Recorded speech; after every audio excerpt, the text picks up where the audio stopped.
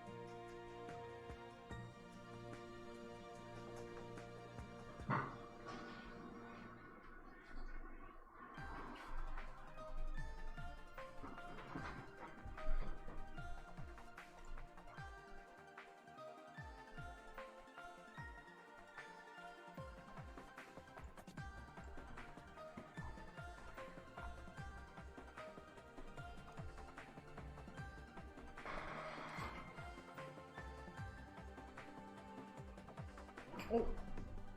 Hey, look at that. We might actually be live. Are we live?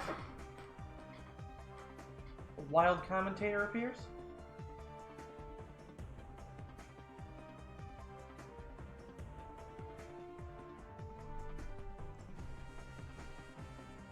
I am go now. Apparently I'm go now.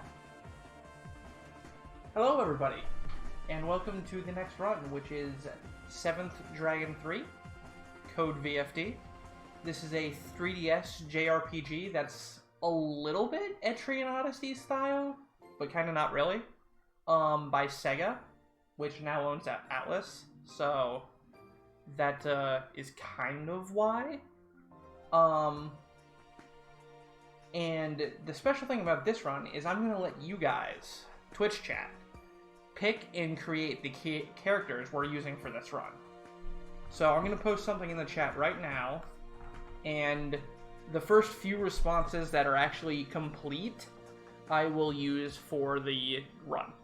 And I'll be asking for these throughout the run. There's going to be 3 different points where we're going to be able to do it. So I'm going to post that, and we're going to go ahead and get started. There's 2 difficulty modes to this game, standard and casual.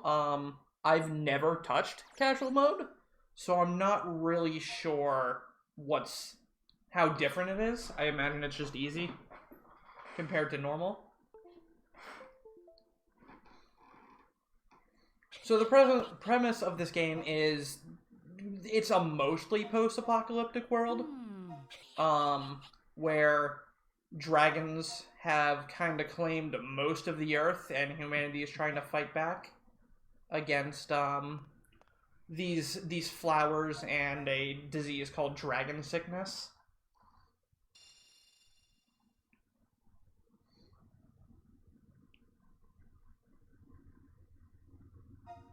Alright, so we're going to make our first character here.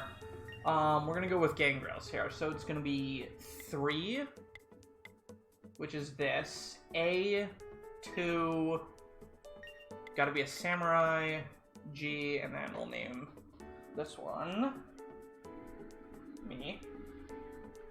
The names I'm going to be using for 2 of them actually need to be the same, because is what I'm used to, because they're very important for my notes.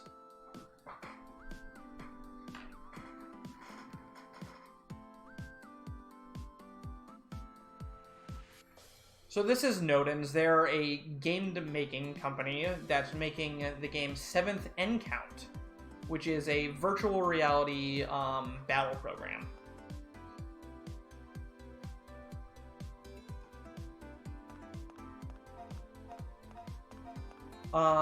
So the first thing about this game in speed sense is there's no way to skip text. You just have to mash through it, and you can literally only mash 1 button.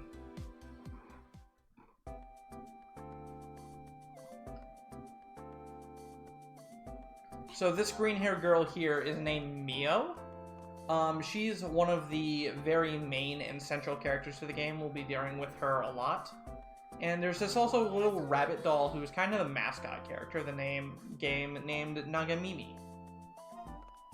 And he's very crude and a complete jerk. But obviously he's a public mascot, so he can't appear that way to everyone else. Is this game any good out of the speedrun? outside of a speedrun, this game is very good. Like, this is probably one of the better JRPGs that's on the 3DS.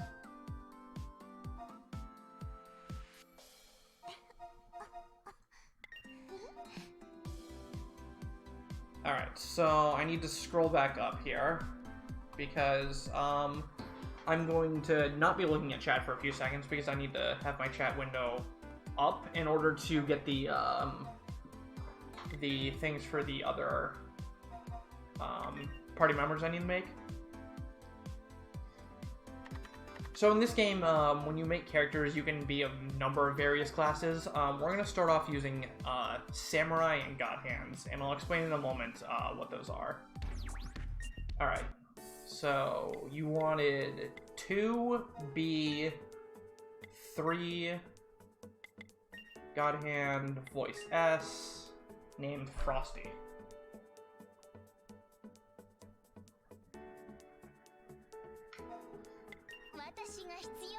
Oh, that voice and look do not fit together. All right, and then you also wanted 2A, 3, voice O, and we're gonna name this one. This is my personal favorite: United States of Smash. For anybody who gets that reference.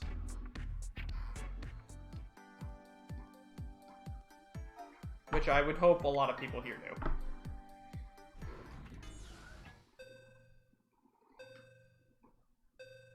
do. So, samurai are pretty self-explanatory. They use swords, and they can swap between a sheathed and unsheathed stance or weapon type, and a dual blade weapon type. We use dual blades in this run because, for all purposes, dual blades are just 100% stronger than sheathed or unsheathed. God Hands are basically monks from other typical Final Fantasy-esque games, where they will use fist attacks. Their unique mechanic is that they build a point system, kind of like a combo point system, called God Points.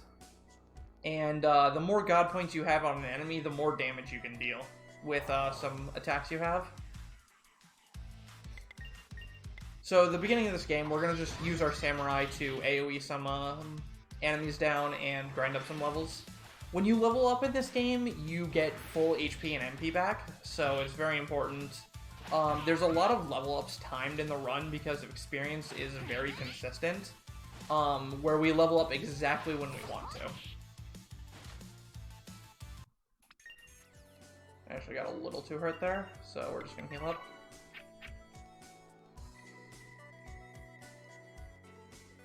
Also, the OST for this game is amazing. So if I'm ever not talking, make sure you listen to it.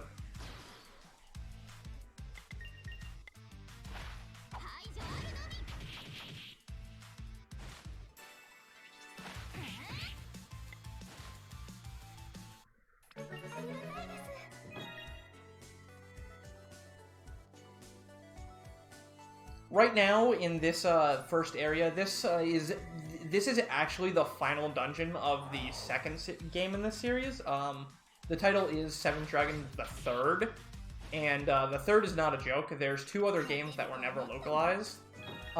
Fortunately, you can play this game without having played those 2. But this is the final dungeon of the second game.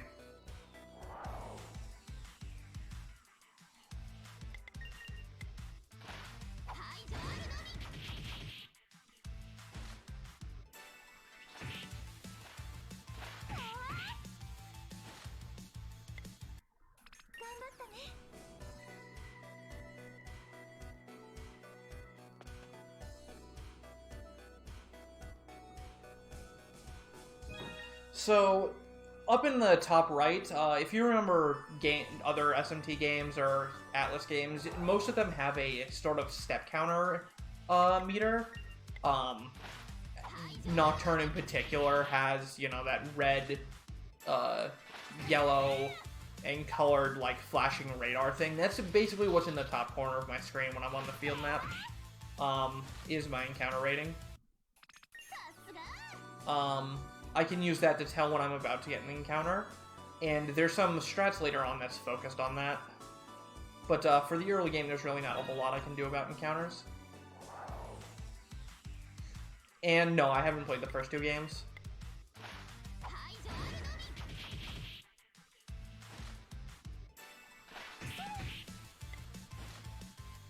So the main strat here is to just whirlwind for some AoE damage, and then just turn on auto so you aren't wasting time menuing for your party members, because you just want to attack anyways. This is going to be our first fight where you're going to see our monks do their signature move called Jab. Jab is unique in the sense that, unlike a normal attack, it does slightly more damage and it applies a god point. It also has a parameter on it called Instant, which means no matter what, it will go first. And if there's multiple instants vying for a turn, then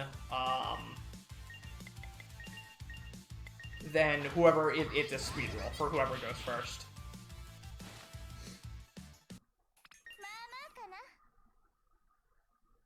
So that was kind of just like the first mini-boss. We're going to encounter the guy in regular encounters now, so it's going to get a little scarier going through here. Our goal is to reach level 4 by the time we get to the boss of this dungeon. If you're level 3 for that boss, it's a doable fight, but it's extremely dangerous. So I'm going to use Jab here again to get some god points set up, so that I can use... monks have a lot of abilities that go off of god points, meaning I need god points on an enemy to do the attack. Some attacks directly use the god points for damage calculation. Other attacks, like Front Punch here that I'm about to use, just needs to have a target. So even if that cloud were to die here, both Front Punches would go off.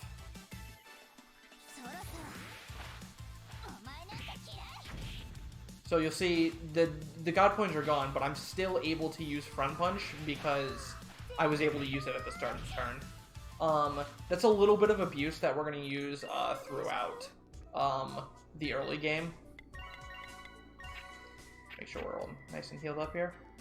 There's some very dangerous encounters you can run into here. That was actually one of the most dangerous. I do not like this one, so we're just going to try to run away.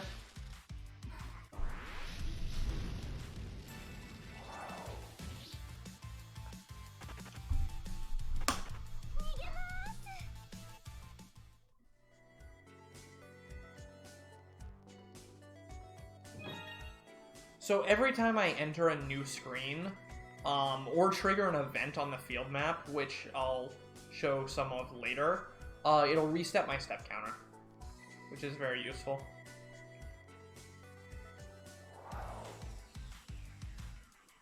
Oh my god.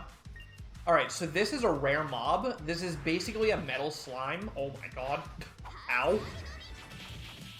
Ah! Can I kill this? I don't think I can kill this. We're gonna try. Oh my god. No! Alright, so that was very bad, because it killed me. Jerk. That was basically a metal slime. My route doesn't require me to find anything like those, but it's always nice if you can actually kill one. Okay, this. What class of combat made? Samurai. Combat made is a samurai.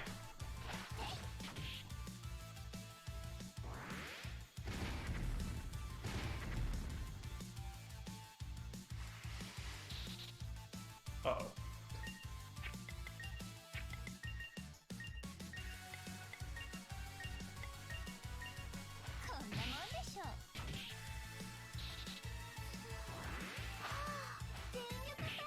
How rare are those? They're pretty rare. This is really bad. Kind of just have to auto here and hope they both die. Oh, I'm dead. Oh, I lived! Ah, I'm dead. Alright, GG. This is a pretty rough fight right after that fight I just did. But I kind of need to fight it because I need the experience. I'm not level 4 yet.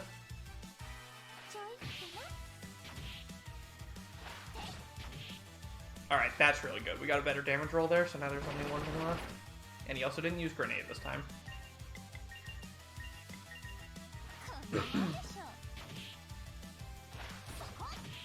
Yeah, you can basically make your characters whatever you want in this game.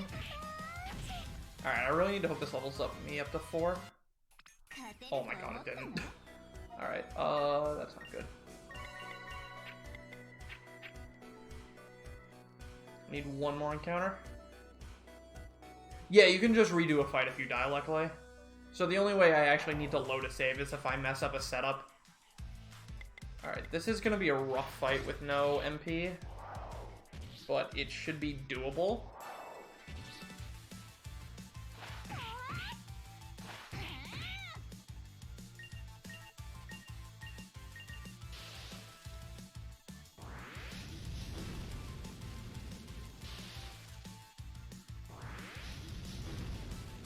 Ow. Alright. So not a very good start. Oh, that's bad. It should be fine. One of the nice things... Oh my god. One of the nice things about this game is that even if a party member is dead, they get experience.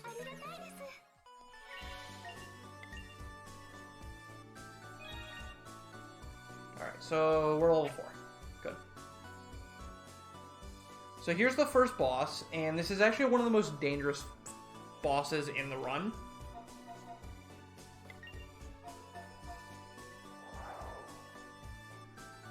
Yeah, you're just kind of like random heroes. You're not, like, there's a bunch of named characters, like Neo. And the game is very story-focused, but it's not like you're the chosen heroes. It's kind of just like your team is the chosen heroes.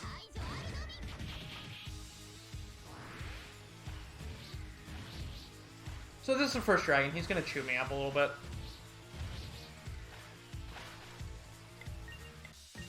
And we're just going to heal through it.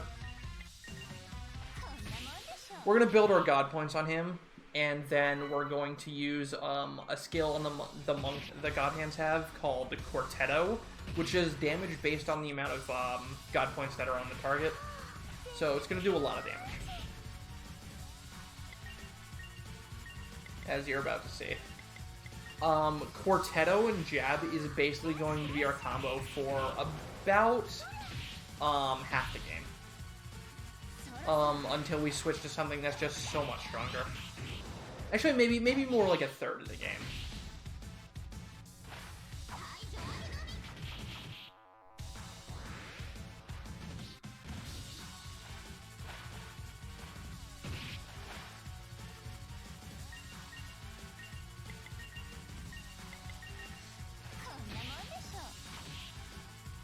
Alright, not having to heal twice on this guy is really nice.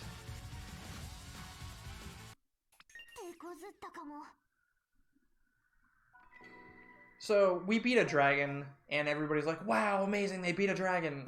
We're gonna be killing, like, 200 dragons throughout this run. So, that's one down, 199 to go. Even though that was a fake dragon, because it was in a video game. The max G you can have is 3.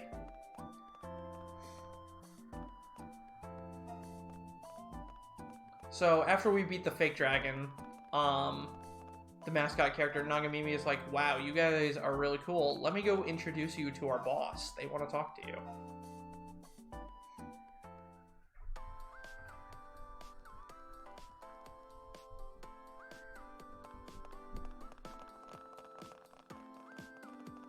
And then here, Nagamimi just starts insulting us because he's actually a jerk.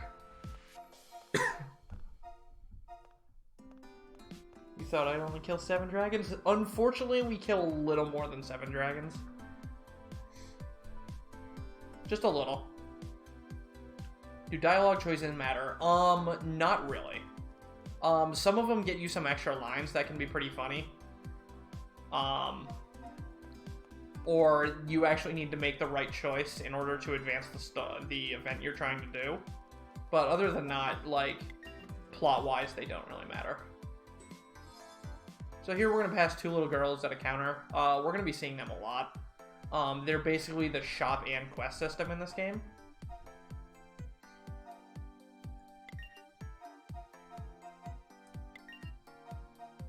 So, Nagamimi is explaining to us, it's like, hey, you beat that dragon in a video game, so obviously you're strong enough and you have the hidden power in order to kill real dragons.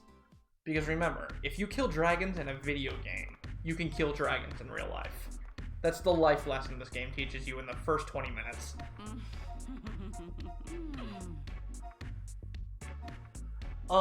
The samurai class that I've picked, Det Basil, is basically just a powerhouse of damage output. And then the God Hand class that I picked is a monk combined with a rogue, more or less. There's a bunch of other classes in the game. There's the Agent class, which we'll be using a little while from now, but only as support. They're more speed focused, and they use guns, and their whole ability layout is around hacking an enemy, which is basically like inflicting charm on them, more or less, where you can have them attack other enemies or just lose their turn.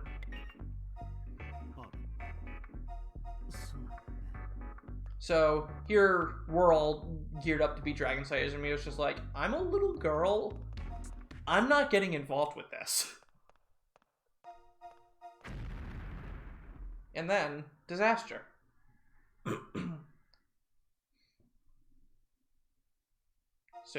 Soon disaster.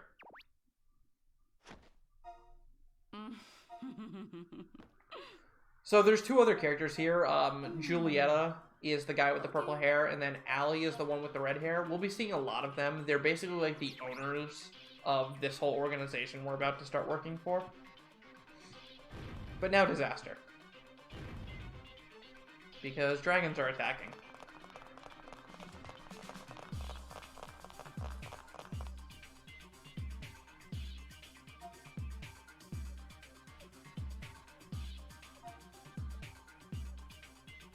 So again, since we've beaten dragons in video games, we're gonna just go clobber some dragons in real life, because that's how it works.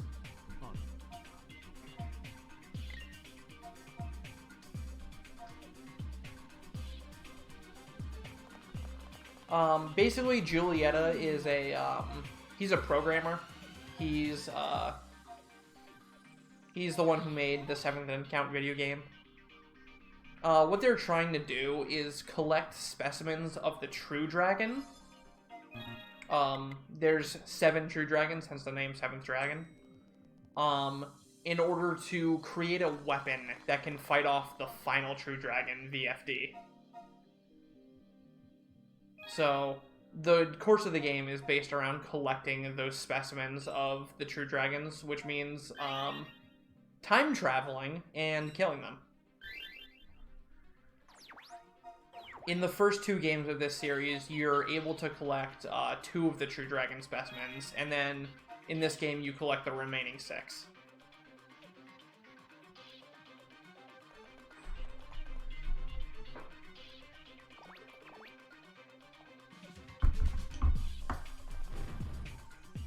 Look, everyone, dragons.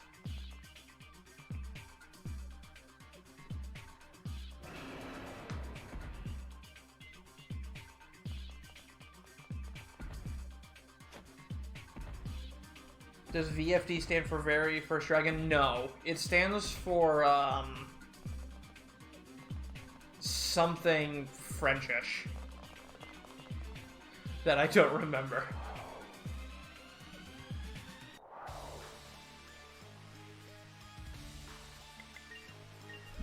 Later on in the run, we'll help a random NPC make a video game called BFD, which stands for Big Frickin' Dragon.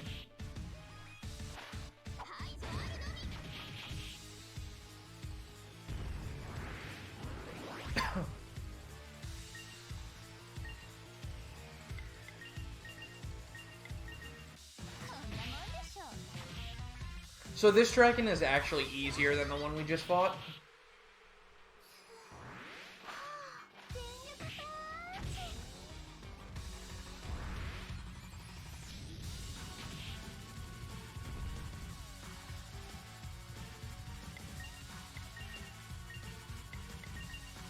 And that's mostly because he doesn't get 2 turns. Yeah, the 7th dragon is basically the dragon to rule them all, more or less.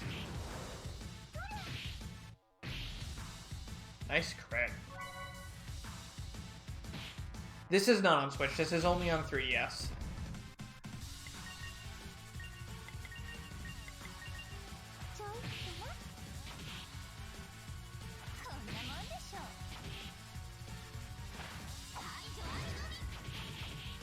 Excellent. I wasn't sure I was going to get the kill there. So, in that fight, I got burned. And burn is the strongest status effect in this game. Because it's just ridiculous. It does damage based on a formula that, like, uses its own modifier called burn power. And you can get some really strong burn power with some skills in this game. So it basically does a ton of heckin' damage. Like, a ton of heckin' damage. Whenever you inflict burn. And then on top of that,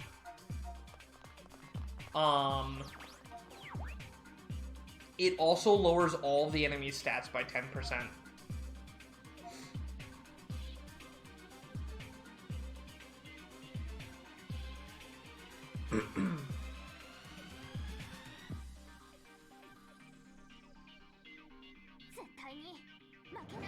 Alright, so this is a big dragon. This is a big heckin' dragon called a high dragon.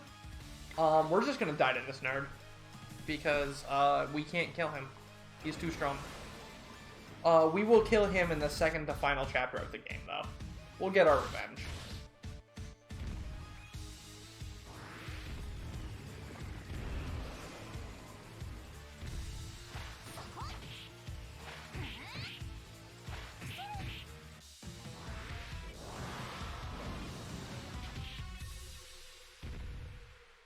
Easy, just get hit for double your life. It's fine.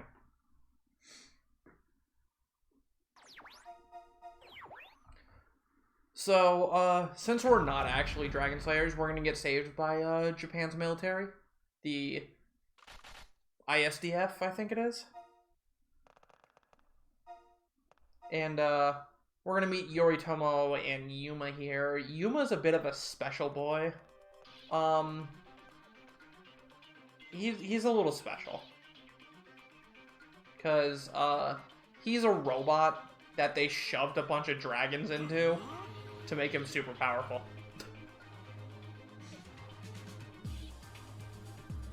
So, he's just gonna obliterate things. Also, yeah, who would have thought that video games didn't prepare us for fighting actual dragons?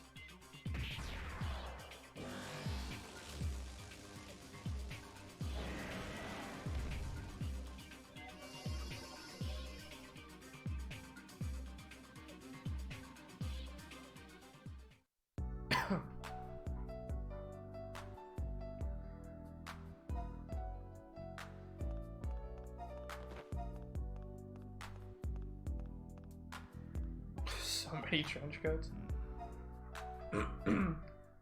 Also, Yoritomo is basically Yuma's superior. He's not a robot, he's an actual human.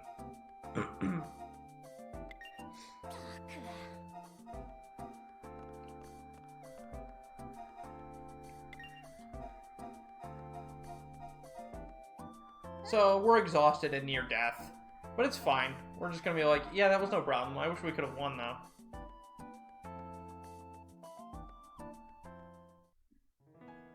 Also, music.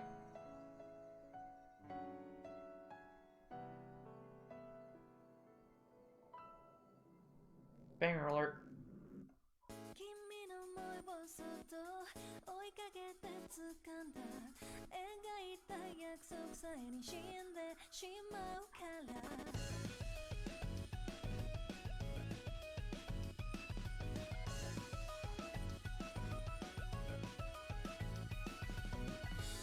No, dialogue choices don't do anything.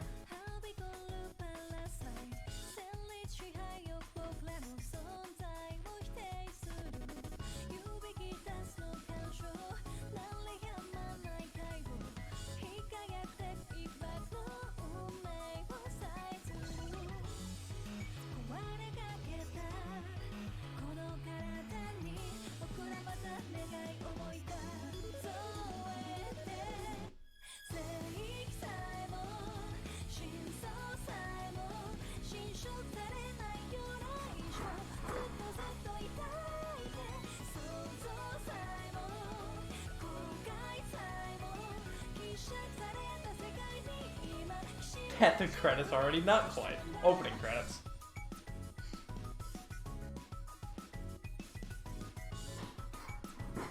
As for how you contain the dragons in a robot, basically when they took the dragons and took the essence of those dragons and, like, shoved it down into something tangible and small and just pump it into his brain directly, is more or less how they go about it.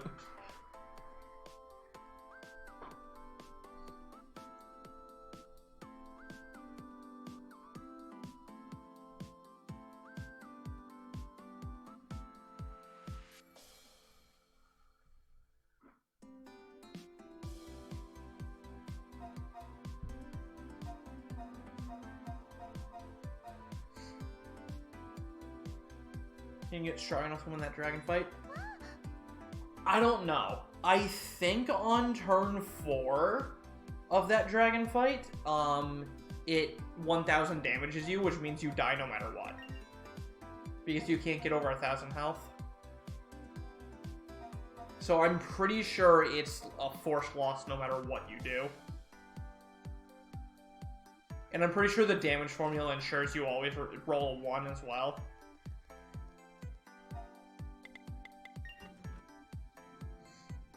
It does have New Game Plus. As for what's carried over, I'm not entirely sure.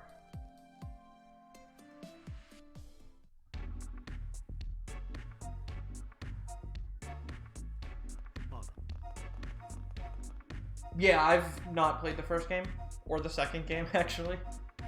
I've only played this one.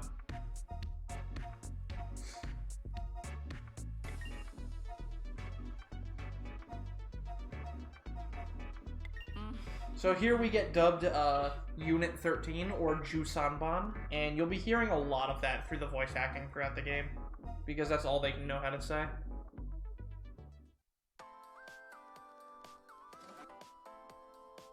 Oh wait, I need to talk to you first. So here we're going to unlock the shop from the Loli twins. Chica and Rika.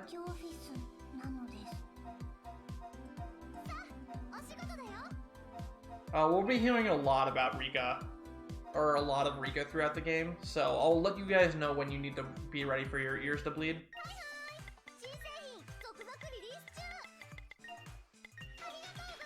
So we're just gonna buy a sword for our samurai so we can actually start using good skills.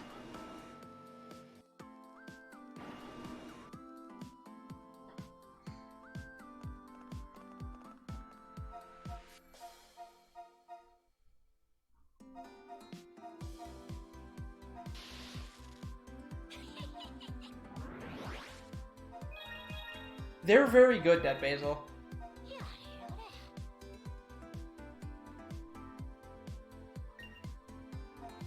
So here we unlock the skill point system, which is basically, you know, your standard skill point system. You have skills you can unlock and level up. We're going to unlock Maple Tier on our Samurai, which allows us to burn enemies and do a ton of damage. And that's going to carry us through this first dungeon that we're going to have to do. As I mentioned before, we're in search of the True Dragon fragments, or the True Dragons in general, and in order to find them, we have to use time travel. So we have this portal room here, which is just a portal to other dimensions and other time periods.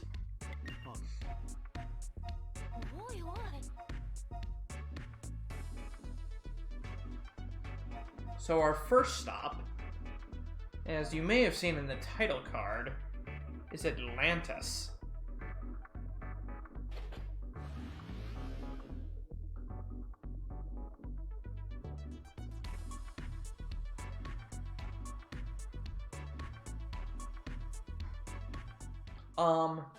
Sorry, the other things I unlocked with my God Hands is I leveled up my jab ability so it's a bit stronger. And I unlocked an ability called Spitting Edge, which allows me to lower the defense of enemies. And lowering the defense of enemies for more damage is always a good idea when you're trying to go fast. The speedrun of this, we're pure offense of this entire run. Like, we take no defensive abilities, no defensive classes. Like, we are just full-on offense this entire game. And casually, that's a horrible decision. Don't do it. But if you know what you're doing and you have a route, and you know where to focus your efforts, it's a very good way through the game. But I would not recommend it for a casual.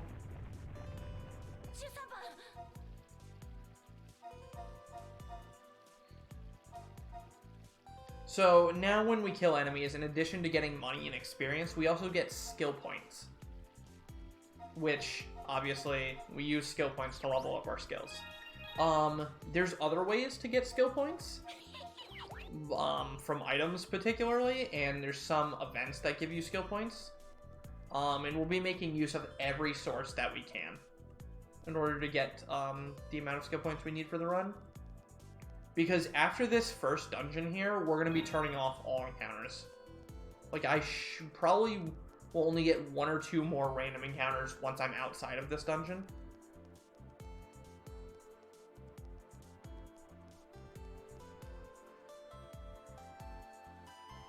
So here the guards of Atlantis are like, hey, you're strange. And we're like, hey, we're here to help you. And it's like, no, you're not. We're going to kill you. But, they're going to have a bad day.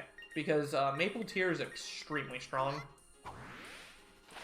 As you'll see throughout this next section, we're just going to pretty much one-shot everything with Maple Tear. This is on 3DS.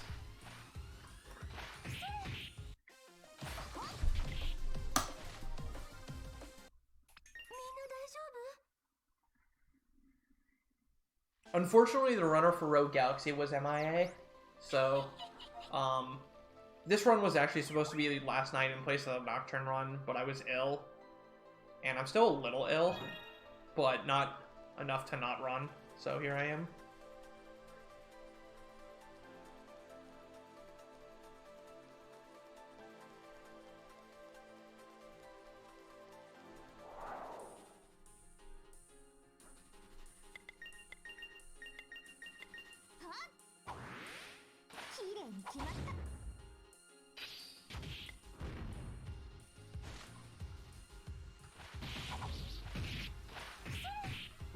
So armor and weapons in this game do a huge amount for you. 2 or 3 points of defense can really make a difference in a fight, and same with 2 to 3 points of attack. The amount, like, your stats matter in this game is huge.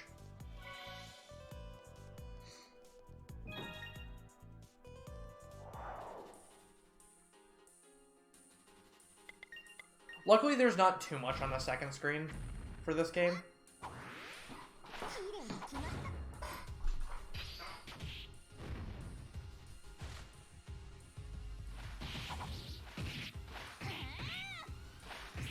So, one of the weirder things about this game is the AI quirks. The AI in this game is, as you notice, you can kind of die really fast and really easily.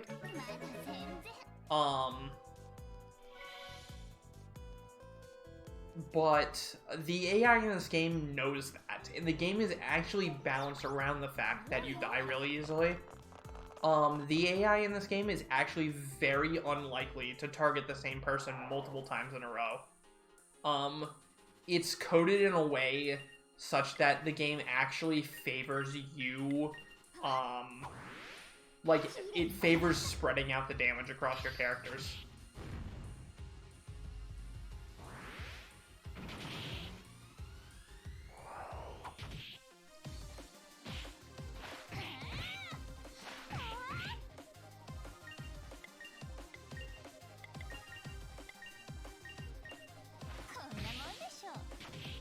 So these helm crabs are very important encounters. I need a specific drop off of them.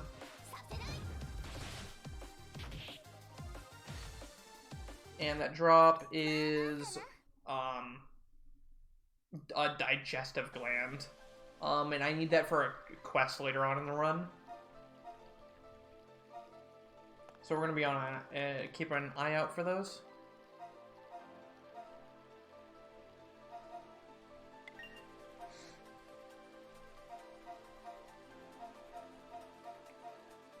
Pretty much. Easier.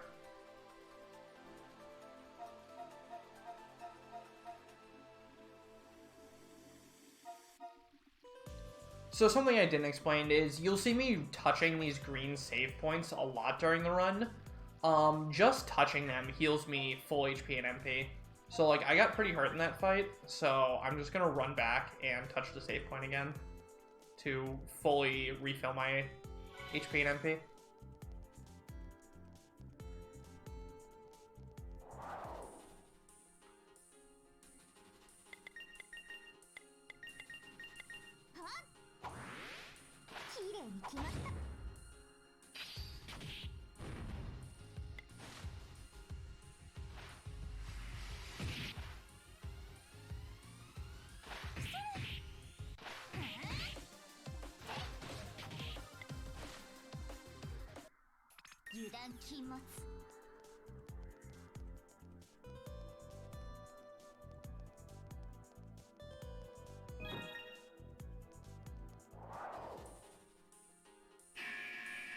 What? Alright, well that's a very unlikely thing to have happen. It's a very unfortunate thing to have happen as well.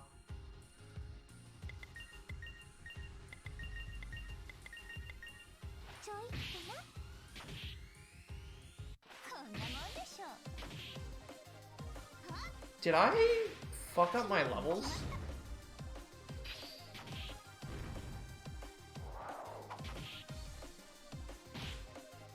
Uh-oh.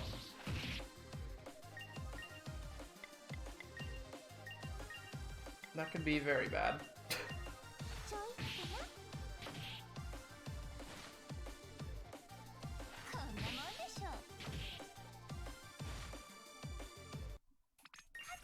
Alright, we got the digestive gland at least. Maple Tears at 2, Jab 3, Quartet. Okay, I don't know what's going on between my monks right now. They're very awkward. Very awkward. Because one is doing so much more than the other when they're supposed to be the exact same. And it's just not making any sense as to why.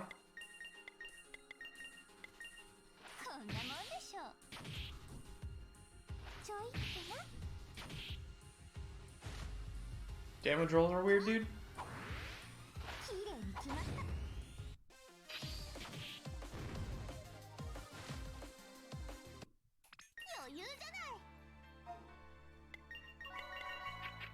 So in this game, you also have these things called field skills, which you can just press Y. And it'll just automatically bring up this menu where you can use your healing skills from a quick menu. Well, the thing with the art, Deadball, is you have a choice between, like, 8 different models, and then, like, 2 variations of those models, and then 3 different palettes of the models, and then 20 different voices you can choose from. And this is what chat picked for, this run. This isn't necessarily the, God Hand model.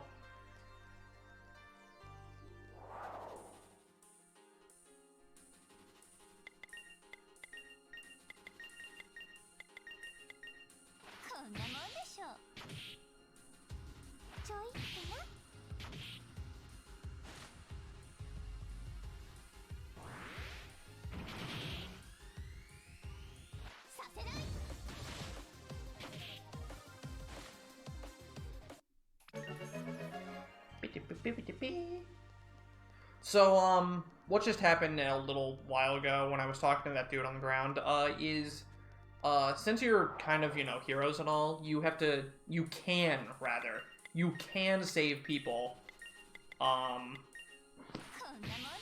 from, these apocalyptic worlds where they're gonna die.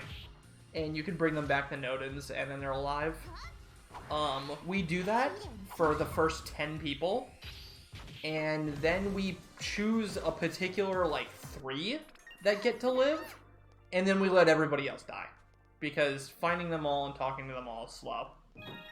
And we don't want to go slow, we want to go fast.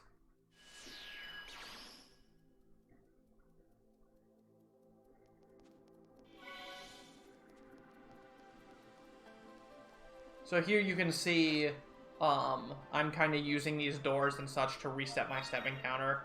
Whenever you rescue someone, it resets your step counter. So, strategically later on, we're going to be using, saving people to basically get through an area without getting encounters where we'd otherwise get 2 or 3.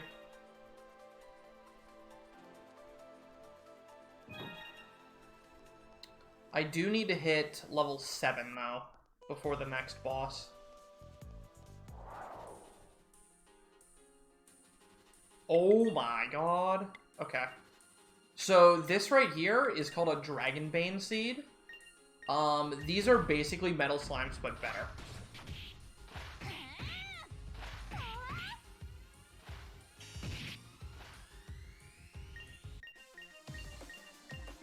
Alright, cool. They have 6 health. And when you kill them, they give you 200 skill points. 200 skill points is a lot. Like, so much. The rest of these encounters really only give you, 5 to 10 skill points. Like, that spiral, that shell thingy gave me, 6 skill points. But the Dragonbane Sheet gave me 200.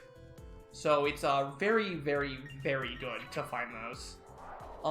They are basically backup strats or safety nets in case I miss some menus later on. Because we're going to be getting a one-time use field spell that bumps my SP up by 1.3 times from a fight. And if I forget to use that on certain fights, the run is basically over. So, I need to make sure, A, I don't miss those, and if I do miss one, that's where that extra Dragonbane Seed comes in handy for making up that difference.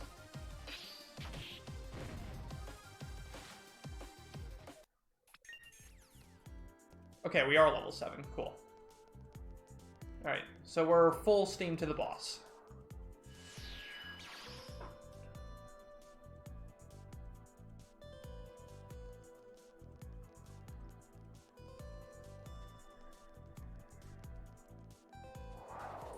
I mean, we're kind of full steam to the boss anyways, but,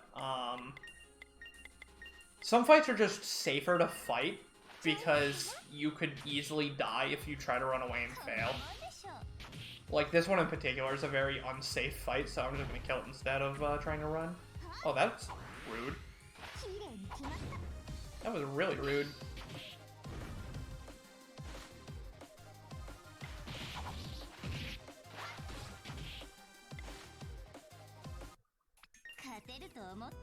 I actually need to res her too, because it's way too dangerous to leave her dead.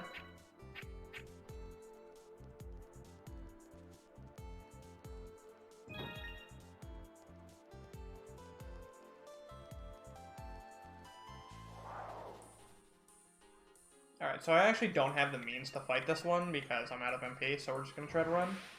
And hopefully we run before we die. Alright, first try. Cool. Gotta go fast. Encounters in this game are annoying. It's really nice that right there, if everything goes well, that was the last random encounter we'll get the entire run.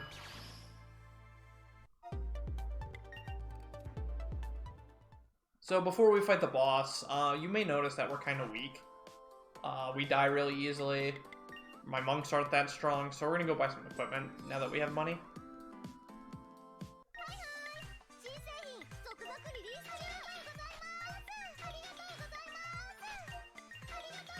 Also, a little bit of ear bleed, sorry.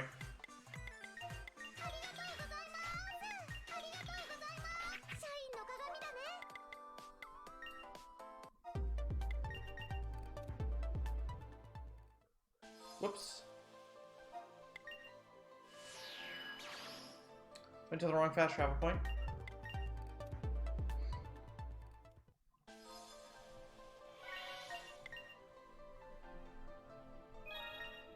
Alright.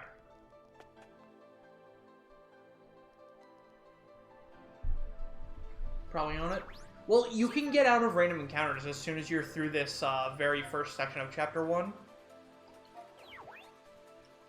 You can get something that lowers the encounter rate, and then immediately after that, you can get something that eliminates it entirely. So here we have an actual dragon to fight.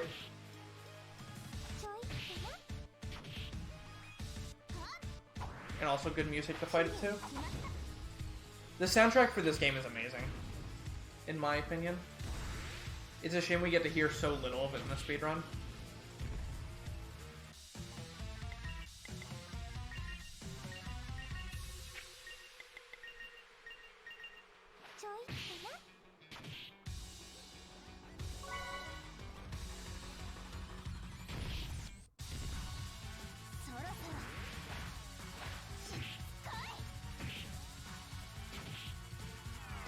So here, we're gonna finally use Quartetto. And Quartetto does damage based on the enemy's G. This boss is at G3 and defense down. And it does a lot of damage. There's also a hidden modifier on Quartetto. Even though the ability doesn't say it, it's actually got instant priority on it. Also, ow, my face.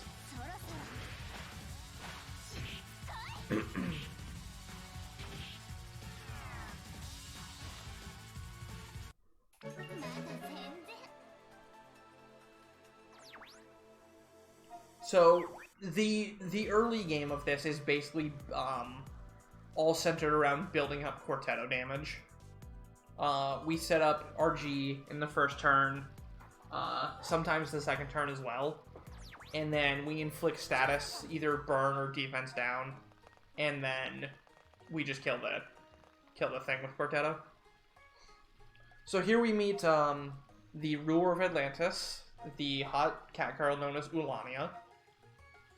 And she's a pretty main character to the story. We'll be seeing a lot of her. Right here, we find out the Atlantis is plotting the mass suicide of their entire race in order to seal the true dragon. That's been terrorizing them because they're too weak to deal with it on their own. And we're like, hey, if you're just gonna kill yourselves, why don't you let us help? What's the worst that could happen, right? And they're like, I mean, you're not wrong, but this is our problem. You go away. And obviously, we're not gonna take that sitting down.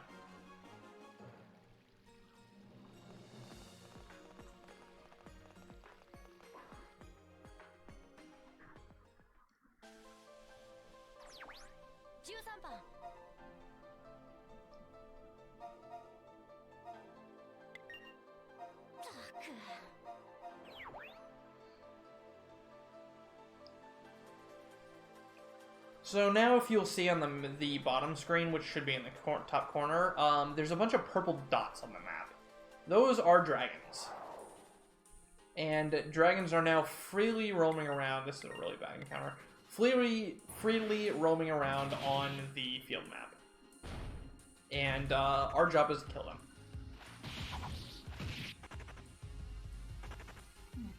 Okay, good. I was worried I wasn't going to get away.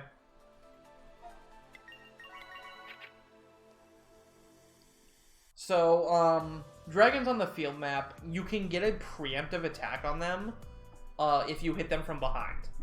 there's 3 types of movement on the dragons. There's a pacing movement, like this one that's right here. He just goes up and down the street. So it's really easy to hit him from behind. There's ones that just kind of wander around in a very small area. They're pretty easy to hit from behind, but not entirely hard. Like, they're not entirely too bad. And then there's a 3rd type, which is the retarded type. And that type, they actually have different hitboxes than other dragons. If you hit a stationary dragon that spins around like a Pokemon trainer from behind, you don't get a preempt. You kind of have to hit it from, like, the back side of it. Like, you have to hit it on the side in its, like, the back half of its body in order to get a preempt. And it's really dumb and it's really difficult because they're constantly spinning. Another unique mechanic is these dragons, if you encounter a dragon in a like if you get a random encounter near a dragon, or you fight a dragon near another dragon, you can actually get, like, the dragon that is nearby will show up in that encounter as a reinforcement. Like, it'll just ambush you, and you'll be fighting 2 dragons at once, and that's really bad. So it looks like I have another defective samurai, unfortunately. What's the dual class do? Basically, it draws cards, and it has 3 different types of cards, electric, fire, and ice. And based on what cards you draw, you can use different attacks. It's a very strong class. It's actually got the strongest attack in the game if the conditions are right. But, it's way too RNG for the speedrun. We don't use them at all, and I never use them casually. I don't like the RNG-ness of the class. You can cut out the RNG to the class, but that takes a turn and a lot of investment to do. And I don't like it. And yeah, dragons in this game are very much like FOEs. So our goal was to kill 3 dragons, so we could get, when we kill a dragon, we get this material called DZ. And we can use DZ to build things. Crap. Oh my god, never mind. Holy shit. Alright, don't run, don't run, don't run. Oh my god, I had a preempt.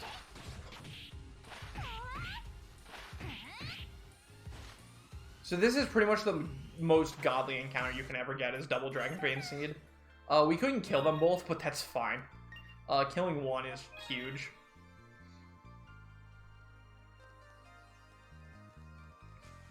So here's a stationary dragon. We're gonna try to preempt him. I have no promises here. Ah, dang it.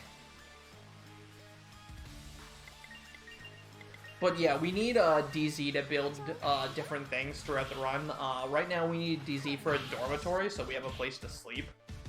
But you can also use DZ on things like item development, which unlocks more items in the shop. Which, you know, doesn't that sound useful to have better armor and weapons and items? Oh, that's so rude!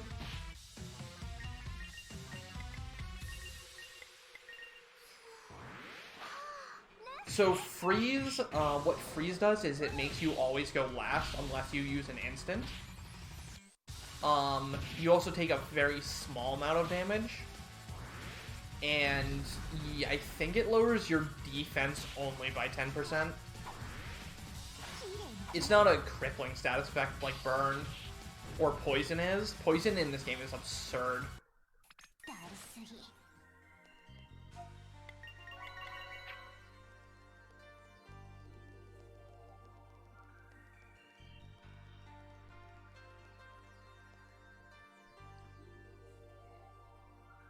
Alright, so we're just gonna wait here for the dragon. Because he's patrolling up and down this street, and we're just gonna wait for him.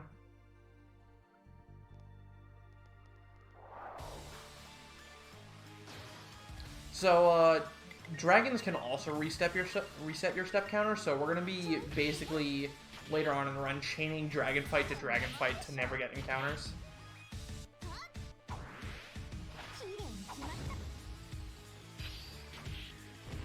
If everything goes well, there should only be, at most, one more random encounter in the run. I was poison on search. So the way status works in this game, that's not free status, is it does a base amount of damage plus a % of your burn strength modifier. And that sounds weird, I know, but different attacks have different modifiers. Like Maple Tear has a 300% modifier, so it does like that base burn damage times 300%, and that usually ends up being around 70 damage. But when you get poisoned in this game, like an enemy uses poison on you, their modifiers are a lot higher than yours. So the poison damage you take is like 40 damage. Like, poison literally hits you for half of your health. It's insane.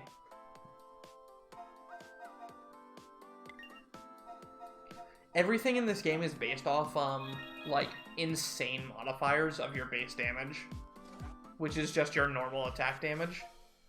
Like, Maple Tear is doing 350% of my normal attack damage, basically, is how the modifiers work.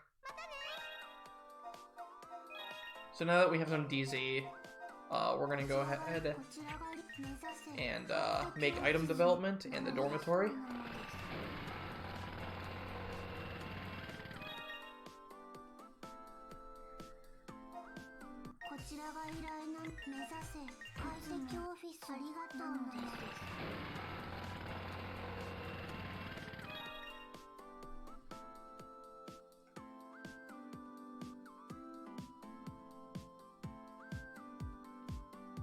What game is this? This is 7th Dragon 3 code VFD.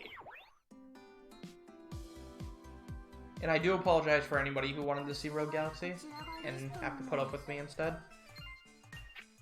So here we're going to do our first quest. We're going to do a lot of optional quests throughout the run because we need the rewards they give. Some of them give very, very, very, very good rewards.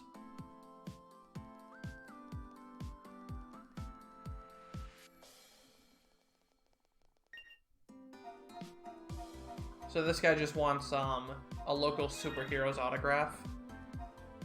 So we're just going to go and get it for him.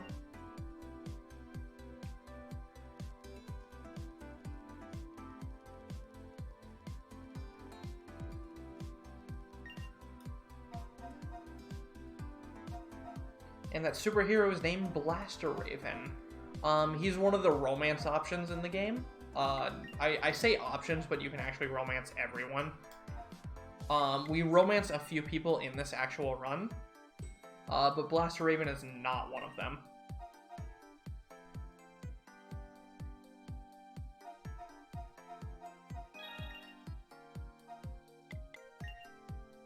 Oops. How many quests are in this game? A good deal. Like, it's not a small amount. The game forces you to do about 7 of them, but we do probably more like 20.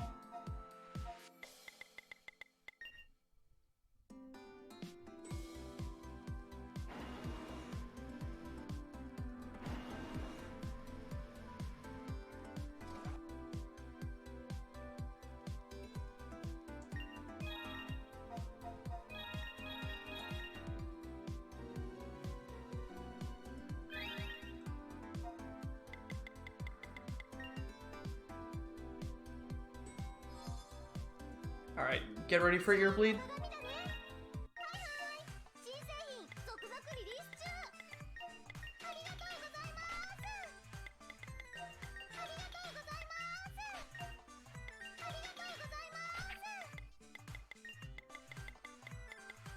So the -3s.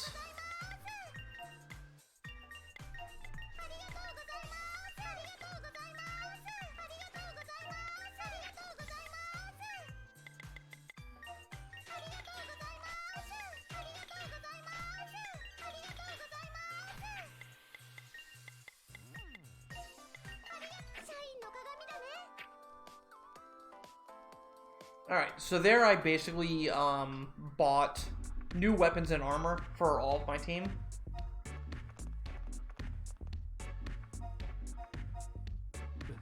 And I also bought some camouflage, which does exactly what it sounds like. It lowers the encounter rate, which is very useful, as you might imagine. And here, the IDSF, Yuma, and Yoritomo are just kind of picking a fight with us, saying, it's like, we'll help you, but you're probably not going to be much help. And we're just going to show them up the entire game, because we're, you know, Dragon Slayers.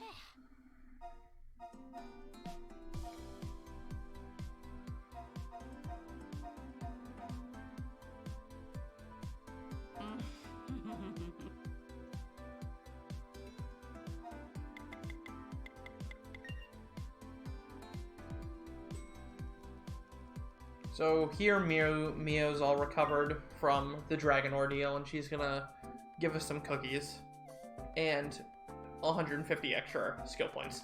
Because reasons.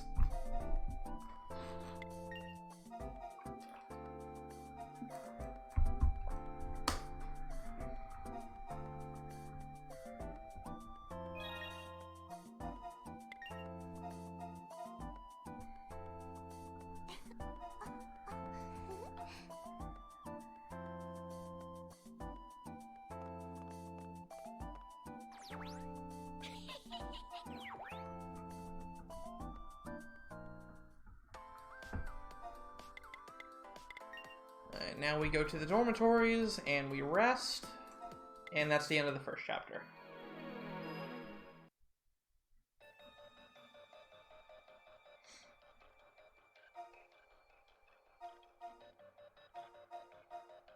So now we have somewhat evil music and Yuma and Yoritomo talking to their commander about, you know, hey, you guys should do all you can to get the true dragon specimens before they do, because we want to try to protect humanity in our way. Screw what they're doing.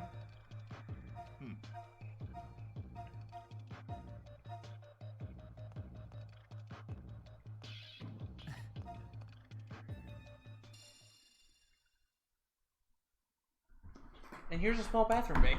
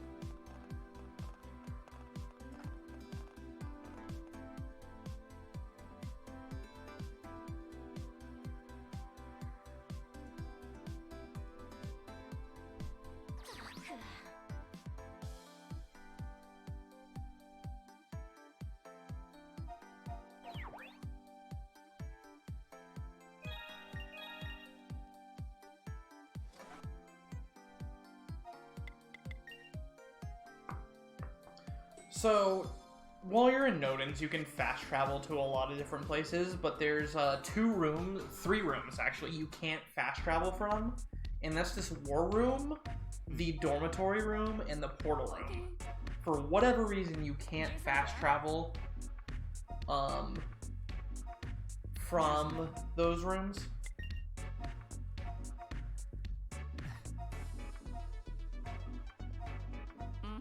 So when you see me walk out of a room or something, that's probably why I'm doing it, is because I can't fast travel out of it.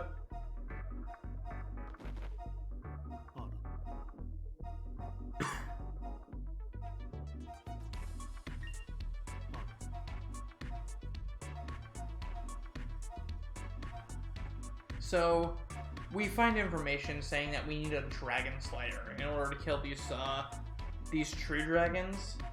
And there happens to be a forge in Atlantis where they made a dragon slayer.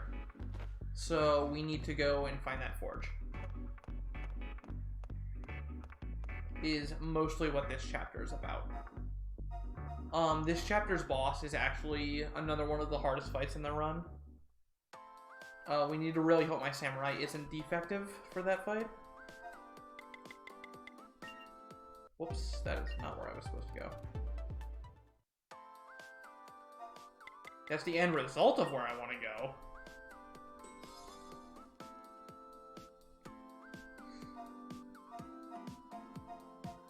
When is Hacker's Memories run, PPJ?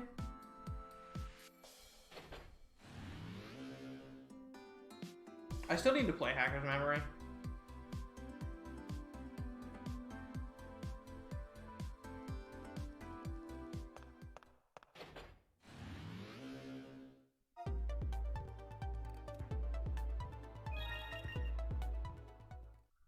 What do you mean by defective? So by defective, I mean Maple Tier at level 2 has an 80% chance to burn the enemy. So anytime I use Maple Tier and I don't burn the enemy, it's my samurai being defective. And not doing her job.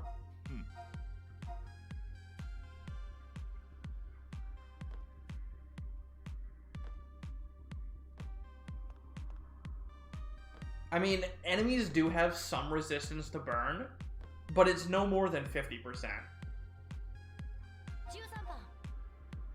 Which still leaves me at a 30% chance to burn, which should happen still, like, pretty fairly often, considering how much we use Maple Tier.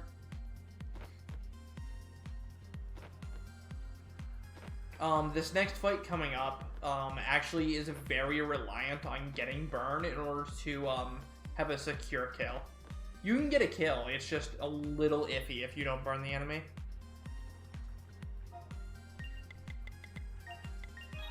So here I'm going to put on my camouflage, and you'll notice on my step counter now it says down. Basically that just means, hey, your encounter rate is being lowered.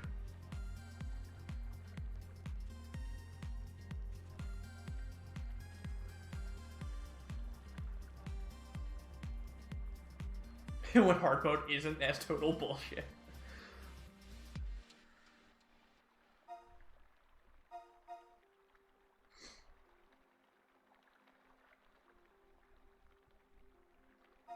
Yes, Beef is the samurai.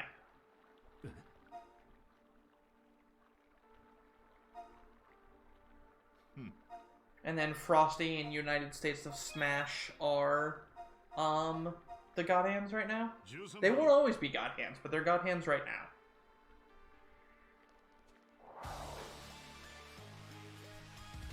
So here we get this ability called Exhaust, which is more or less a limit break.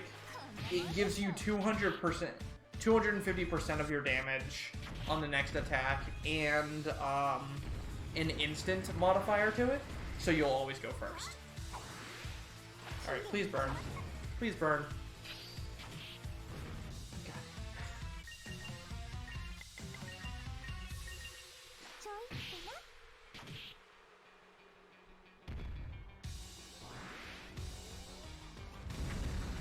Ow. Oh. That's really bad. That's very unlikely and very bad.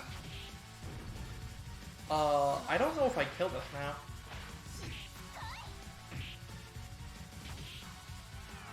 I think I should be okay.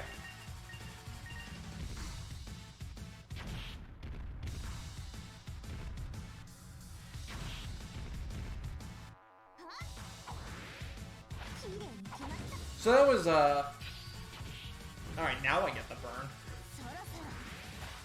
That was, pretty bad. But, is what it is. We killed the thing. That was an extremely unlikely turn of events. Both the double target on Smash and not getting burned in the first two turns. Freaking defective samurais.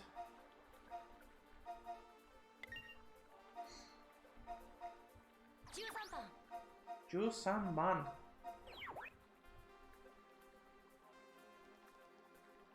Alright, yeah. She leveled up, so she's alive. Again, when you die in combat, it really doesn't matter. because you still get experience and skill points, like you didn't die. And if you level up, you get full healed.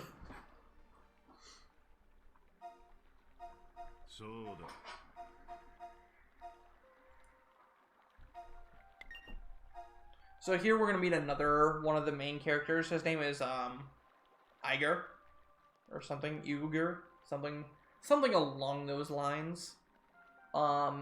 He's a hot-headed guardian of this Cladian Atlantean town.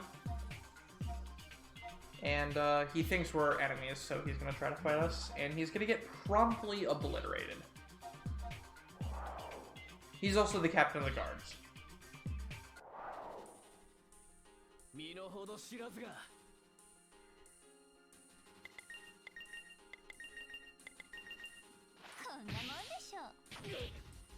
Nice crit.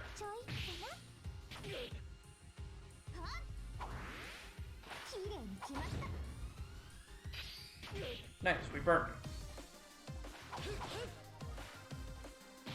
So this fight is actually completely non-threatening.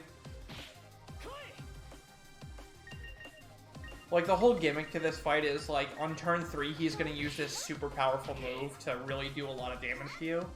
But the fight's going to be over by then. Because, as you can see, his health is going down pretty fast.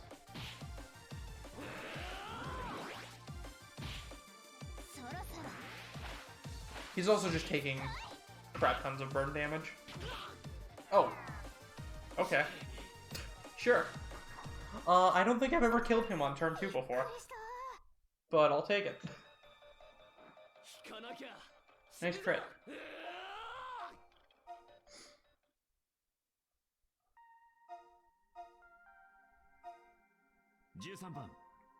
So crits do an extra 50% damage. So basically, you know, like a Pokemon crit, it does your damage and then half of your damage added to your damage. So 1.5 times.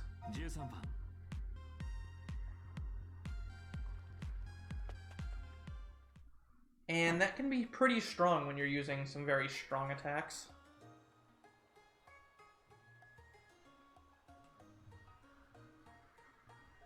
Okay, so I need more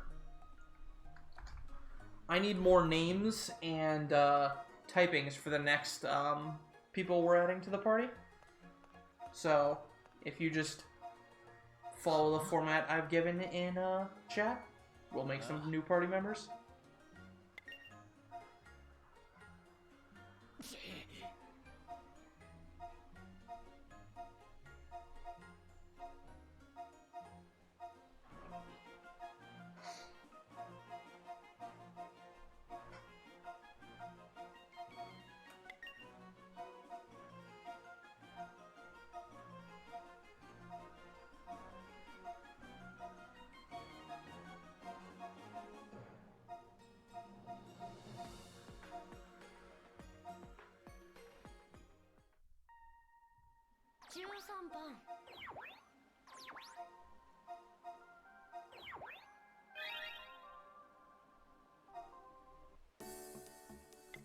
Alright, so we've got 1 A 3. This is gonna be the samurai T, and name it LOL.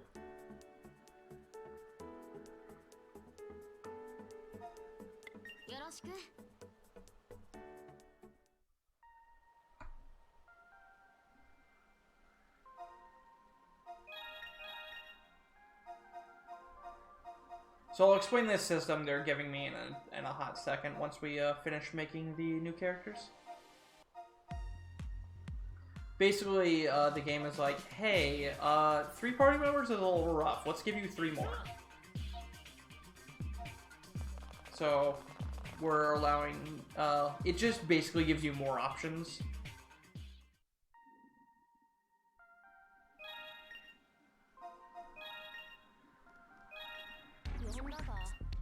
Okay. 2 B 3 T and pickle.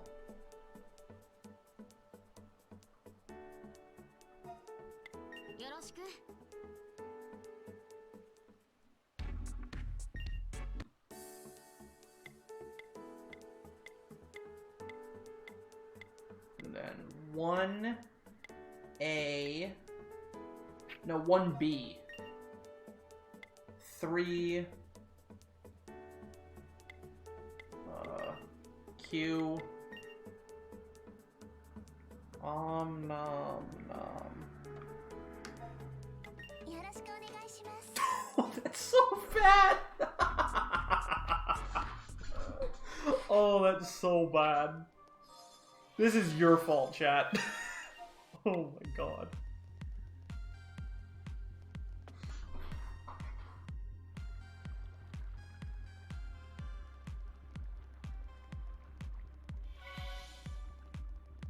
So now that we have our second party, I'm gonna go back a little bit and kill some dragons, because I specifically kept these things not killed, because now my second party is gonna get experience and skill points from them.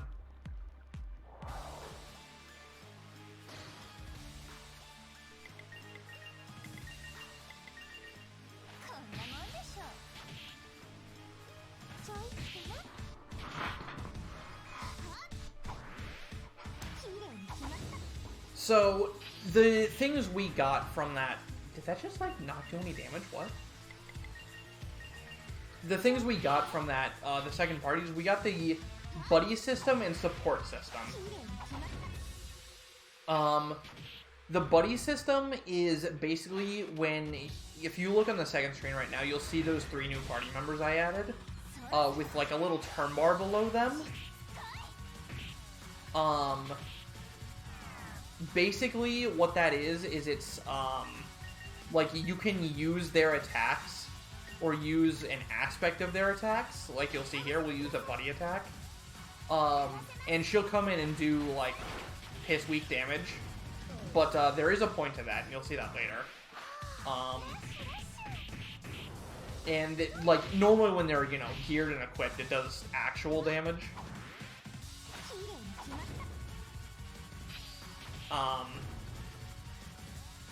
And basically that's just for getting rid of an enemy's buffs. You can use that to do that. Oh, this is bad. Poison hurts. Please die. And then you can use a support attack, which basically when you use a buddy attack, it uses one person's bar and it does damage to everything. Or it does damage to one target and debuffs them. If you use a support attack, though, what that'll do is it'll use 1 bar of everybody's turn, and it'll allow you to buff yourself. Oh, crap. Go away. Diagra.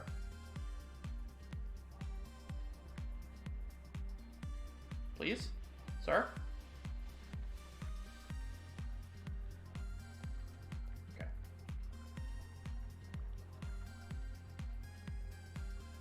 Getting preempts is very important when you're really weak like this, because you need that free turn of damage in order to get through a fight consistently. So as I was saying, if you use a support turn, it'll use 1 bar of everyone's turn, and it'll buff you. Namely, each class will give you a different buff. Agents and Samurai, which is what I've made, will give me a speed buff and a strength buff, which, you know, kind of work well together, if you can imagine that. Alright, good. We finally got the burn. 80% defective Samurais. The burn damage is a huge part of our damage on these early fights. Because, like, I may be punching them for a lot of damage, but getting 82 free damage off burn is really strong.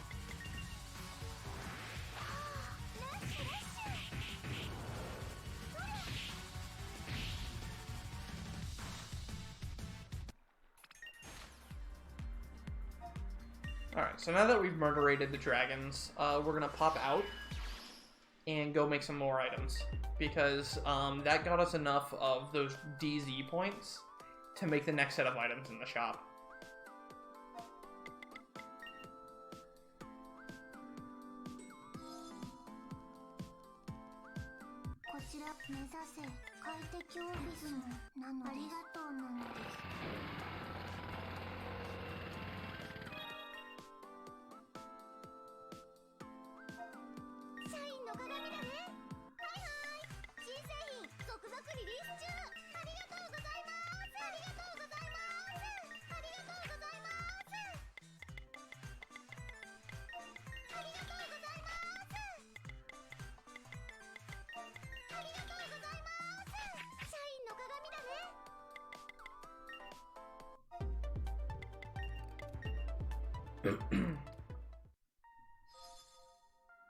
Alright, so you might have noticed from those last few dragons fights that it's like taking us 3 or 4 turns to kill a dragon.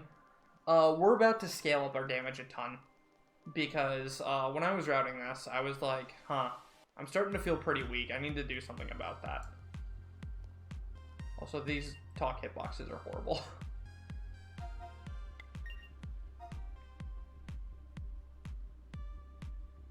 So in order to scale my damage, I have to level up my skills, and in order to do that, I need SP,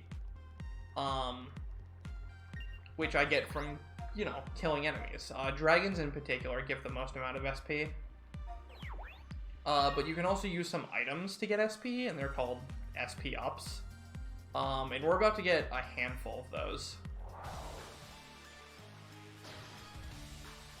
And we're going to use them to get really strong.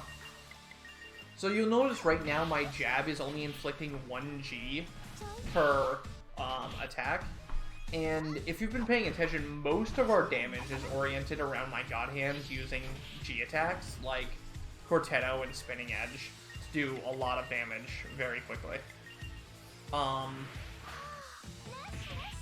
So if I can get my if you level up jab to the max, you actually make it so your jab inflicts 2G instead of 1.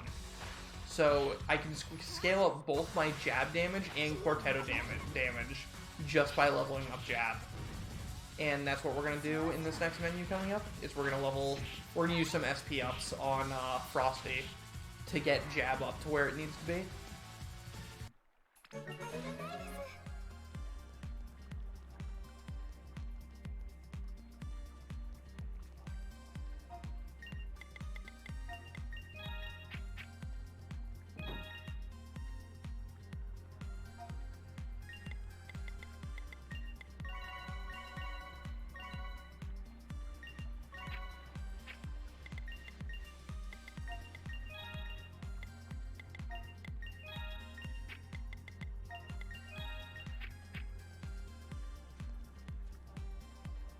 Alright, so now my jab is max level.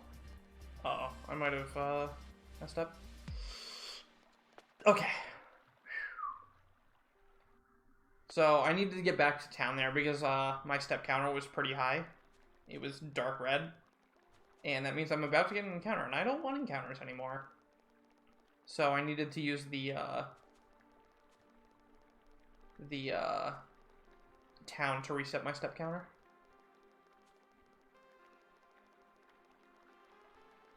And here you can see it's already approaching red again. But I'm going to talk to this person and rescue them. And that resets it again.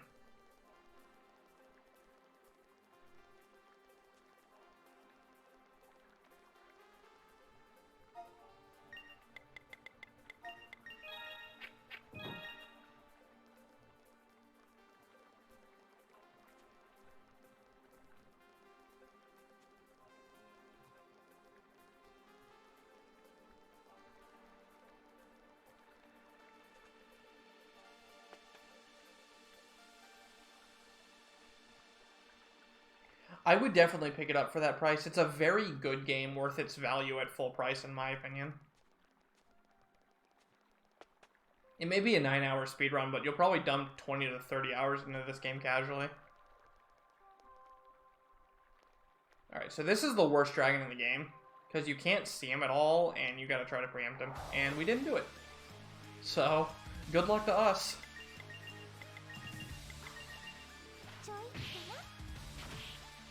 This is a very dangerous fight if you don't get a preempt, and we didn't get a preempt, so we really need to get a burn here. Crap.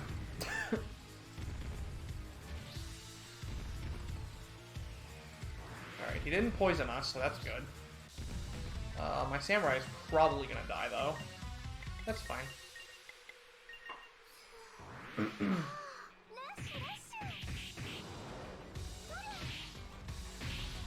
Big damage.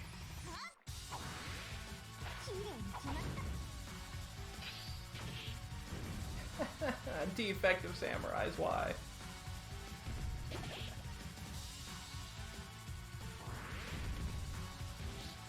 Ooh, we're not dead. That's always good.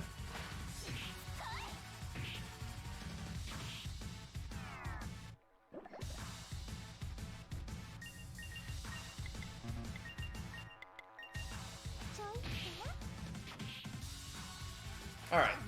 So yeah, dangerous fight.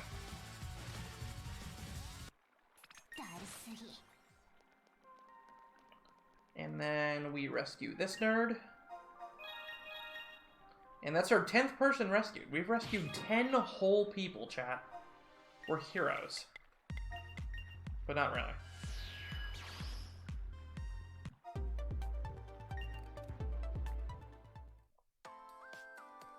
But for rescuing 10 whole people, we can talk to this person.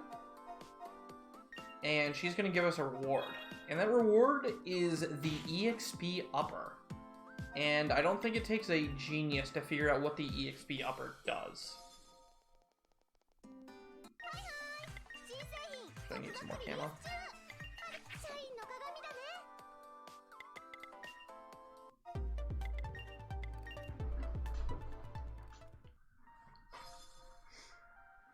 So, in case you did need an explanation, the EXP upper will increase the amount of EXP I gain by 1.2 times on whichever character has it equipped. And that's why I bother rescuing 10 people, is because you can get it super early in the game, and it's the gift that keeps on giving to have higher level characters. Because higher levels mean more damage, and more damage means you kill things.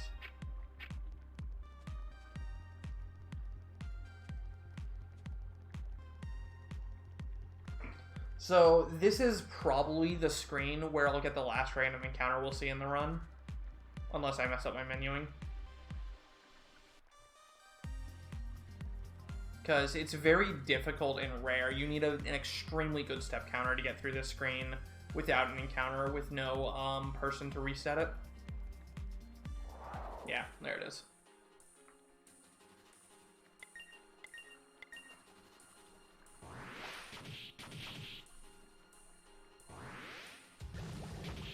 Can you not?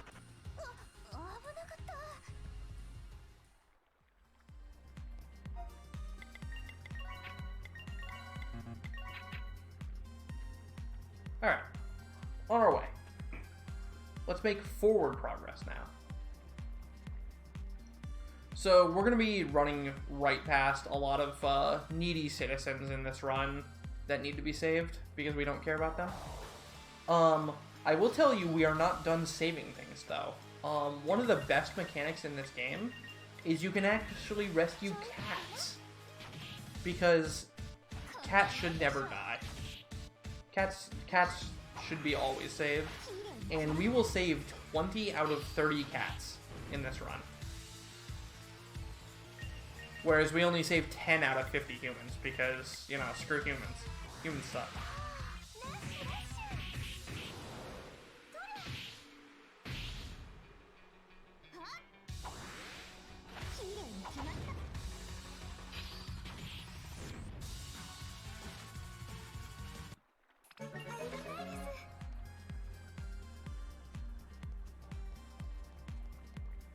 So here you'll notice I don't have camo on, and that's because, like, I'm gonna encounter this dragon before I get another encounter, so there's no need to waste camo.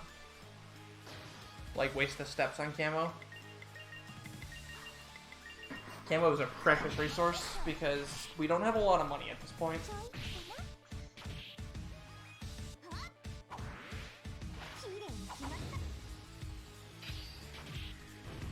Dude, this defective samurai.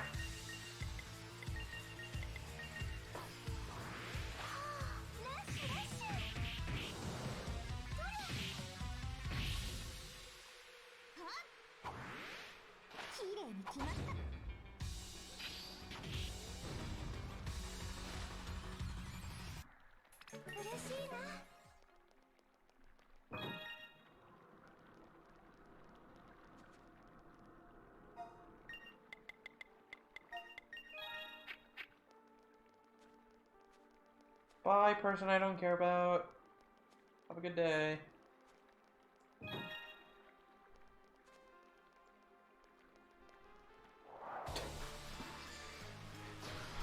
So those are the third type of dragons, the ones that just kind of wander around in a small area. They can be kind of trolly and turn around at the last second, but usually they're pretty easy to preempt. The ones that are stationary are the hardest, for sure.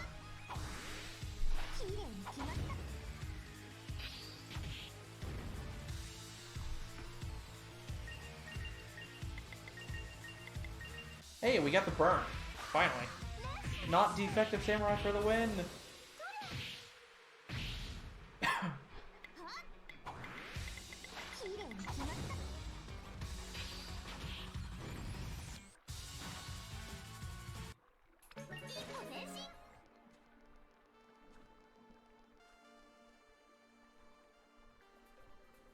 Alright, I'll try my best. Yeah. I don't think that's gonna count. Nope. So, you know, for all purposes, that should be a preempt, because, you know, you're hitting them from the back. But this game is dumb, and that wasn't a preempt.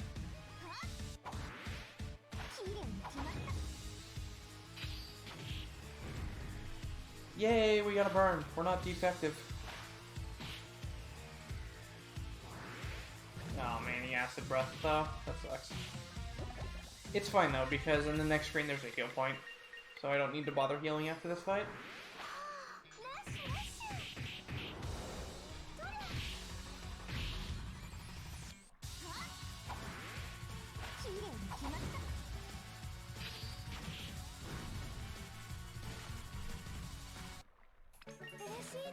Oh, she leveled up anyways, so we don't even need to heal her.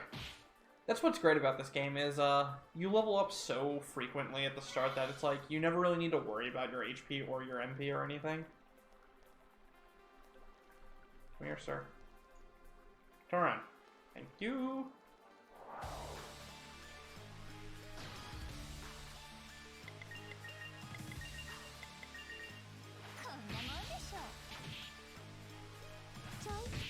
So as you can kind of tell, compared to the earlier parts of when we were fighting dragons in this chapter, these dragons are just going down a lot easier now.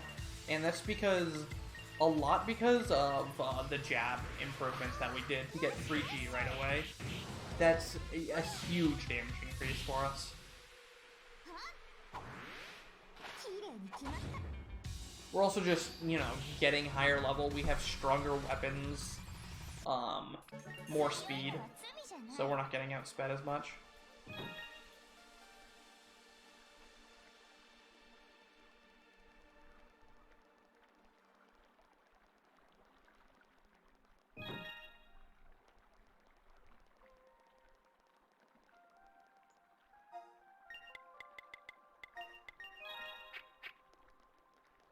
One of the hardest things in this game for running it is actually noticing when your camo runs out. There's no good indication of when it actually runs out.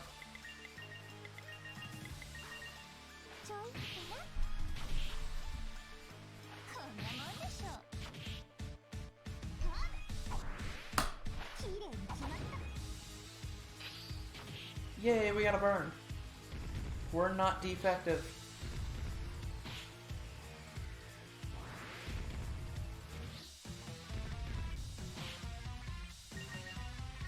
So if you remember a little bit ago, that Devour did like 60 damage to us. Now it only does 30. And that's partially because we're higher level, and partially because the enemy is burned. Like, burn does so much for you in this run.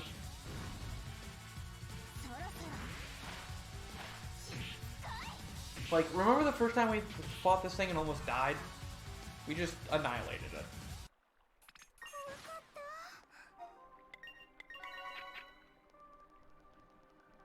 And that's the power of burning something. Which is why you really need your samurai to not be defective. So there's actually a fourth type of dragon I forgot to mention. There's these like flower walls. They're basically barriers, and they have a dragon in front of them, and you can't preempt that dragon no matter what you do. So you just kind of have to kill that dragon for face value. Nice, we burned it. Poison is bad though.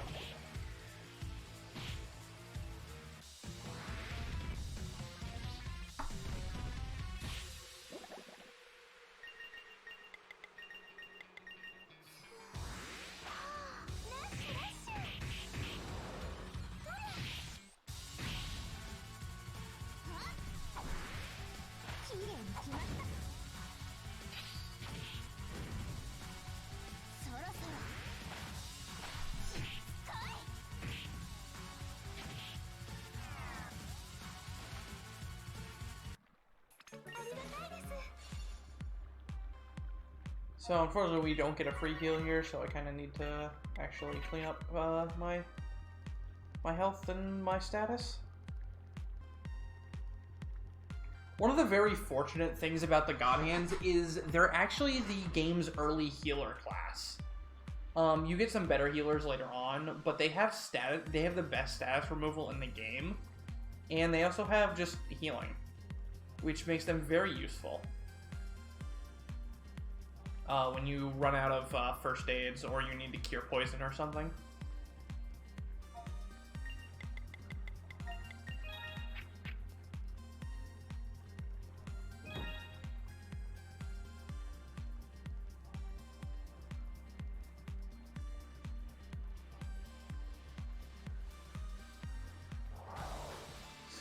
That was close. Almost got another random encounter there.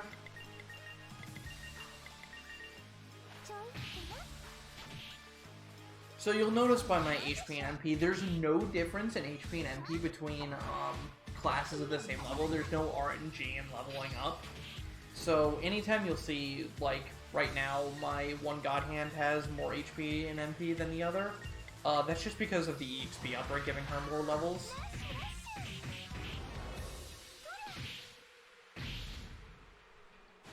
Annihilated.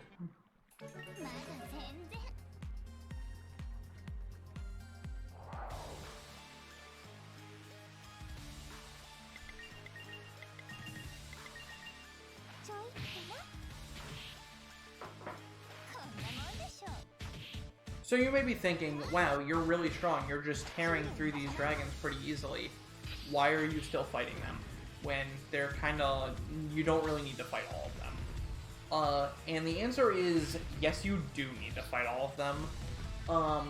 The DZ route in this run, as well as the SP route, is extremely tight. And it's tight because it's consistent. Since dragons, from this point on in the run, dragons are our only source of EXP and SP, you're actually able to route this game knowing exactly the amount of money, experience, and skill points you're able to get. So it's all completely consistent beyond that first Atlantis part. And because of that, I was able to route out a very consistent route for this game that requires you to fight pretty much all the dragons that I do fight. If you miss even a single dragon, you're gonna end up short in some places.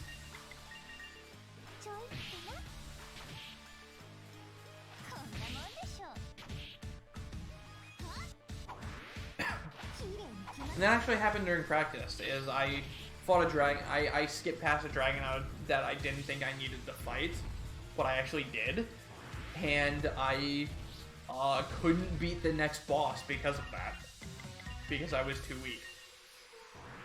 Like, one dragon more or less ended my practice run. Like, I obviously went back and fought it, but like, you know.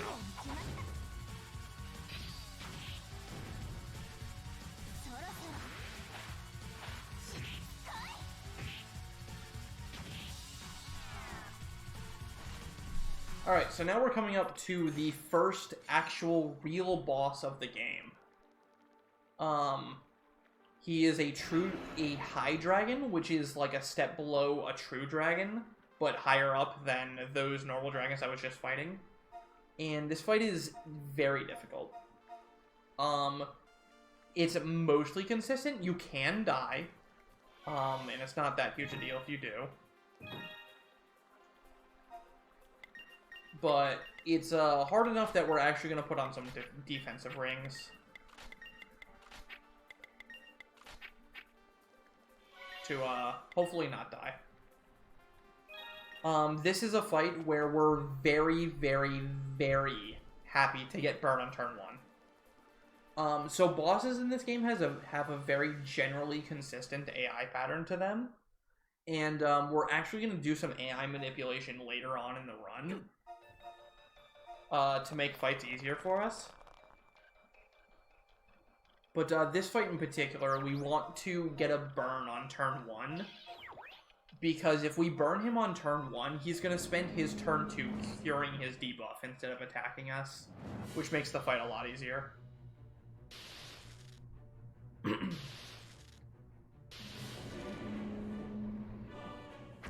Also music.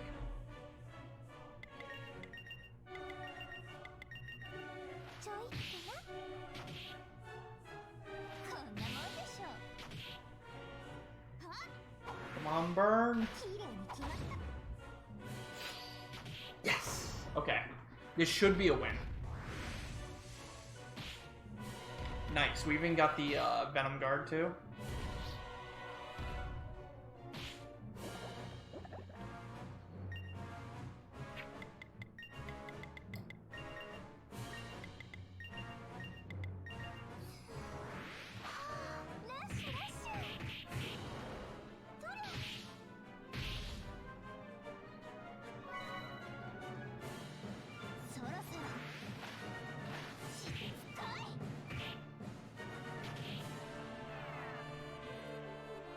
So this Imperial Wrath, all that's going to do is cure his burn.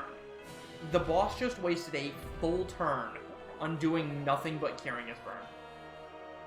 Which is exactly why we want to get burn there. So here we're going to use a support attack on our jab. In order to... He's using Dragon Action here, which it basically gives him a crap ton of... Oh my god, that's really bad. Oh, that's really, really bad. Uh-oh. So, anyways, that Dragon Action gave him a ton of extra defense, but by using a buddy attack, we're able to just clear his debuffs immediately.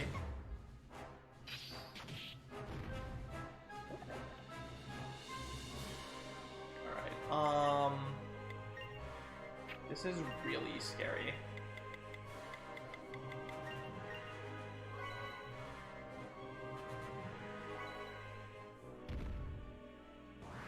So he's just curing his freeze, which is fine. That Dragon Ball can kill me, isn't it? Yeah. So if you die in this game, it is extremely difficult to try to recover. Because of how bad your healing items are.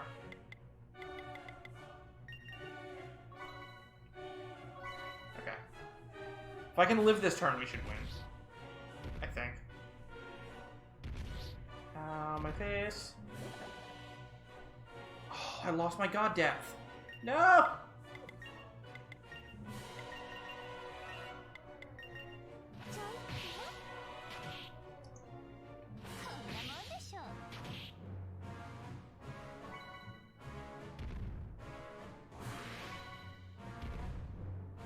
don't even know what he just cured.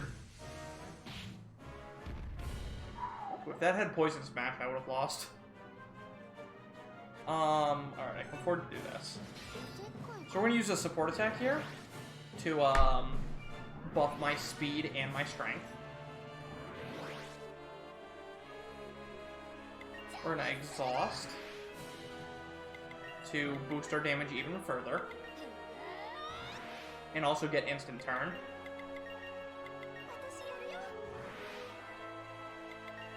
And then we're going to just kill the boss. Because we do tons of damage.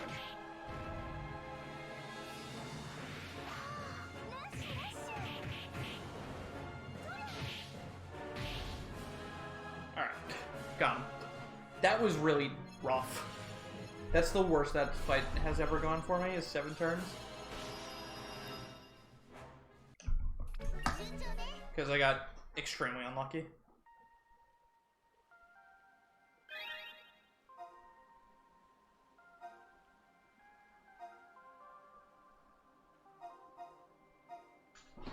So basically what happened plot-wise there is this is a forge where they made a dragon slayer, which we need for the killing the true dragons.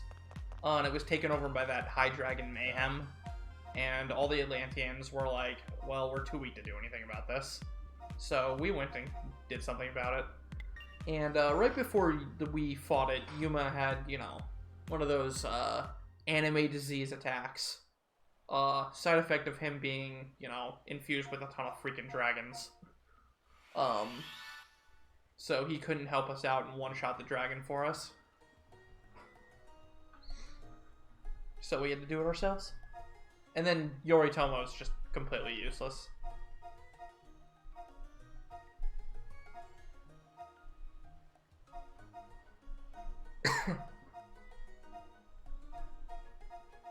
So, once we unlock the forge and free it, Igor's just like, oh yeah, that Dragon Slayer you're working for, we don't actually have it.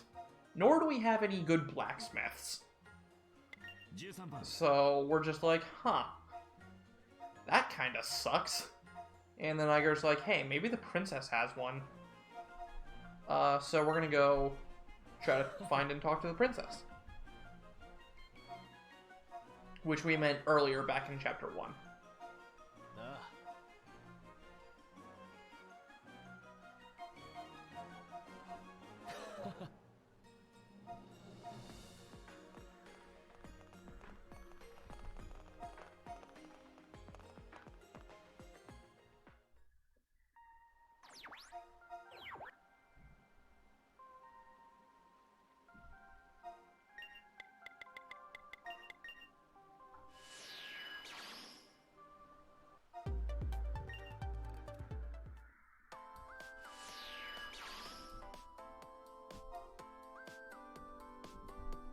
So now we gotta head over to the war room for a little bit of debriefing, and then Yuma's gonna call us out because he wants sexy time, but we're gonna deny him sexy time.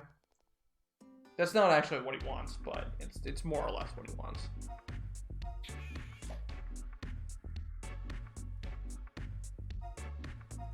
If human evolution were sexy time, he'd want sexy time.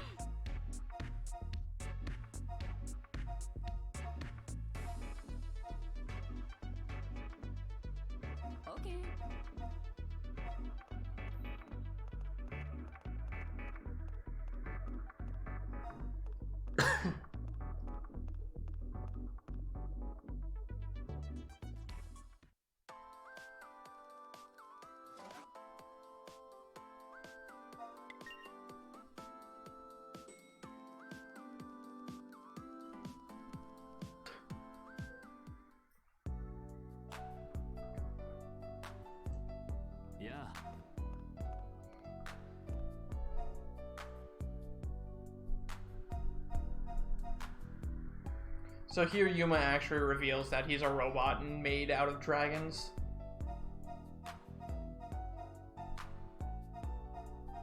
And he wants to be our rival. So basically he wants sexy time.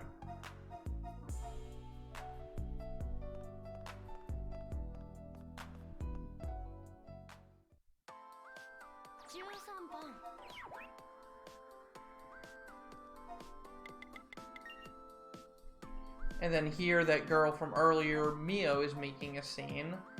She left earlier thinking she wasn't strong enough to be of help to anyone. But, instead she's gonna join up as our navigator. Because, you know, with any type of EO-style dungeon crawler game that's not actually EO-style, you need a navigator.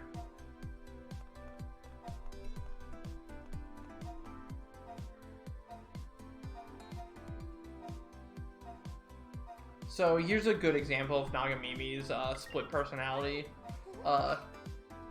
He comes down to stop the quarrel between like the secretary and Mio, and he's like, "Oh no, I know this girl. She's a good friend. You go back to doing your job." And then she's like, okay, I'll do that. And then Nagamimi says to Mio, do you want me to beat you to death, girl? It's a very black and white.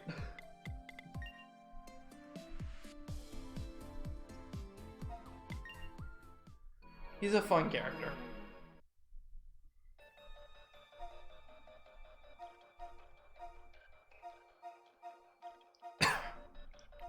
So now they're gonna install the essence of that dragon we just beat into Yuma to make him even stronger, because, you know, nefarious evil plots to make people stronger for evolution.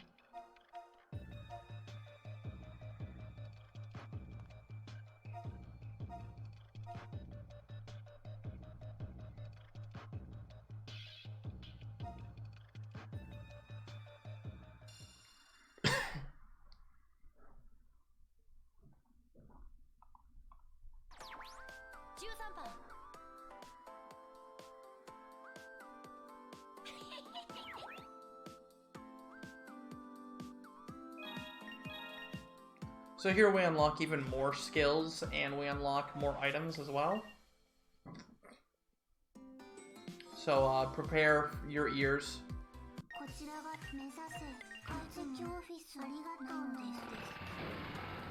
For the arigato gozaimasu, because there's about to be a lot of it.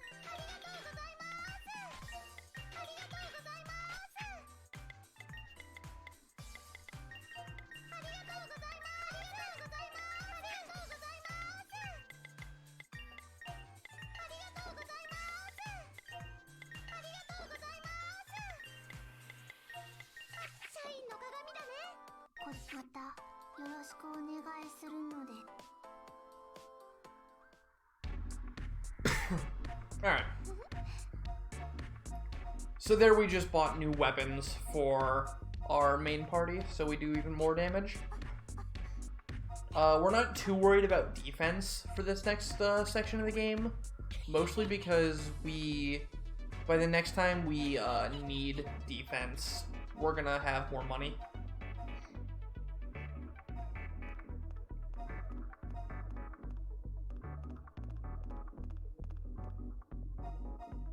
Weapons are far more important to us, because when we're killing things in 2 turns before they even get a chance to attack us, usually,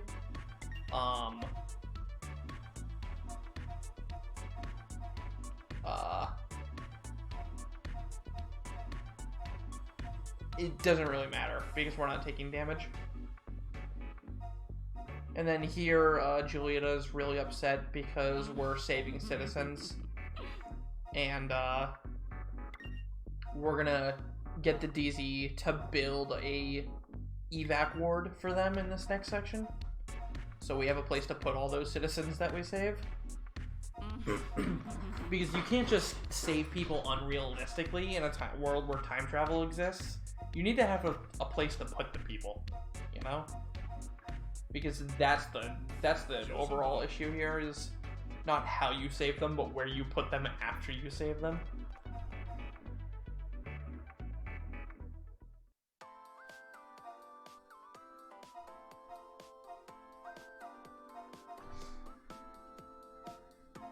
We're also going to eventually evacuate the entire population of Atlantis, so we kind of need an actual place to put them all. It's basically the game's way of checking to say, hey, did you kill enough dragons?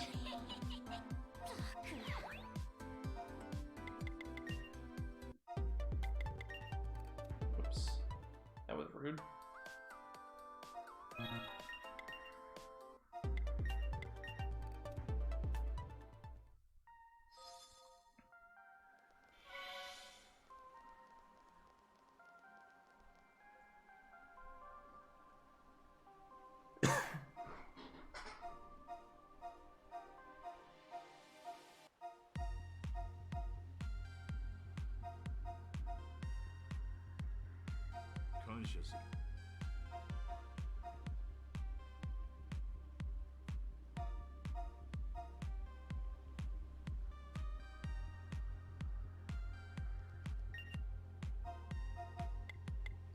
So here we're talking to Iger, and he's like, hey, if we need to go talk to the princess, why don't we just sneak into the palace? And, you know, that can never go wrong, right?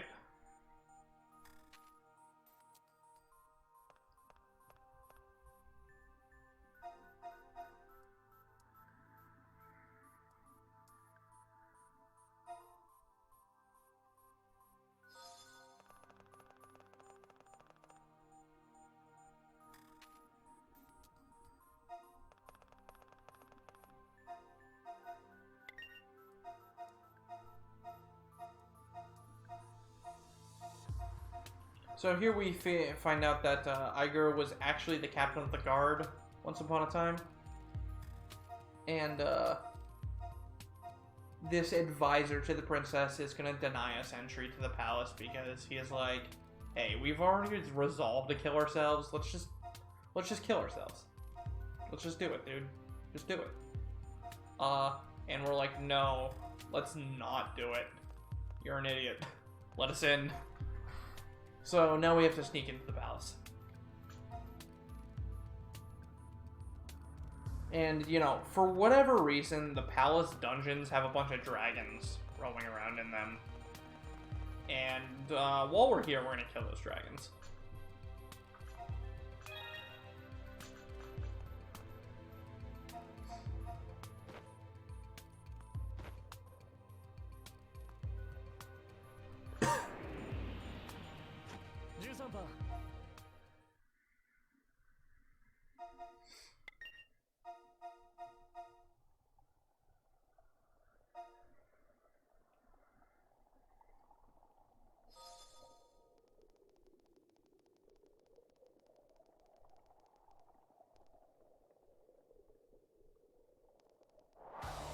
That should be preempt. Yay! You never know with those stationary dragons, man. You just never know. Because the hitbox is really dumb.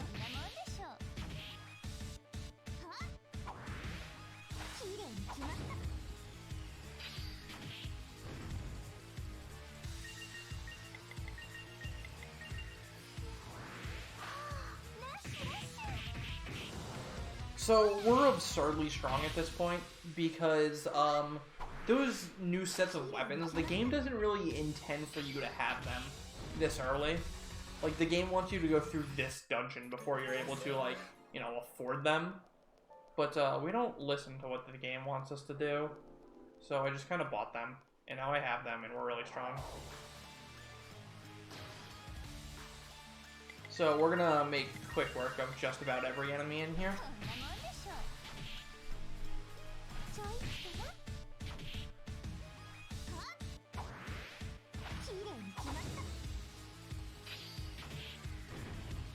We also got a thing called Max Camo. And just like how Camouflage lowered our encounter rater, Max Camo completely will eliminate it. Which is pretty great. Because, you know, never running the risk of even increasing my step counter is better than having it slowly increase.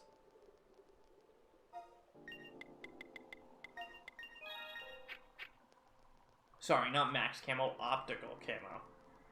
Same thing.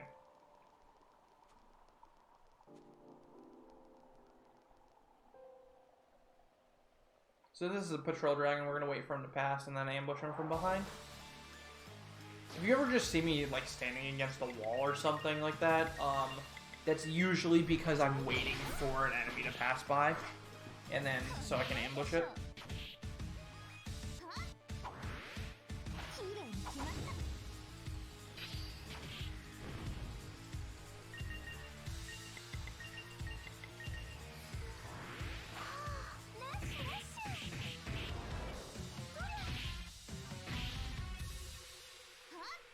So I said before, we're not really going to rescue anyone anymore, but there's 3 people in this dungeon in particular that we want to rescue.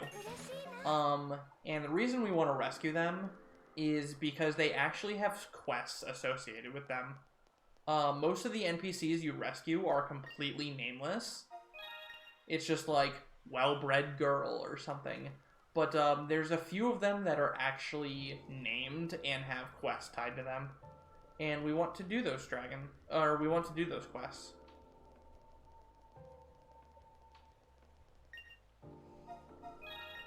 That was not one of the people I needed to rescue. Oh well. I'm going to be picking up chests here and there. Mostly when I pick up a chest, it's because it's either a healing item, which is very powerful, and I want that, or it's a weapon that I can sell for a lot of money, or it's SP ups, or it's just like better equipment than what I'm wearing.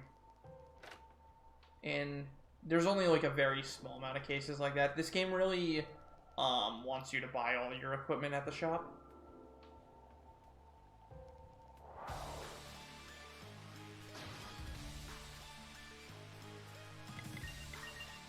So if you'll notice in the bottom corner, that little dragon icon is green right now.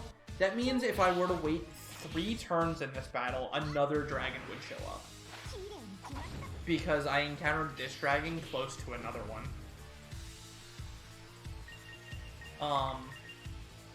That's not going to happen though, because we kill fights too quickly for it to ever really matter. There is one fight in the run where the game forces you into a double dragon ambush.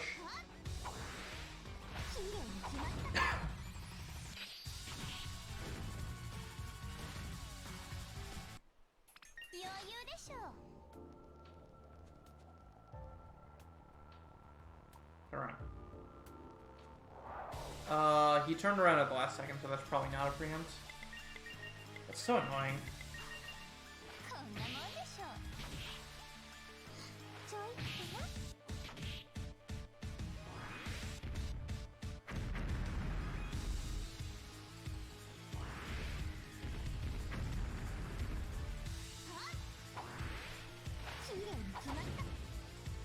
Burn?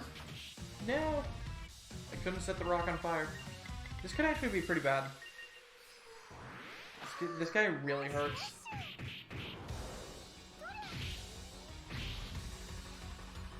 And I'm not very fast either. Okay. The AI did what it was supposed to do and favored attacking the people with the higher health. And because of that, we win.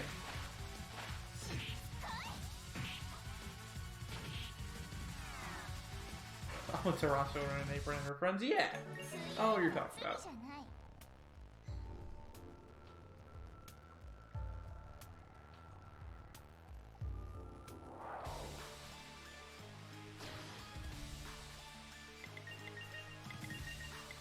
Unfortunately, there aren't any mods around to update the title.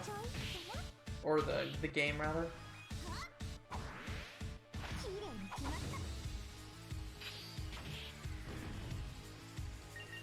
Yay for not defective samurai.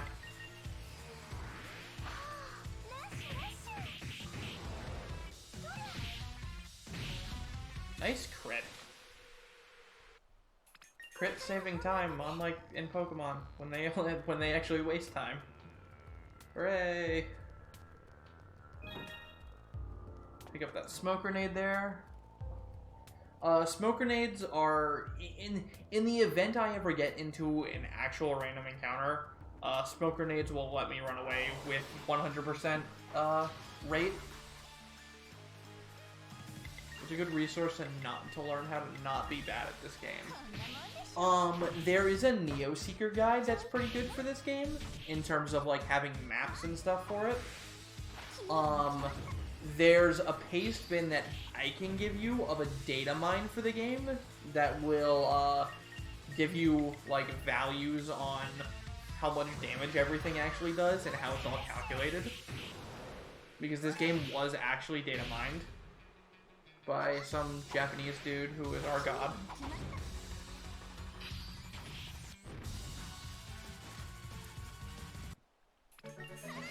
Having some of the data mine numbers made routing this game a lot easier, because it's like, huh, what's better, this or this? And like, I can easily just look at the numbers and have the answer to that question.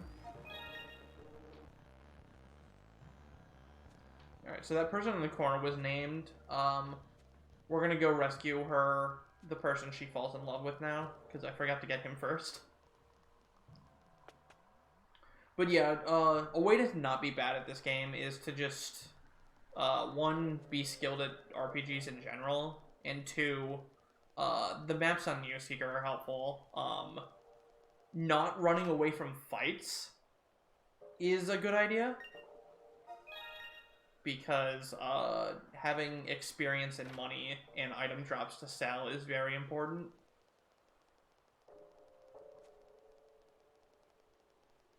And then, if you really need to know if something's better than something else, the data mine is a good way to do that.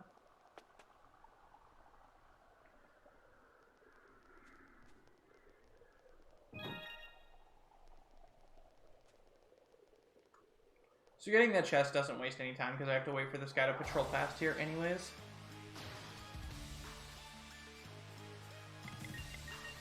This run does eventually become degenerate enough, as in we get so strong that we don't need preamps anymore.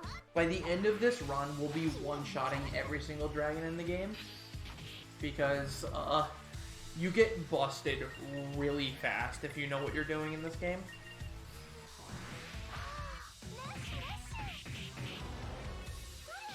Yeah, there's mitigation for it early, and random encounters in this game early on are like, just the early game of this game in general is pretty rough, because you don't have skills and you don't have ways to clear out things very easily in terms of like AoE. Like, the early game of this game is the worst part of it. Once you get into like where I am, this game really opens up in terms of options, as well as just like ease.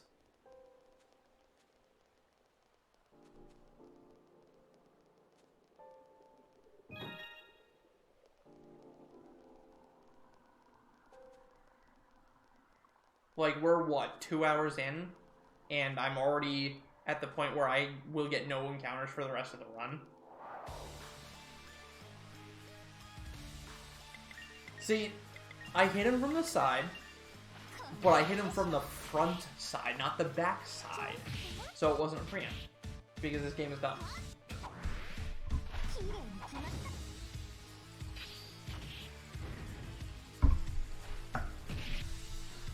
No sand breath? No! Alright, we didn't get blinded though.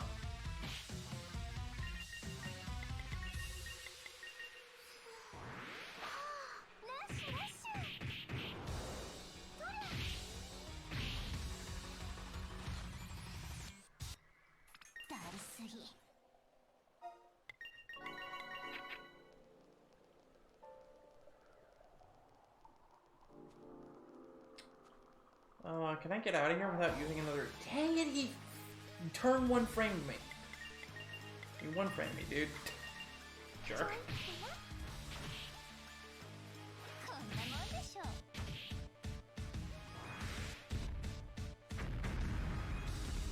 That's bad.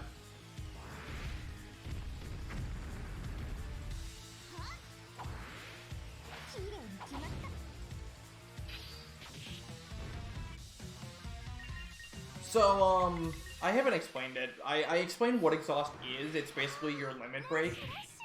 But you basically get back like how you get usual limit breaks back. So you just take damage and you deal damage. And the more damage you deal and take, the faster it builds. You can get an accessory that builds it even quicker. But we don't use that in this run because you just don't really need it. We use exhaust very infrequently because there's just not a whole lot of need for it outside of some very specific situations where we actually need the damage. Mostly because it does take a long time for us to build it up. And the fights that it's necessary for are pretty few and far between. So here we're going to scale up my damage a little bit more by increasing Maple Tear and Spinning Hook's level. Maple Tear now has a 90% chance to burn an enemy. So, that's either 40% if they have resistance or 90% if they don't. So, you know, really, really likely. So hopefully our samurai won't be defective anymore. So here we meet Ulania again, and we convince her to lend us the Dragon Slayer and fight against the true dragon, Nyla, who's been terrorizing Atlantis, instead of breaking their home to pieces and killing all of their people in a mass suicide in an attempt to take Nyla with them. And we're like, hey, you can just move to our country and we'll take care of the dragon. And then the advisor's just like, hey, we've already made our peace with mass suicide. Can you not can you not try to reconvince her, princess? And we're like, no, mass suicide is bad.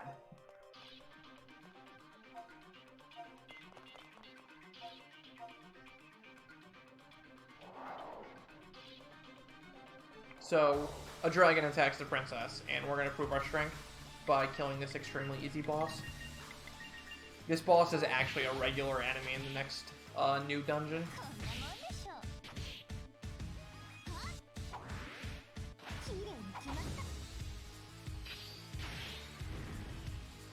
Yeah, we didn't burn it.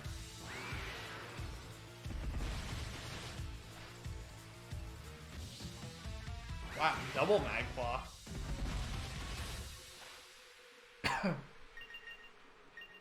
They bring the dragons with them. Oh, they do a little more than that. I mean, the real world is being invaded by dragons too, so it's not like adding a few more dragons there would even make a difference. Bit of a spoiler. Everybody in this entire game, except for your party, dies by the end of it.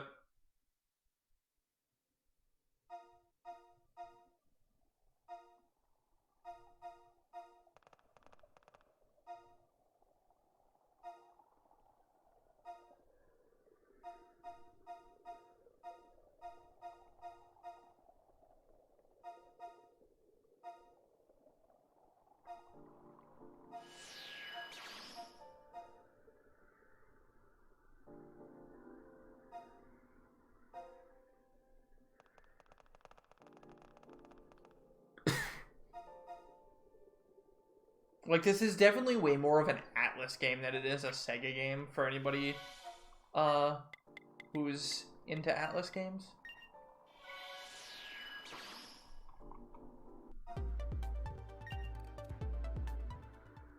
That is a bit more than a little more than a bit of a spoiler.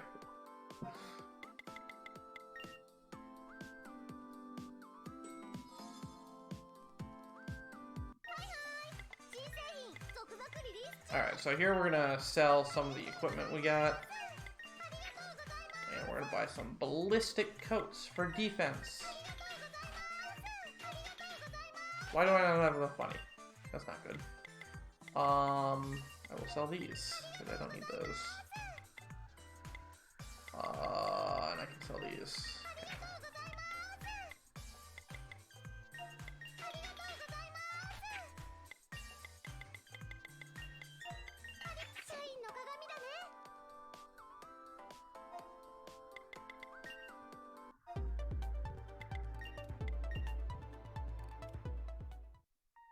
The MC does not become a giant door. I'm sorry to disappoint.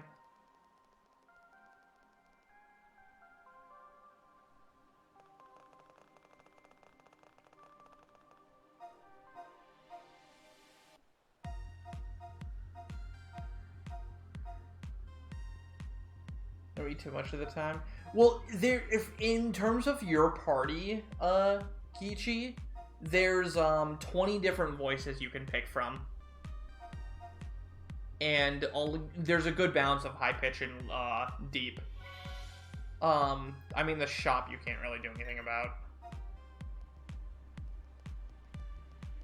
Alright, so this part of the game we're going to kind of cheese. The game is going to split up your parties, your second team and your main team. One of them is going to escort the princess to the forge, and then the other one is going to defend this town. The game really, really wants you to use both teams, but my one team is hot garbage and is just purely made to be a support team. They have no weapons, no equipment, no skills, and they would die like animals. So we're gonna cheese. We're gonna cheese the game and use my good team for both sections, because the game is silly and lets you do that.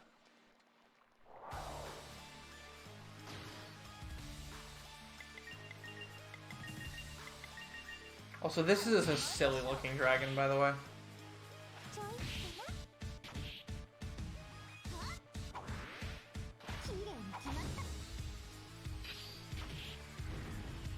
No, burn, dude! Defective samurai for the lose.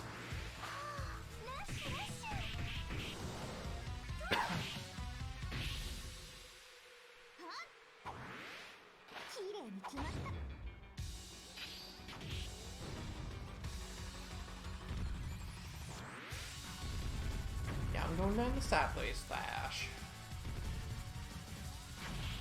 On my face.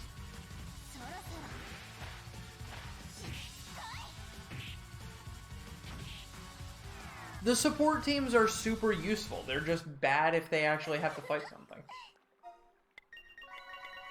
Unfortunately, when your party's split up like this, my support team isn't getting experience anymore. So that guy right there, Fisherman Todd, he's the last guy we're gonna actually rescue. The only NPCs we're gonna rescue from the terrible fate of dying to dragons are cats. Because cats deserve to live. Humans and cat girls and cat people don't. They can all die with the dragons. Because we're speedrunning. Don't save the people.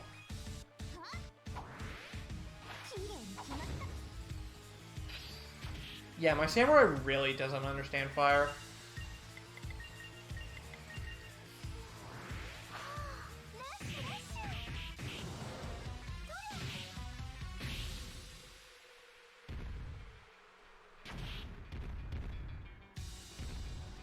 Each one of these attacks should be about a 40% chance to burn these guys, assuming they have resistance. If they didn't have resistance, there we go. If they didn't have resistance, it's a 90% chance. But I mean, the fact that it's been missing so much definitely means they have burn resist. So unlike a lot of JRPGs, there's not like levels of resistance in this game. Like, there's not, like, small burn resist, or you only resist, like, 20% burn rate. It's just flat out 50% if you have a resist, and then if you have a null, well, then you null it. It's also worth noting that if you're guarding, that provides 50% status resist to every single ailment.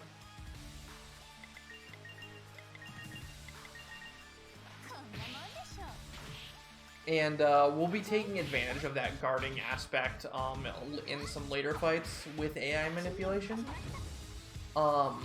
If you do certain things that the game just is not expecting you to do, you can pretty much throw the AI for a loop in what it's supposed to do next and get some very easy patterns out of it. And we abused that on 3 fights, I think? 3 fights? We've used AI manipulation in order to get a pattern that's way more favorable than one that you would normally see as a casual player.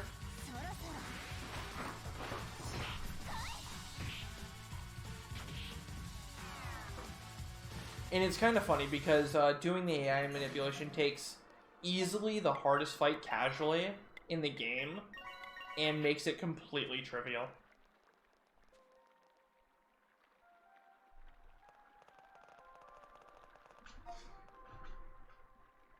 So here the princess is getting a little tired, but she's like, no, I need to get to the forge. I need to do this. Because she's a strong, independent cat girl that don't need no man.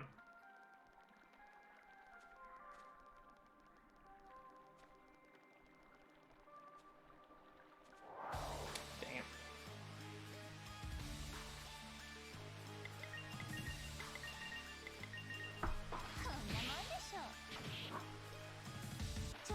So this dragon looks super dangerous, but he's actually pretty much the easiest dragon in this current set of dragons to fight. He's pretty vulnerable to burn, so it's actually 90% on him. And he takes a ton of burn damage. As you can see, it's doing 60 damage to him. And he goes down like a chump. Despite being new and scary, and he only ever attacks you too. He doesn't, like, do what he's actually supposed to do because he dies.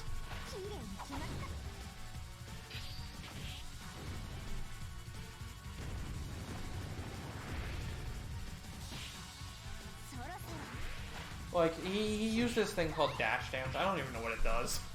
I don't know what it does, but he's dead. So it doesn't matter.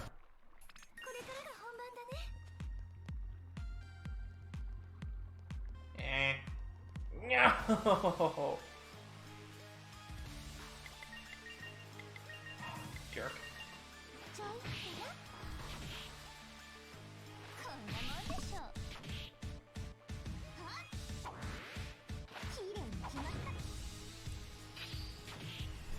No, I really needed to get burned here.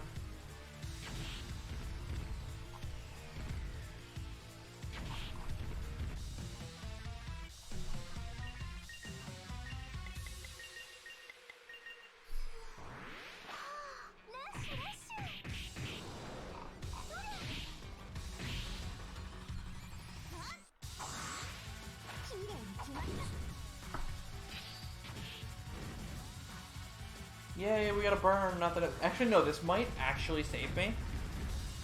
Because if I didn't burn him here, I might have been likely to die on Frosty. Frosty might have died if she had gotten hit twice. Whereas with burn, I don't think I was in danger of that.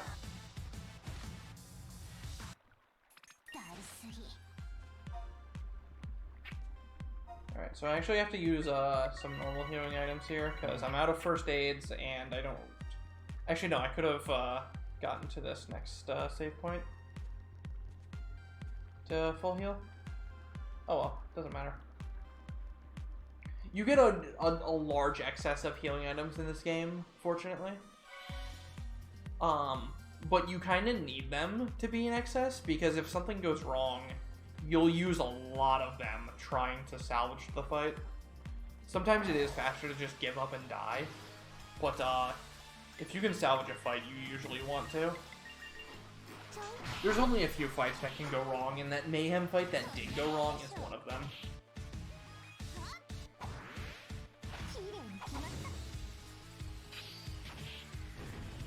Never lucky, dude.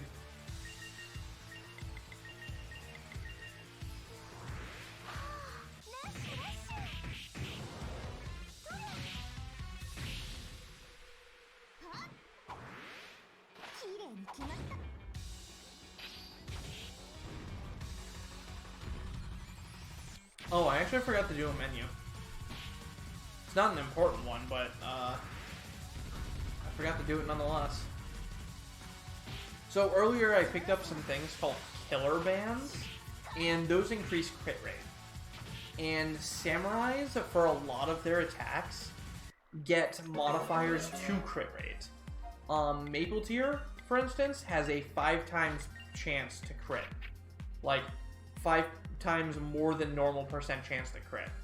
So if you stack that along with 2 killer bands, you can get, like, usually like a 60% crit rate.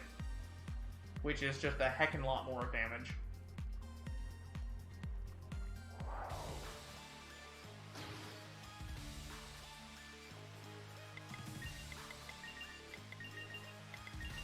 Yeah, mana in this game is pretty easy to restore, mostly because not only can you buy mana healing items and they're pretty cheap, to do so. But every time you level up, you also get full mana.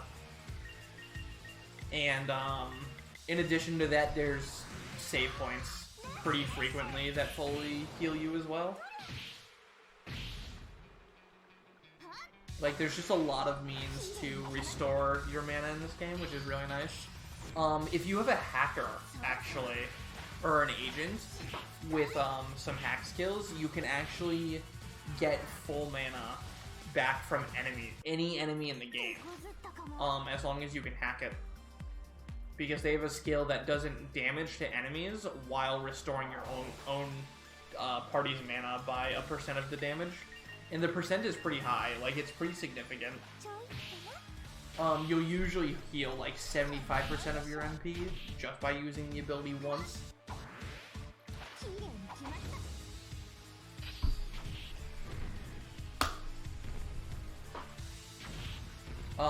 It just kind of sucks that agents are really trash against bosses in this game.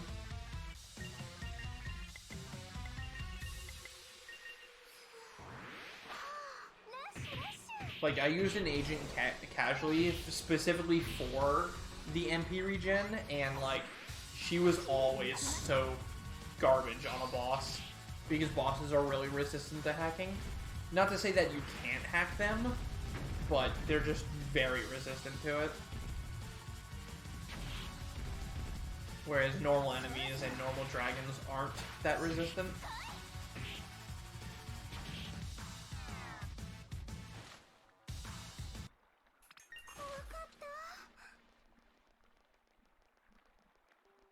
So here I know I can get to the next screen, so even though I don't have camo on, I don't need to put it on yet.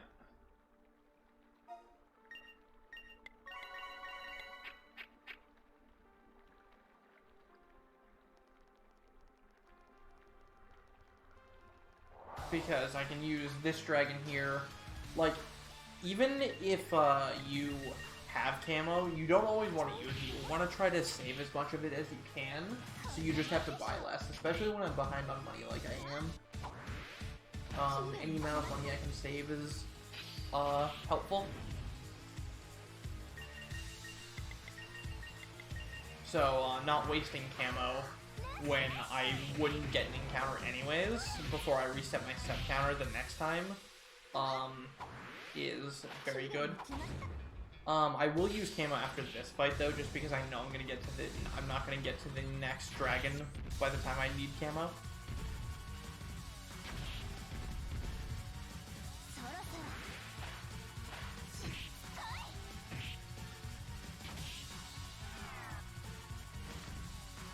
It's an 8 character limit.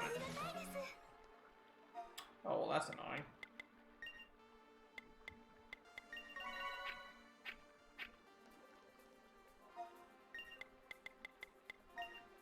No. So one of the biggest things I am terrible at is using an escape kit when I actually mean the camo.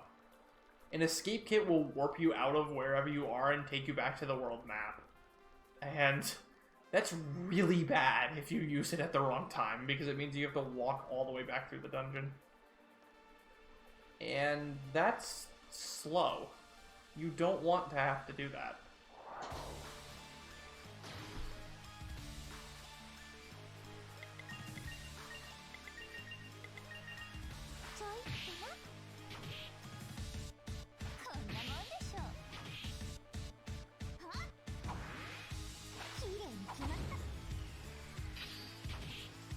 Holy crap, we finally got a burn. The Christmas miracle.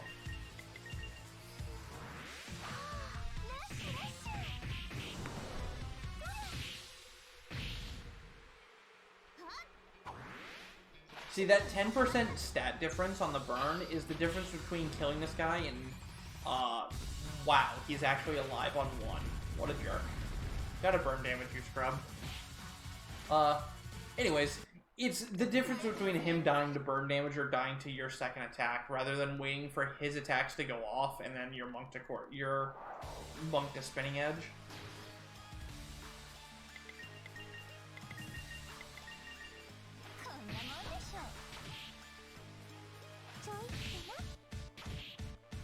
Like, burn does so much. Like, 10% doesn't seem like a lot, but it really is. Because it's 10% for every single... It's 10% damage for every single attack that hits him after the burn is applied.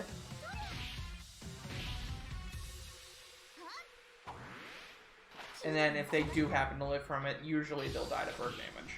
Unless they have just a crap ton of health like this guy does.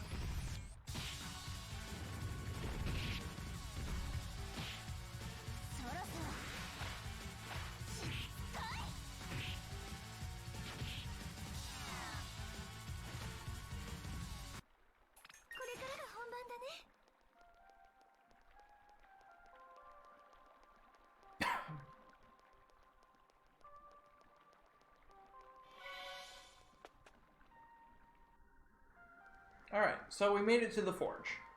Now that we're here, the game is going to swap me to that second party. And all the game is really checking for is Team 2. The game wants me to use the units that are in Team 2. And since my team is split up right now, I can't swap my teams. But if... And hold on now.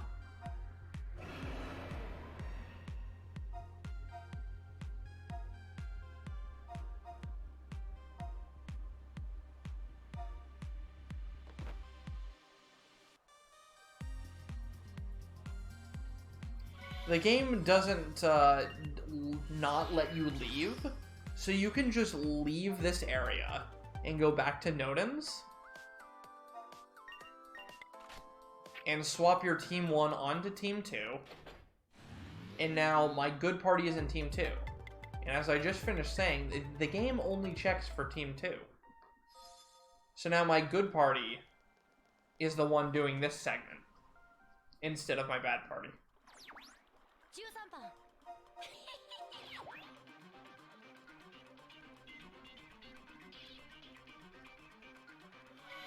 I believe they are. We need a mod around to change them, and there has been no mods around. So if you want to spam Faker Z, mods are asleep.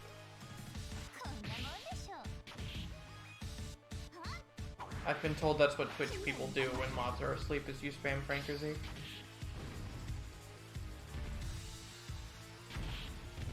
But maybe I'm just old school.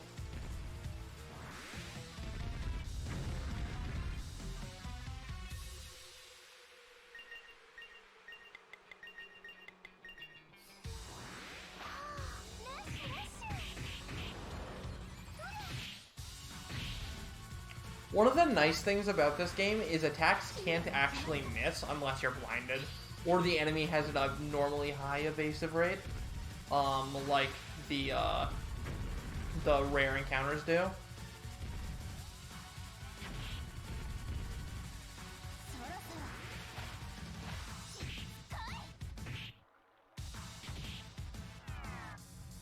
That's the thing in a lot of JRPGs. It's like, oh, your attack can just randomly miss. That doesn't happen in this game, and it's really nice.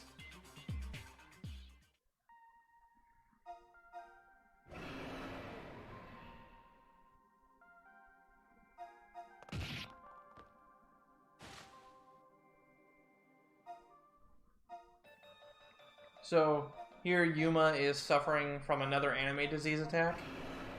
Gosh darn anime disease. It's claimed so many victims.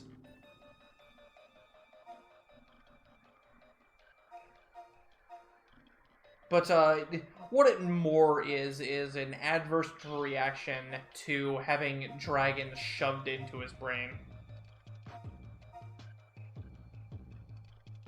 Because, you know, when you shove dragons into your brain, sometimes things get a little messy.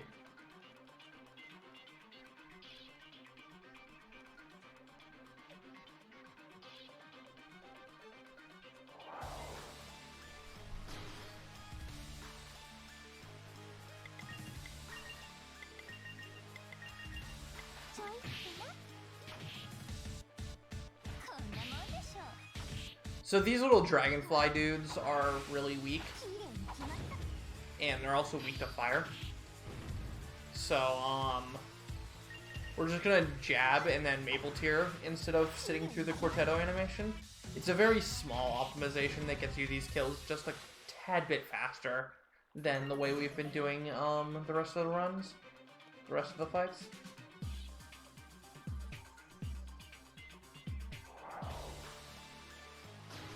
Because the maple tier animation's a lot faster than the Quartetto one.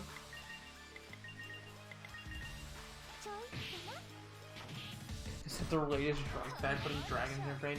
Only if you're a robot made by the government.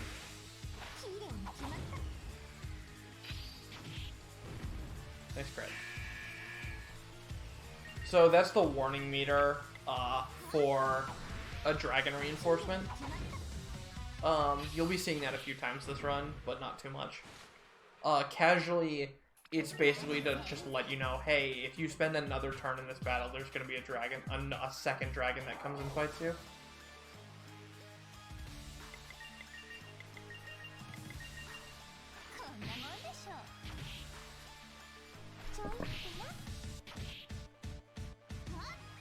Because it's better than eating Tide Pods. I think a lot of things are better than eating Tide Pods. Like eating real food, for instance. Oh man, single digit damage, guys. This guy's too strong for us. I don't know the point of this dragon. It's so weak and easy to kill. I guess it's a DPS race fight, but like, even casually, you'll have the DPS to down this guy pretty easily. Nice crit.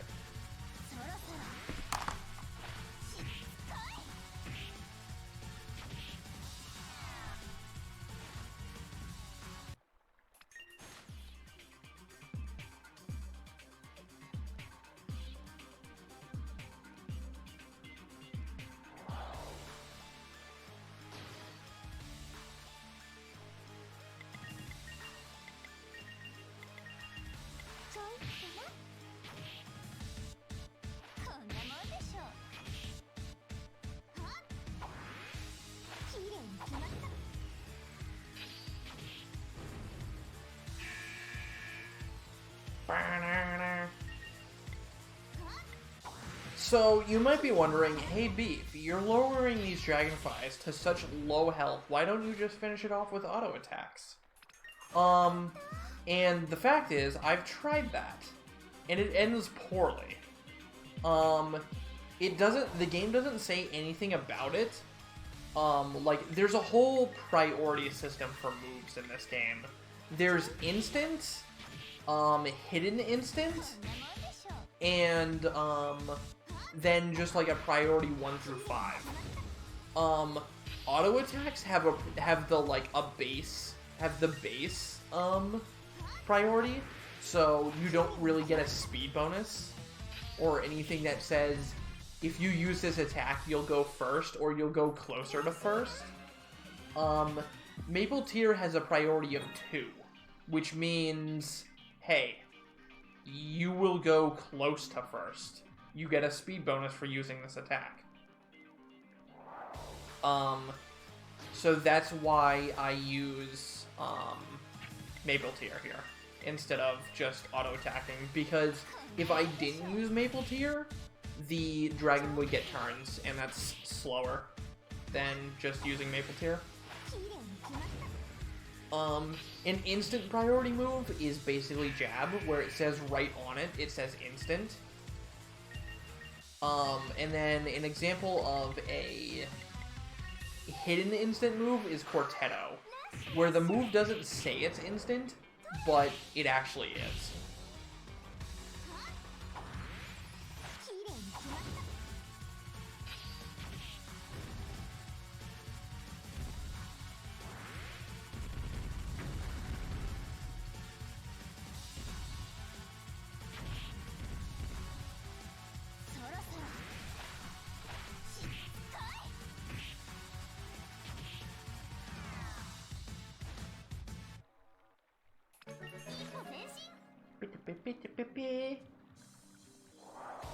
That's not a preempt. Well, it's just this idiot.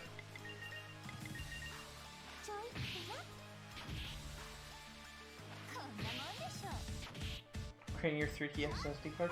Surely there's a game you could probably remove off of it, yeah? Like, you can just go re-download the game you delete if you want to play it again.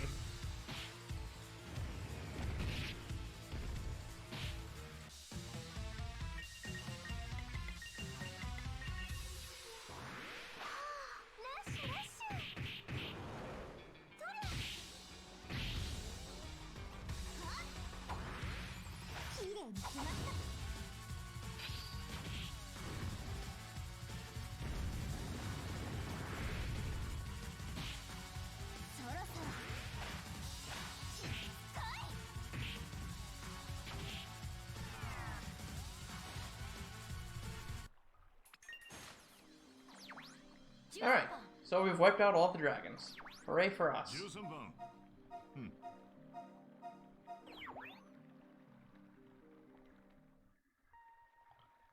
Can the 3DS even handle 128 though? Maybe the new 3DS can.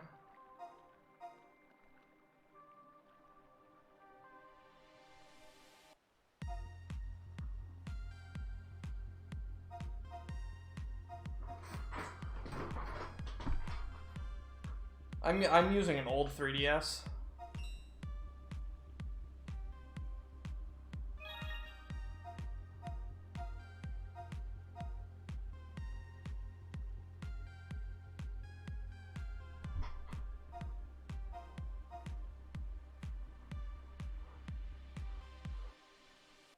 So now we have the DZ to make the evac ward, because the game forces you to kill dragons.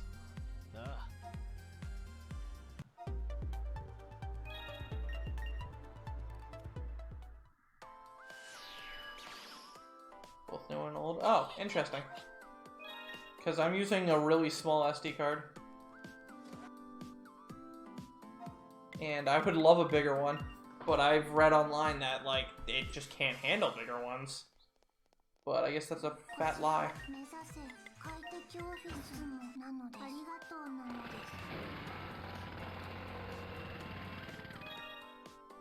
Alright, so we made the Atlantis evac ward, so now we can evacuate all the citizens of Atlantis to 2 tiny rooms. Because that makes sense.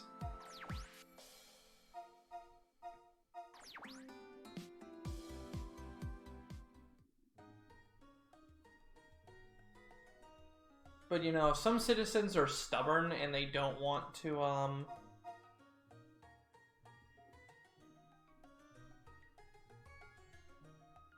with your computer? Yeah, okay. How's the run going? It's going okay. I would definitely consider getting a bigger SD card for my 3DS then, because, obviously I stream off of it, and I stream a lot of 3DS games, and a lot of my copies are digital, because sometimes I get games from Atlas that I ask for. Well, it's not like they give me anything anymore. When they were newer, I asked for games and they gave me games, because, you know, you give a streamer a game, they stream the game and get people interested in it, like, this run has, and then those people go and buy the game, so they make sales.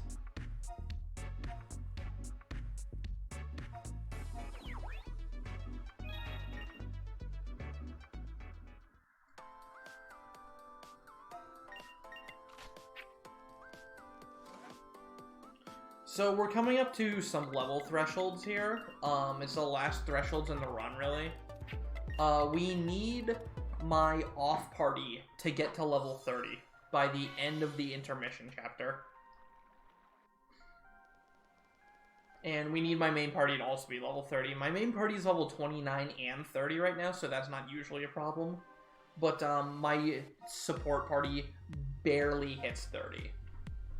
And hitting 30 is the requirement for a mechanic in this game that, you know, nobody uses. Like, you would never think to use it, because why would you use it? It seems silly to use it. As it turns out in this game, you can reclass your characters. You can change their job by sacrificing 10 levels on that.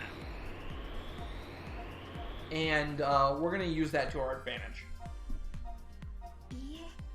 And the only reason this run works the way it works is because that class change exists.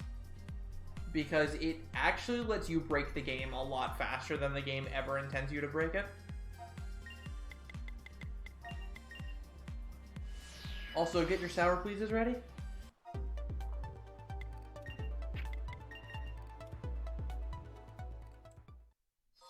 Alright, thanks Snowfire. I'll check that out probably. I don't even know if I have the tool to USB to SD card anymore. Could probably find it, but... Or, oh, no, I can just do it with my laptop, actually. Alright. So, enjoy some sour, please. Atlantis no Tamiよ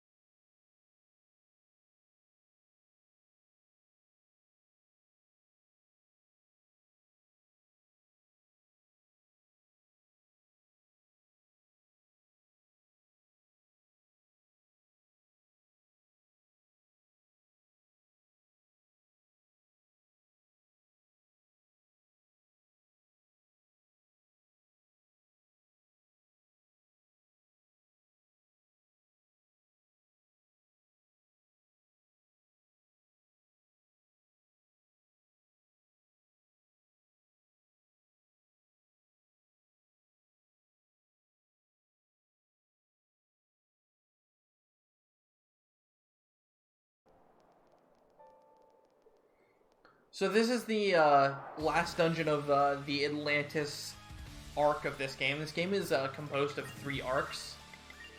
There's Eden, Atlantis, Eden, and then Real World, Tokyo arcs. And this is the last dungeon of the Atlantis arc.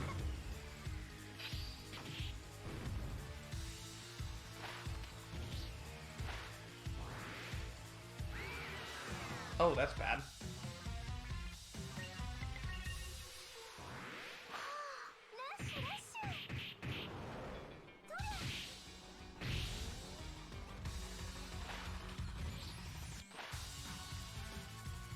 That's also bad. Ow.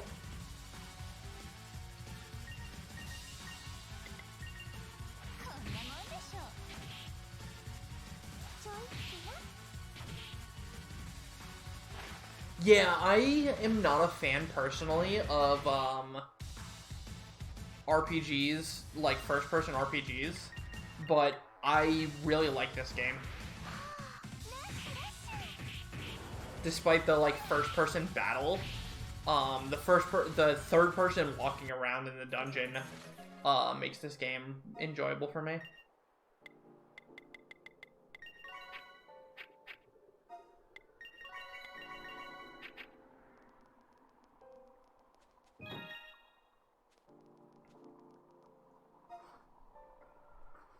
Okay,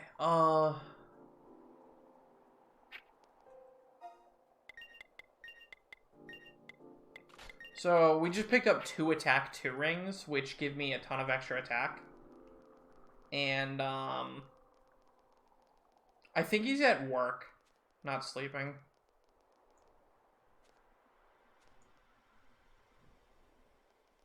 Because Zelnis puts out a lot of himself in order to get this marathon going.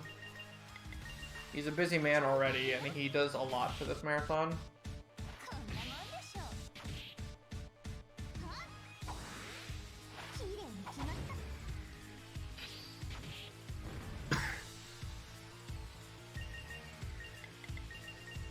So now I don't need an EXP upper anymore, so I can afford to put it on,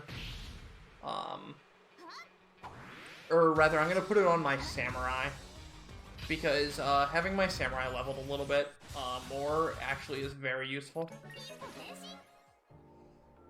Because out of the characters I'm using right now, my samurai is the only one who's not going to actually just end up getting reclassed and losing levels.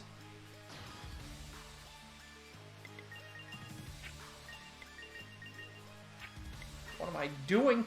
Menuing is hard.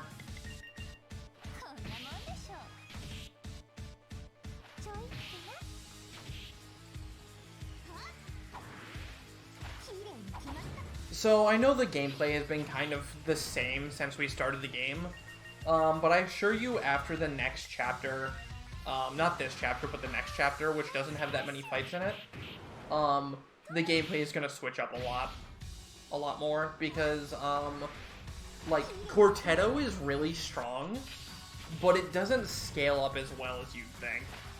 Like, getting through the next chapter after this is actually really difficult with just Quartetto monks, even if it's such a strong combo. So I needed to find a way when routing to get even more damage, and boy howdy did I find that way. Like, this game starts to get really silly after the next intermission.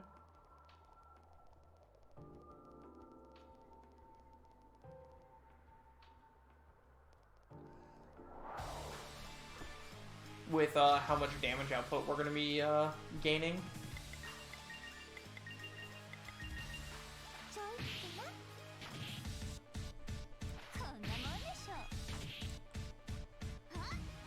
There it goes away. Yeah, I'm sad 3DS is at the end of its life. 3DS is a great system. Like, there's so many good 3DS games.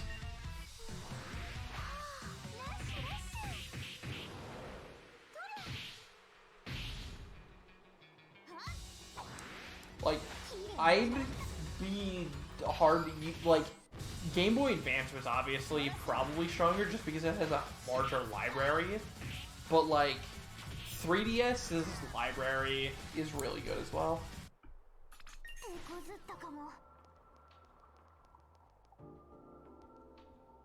Turn around. Thank you. So here I'm going to purposely leave a dragon behind, because I'm going to get, instead of walking out of my way to kill him now, I'm going to be coming back to this floor later, to kill a different dragon, and I can just pick up that, the dragon I'm skipping now when I kill that other dragon, because I'll be closer to him.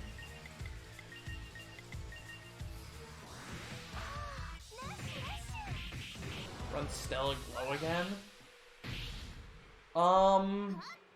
They recently translated the Japanese runner's run for Stellar Glow, which is actually any % instead of all maps like my run. So, like, I totally could. Wait, I needed that, I think.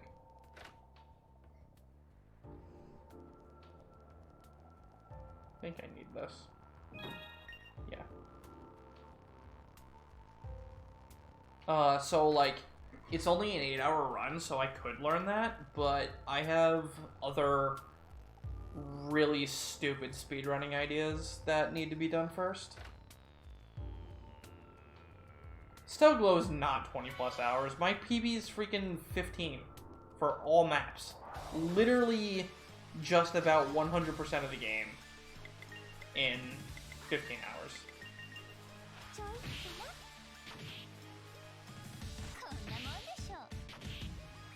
Stellar Glow is not that painful to speedrun. As long as you know what you're doing, like, just like any tactics game, as long as you know what you're doing, you can kind of snap it in half pretty easily.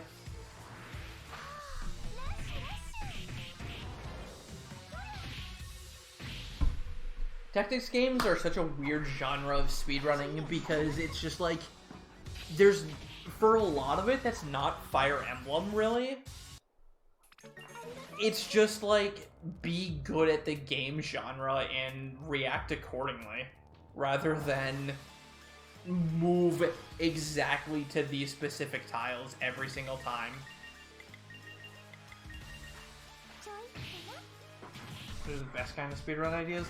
Well, this is like, you know, a 50-hour marathon bad idea.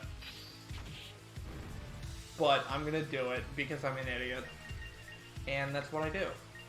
Is I do dumb things.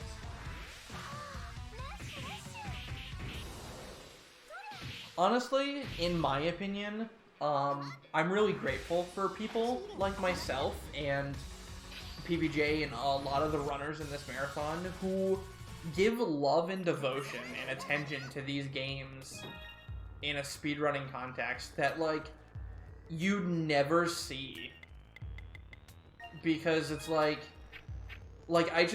it's hard for me to not laugh at the people, like, not mean laugh, but just, like, laugh at them when they say, it's like, oh my god, this 3-hour run is so long, and I'm like, come again? Because, like, I don't have a game in my speedrunning repertoire, except for one, that's shorter than 5 hours. And to most people, like most sane people, that's like, oh my god, you run a 5-hour game? That must be so long. And it's like, 5 hours is the short end of the stick, buddy. Still waiting for Perfect Chronology 100%? Perfect Chronology is a mistake. And, like, I wanted to do 100% really bad, but then EXP glitch happened and was discovered, and I can't play that game again knowing that's in it because it's so dumb. Like, I'd love to do 100% of Perfect Chronology. I really would.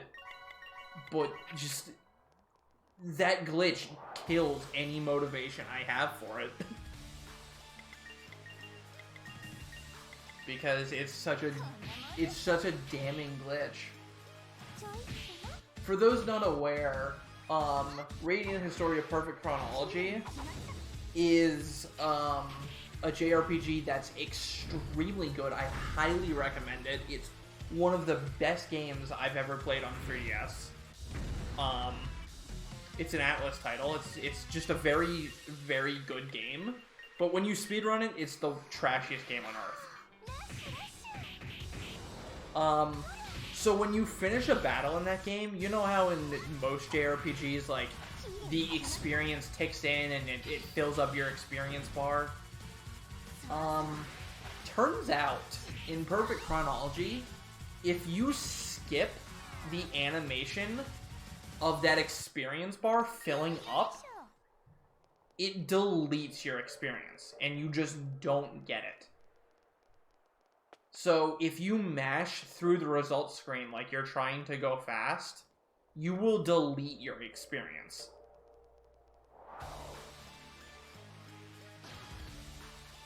And that's so dumb. And it makes me hate the speedrun. It makes me hate the speedrun so much. Casually, no problem. You'll never run into that glitch or have a problem with that glitch casually. But speedrunning wise, it's horrible.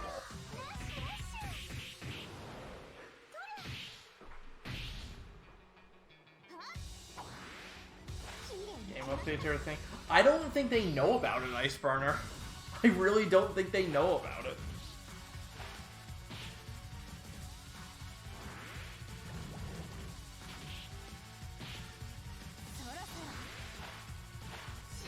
I consider it for low level runners. Yeah, it's...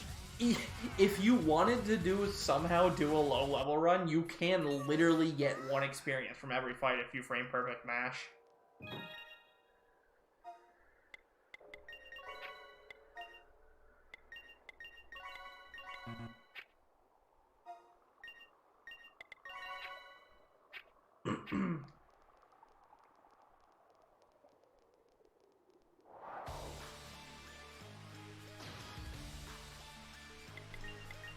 Yeah, exactly, Snow. It's a very unhappy glitch.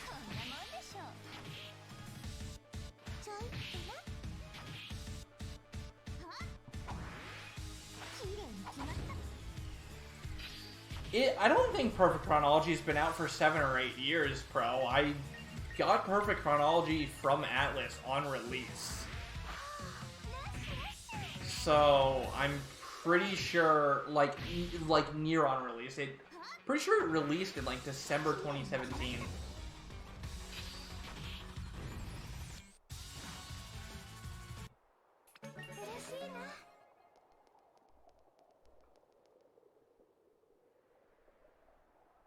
I don't think it would be, Iceburner.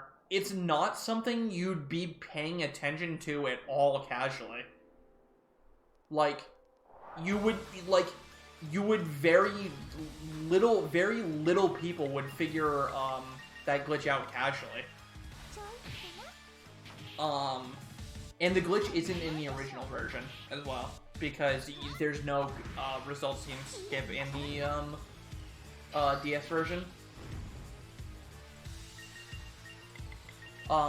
The reason the glitch, you won't find the glitch is, one, because it's like, you might not skip the result screen fast enough for the glitch to activate.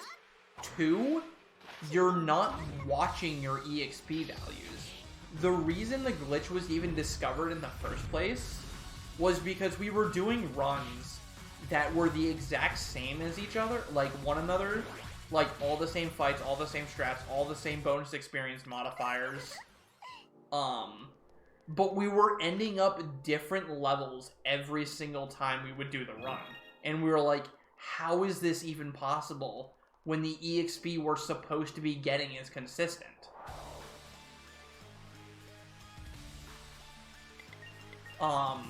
So I finally started looking at the experience values I got from fights, and like, really trying to science down what was happening, and I was able to find out, hey, it's deleting our experience.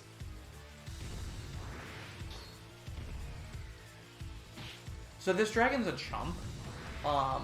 He's the only dragon of his entire type in the game, and he spends his first turn buffing, and by his second turn he dies.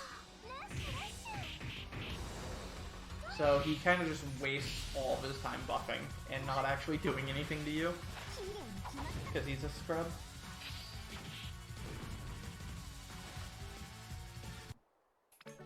And yeah, you mash through result screens in no choose, but like, the window you have to mash is pretty small for you to like noticeably delete a lot of your experience. And then again, you don't even notice you're deleting it until you're actually like watching your EXP values.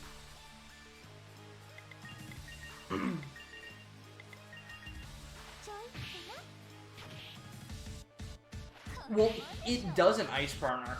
It doesn't reveal those on the results screen. It only reveals them on the status screen. So, like, unless you do a fight, check your numbers, do another fight, trigger the glitch, and check your numbers, and do the math on, hey, I actually did lose EXP here, you're not going to notice. You're just going to think, oh, that fight gave me less EXP.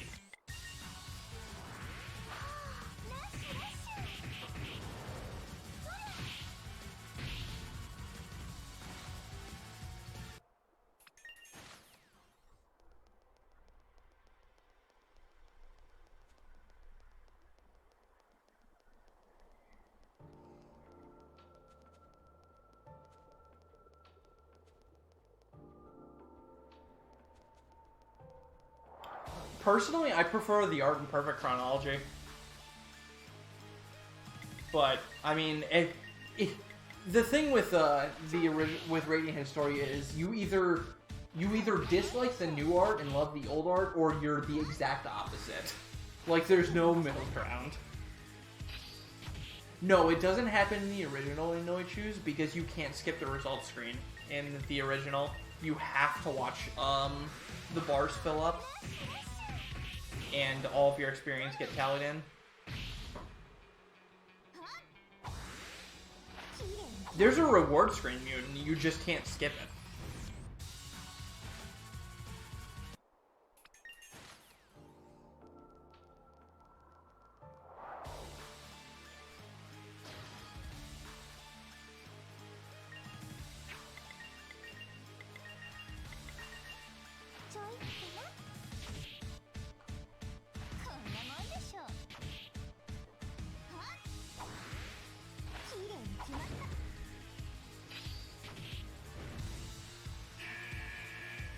Warning.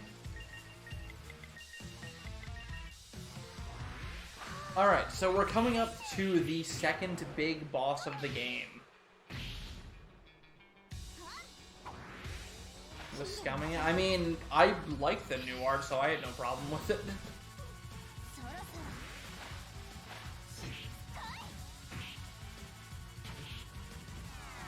Do I need Smash to level here? She didn't level, no! I actually need to heal my MP. Feels bad, man.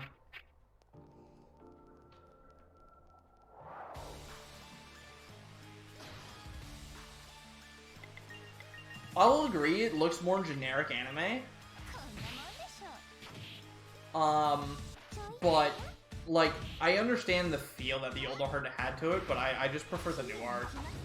Rainy's in particular is just a lot better in my opinion.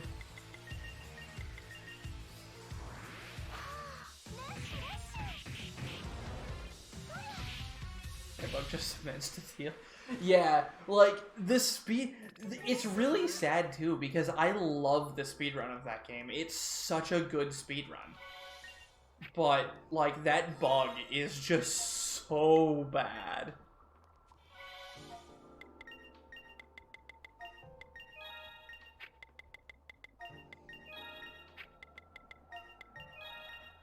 But I mean, in terms of Atlas QC, it's not nearly as bad as SMT4 Apocalypse. SMT4 Apocalypse is the most broken piece of game I've ever played.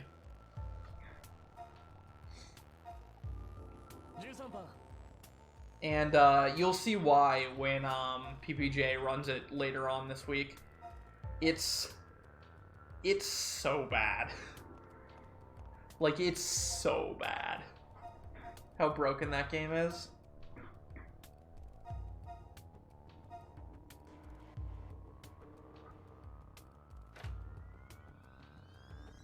Alright, so here's the first true dragon.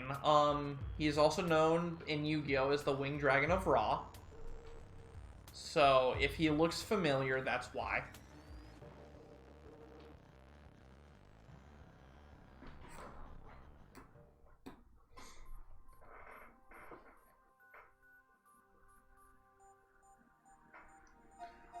But this boss is super easy.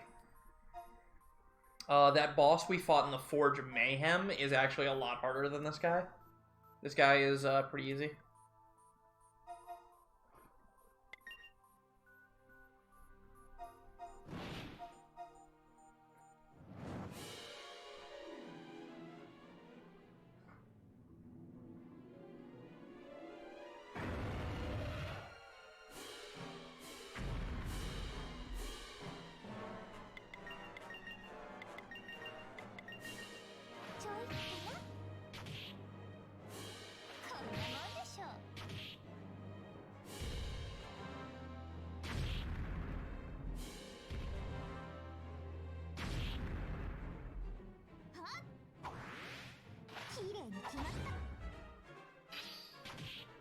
Oh, I didn't get a burn.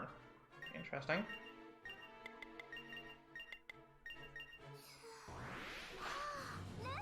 Showing off? No problem, dude. I'm happy to have done this run. Even if it's a very poor decision I made to do this run. I really wish my samurai would stop being defective. She's got a 95% chance to burn him. And it's not happening, and it's making me very upset.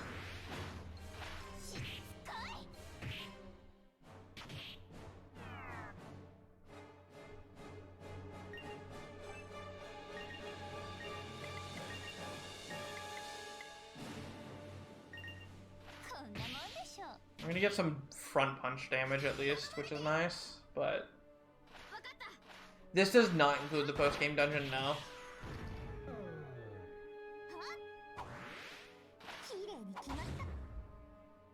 I didn't like Legend of Legacy. I didn't play it for very long, but I did not like it. Okay, Frosty? Okay, we're fine. Alright, I don't know if I'm actually gonna kill here because I didn't get a burn at any point.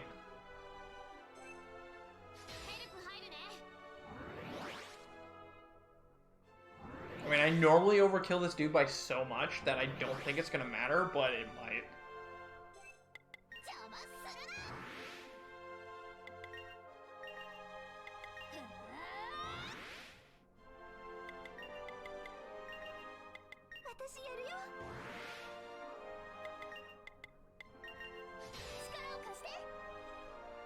Burn!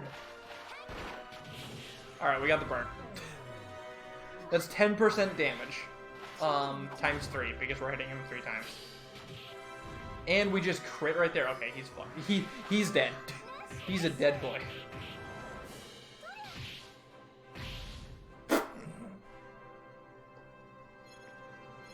Oh!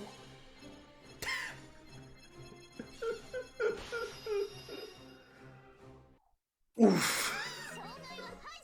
He's a very dead boy. Oh my god. Oh my god, that was so much damage. That crit though.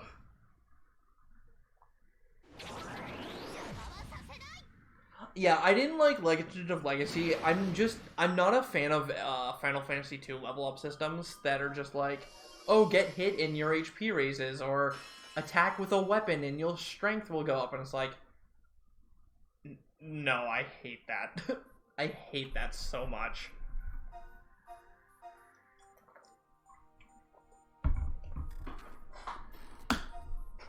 Yeah, we just got to this guy, Trinity. This is, you know, like 3 hours into the run. I should open up my splits to know where I am in comparison.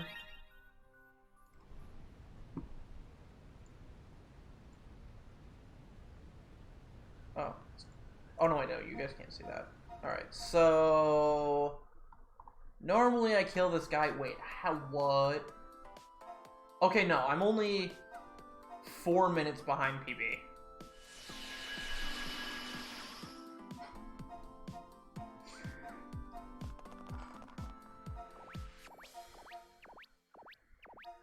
So that's pretty good.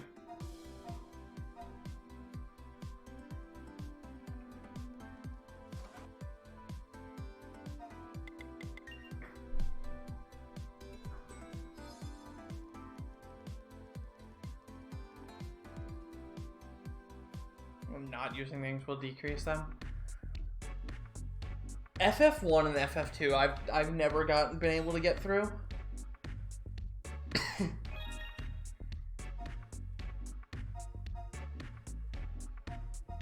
Okay.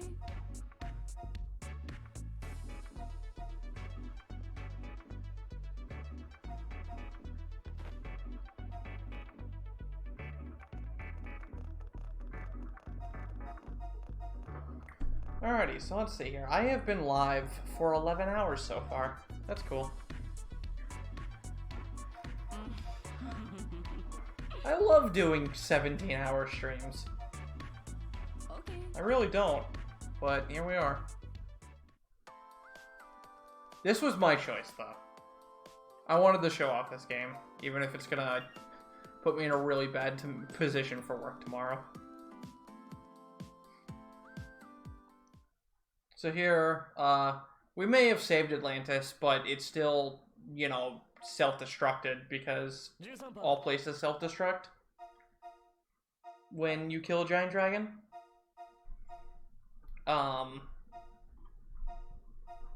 So now we need to comfort the people of Atlantis by letting them know that, hey, this is Earth. We have oceans here.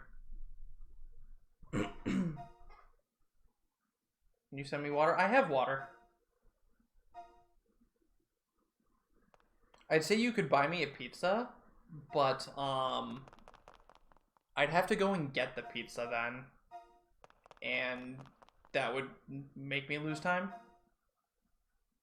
I will be cooking dinner here soon, though.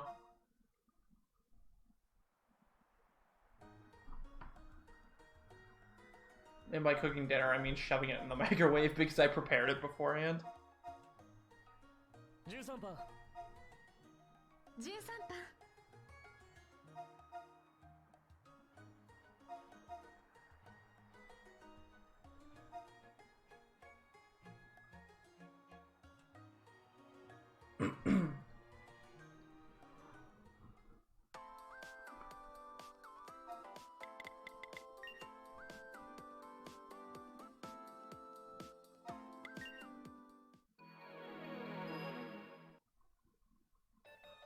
Alright, so now we come to the side quest chapter. This chapter is an intermission chapter, and the game forces you to do 3 side quests. We're gonna do a little more than 3. We're gonna do like 9 or 10. Never seen a speedrunner anywhere?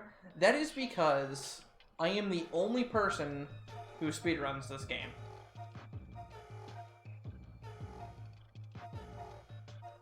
There are no, like, when I was looking into the speedrunning this and routing it, I couldn't find a single Japanese run or notes or anything for it. So I'm pretty sure I'm the only one who has done a run of this.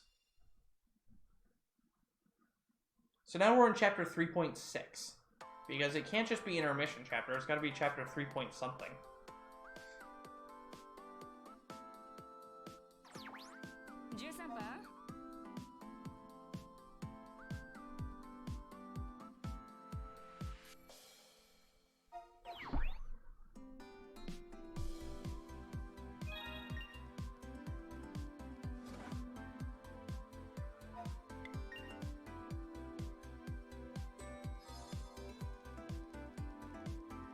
Caddy's still recovering.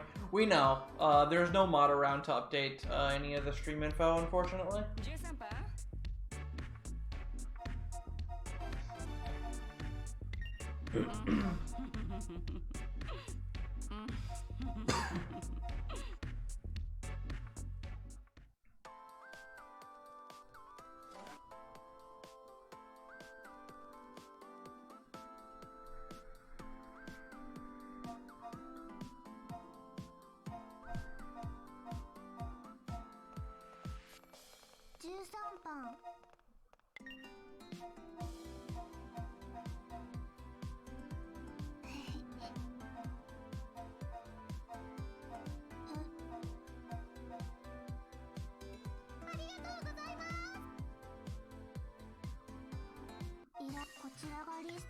Alright, we get bug assistance.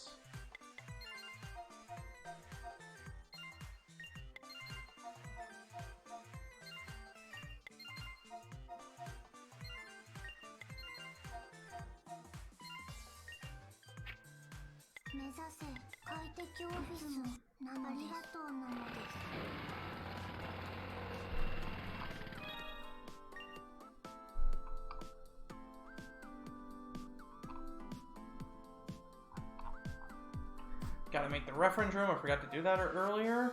And then I get the study the past quest. Yeah, pretty much everything I run are JRPGs.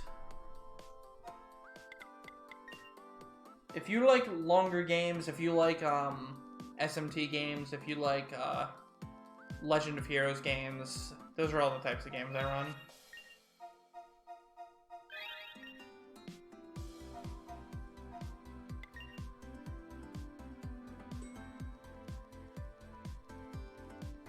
Mostly, as of recently, my channel has been pretty much exclusively Trails games, because and it's gonna continue to be Trails games, because in the end of January I am planning a solo relay marathon of all all eight Legend of Heroes Trails games. We did a marathon back in August where, you know, each person ran one game. I ran two. And we did a relay on RPG Limit Break. But, you know, that's not unwise enough of a decision for me. So I'm going to do the whole relay by myself, because I'm an idiot. And it's going to be done in like 2 streams and like 26 hours each stream. Because I'm an idiot.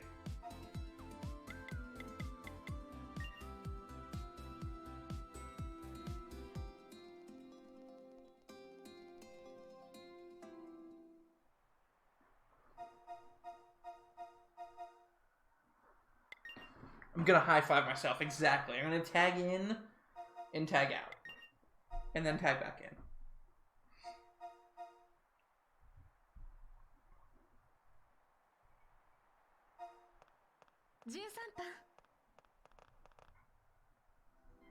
So, this section in routing, there's not a whole lot of fights in this chapter. There's just a bunch of cutscenes and talking to people and doing the quests. A lot of the routing for this was pretty difficult because I needed to find out the best way to do these quests where I'm doing the most that I can per time I fast travel. To, like, really just optimize where I'm going. And, like, that sounds pretty simple, but when you have 6 quests going at the same time, and you want to be doing as much of them at once as you can, it gets kind of hectic and difficult to do. The fan translations. The one for OW has been done and is good quality. The one for Zero is in its final editing pass and is in private testing.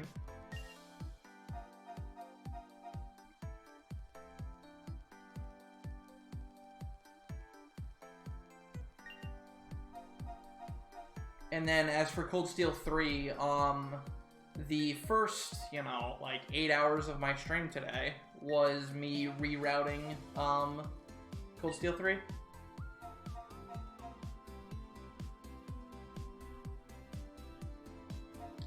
There's already like a good any % run of the game, but I dislike the run because all it does is just S-craft like literally everything to death, and it's really boring and dumb, and I dislike it because it's just like, oh hey, this is a really broken mechanic because I didn't balance it. Let's use it to kill everything.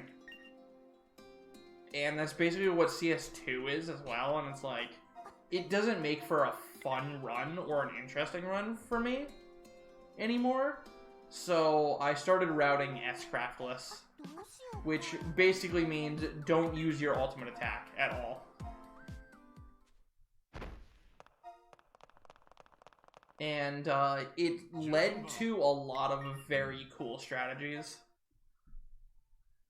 And right now I'm kind of working at cutting out some of the fat that I put in the route.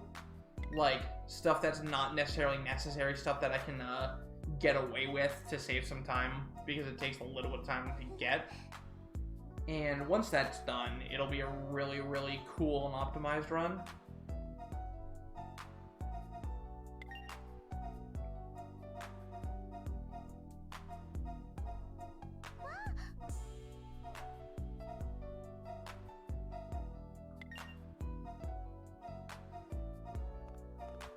So here, Mio gets sick because she has dragon sickness, because she's not a chosen one.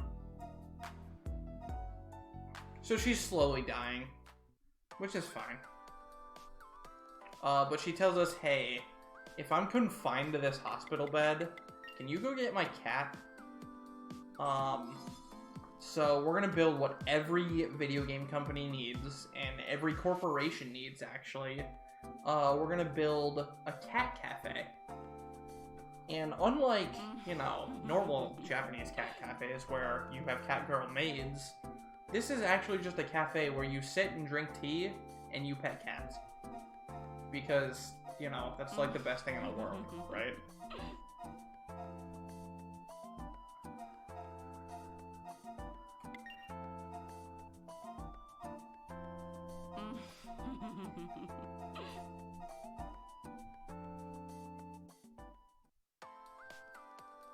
So as I was saying earlier,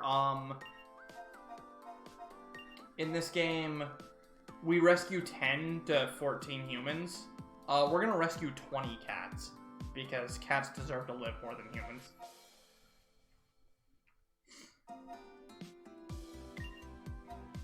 So like a normal cat cafe? Yeah. Not the Japanese ones. Like a normal American one, I guess. I don't know. But, you know, you guys can actually say this run does save the animals. So sorry to anybody who wants to kill the animals, but this run saves them. Doesn't save all of them, but it saves a good amount of them.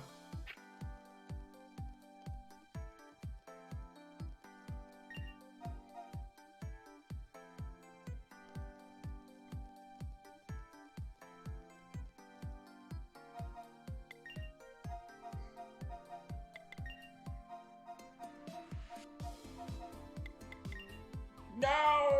I read the same chapter twice.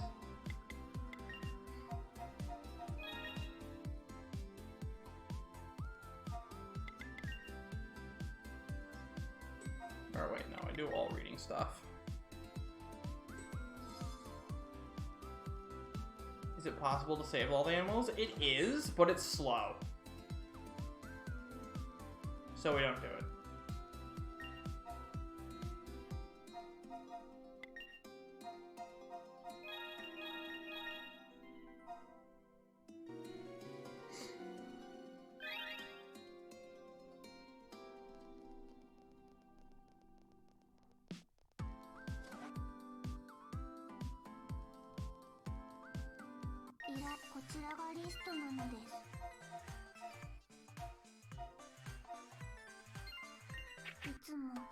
りがとうなのです。 Just a bunch of games with animals that get saved?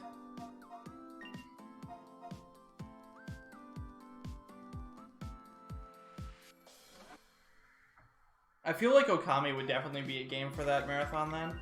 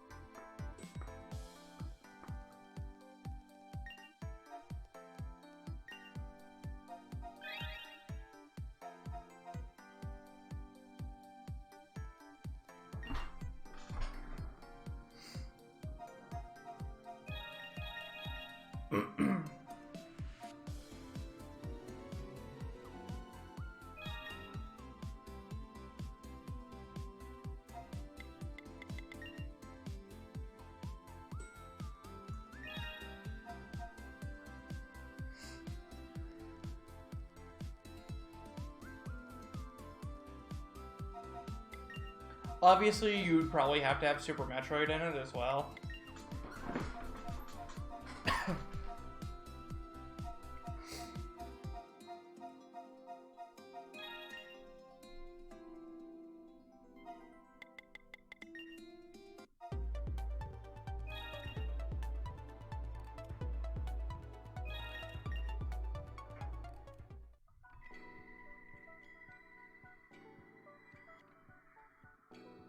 So here we go to the Tokyo Underground, and we're gonna find some cats.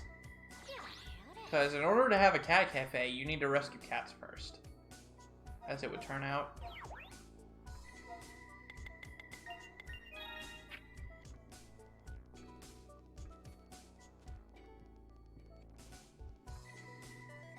We also get some super chill music.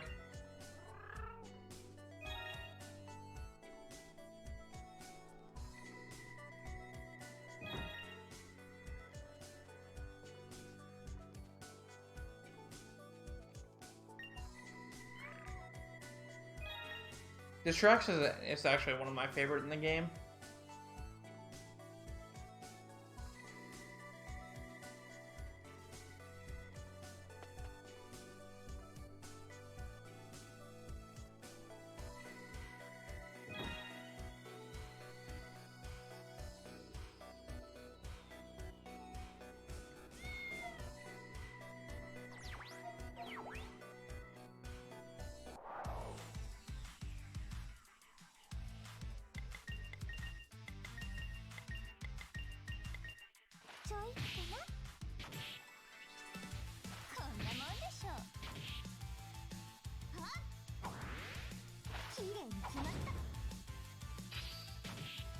Unfortunately, the Rogue Galaxy runner is MIA, so I'm filling in for their run.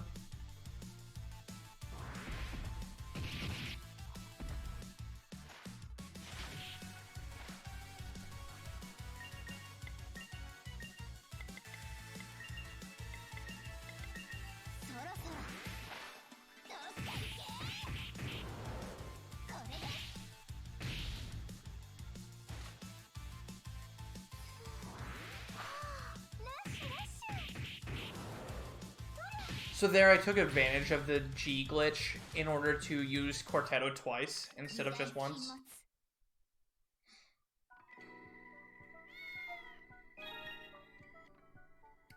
If ARF is the run that's after Rogue Galaxy, there will be another filler to make up the time for that. So it should start around on the same time.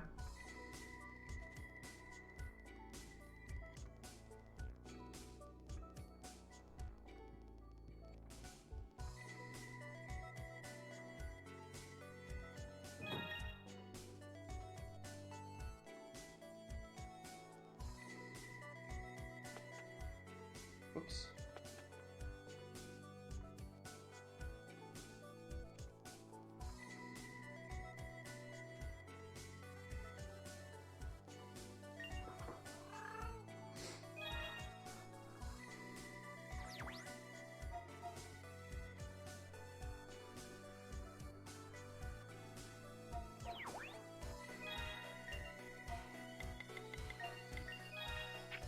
So now that we've saved 4 cats, we can build the cat cafe. And the cat cafe is actually very important to us. We're going to use it exactly 1 time. The whole gimmick with the cat cafe is if you do side quests and you kill random mobs, you can get drops called cat food, which let you go spend time at the cat cafe. And the cat cafe is a free heal and bonus skill points based on which type of cat food you use. If you use super cat food, it'll also heal your exhaust, but unfortunately, we don't ever get any super cat food.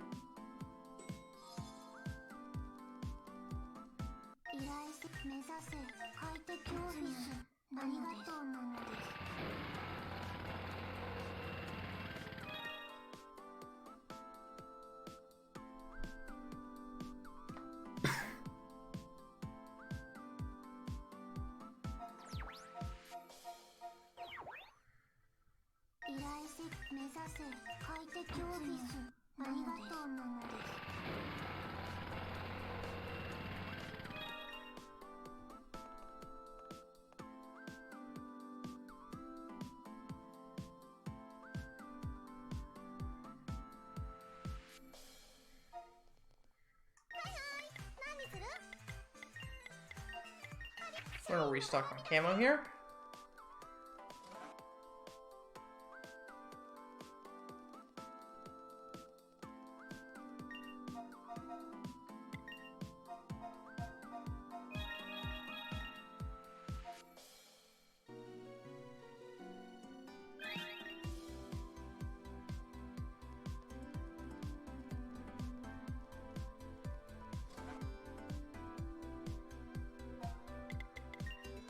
Then we're gonna go talk to Mio to finish the quest.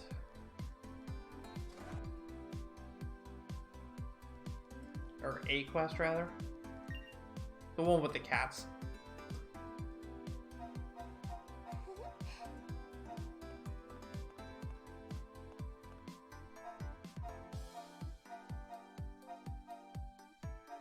And then Yuma tells Mio that hey, Yoritomo went and rescued your cat. So now we know Mio's cat is safe. Too bad everybody in this game, spoiler, spoiler, spoiler, everybody dies.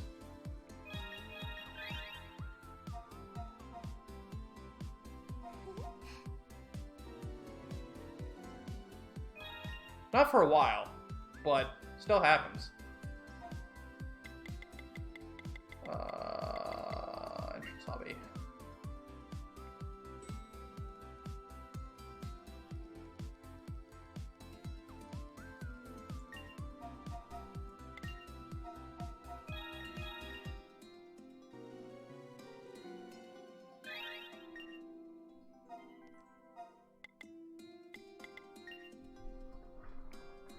Alright, so now we get to do, we get to listen to my favorite BGM again. Yeah. Or rather, my favorite, overworld BGM. There's some better battle BGMs, but,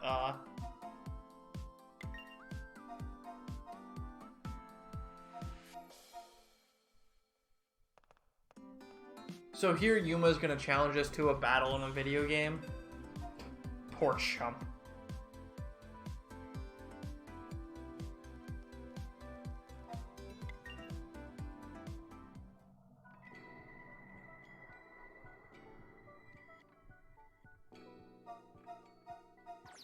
Oh boy, Atlantis is home. Welcome home. Okadi. Tadaima.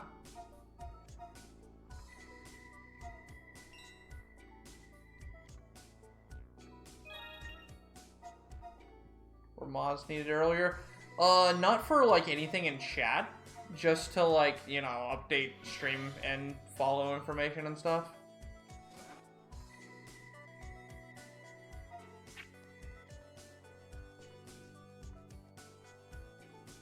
So we're just gonna enjoy this chill BGM for a while. As we run up through this dungeon again. We're kind of battling with Yuma. It's a race to see who can kill more dragons and a race to the top of the tower.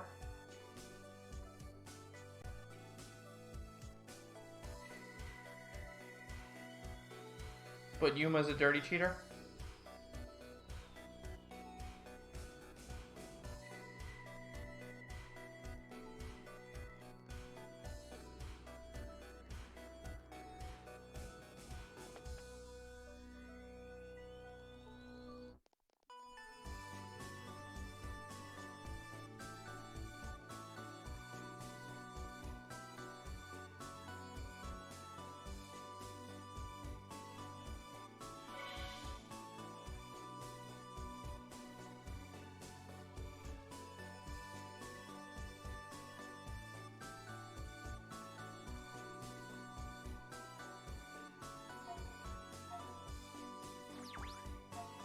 I love this OST.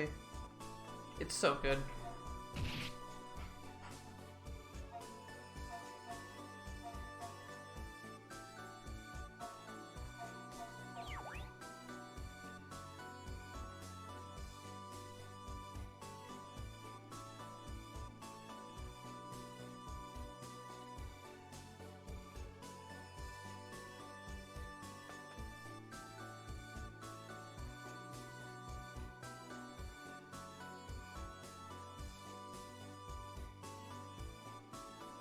Alright, so this dragon here is for a quest from the start of the game, so he's about to have a very bad day.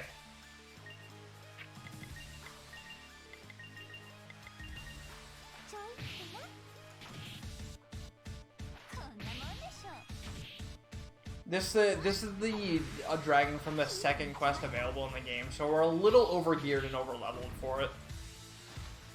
And we just kind of obliterate him.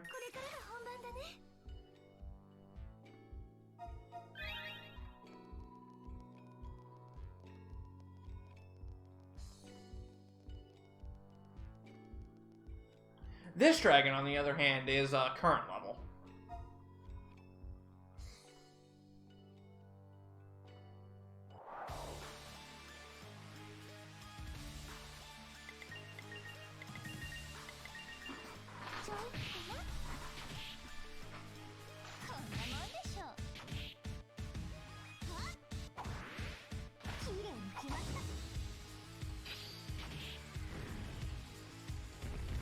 Can I get a replacement samurai? This one is so defective, dude. 95%, man. 95%.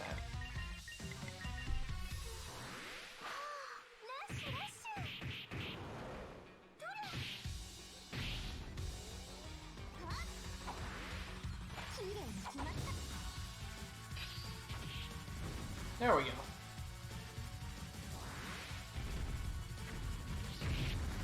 Ow. That's my face. That is also my face. Please stop hitting my face.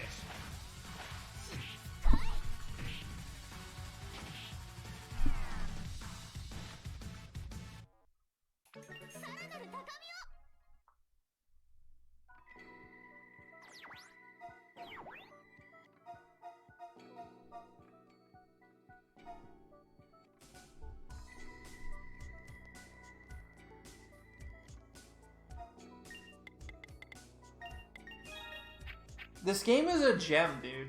This game is a gem. A hidden gem. Its OST and gameplay are amazing.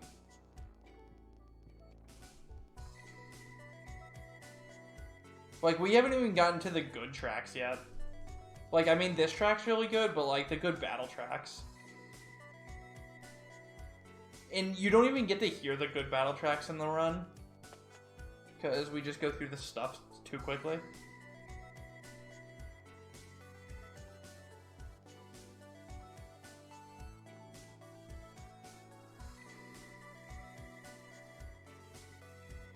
Three hours of bangers, pretty much.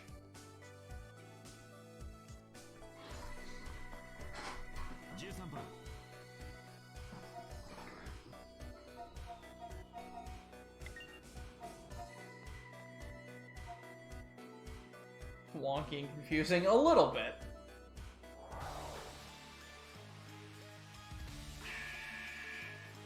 Alright, so this right here is actually another contender for the hardest fight in the run. So hopefully we get some good RNG here. Like, you know, getting a first turn burn. Thank you. Thank you. We actually burned something, dude. Ugh, double attack on the same person is really bad, though.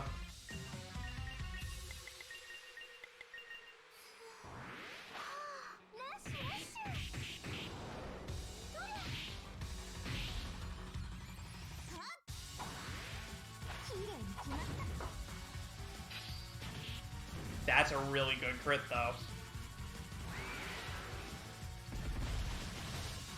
Okay.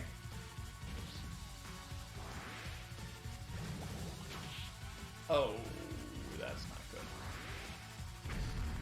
Ow!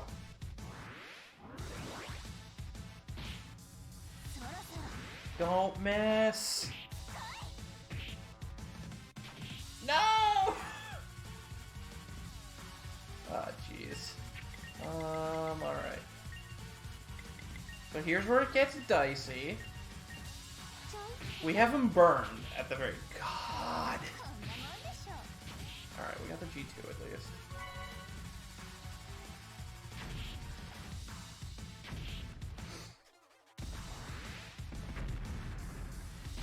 Oh! Oh! Ow! Ow!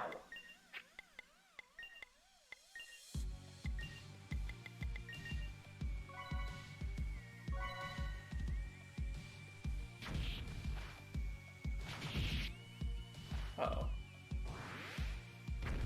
Okay. Oh no, he's charge dancing again, dude. Alright, I need to kill him now.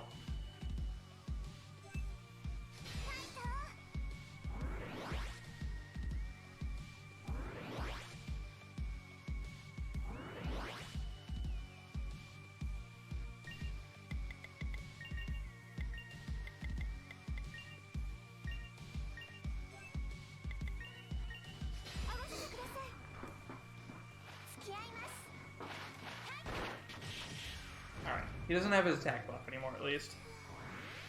Hopefully this Quartetto kills him. Okay. We're alright now. Everything's fine. Dangerous fight. Very dangerous fight.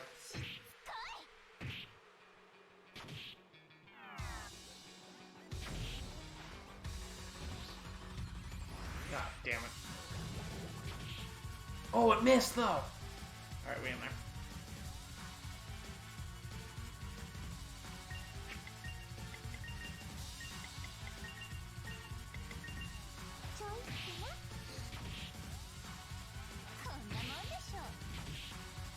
Alright, we win. We did it. Like I said, very dangerous fight. Because things can just go so wrong once this blue dragon gets in the mix.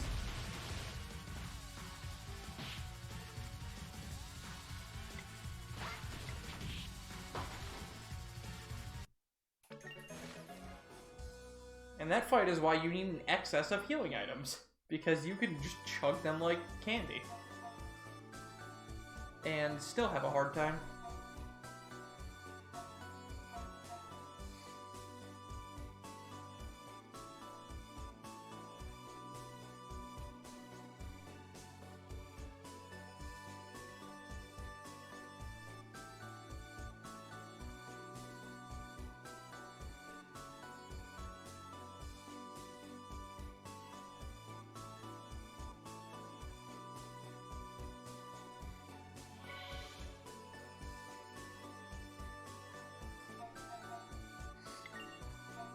So, here, Juliet is gonna make a copy of that true dragon we just fought. That, you know, the big bad boss that was terrorizing all Atlantis. Yuma's just gonna one-shot him. Because, you know... Yeah. Because reasons.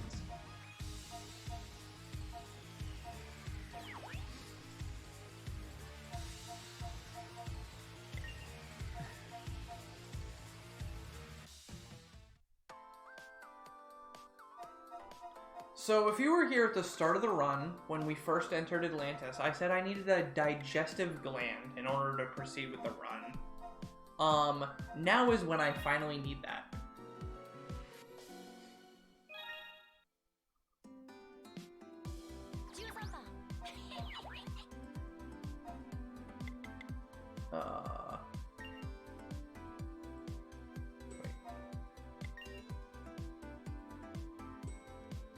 Experience Inc. games? I don't think I know what games they've made, so I can't really say.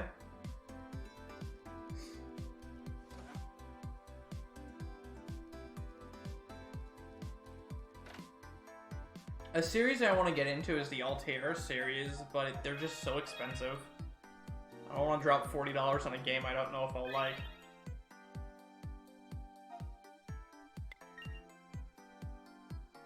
You lose this.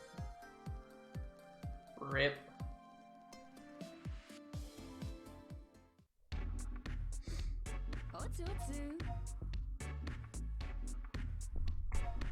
I mean, you can sleep for like 4 or 5 hours till this is over.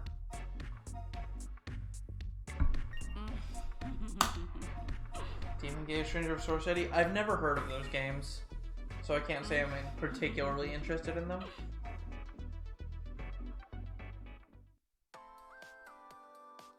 I was super sick as well. Yeah, I called out because I was sick, yet here I am. It's fine, I'm not as sick as I was yesterday.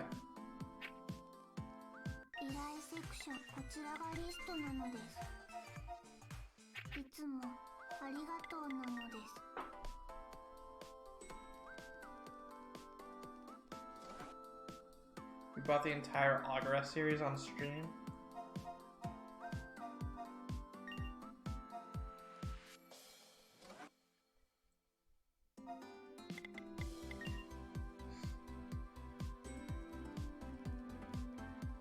I mean, I did everything I could for being sick. Like, I'm sure it's a little presumptuous of me to fill the slot by myself, but, you know.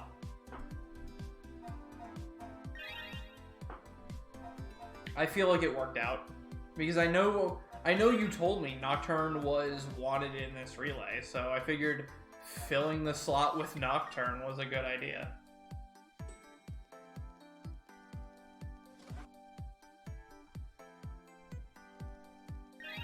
Did I unlock Banisher yet?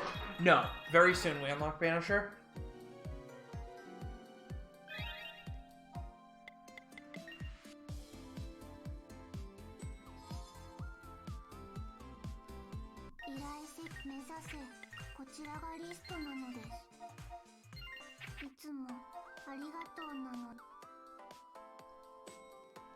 Also, in terms of Auguras, Auguras 1 is good, Auguras 2 is good, Auguras 3 is very different, but still good, and then Auguras 0 is weird. Or no, Auguras 1 is fine too.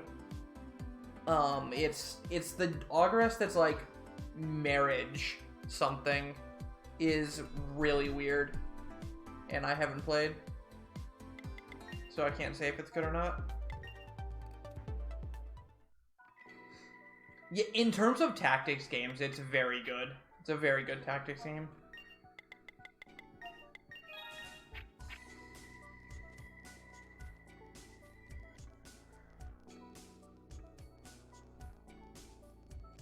Wait, is somebody actually running Auguras in this marathon?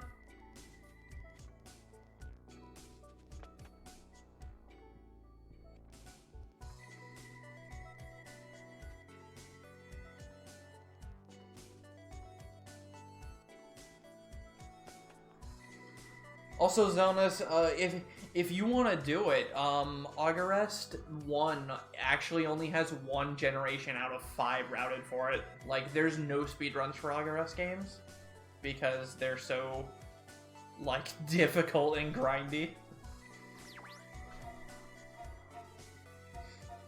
It's supposed to be on the schedule twice because Horo has a scheduled time slot limit. Aren't they all marriage? They all involve marriage, but the ones that actually got marriage in the title.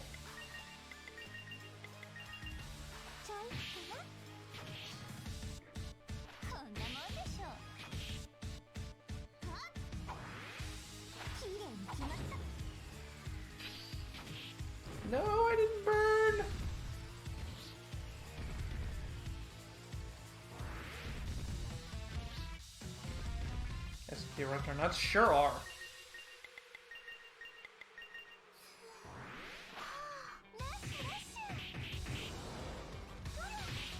Augurus Zero's... No, Augurus Zero isn't. Augurus Zero only has 2 gens. I'd say Augurus 2 or Generations has way more focus on it. Because it's got 5 gens and like 4 gens.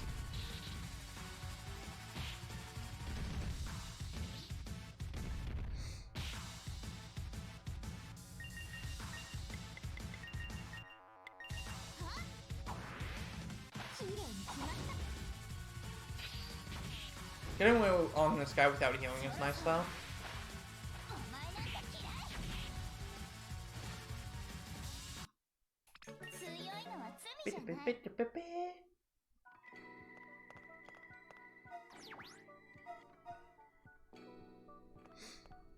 Alright. That was the last fight of the intermission chapter.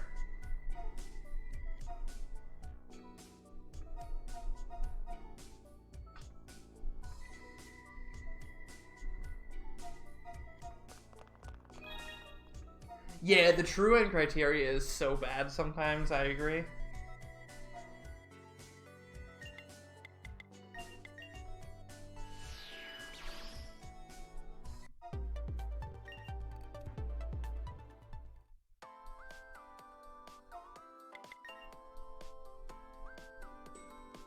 Yeah, Great Seal is... Well, Great Seal is the true end for FES without Nink skip. Because you can get true end with skipping Ninks.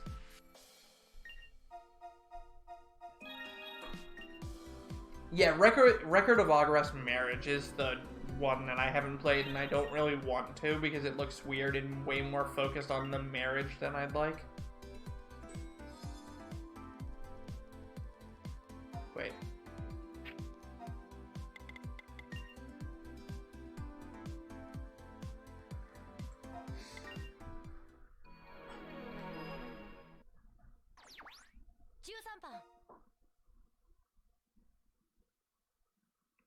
You are the Great Seal? No, you're a door, okay?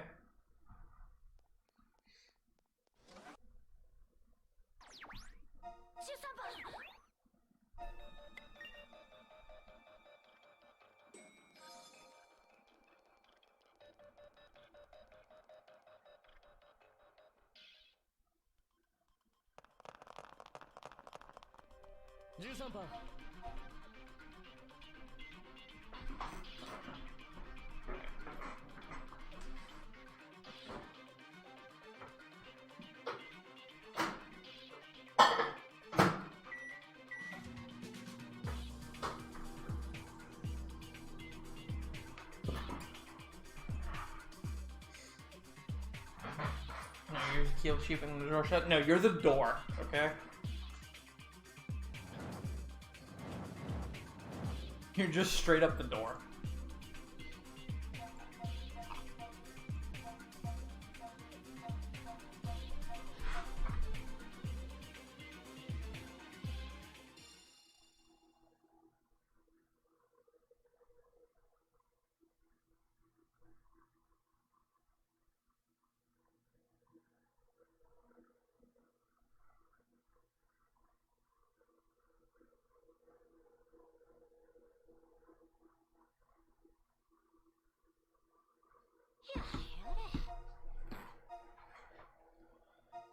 You hear pizza rolls? It's not pizza rolls, it's rice bowl.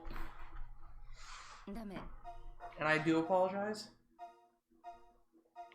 But, you know, I need to eat. Skippable dialogue and cutscenes would skip up Persona a lot, yeah. Like, they're still long games, but, it would definitely help.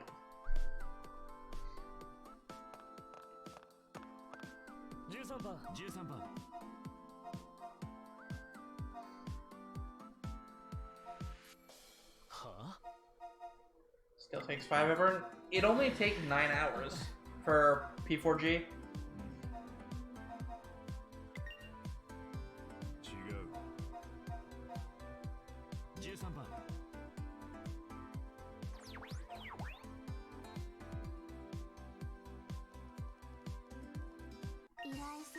目指せ快適オフィスもなのです。ありがとうなのです。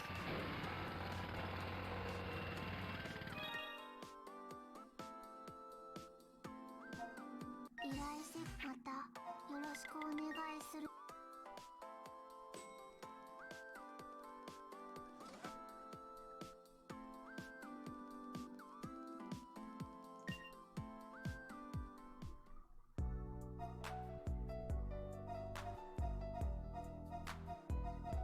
No, P3P doesn't have skippable cutscenes.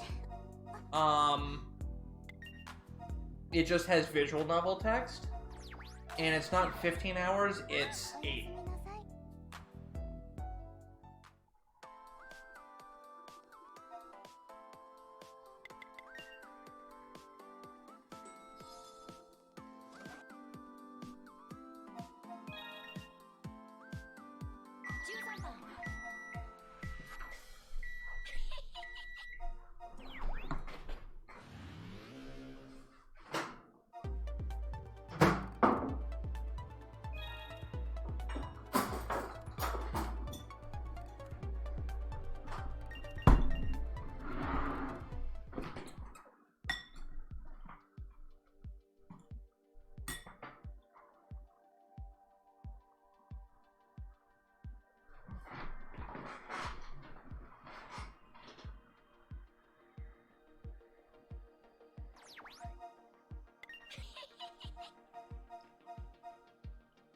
So this is Eden, the place where the next arc of the game takes place.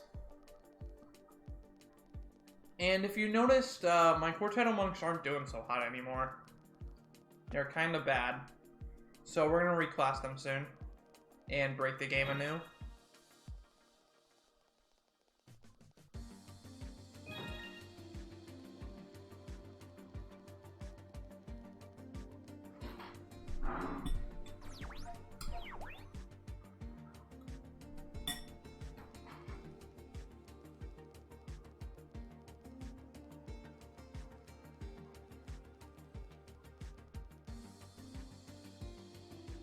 I'm also going to try and eat my dinner while I play.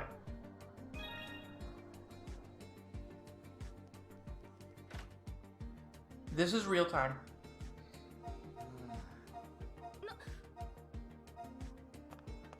This is absolutely real time. RTA.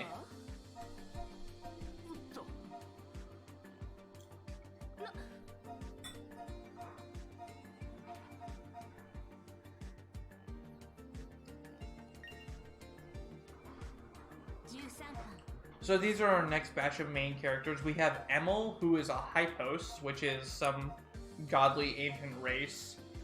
That's something. We have Brigitte, who is the classic all brawn, no brains or sensitive feelings warrior. We have Sias, who is your typical anime trope professor dude who is obsessed with everything that's science and is tunnel vision. And then we have Nagiri, who is a cat girl and really doesn't do anything.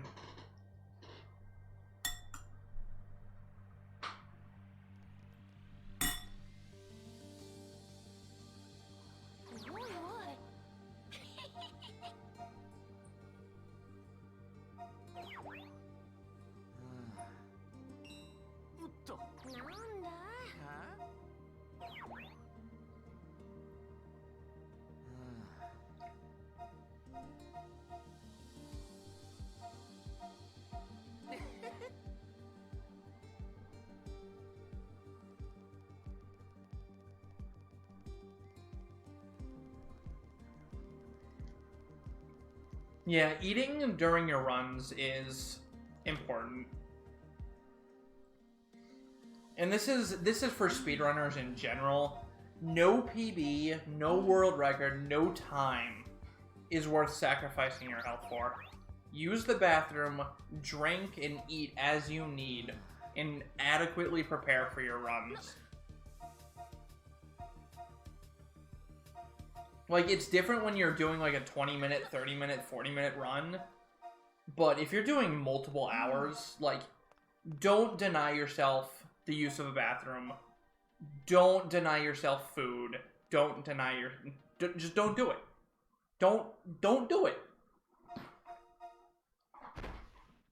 うまいましい。13番。たく。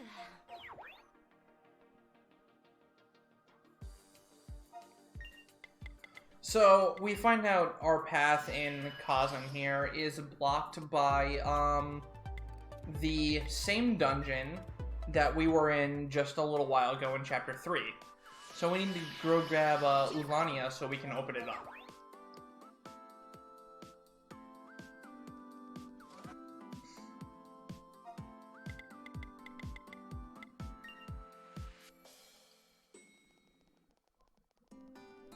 Gonna buy some fruit. I mean, usually I prepare, depending on the length of the run, if it's a 24-hour run, I usually, will get like a pizza ordered or something and just eat that. 13番。13番。 But if it's on the shorter side like this one, I'll usually just like prep like peanut butter crackers or something.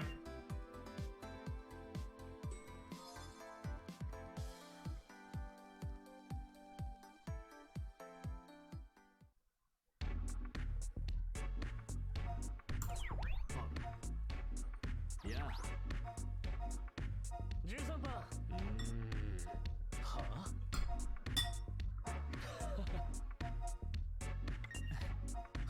Can't burn the carbs off. We're gamers. We don't burn carbs anyways, Kappa. あ OK。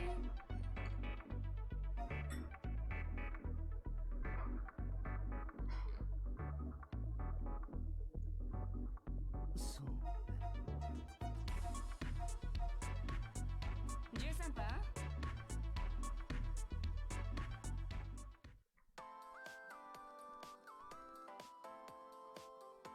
13番。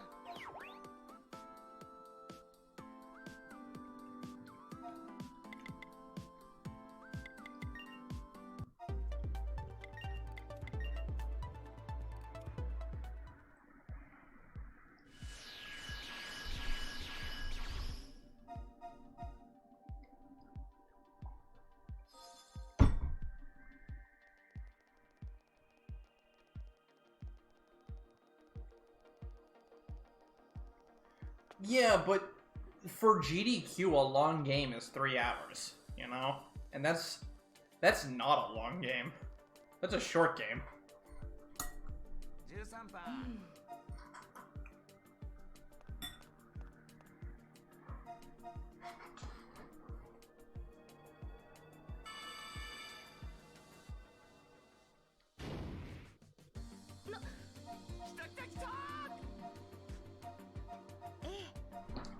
So here we have Ulania open the door to the next dungeon for us.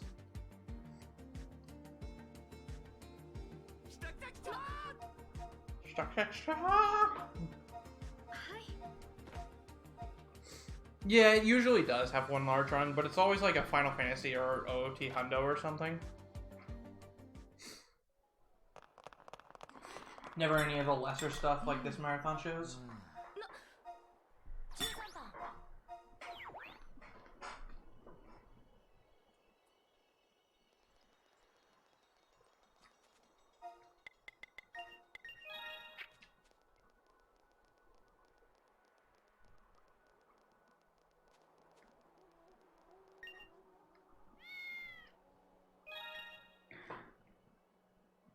Alright, so we are coming up to the last section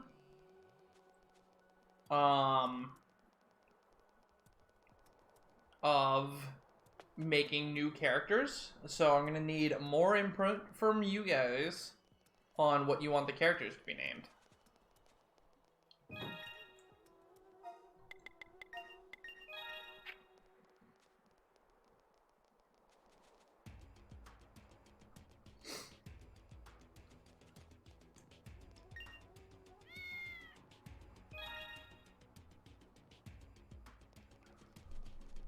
And I'll go ahead and paste that right now in chat. I need 3 sets.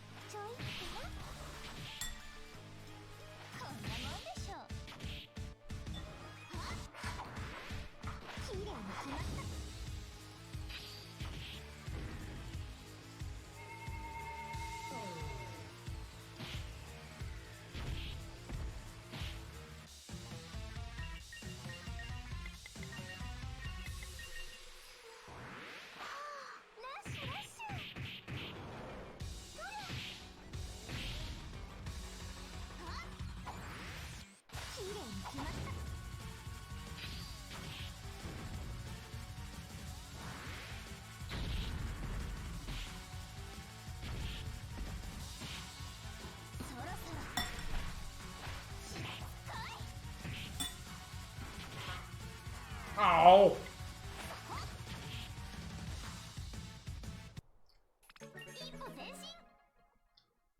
Alright, looks like we've got our 3.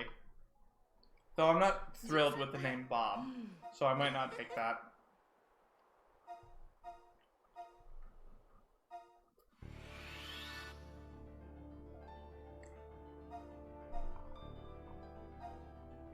This is for 3DS.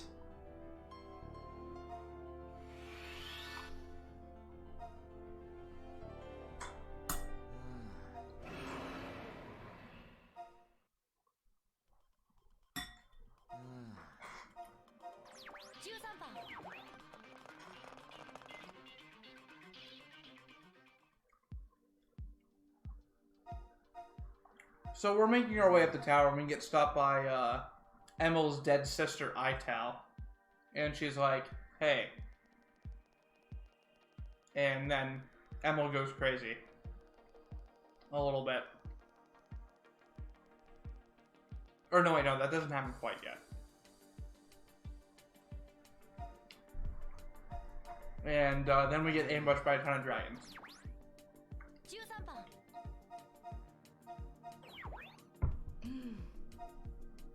13番 13番なんだとええ Alright, let's make some new units. We've got 2, B, 3,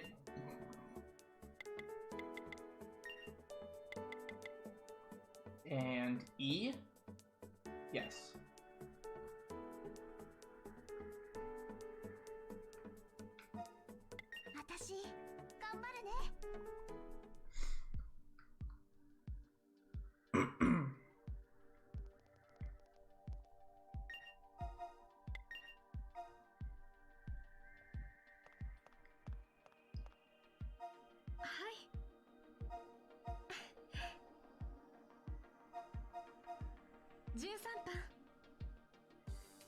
And then we've got...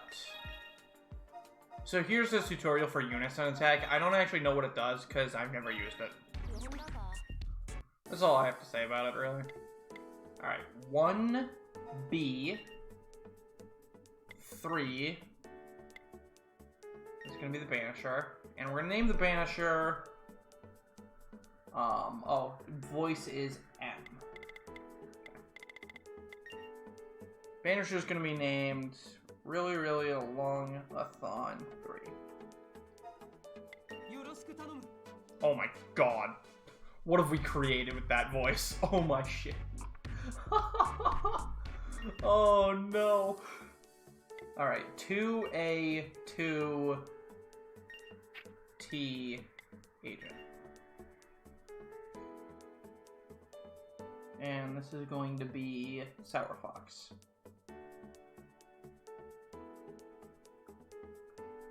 Sorry, Sour Fox, but you will never get used in this run. Sorry about that. It's your fate. Okay, party. Here, or manage. Here's the thing that you would never do as a casual. Change my god hand to a banisher. Change my other god hand to a banisher.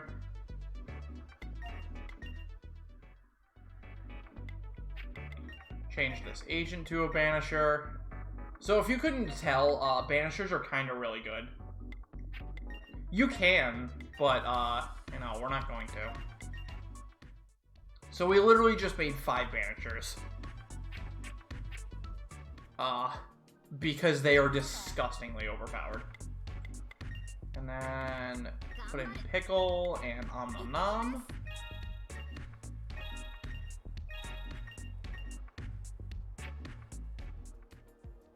Put agents and a samurai together. Okay, no. 呼んだか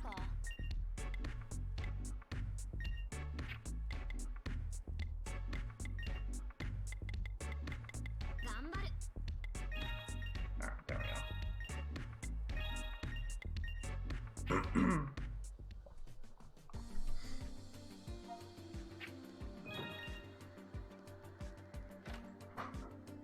So one of the things that I've done for this run, since I'm the only one who runs it, is I actually pause the timer when I do character creation. Because, like, if you have to make everything the same default thing to go fast, like, what's the point? You're not having fun anymore.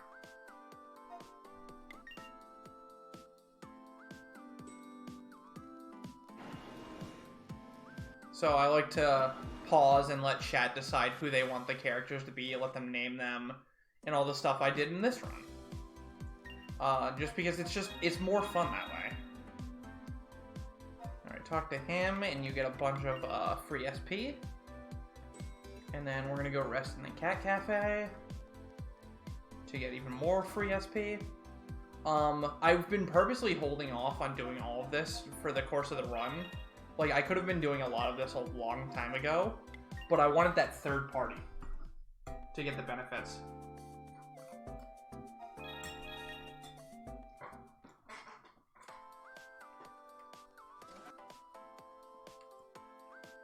Alright. 1, 2, 3. 1, 2, 3.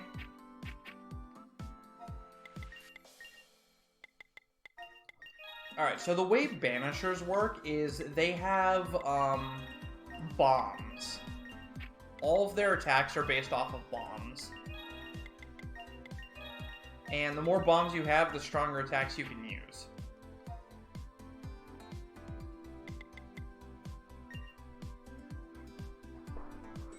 Make a roulette? No, then I just usually name them and create them how I want them. 敵オフィスいつもなのですありがとうなのです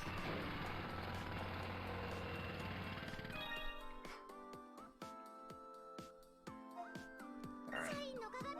I'll finish explaining banishers in a second. I want to focus on the menus here.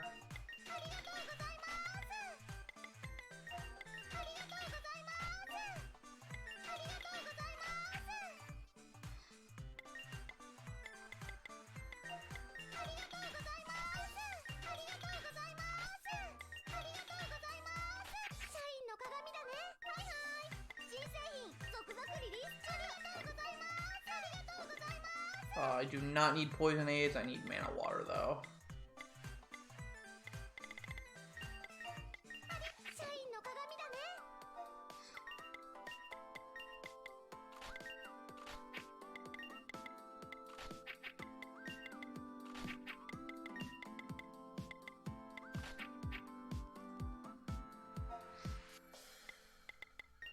All right.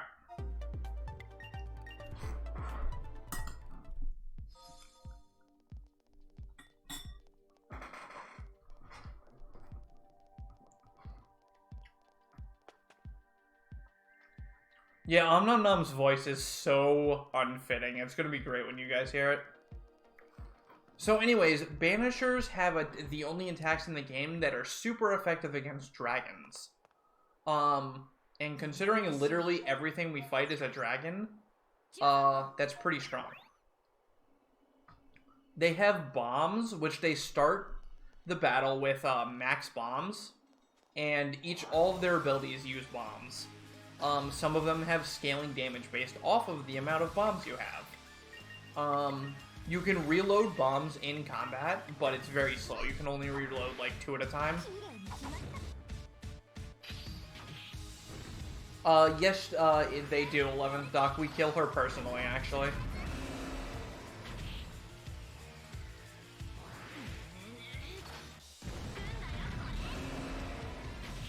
So, basically, Banishers just have giant cannons and do a ton of damage.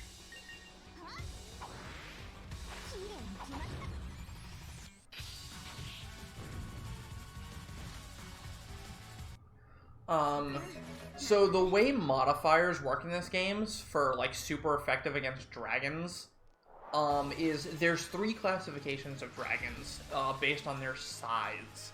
Small, medium, and large. This dragon right here is a medium dragon, so it gets a medium bonus modifier of like 400% or whatever. Large dragons are like the high dragons and the true dragons, and then the small ones are obviously smaller dragons.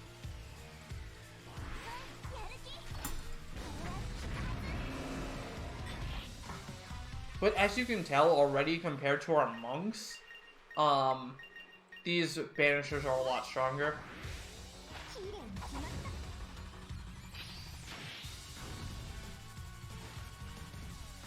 However, banishers are very much a once and done type of attack. So you need to know when to use that attack.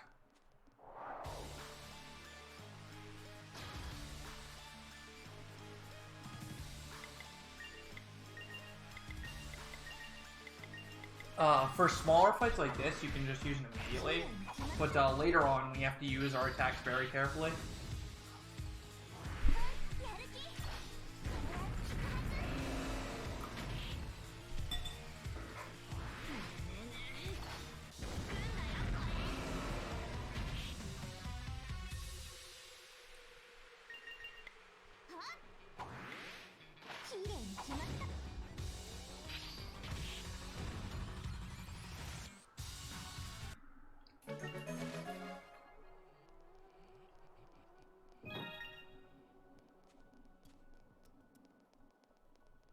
Ah.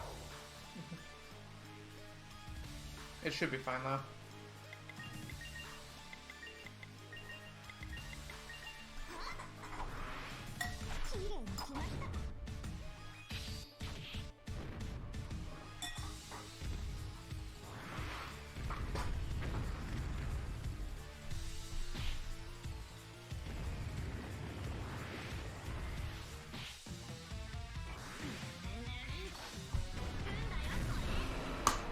So something I didn't really mention, when I reclassed these banishers, they lost 10 whole levels. So they're doing this much damage while being 10 levels lower than they already were. Which is kind of insane. Because they're doing so much damage.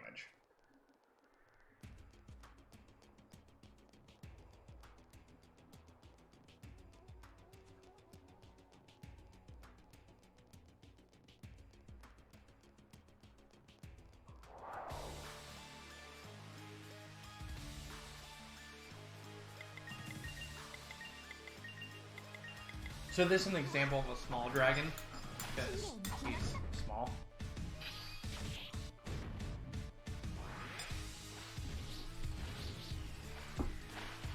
Ow!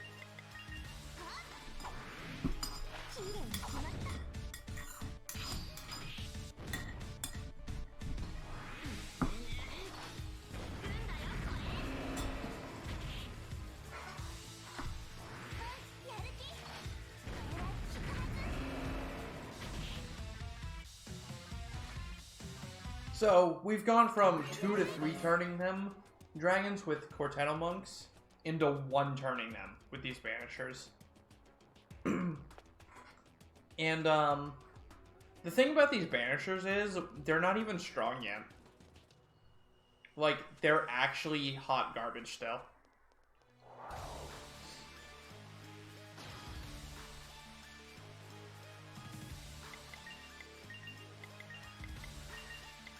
Like, they're using this attack called Dragon Buster, and Dragon Buster is their weakest attack that's super effective against dragons. We don't have the stronger Banisher attacks yet, but that's why we reclassed Smash and Frosty into Banishers, is because they're just going to sit in the off party, get all of this SP, and all of this EXP, and then I'm going to swap back to them, and boy howdy, are they going to annihilate everything.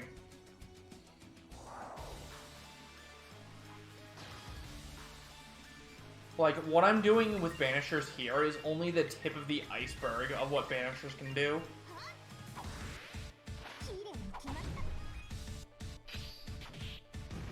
And, like, the game feels like this is balanced because you can only do stuff like this if you know you're going to fully invest in a Banisher. And the game also doesn't really expect you to use, like, 4 of them.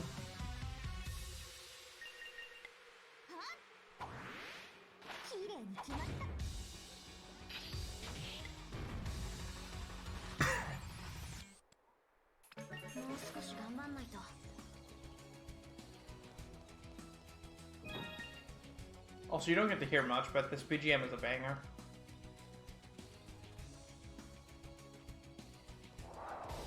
Hey, is that actually a preempt? Oh my god, it is. It's a Christmas miracle.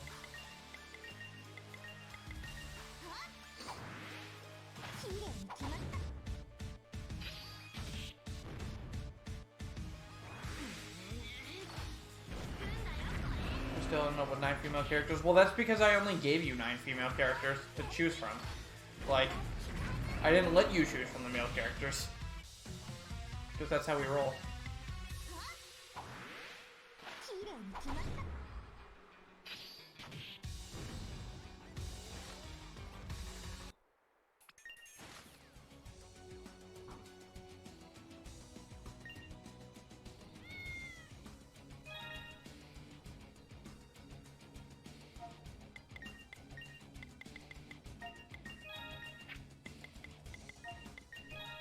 So here we're going to make Dragon Buster even stronger because, you know.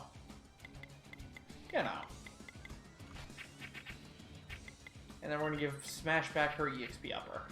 So she gets even stronger.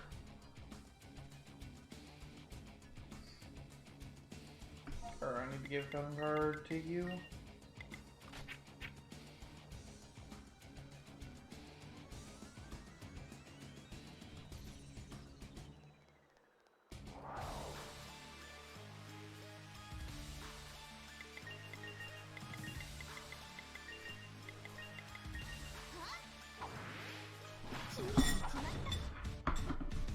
This guy's actually gonna get turned, so.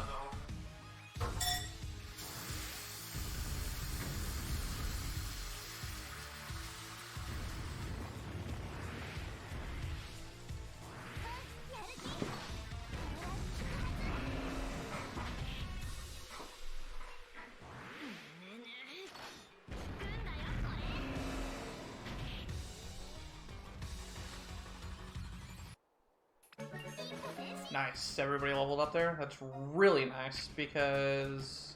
Oh, no, wait, no. I'm only on 13, not 52. Never mind.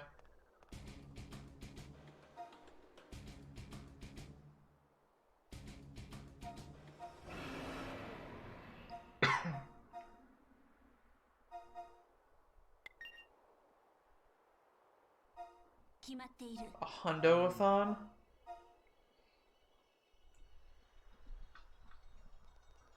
Problem is, for some games, it's just way too long, hundo.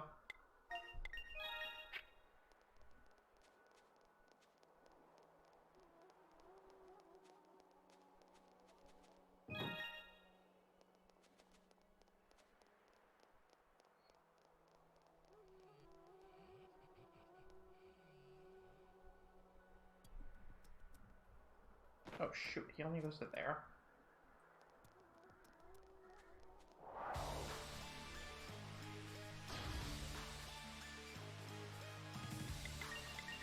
So the gimmick in this dungeon is there's a bunch of dragons flying around on the field map that you can't encounter normally. You can only encounter them as reinforcements. And you may be thinking, hey, why don't you just, like, encounter them as reinforcements? Why don't you just encounter them as reinforcements when you're fighting other dragons? You can plan that, right? And it's like, you can, but you will die. 100% of the time, you will die if you try to do that. So, I have determined, instead of dying, it's better to just leave them alone.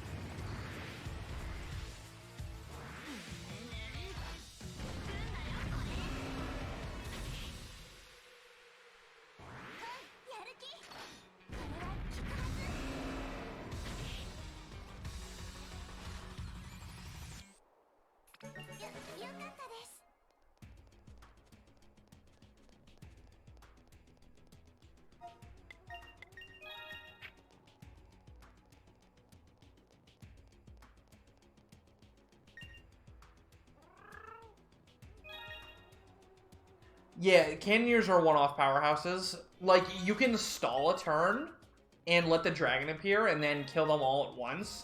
But the problem with that is then you have to... You're giving up your preempt, and that means your banishers will die. Because they're just... You just take so much damage. I kind of... Did I save? I kind of want to save. Because this is a hard boss fight.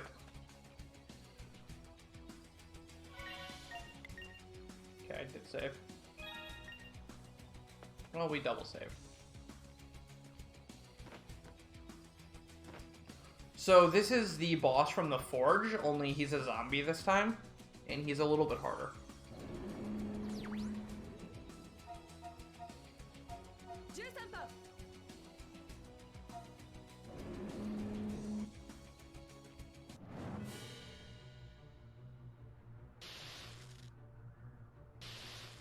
So, going along with one-off powerhouses, that means on this fight in particular, I have to be very careful and specifically time when I use my Banisher's attacks, which is why I'm guarding with them for most of the fight.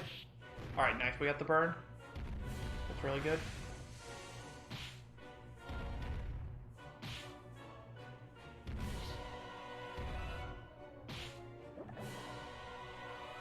Only one poison is very good.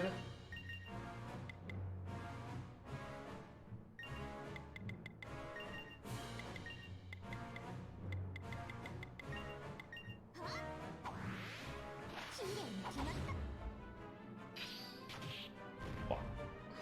That's bad.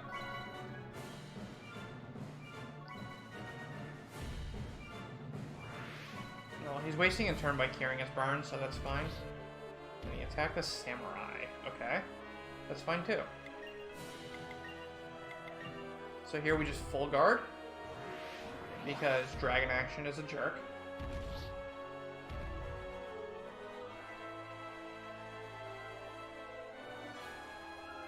And then here... we buff our speed.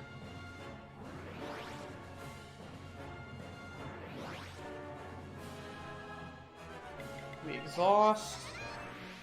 Trigger the agent support skill to get rid of dragon action. Alright, then Dragon Buster and Dragon Buster. And this will take the boss from full to dead. Because reasons. Oh my god, nice. We got the burn. We got in there. Alright, you ready to see damage? Wow, I got outsped. That sucks. That's so bad. 遅れないで I need to not miss. 心配しない If I miss, this is really bad. Like, if I miss, I'm just dead. Actually? Yeah, if I miss, I'm dead. Cool.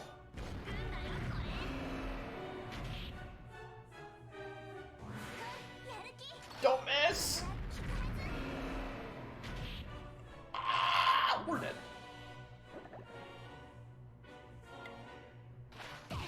Cool. That sucks.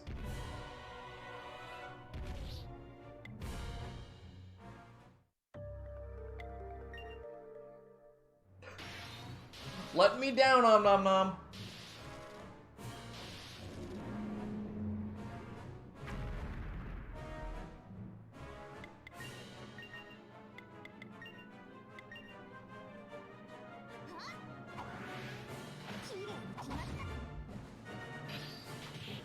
I didn't get the burn that time.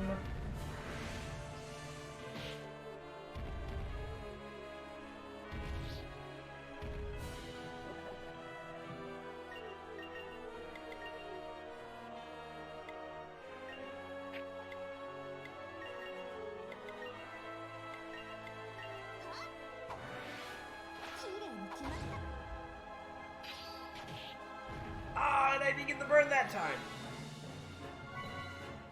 Oh, well, we did get a crit at least, so that's good.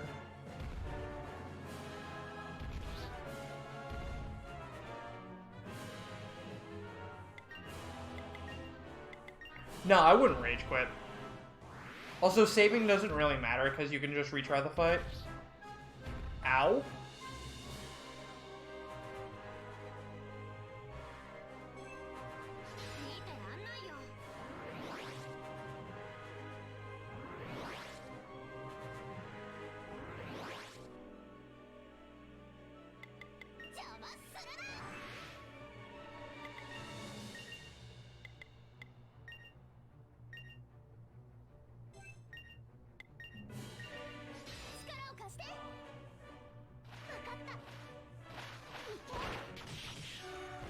I didn't get the burn, but I did get a freeze.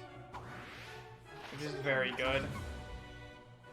Burn? Okay, we got the burn and a crit. We should win. タイミング重視で分かっ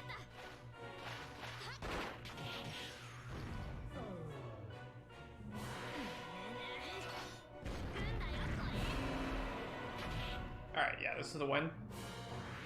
やる気 Easy fight. Totally didn't die. Because I missed.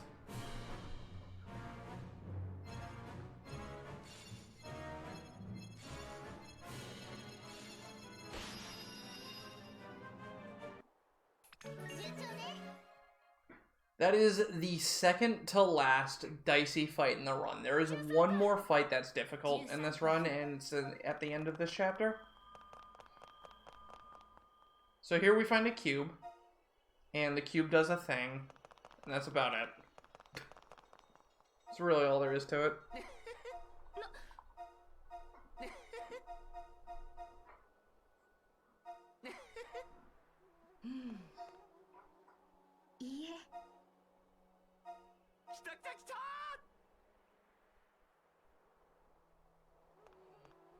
Evel's just like, I'm gonna go kill some dragons.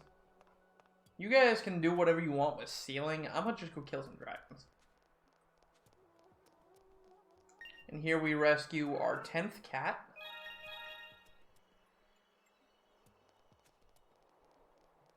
And the 10th cat gets us an item called the SP Upper. And if you can take a wild guess, the SP Upper, believe it or not, ups the amount of SP you get. Which is very, very strong. Very strong, in fact. Absurdly strong. Which is why we want it.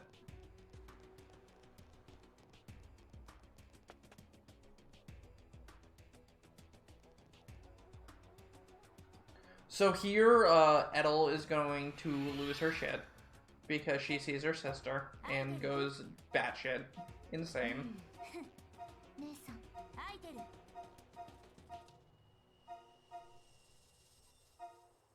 姉さん 決まっている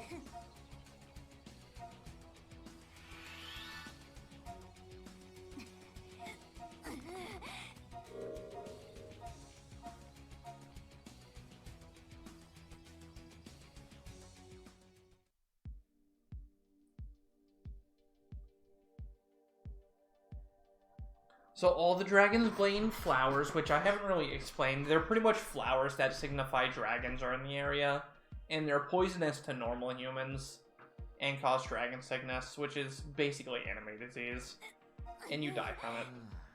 And all the Dragon's Bane has turned blue, which ends up turning out that means a true dragon is awakening.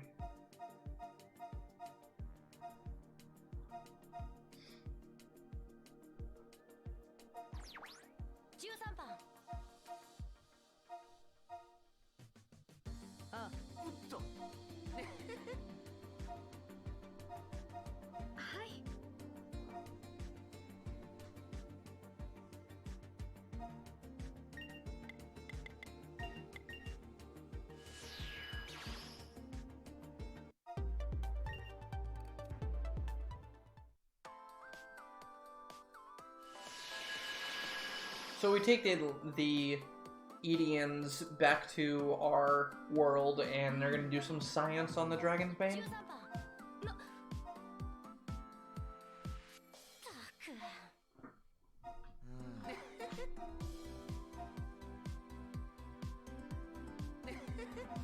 では行きましょう。 God, the freaking yandere, dude. I want her out of my party. I want her out of my party so bad. I hate that model. I really do.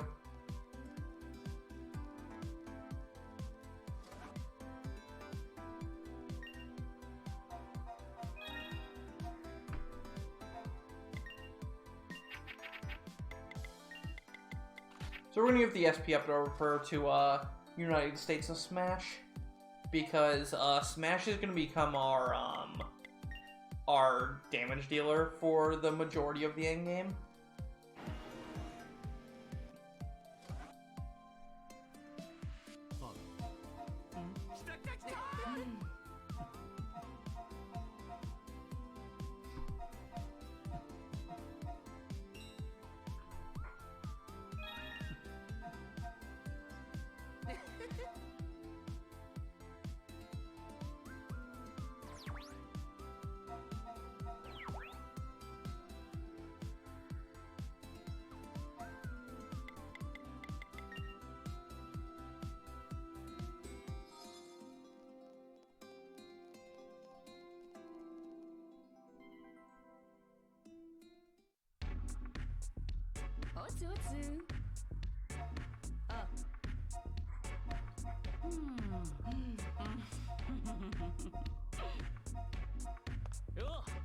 Yeah.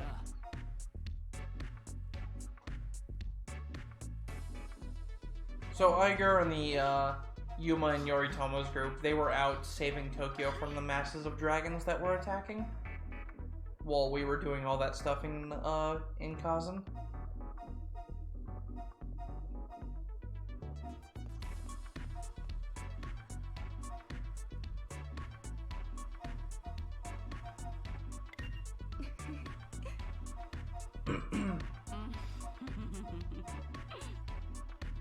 Alright, we're actually gonna get rid of the yandere. We're gonna put on a better model. I hate the yandere.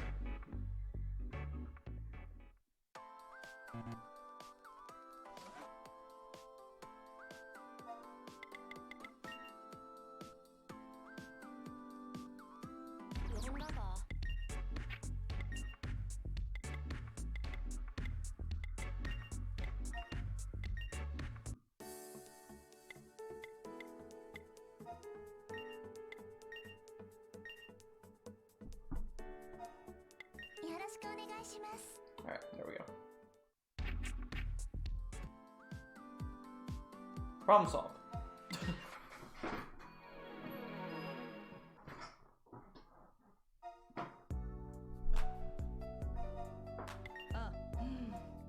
So here, Brazil is going to start down the path of Yuri.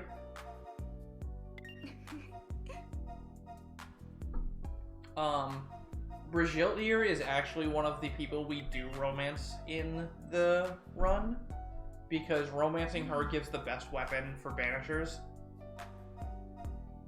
And since we like to use banishers, getting that weapon is pretty cool. Meanwhile, Emil is gonna continue to go batshit insane and murderous for dragons and poison the heck out of Nagiri.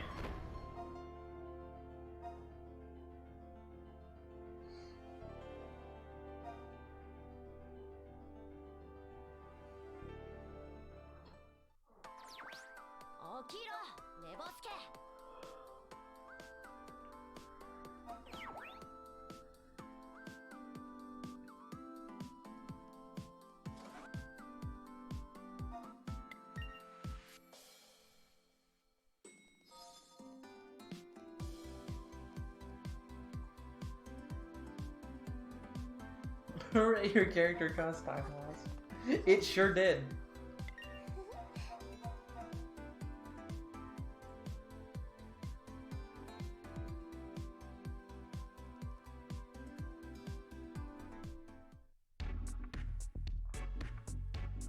To make it really, really long.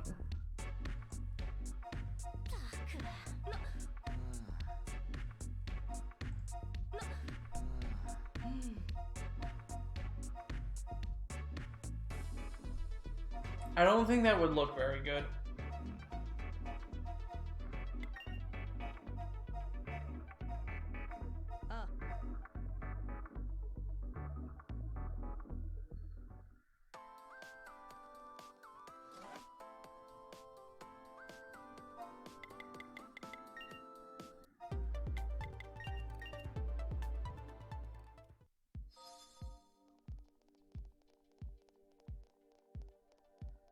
I never bought the speed band, did I? We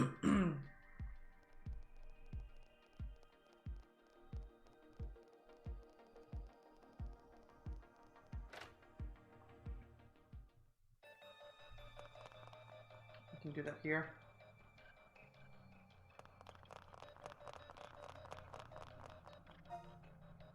So we come back to the bar to find out that Emil is gone to go fight Hayes at the top of the tower without us.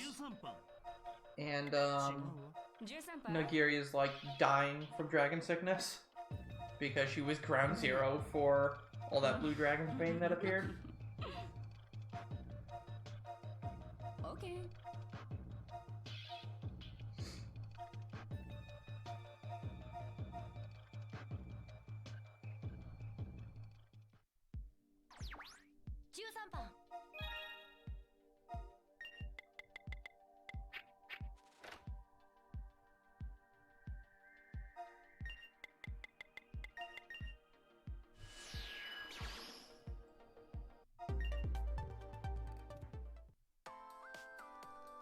Okay, so I forgot to buy something earlier, so I need to go buy it now.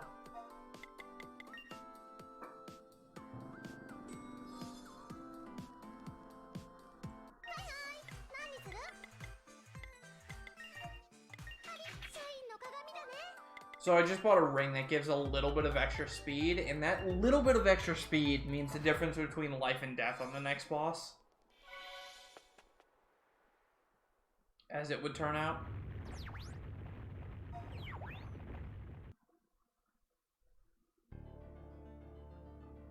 So that's Hayes up there. He's got a giant sword in his face and a cannon on his back. He's a strange fellow, to say the least. Meanwhile, Emil's the best swordsman in the world. Watch this. She's gonna go in so hard with her sword. Like, just watch this technique.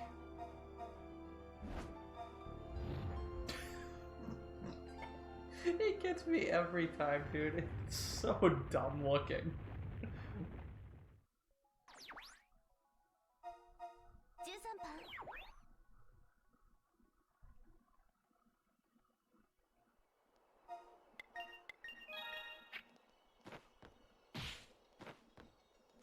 So if I walk through Blue Dragon's Bane a lot, it'll actually damage me, but it damages me so little that it literally doesn't matter. So I don't even care about it.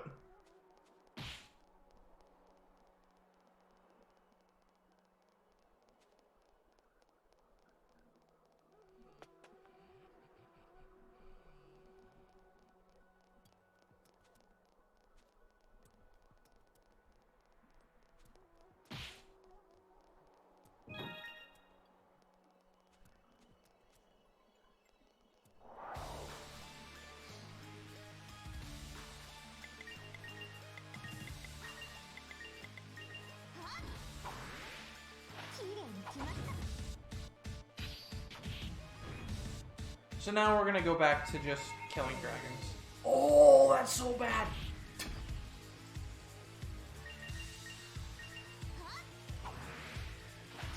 Oh, that's so rude.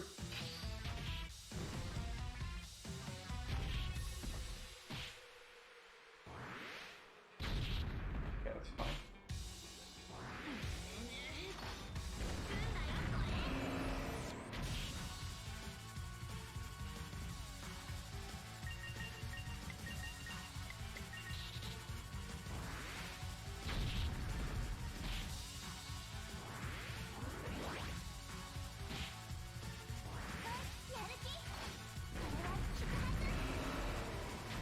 Alright, that was not the cleanest dragon fight.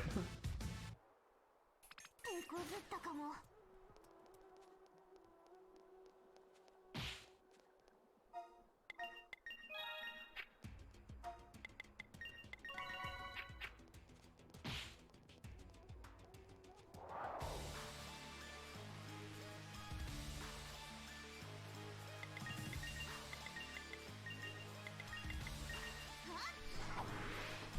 きれいに決まった。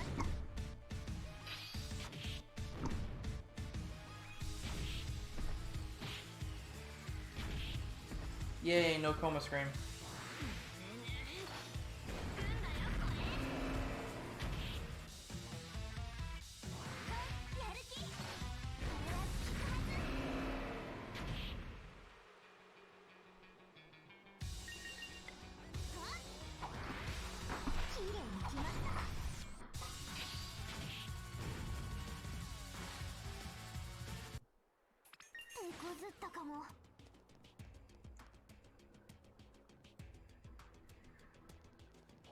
Dang it.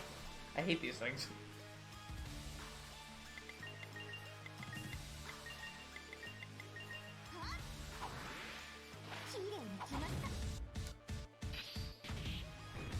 Nice crit burn. Nice freaking coma scream on the banishers, though.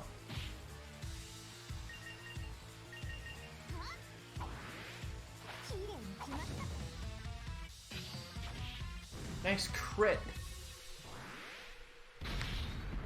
Ow.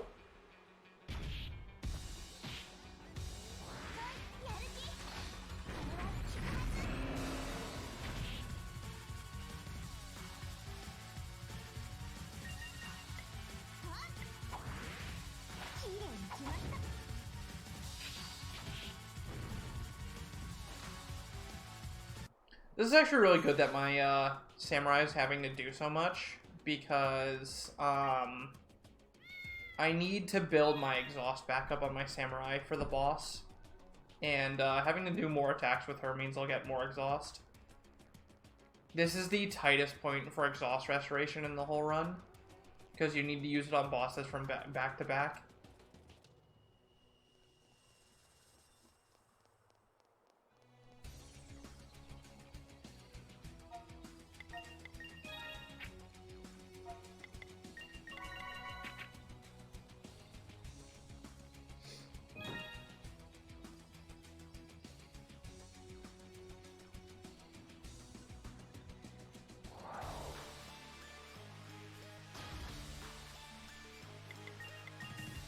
So having to use it a bunch of extra times right there is actually really good. Even if it's a little bit slower, like, I need to build the exhaust anyways. So it's not a big deal.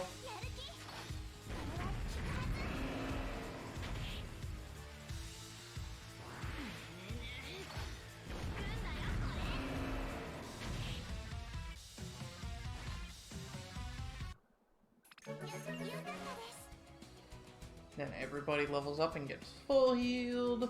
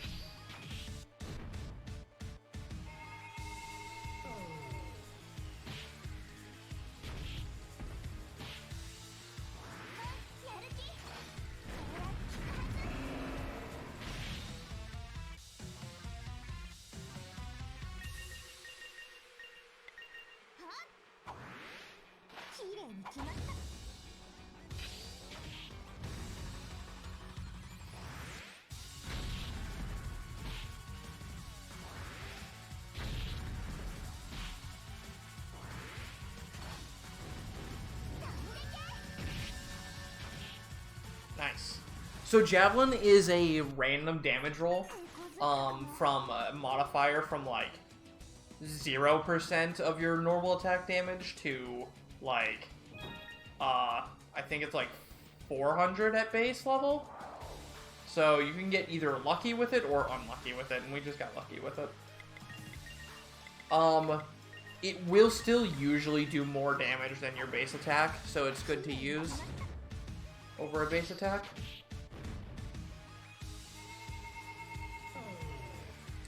Yay, his coma screen missed.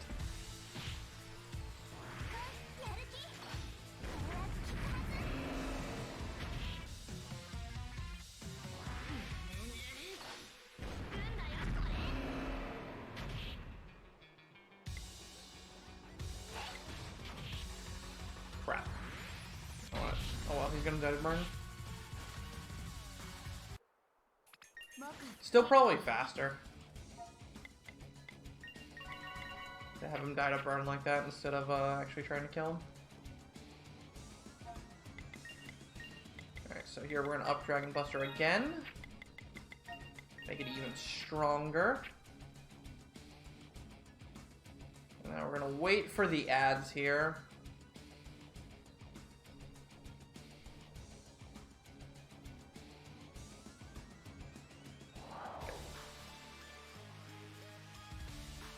Because you do not want a reinforcement on this fight. This fight is a toughie.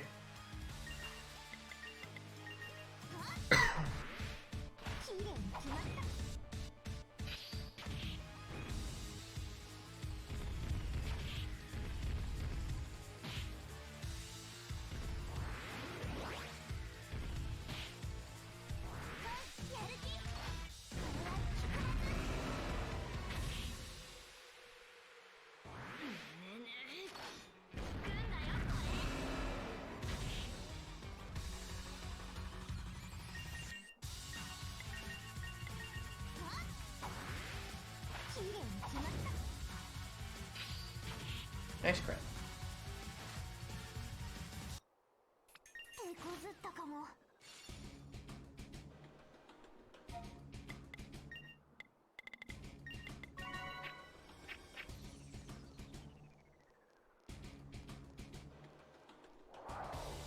Dang it, I didn't get to him fast enough. Oh, it's just a little guy. Well, if he down and bites Pickle, I can't actually use my Dragon Blaster. That'd be bad.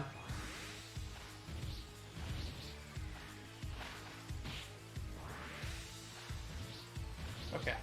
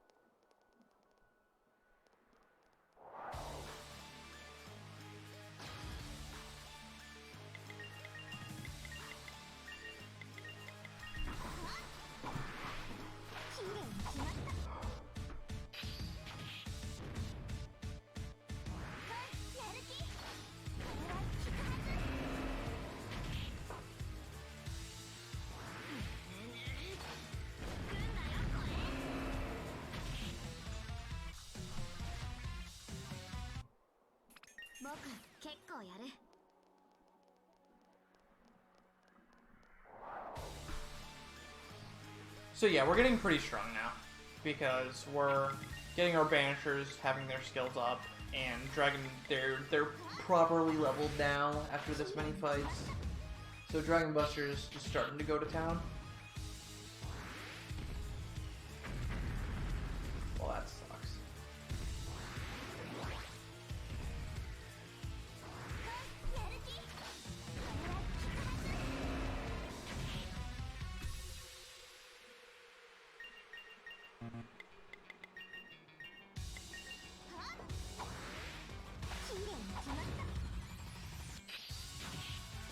we got the burn at least. That's good.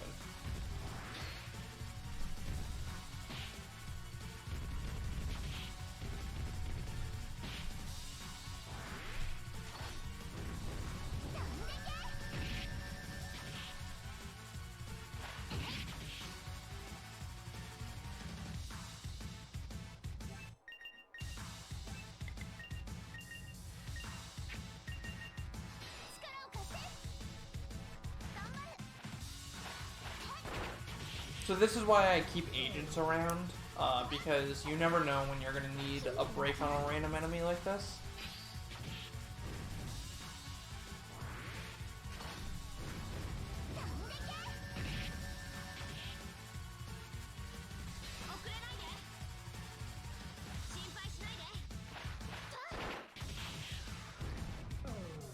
And again, I use the buddy turns to break debuffs rather than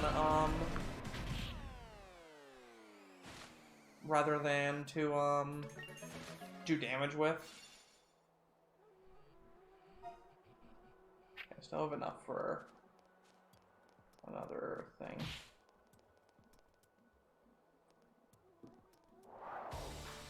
This can actually be bad. Hold on. Okay, no, it's not warning, so we're okay. This could still be bad, though, if I get put to sleep.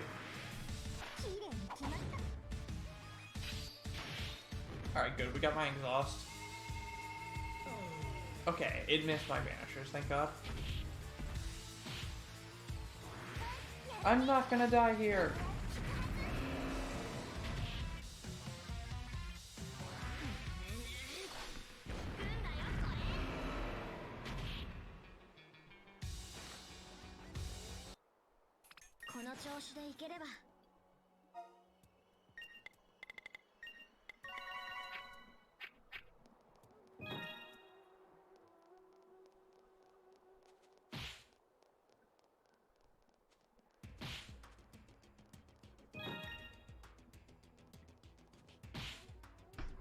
Alright, time for the next True Dragon boss. This is the last difficult fight in the run. Everything other than this fight is pretty much 100% consistent or AI manipulated to be consistent.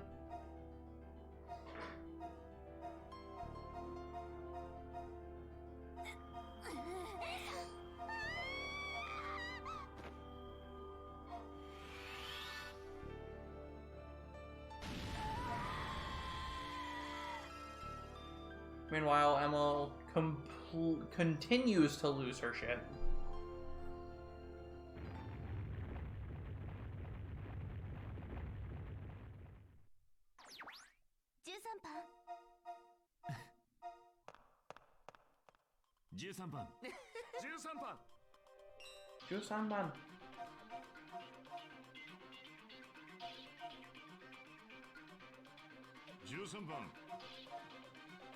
So we just got a device that lets us weaken Haze so we can actually fight it instead of just getting her teeth kicked in.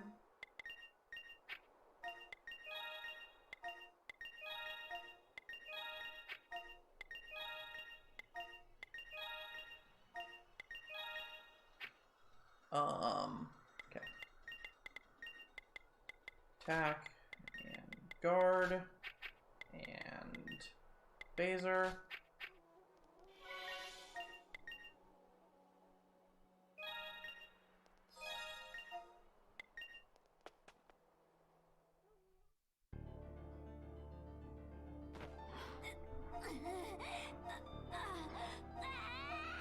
So here, Emma starts to awaken as the 4th True Dragon. Or the 5th, rather.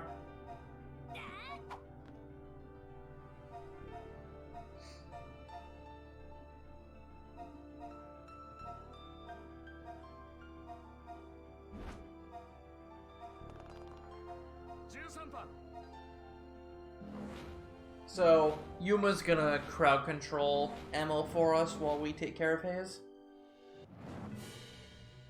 And again, this is the last difficult fight in the run. So, let's hope it goes alright.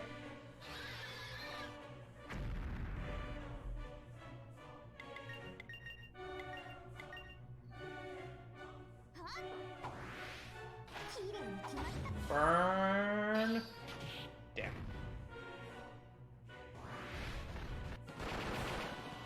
Okay, good.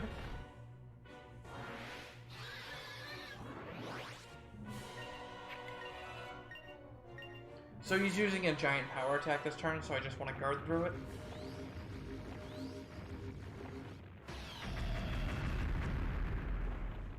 Why did that blind me, dude? That's so bad.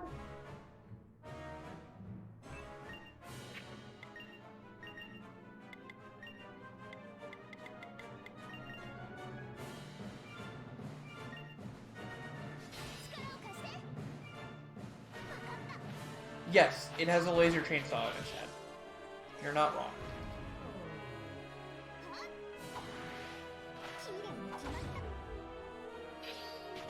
No, I didn't get the burn again, dude. At least I hit, but like, dang. Okay, we're not dead. That's a good. That's good.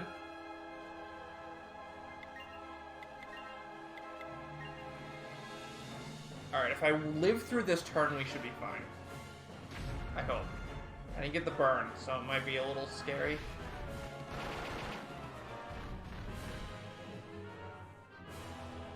Alright, let's do it, dude. So, who's ready to see this boss go from full health to dead? I hope I can do it. I hope I can do it. We're gonna try to do it.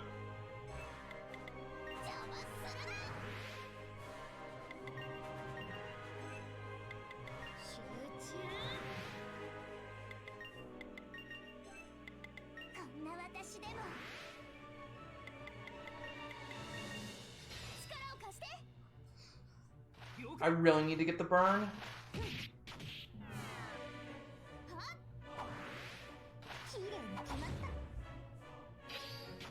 I didn't get it. Oh, I don't think we're killing him. I didn't get a single burn. I need a crit or something.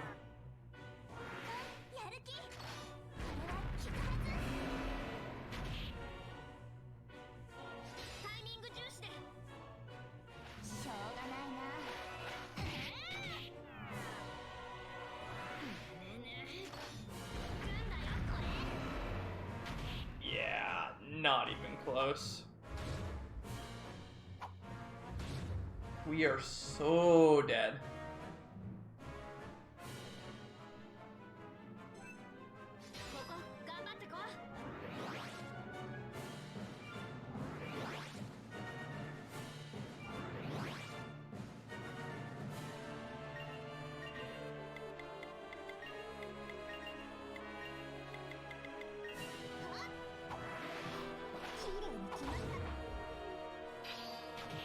Oh, there's my burn. Ow. Yeah, we're dead. Dang it.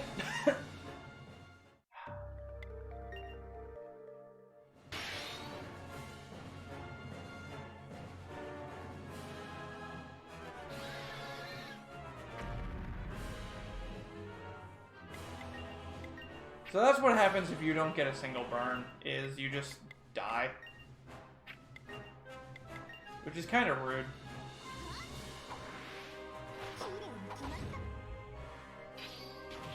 Alright, there's my burn. 95%, by the way.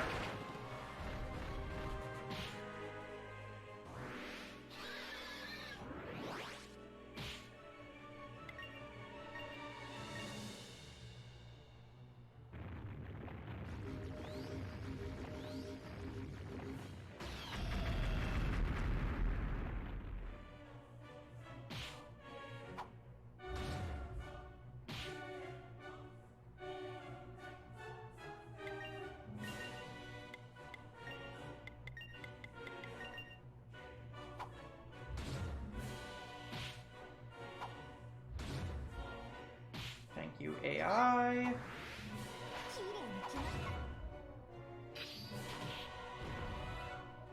Oh, I didn't buddy attack that. Whoops.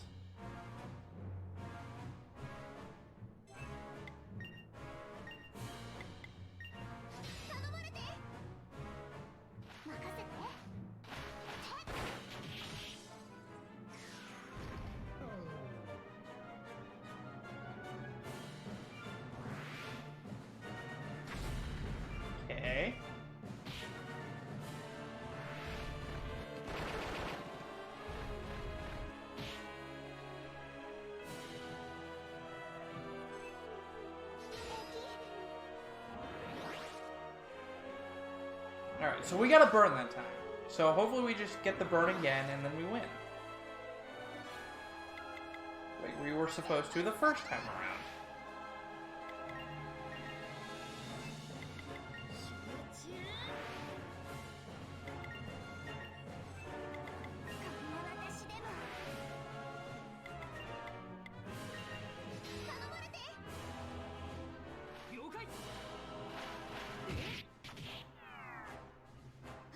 Come on, burn!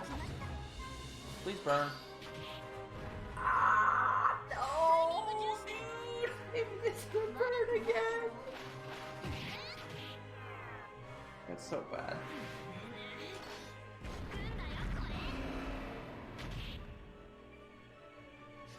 I might have enough damage to actually kill it this time, though. Maybe. Because I got that first burn. Yeah, I might just barely have that damage.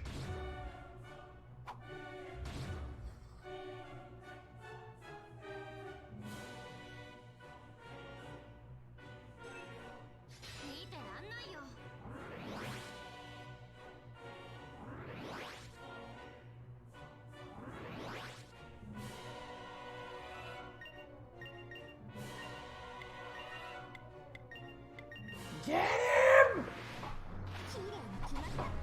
Get him!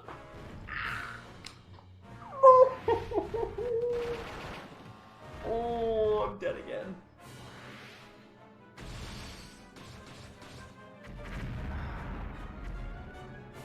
Man! This samurai sucks, dude. I keep missing that burn at the most important part.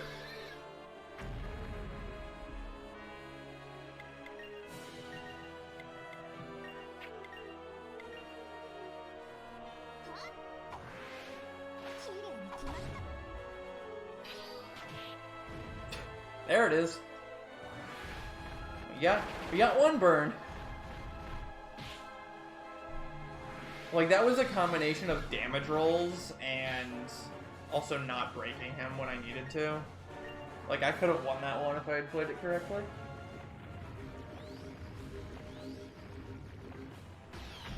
Marathon look at his finest. Yeah. And this is such a long fight. Too. That's the worst part about it, is it's a long fucking fight.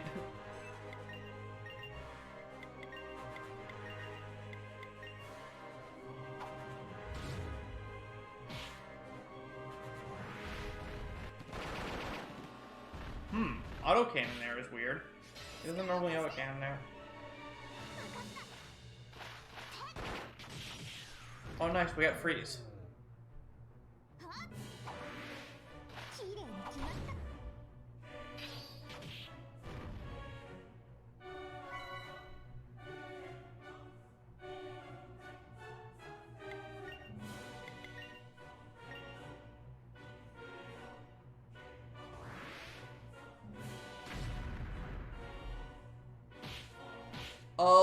Burn gives 10% extra damage to every... Like, burn reduces the enemy's stats by 10%.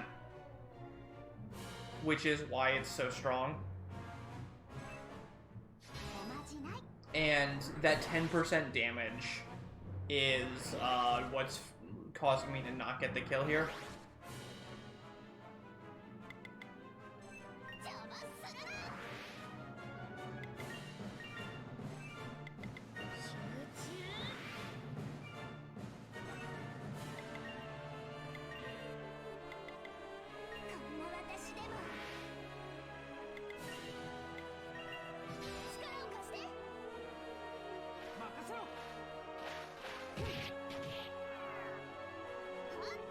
Please burn.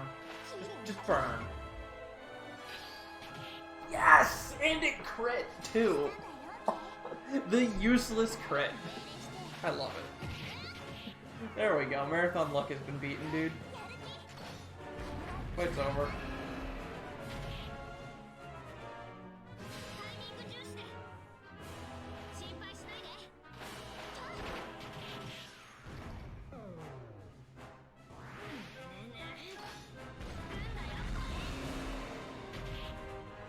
See?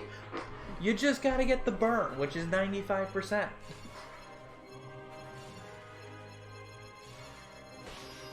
That is the last fight, by the way, that relies on burn. 勝って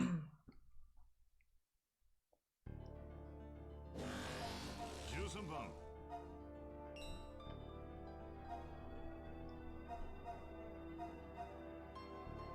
Like, that is absolutely the last fight that relies on burn. So, no more hoping something gets burned in order to get the kill. Like I said, that's the last hard fight in the entire run. Everything else is about to just die. So here, Yuma has a crisis of self because we've been handling all the dragons and he's been a useless prick. And Emil continues to be batshit and steals our sword. Because it's a really cool sword and she wants it.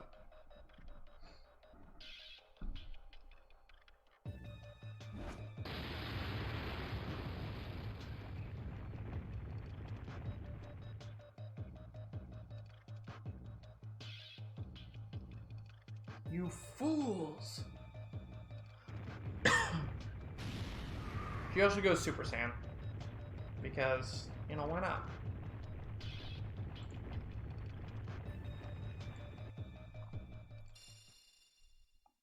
And that pulls us into Chapter 5. 5 out of 7, by the way.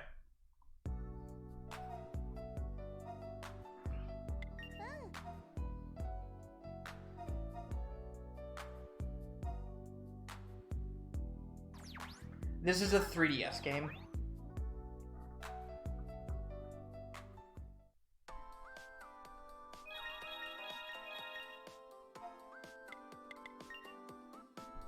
Alright, so, now to never see these party members again, by the way. Because we're going to change their classes again. One of them is going to change into a samurai. The other is going to change back into an agent.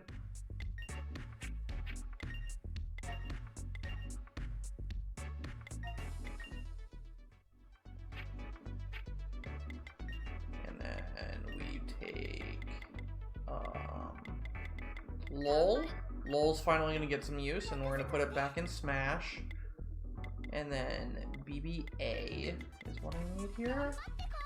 And then SSA, or SAA.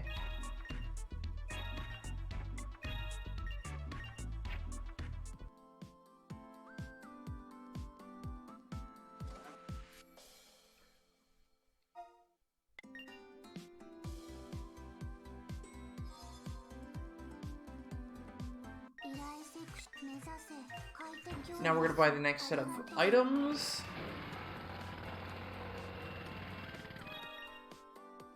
We're going to buy the next set of skills.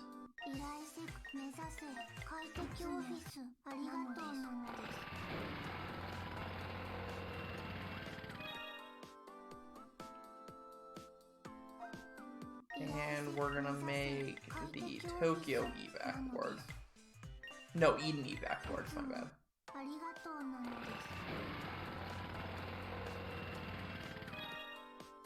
And then we're gonna grab some quests. Because there are some very strong quests at the start of Chapter 5 that you can do.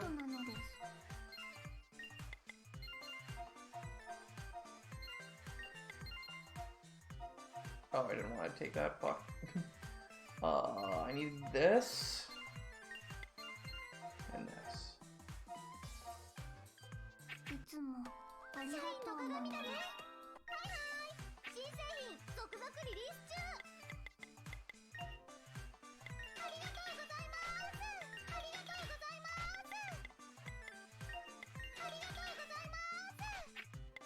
Also, ear rape time, so be aware of that.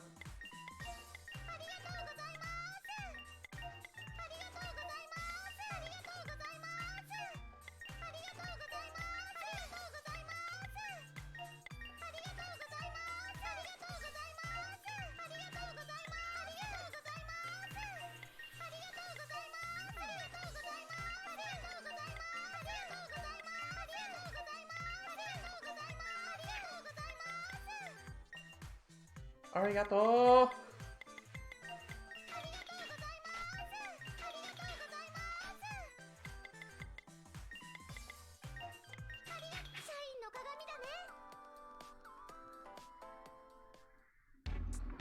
Where's the Twitch chat evac ward? I don't know, man.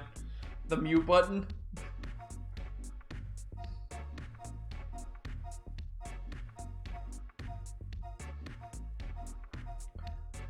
So as bad as that was, I'm sorry to say, but that's not the end of the arigato spam. There's one more really bad section of it, I think. One or two more.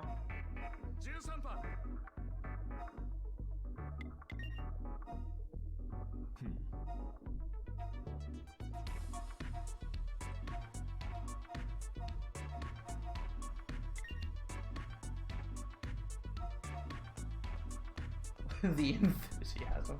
I'm not sorry.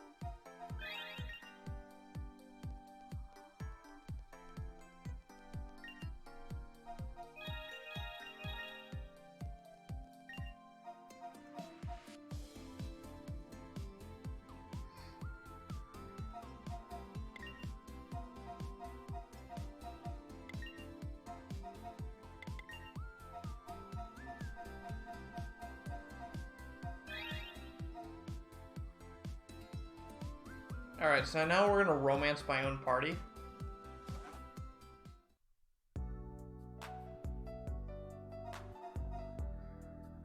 We're gonna sit down for an interview and we're gonna do all the romance options because they don't matter.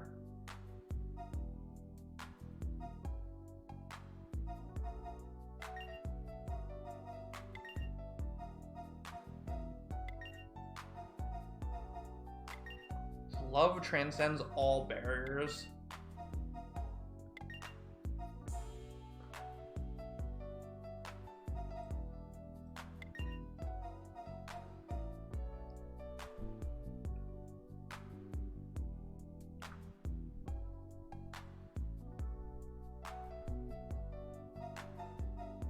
Alright, so now we're gonna start the side quest, where we have to, help a guy make a game about a big frickin' dragon.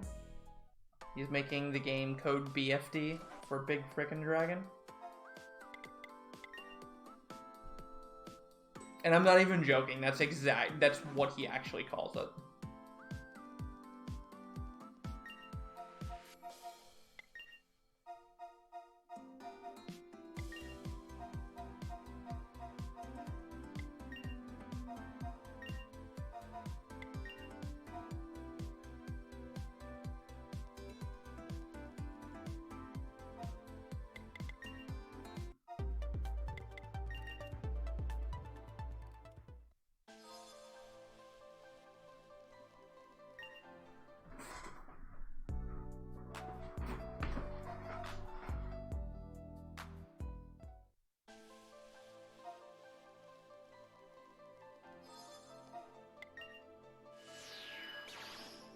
So we take this random developer to Atlantis, and he goes and gets himself attacked by a dragon, because he's an idiot. Alright, Poplar Admiral is our new strongest attack. Stance. And if you've ever played a SMT game, Solid Stance is basically Power Charge on steroids. Banisher bomb to 3. Common Spear.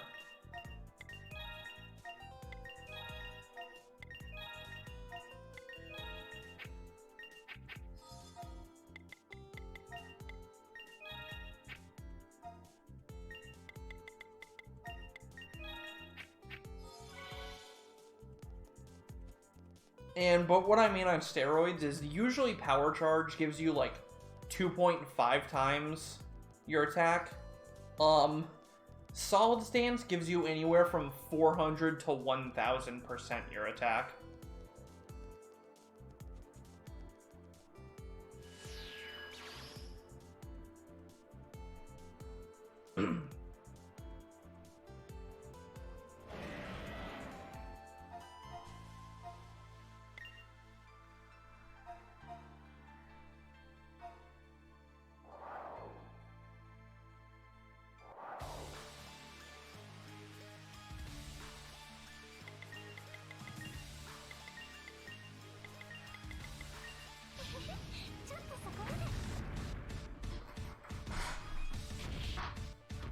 So our Banishers are now basically Dragoons as well. They jump into the sky on turn 1 and then land on the enemy for a crap ton of damage on turn 2. ここは抑えて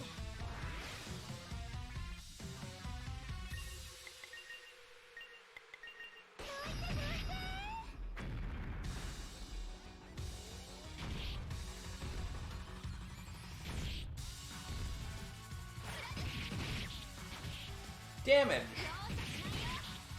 Damage! I wasn't kidding, by the way, when I said as strong as Solid Stance is. It's actually that strong. It's ridiculous.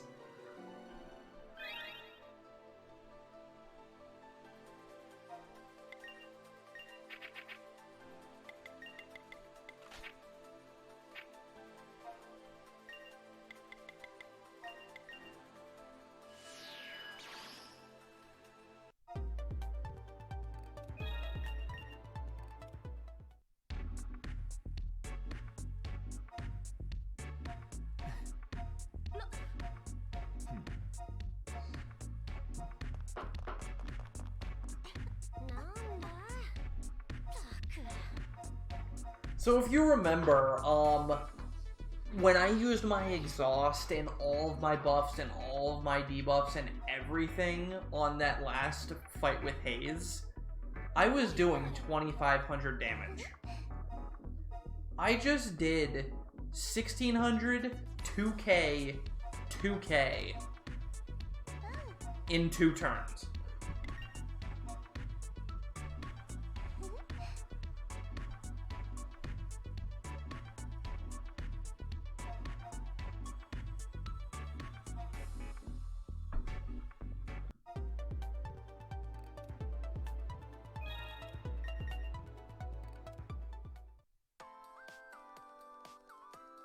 Alright, so this isn't a strat normally, but I'm gonna play it safe here and do a little bit of extra.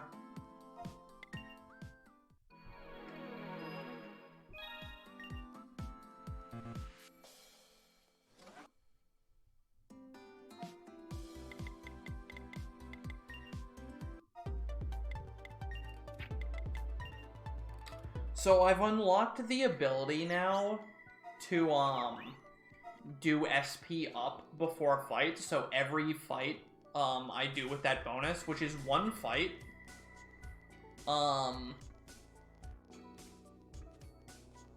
which is 1 fight.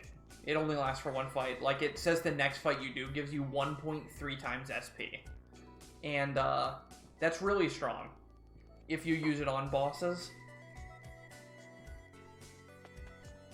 The only issue is it only has 1 use, and you need to sleep at the dorms whenever you use it to get it back again. So I did that in extra time there that I normally don't, just to make sure my SP is where it needs to be for this run, because I'm going to use that bonus on this guy coming up here, just for safety.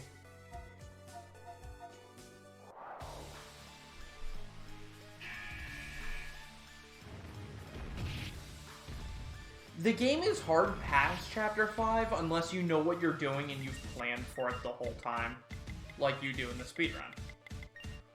You won't come into Chapter 5 nearly as strong as I am right now, because you'll have, like, used your SP and spread it out more and such, so you won't have all the abilities and stuff that I do.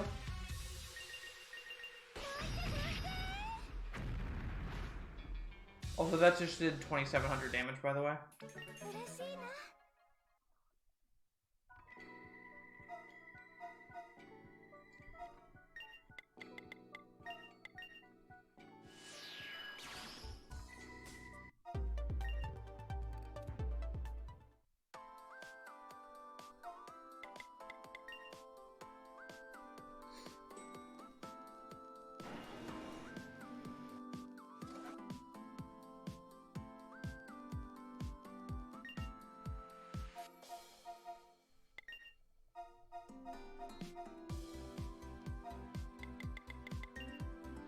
So now we're gonna go borrow a fishing net so we can catch cats, because that makes perfect sense.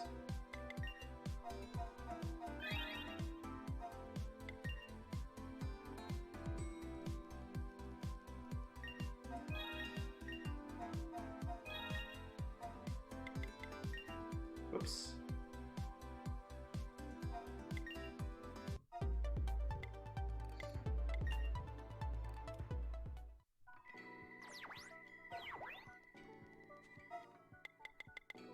Oh yeah, that is another thing. Reminder Smash is... Actually, no, their levels have caught up by now. Everybody in my party is appropriate leveled right now. The ones that I class changed were removed from the party.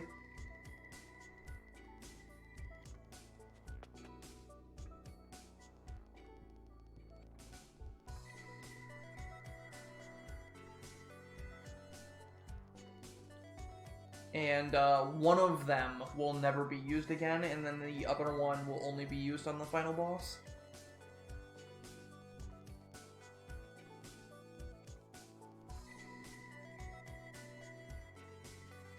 Oh, my stealth ran out. Yeah, I should be okay. Yeah, I'm fine. Cast the net.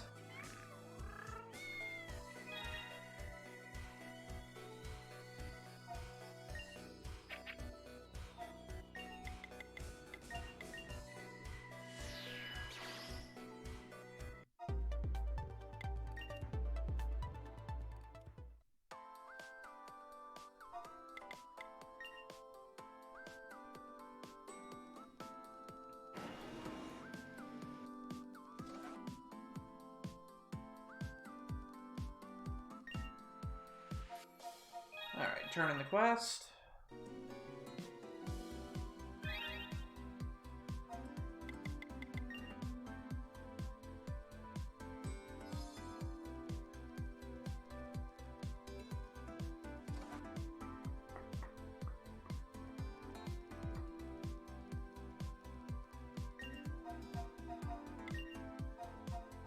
Complete this quest. We do that quest for the Dragon Hatchling, because Dragon Hatchling is super strong.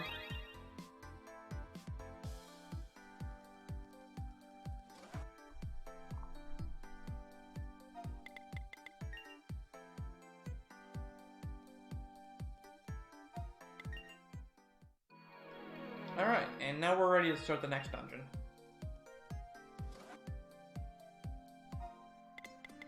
So, I'm gonna warn you guys, what you're about to see, I promise you, are dragons. They're not gonna be giraffes, they're gonna be dragons. I promise.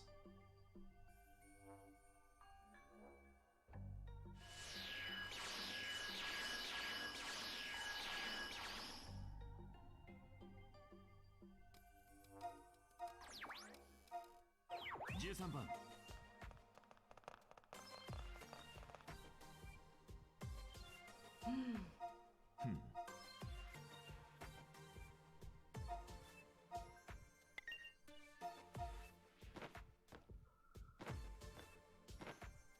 So this area is the longest area in the speedrun. We're gonna be here a long time.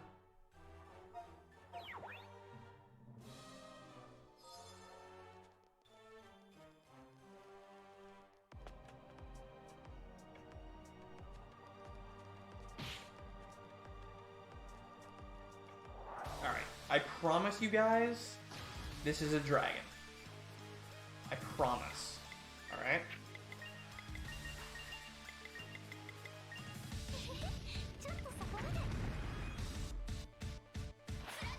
This is not a giraffe, it's a dragon.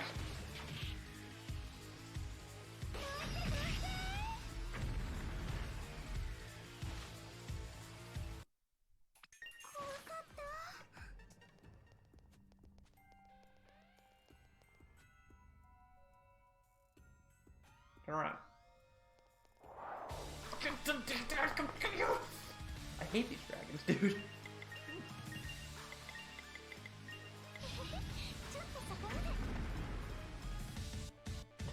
So this game is a dragon. Yeah, see, you get it. It's called a gear ragon. Close enough, right?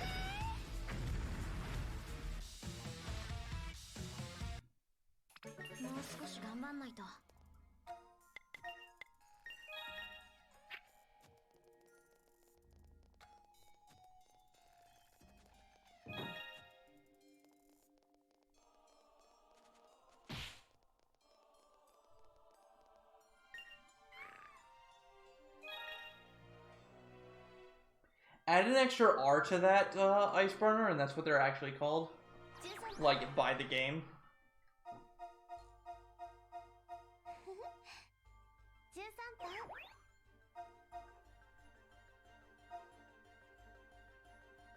So here the game is like, hey, you're gonna split into 3 teams again. And as a speedrunner, I'm just thinking, no, I'm not. I'm a cheese. I'm a cheese that. Not make a pure poplar.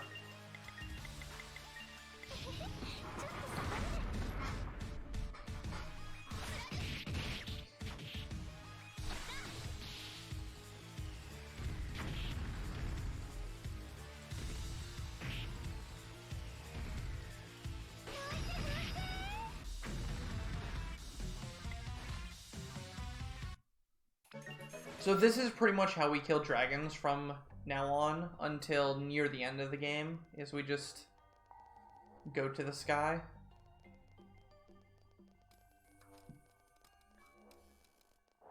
The sky has the answers. What? That's not a preempt? I disagree.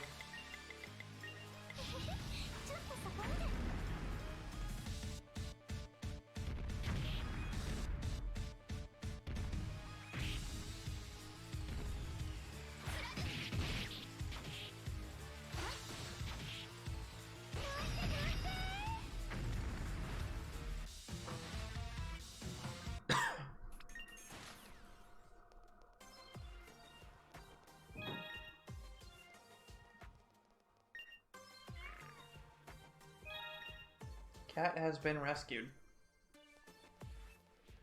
Friendly reminder to rescue all cats. They deserve it.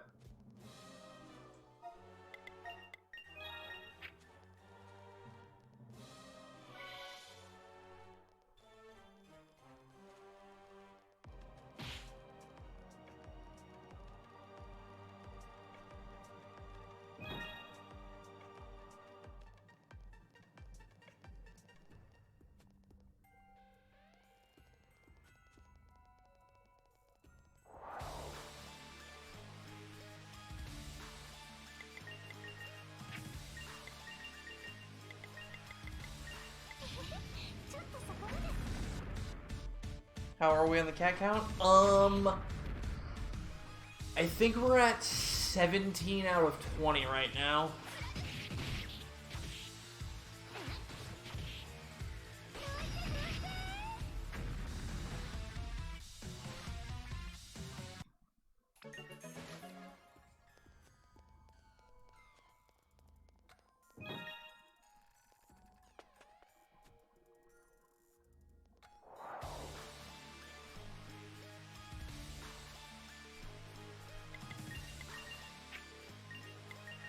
Again, I promise you this is a dragon and not a dinosaur.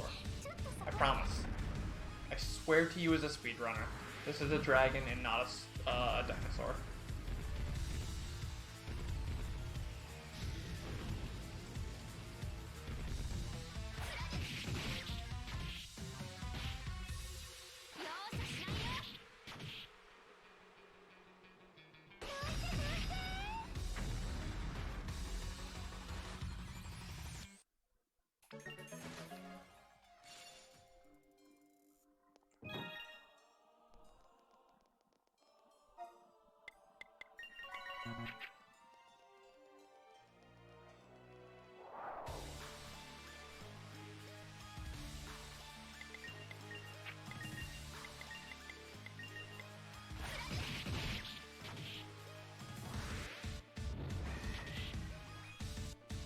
Makes more or less the same profits.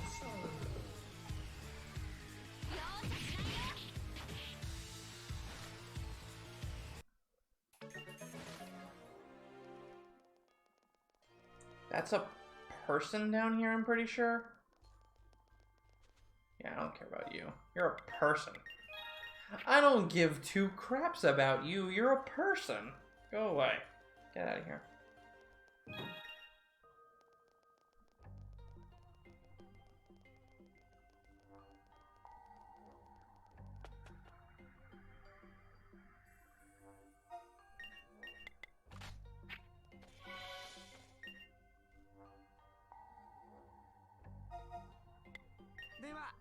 Alright, so the first team you have to use here is Team 3. So just make your good team Team 3, forehead. This area has one of the densest dragon population counts. So the way I'm going to be going through this next area is I'm just going to be boss rushing. Basically you have 3 bosses that you need to fight. And it's supposed to be one for each team, but we're going to have our good team do all of it because they're the only ones who can handle them. And then your party reconvenes and you're supposed to go for the actual boss. But instead of that, we're just going to skip everything along the way, fight the 3 bosses, and then backtrack and kill all the rest of the dragons. That way we're getting EXP and skill points on all of our party members instead of just one team. And it's that routing which makes this route possible.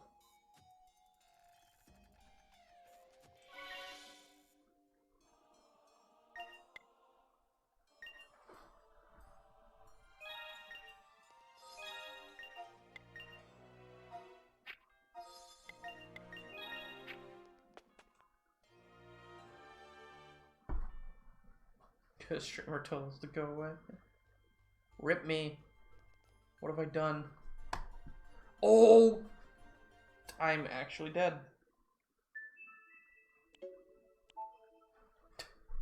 So I forgot to do a menu there. I forgot to do a very important menu there.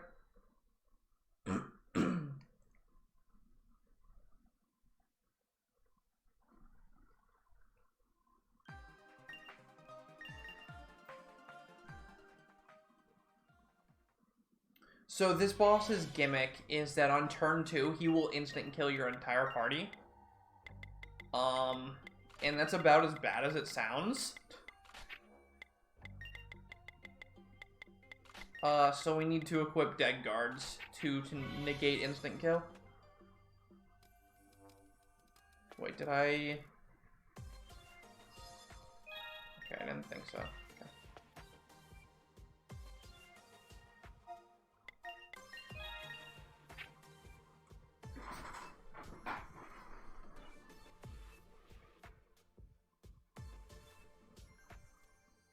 Alright, yeah, so once you negate the instant kill in this boss, he's a pansy in a pushover.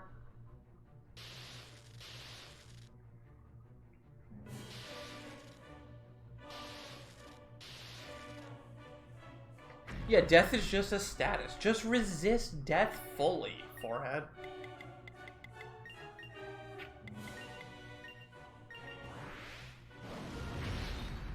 So he's going to use power slash turn 1, and then he's going to set up Deadly Omen, which is like your cue to like, hey, you're about to die. But both my samurais have 100% instant death resist, so they can't be killed. And then my banisher is just going to be in the sky, so it'll miss automatically. And then he just uses Deep Inhale to buff up, but he's going to be dead before he gets to do anything.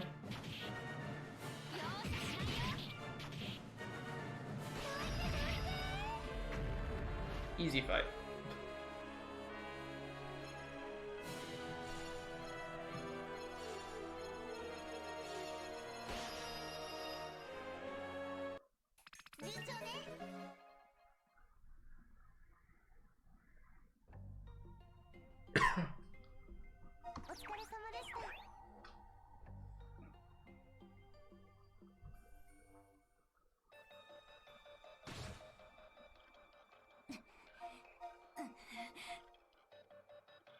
Meanwhile, Emil's going crazy again.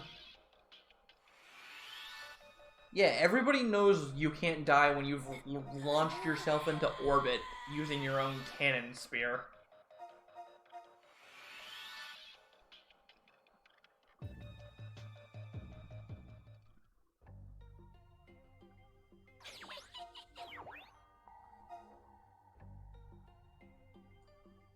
Let's go to Cetrian Odyssey. I've never played Neo games, so I couldn't say, but I will say this game is very good. So here we're gonna have to warp out again and swap to. Oh, whoops.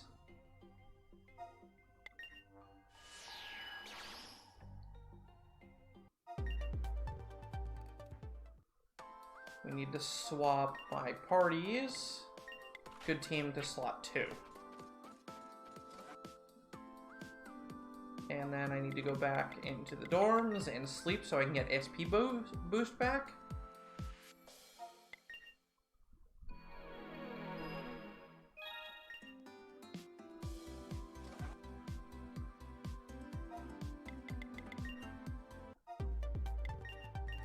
Alright, there we go.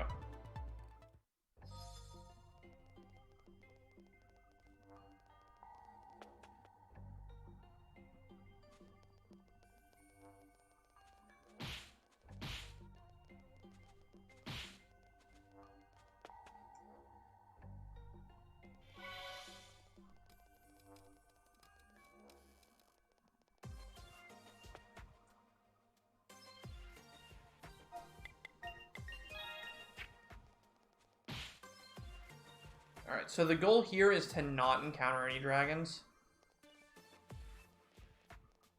Because I want to come back later with my full party and kill all these dragons for the experience then, instead of killing them now.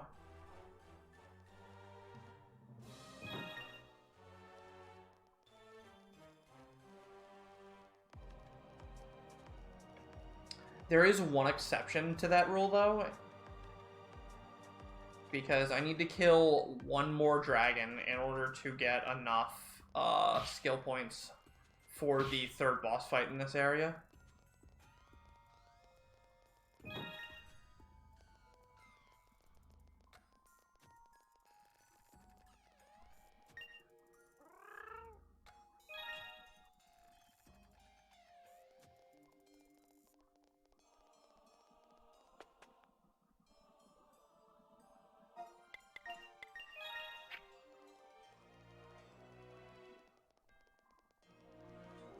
That last dragon is right here. It's a little dragonfly, dude.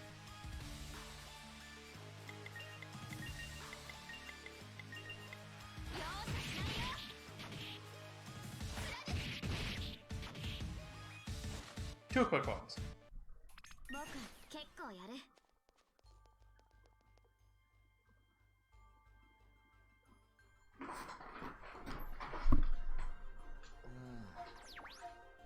13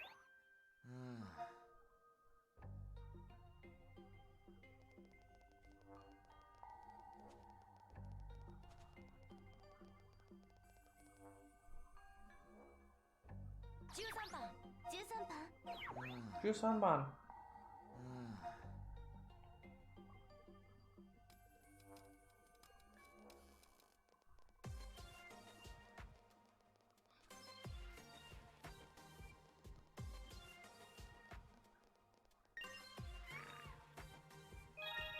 Alright, that's our 20th cat, so we're all done rescuing the cats.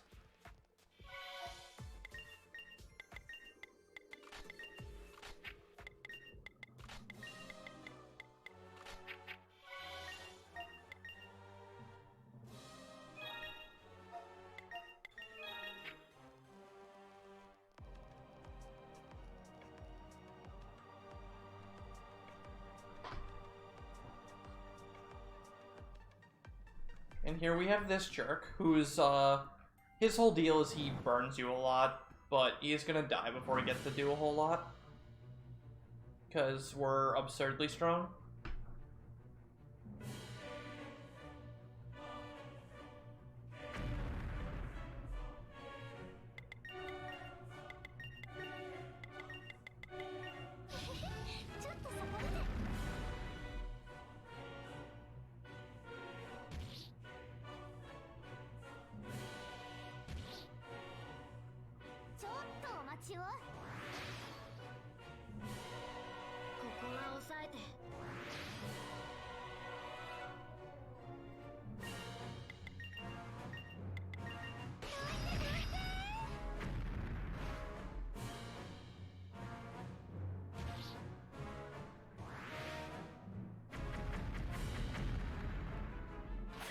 Getting burned is pretty bad, though.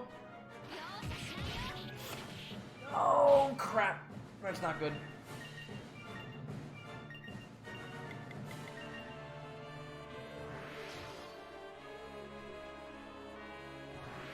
Should be fine. Yep, okay. Got him.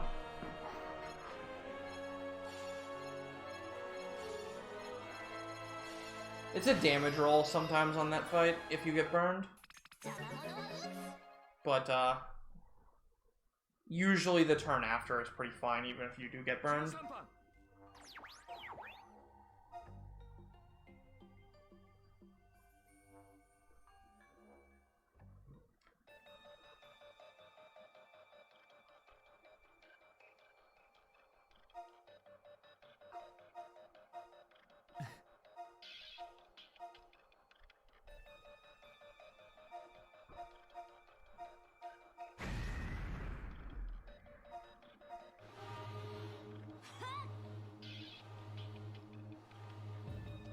So now Emil and Yuma are going to start duking it out while we take our sweet time getting over there.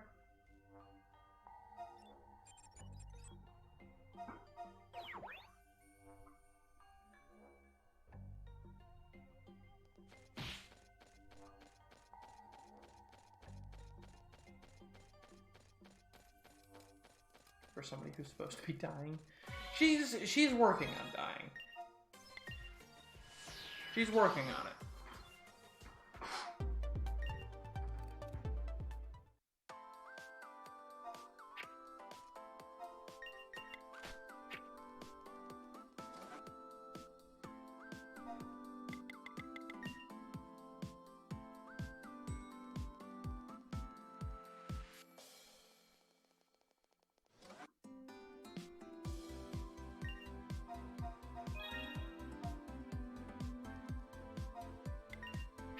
Was that the... Okay, yeah, it was. So now we got the SP upper G, which takes our SP gain from 1.2 to 1.3. And we give the second banisher the SP upper.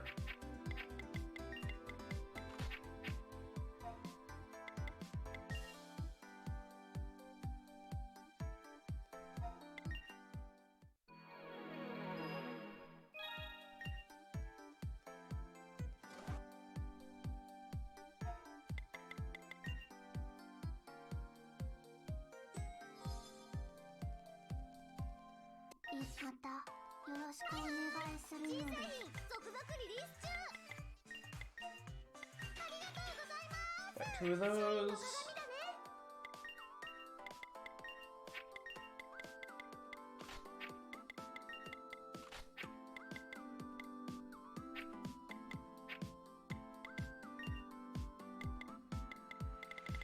Dragon hatchling on the one with the attack ring, so it's you.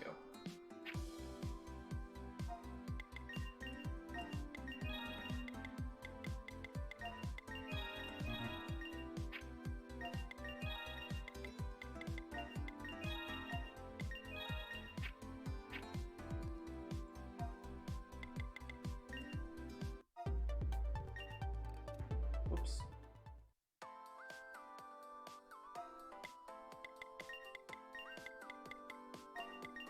Spear up till level 7. Alright. So this used to be the hardest fight in the run, because you had to get a 30% chance crit in order to win it. But I've since routed that out, because that sucks. That sucks a lot. And I didn't want to deal with that.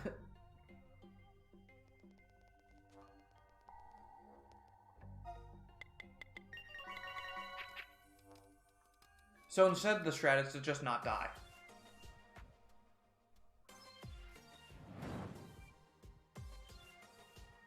Which I think is a pretty okay strat. If I do say so myself.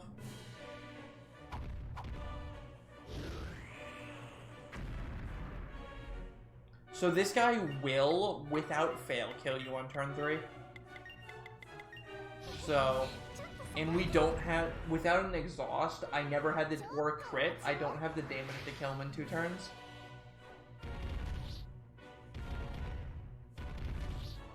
Yo, nice double attack on Smash.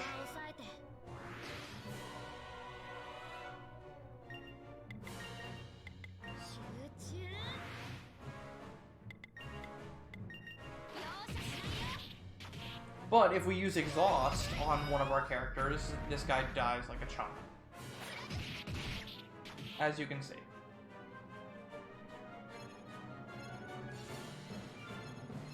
I got an unnecessary crit on Smash there, but still, easy fight.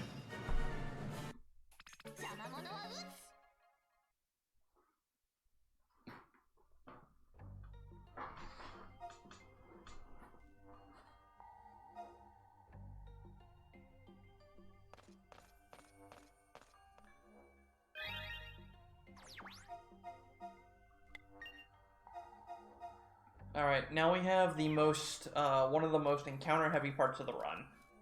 Where we're just gonna go back and slaughter like 40 dragons. Because we can. And because we need the, we need to grind a little bit here.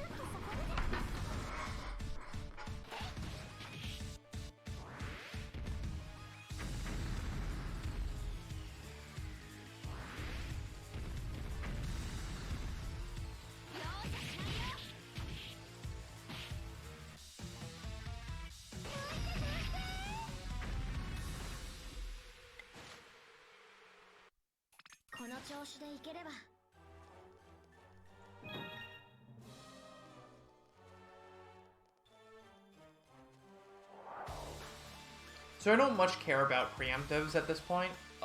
We're kind of strong enough to just be able to rip through anything in here.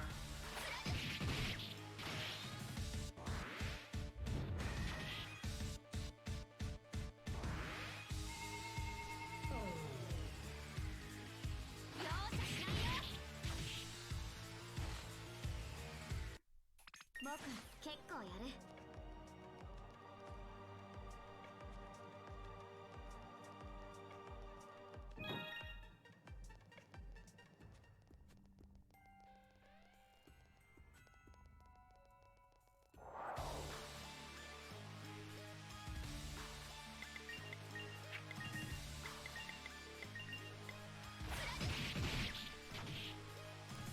So close, dude.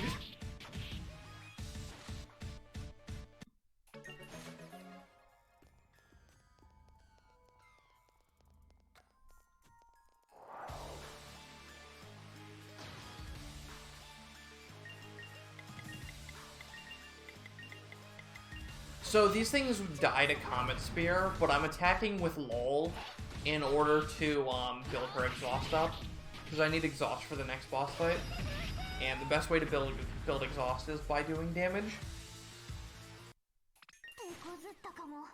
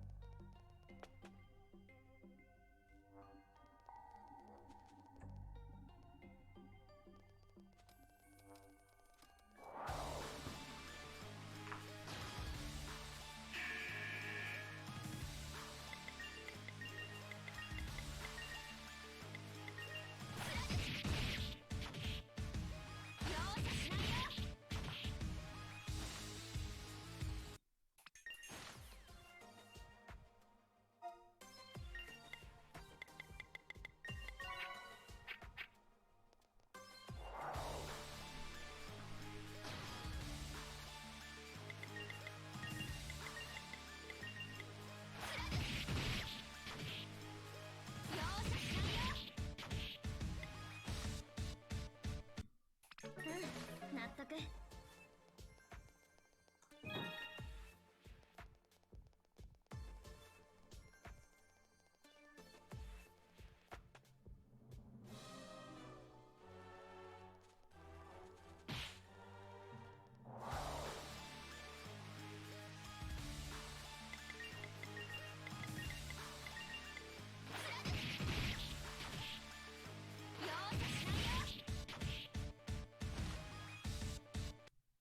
一歩前進。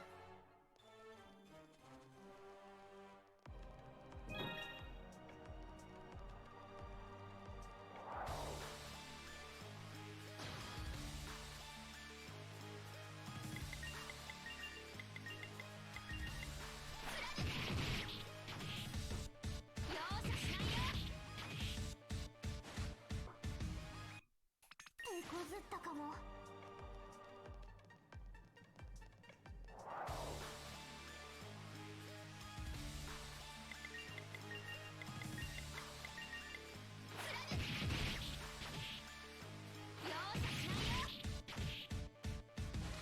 So this is why I use samurais, is because for weaker dragons like these micro dragons, they're just so much better at killing them quickly compared to banishers. Samurais actually have more damage output as well with solid stance, so it's better to use them if you can.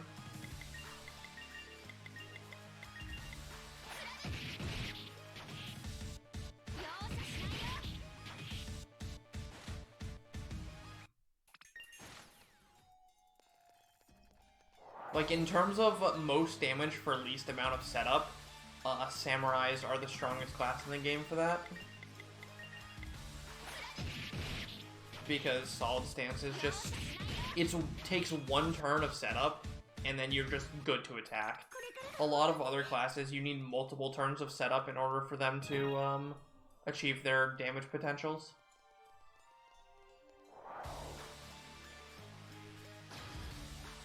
Which make them not as good for speedrunning.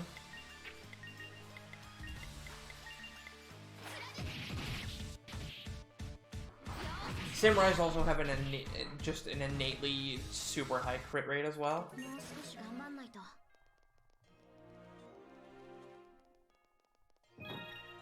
Yeah, there's a lot of dragons around here.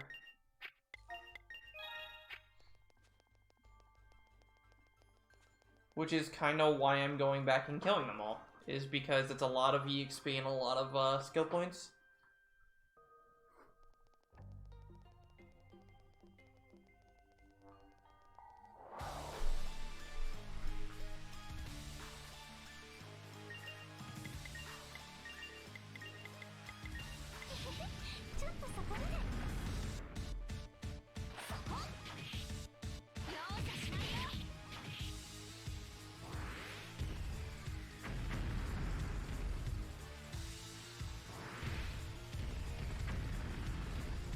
Lol. Yeah, there's a finite amount of dragons in the game.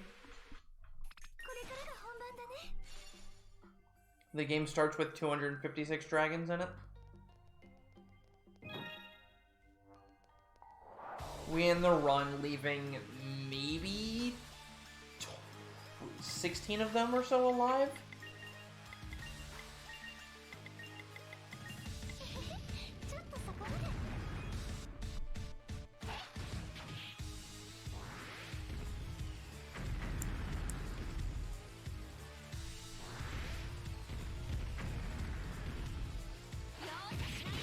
They're not, like, exactly hidden or anything, you know?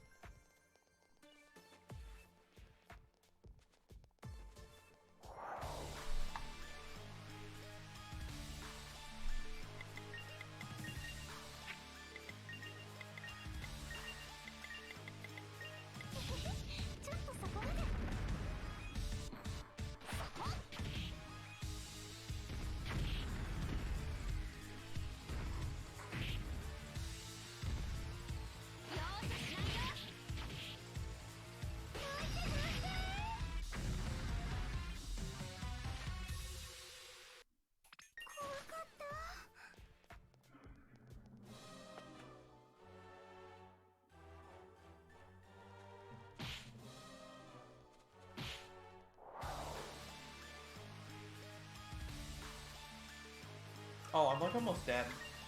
I didn't even realize. Oh, I don't have an EMP either. Shoot. Okay.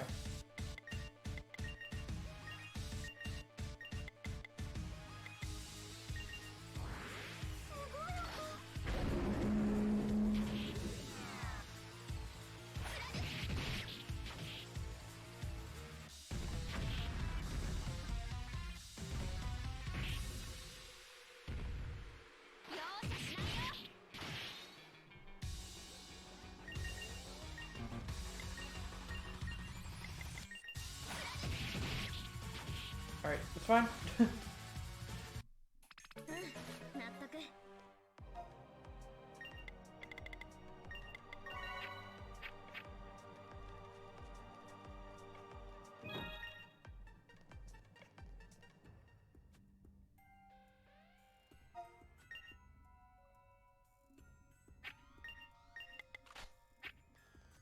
So here I'm going to swap Smash to the first slot, so now that we're into Dragons where I just only care about, now that I have my exhaust built up, I can just Comet Spear and auto to get through these fights as fast as possible, because I don't need to worry about my exhaust anymore.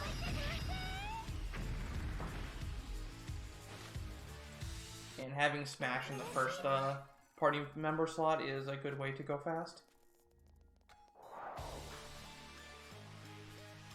What's it about? Dragons. It is about dragons and killing them all for evolution.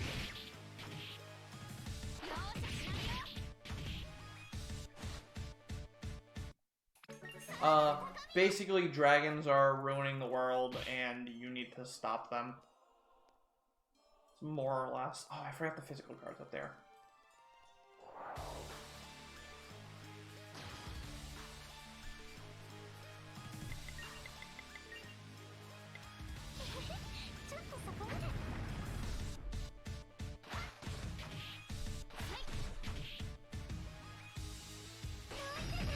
Looks like the art. It is a Sega game, and Sega owns Atlas. And it's got a lot of very Atlas-like tropes to it. Is it JP only? The first 3 games of the series are JP only, but this game is English.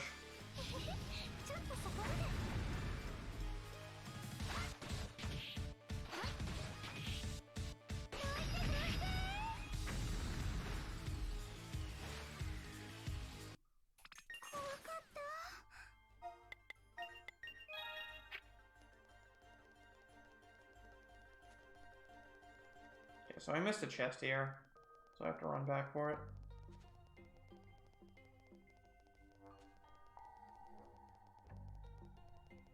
It's a very important chest.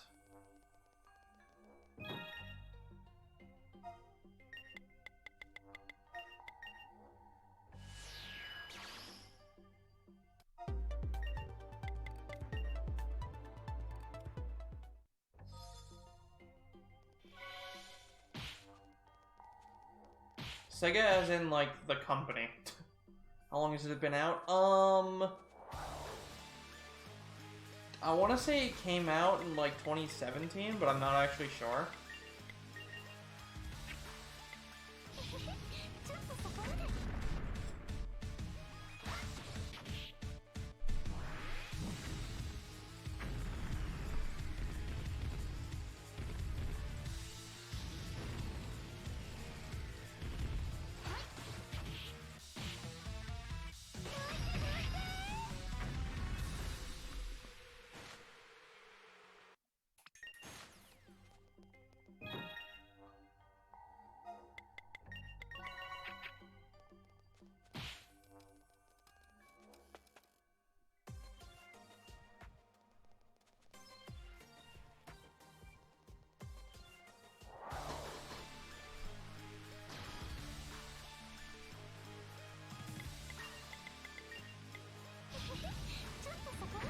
'16, okay.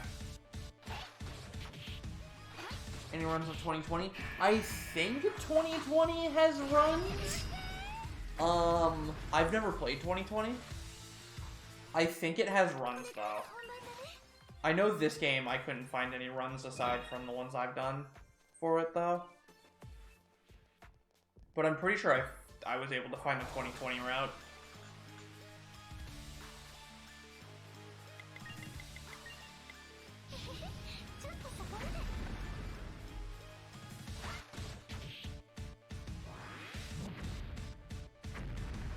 Ow, my face. Ow, my face.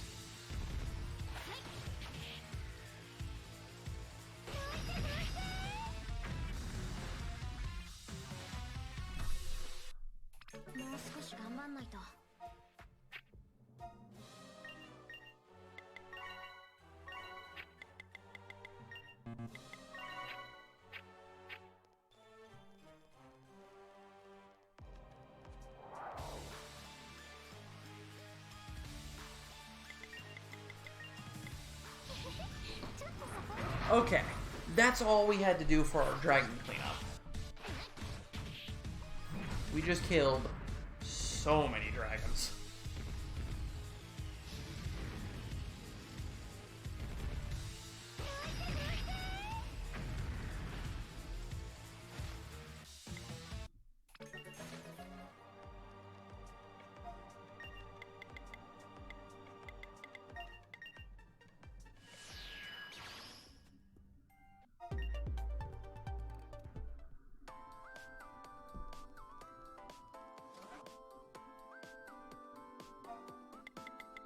So we got a ton of money from that, so we're gonna go spend some of it.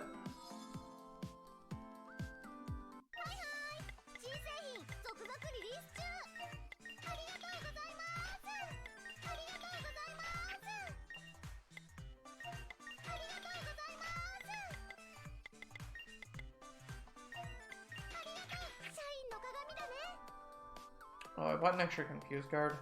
Oops.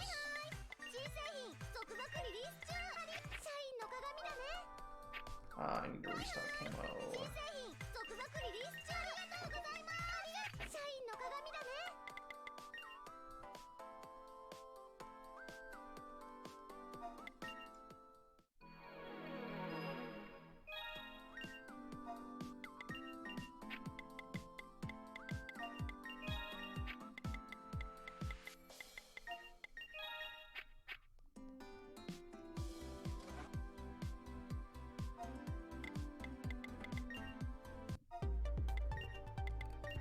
Alright, let's go to the next boss.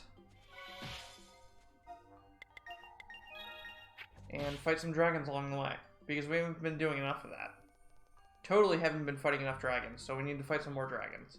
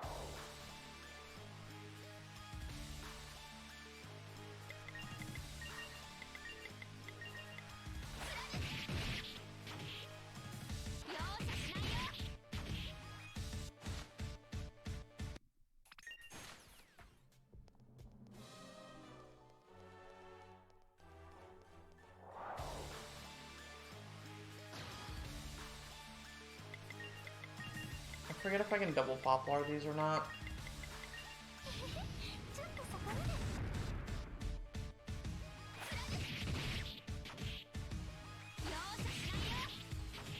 Okay, no. No, I cannot. No, I cannot.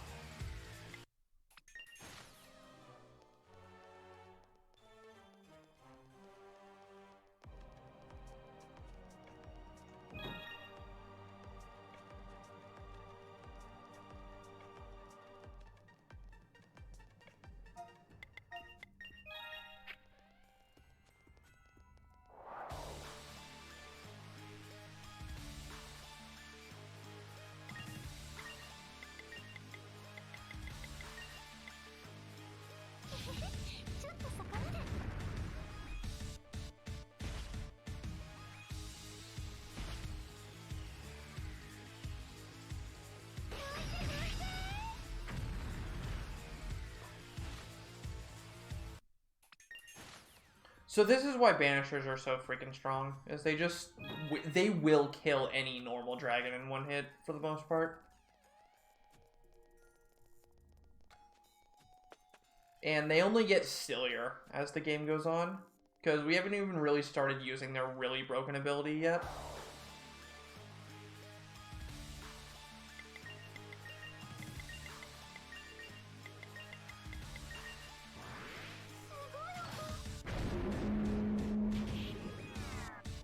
So these dragons are super annoying, but they die to double pop or deafening roar, which is really nice.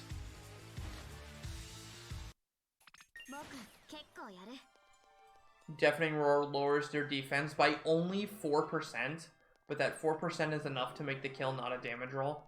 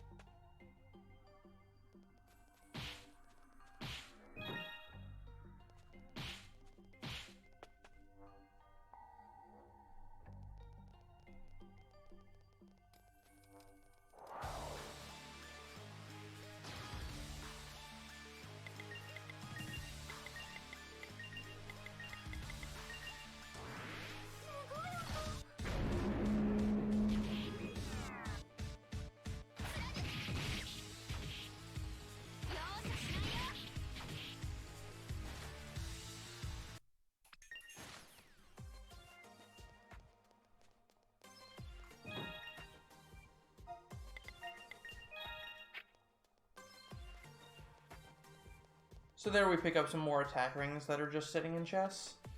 Because why not? Why not put your attack rings in chests?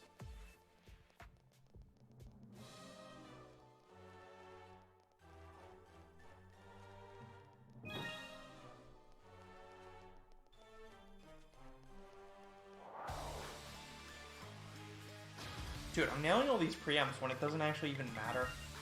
Feels bad, man.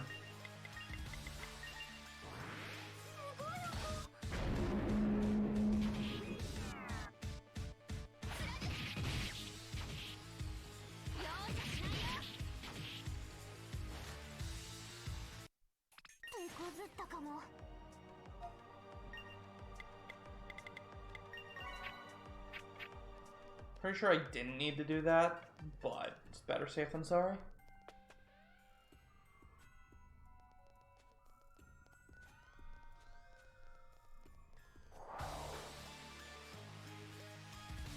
Yeah, okay. Alright, beer beat real quick.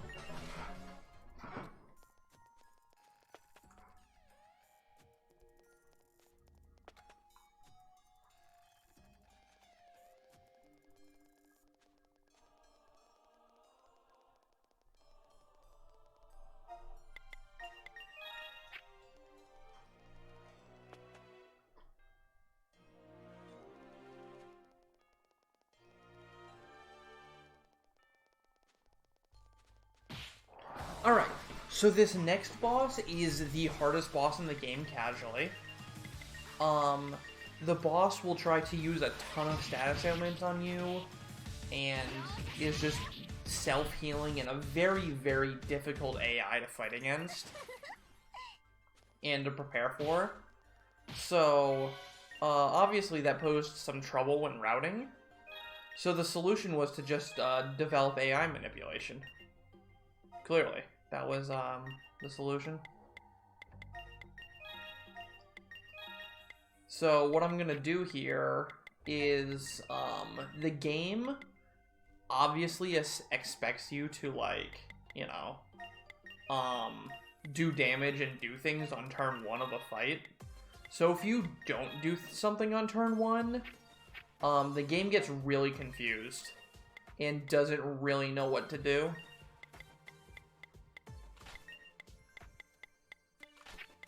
So I'm going to put on a bunch of status resistance here.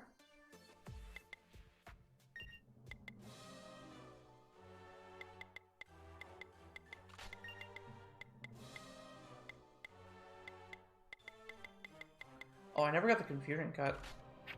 Oops.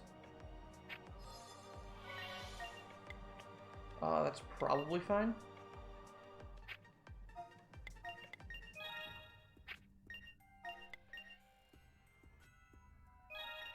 Yeah, it's 100% fine that I didn't get it.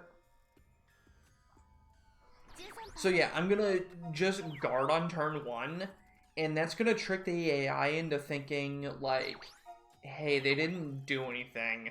So instead of starting the next part of my script, I'm just going to normal attack.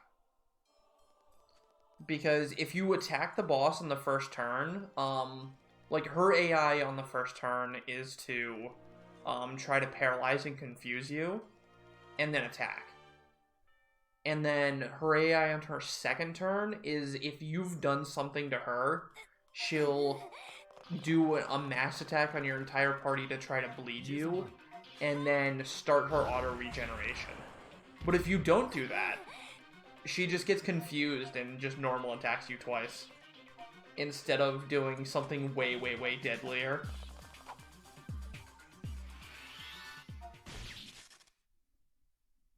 Also, banger alert coming up.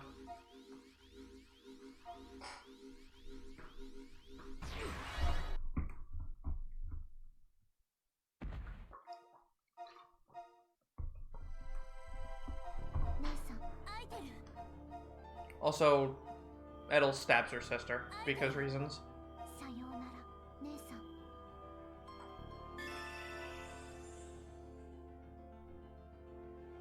And then goes even more batshit insane.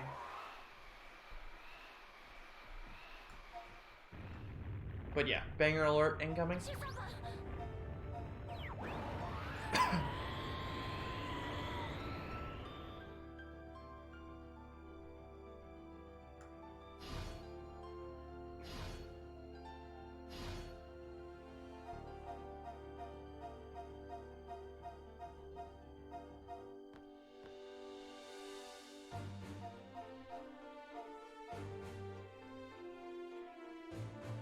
Here it comes, the banger.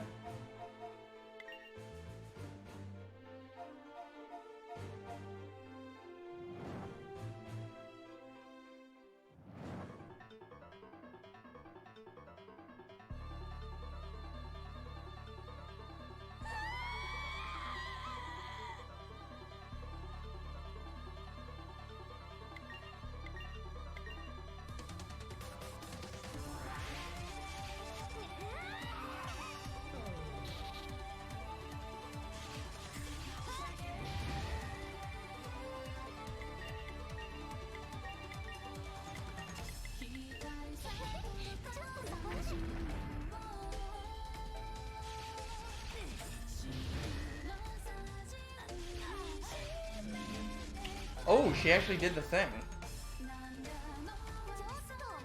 Whatever, doesn't matter.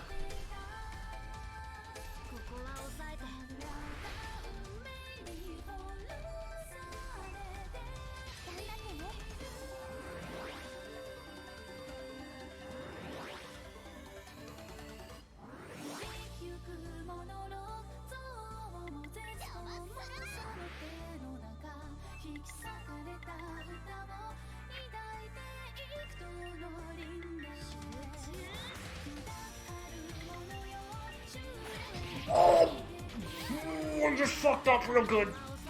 Oops. Oh, that's really bad. I think I might have just died.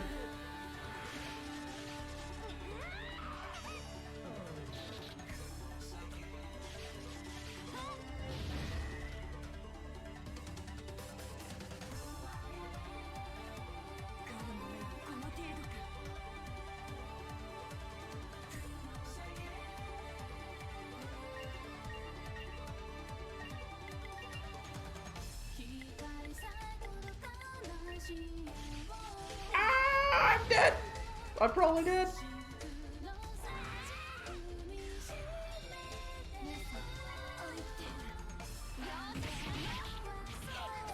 Oh! Oh!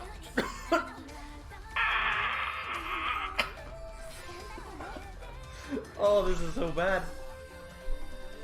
I have to hope this speed up is enough to outspeed her.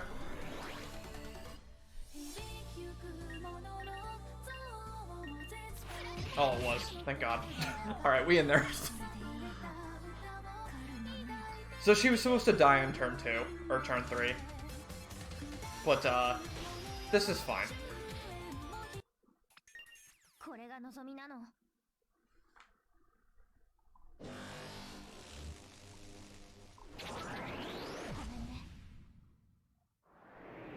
We got lucky. But that was my mess up there.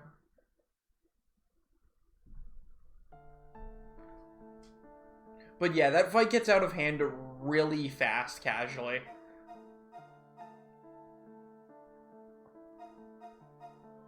Because, what she did on that last turn there, where she, like, attacked me and then started her, Blades of Hate and that auto-refresh thing, she's supposed to do that on turn 2.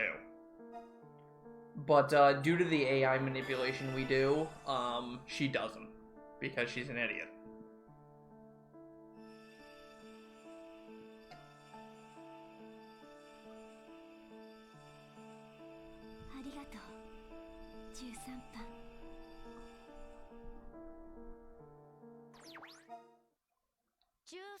Alright, so now we have one more intermission chapter, which is pretty long, and then we're on to the final arc of the game, which is much shorter than the other arcs.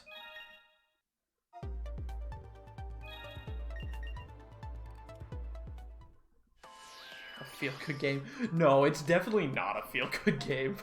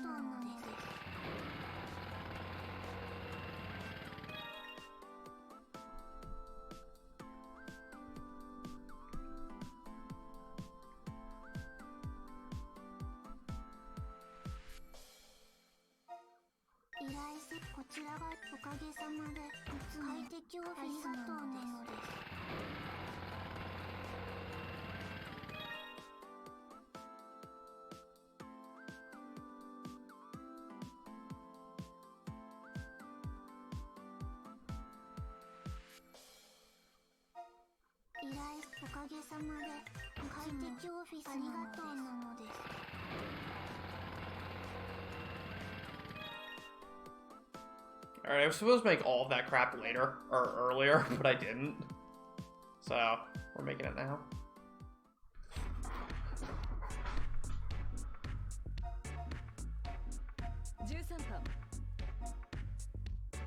Alright, so if you're keeping track at home, we have killed 3 true dragons. There is now only 1 left. Besides, VFD themselves.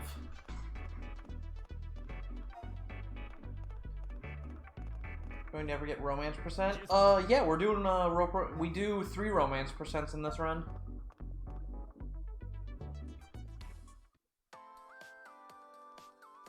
As it turns out.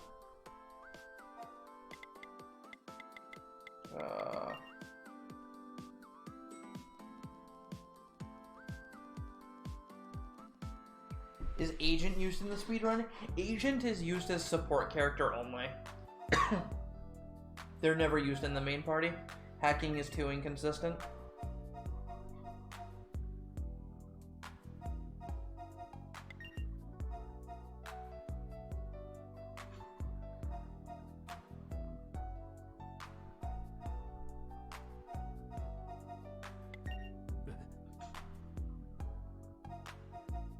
is actually the friends we made along the way.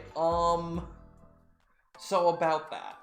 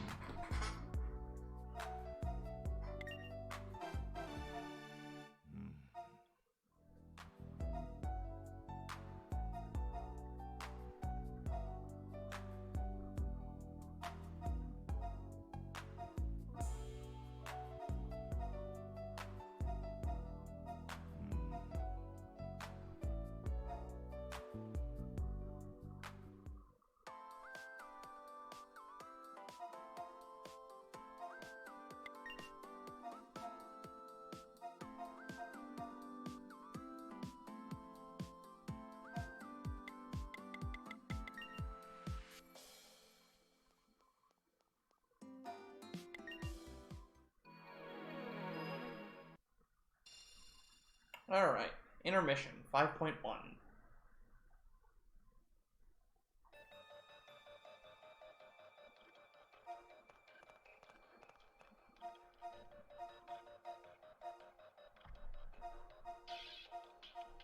Alrighty.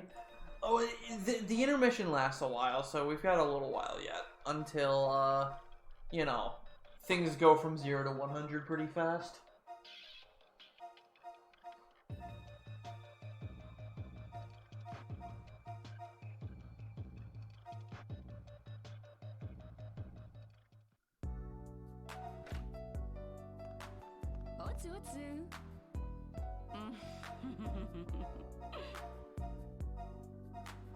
So here, Allie and Juliet are talking about all the progress we've made as humanity and almost finishing up this project.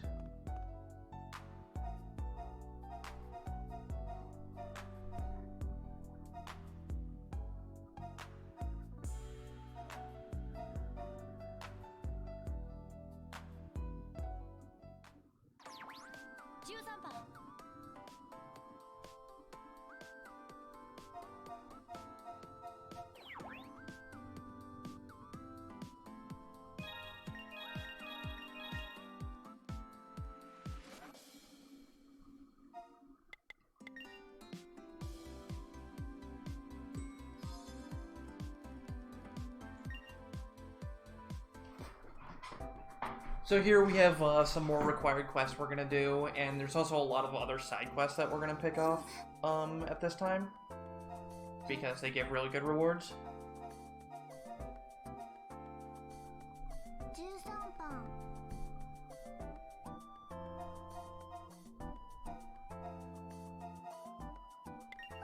社員の鏡だね。13番 Jusanban.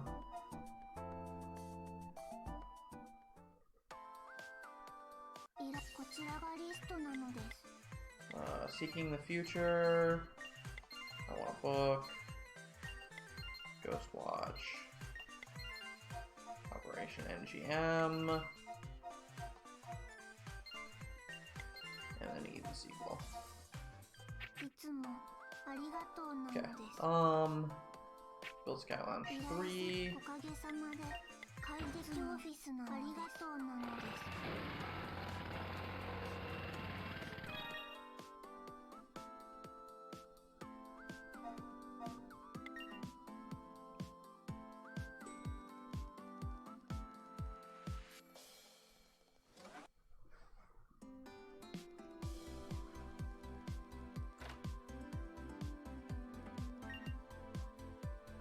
13番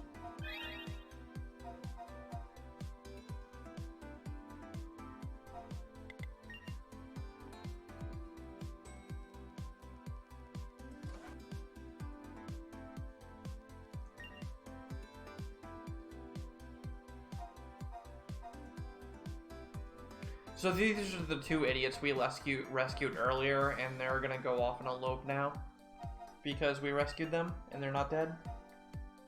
So it's our fault, basically.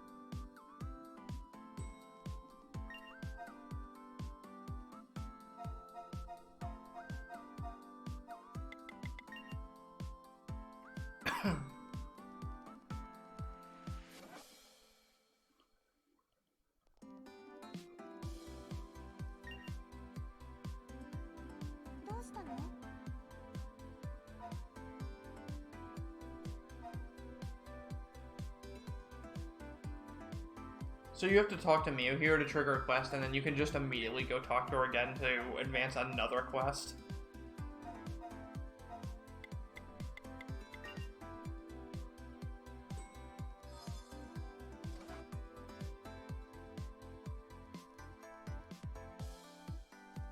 Oh, I forgot to go back to the Atlantis real quick. Whoops.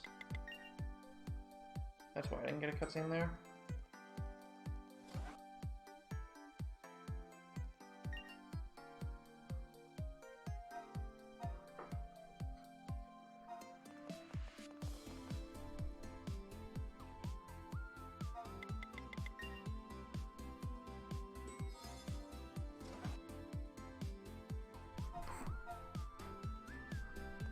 So there's 3 cutscenes in this portal room that's waiting for us, and since we triggered that Atlantis one last,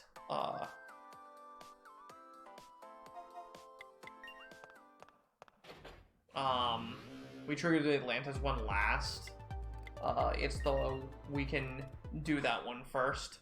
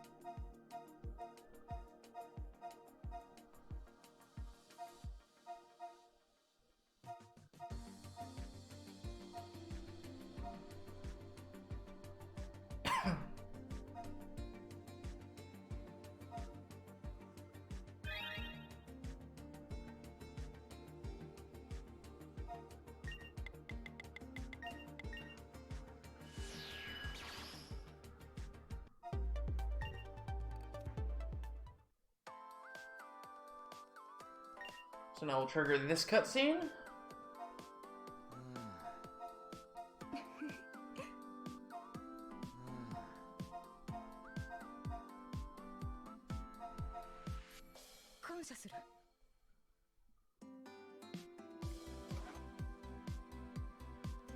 And then we'll trigger this cutscene.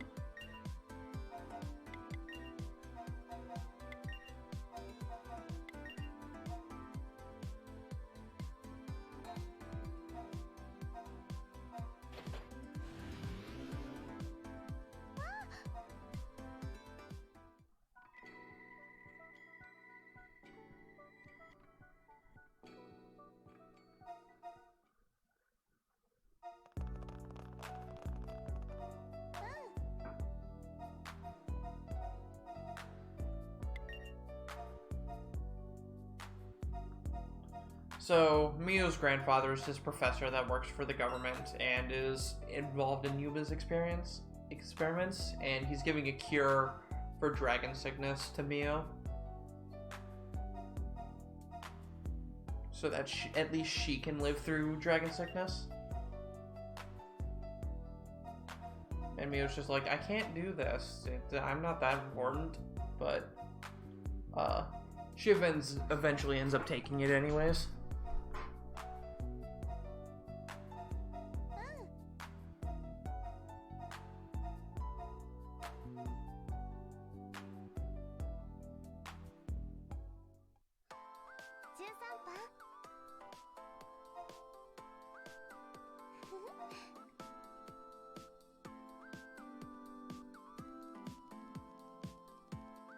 And then that puts us right next to Yoritomo here, who triggers the next quest.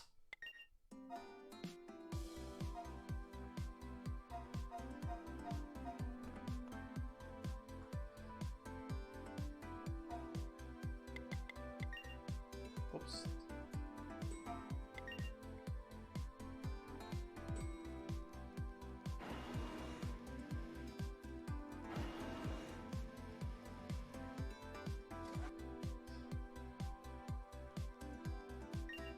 So here we're going to unlock things called EX skills, which basically are skills you can only use when you're exhausted. And they're basically the strongest attacks in the game.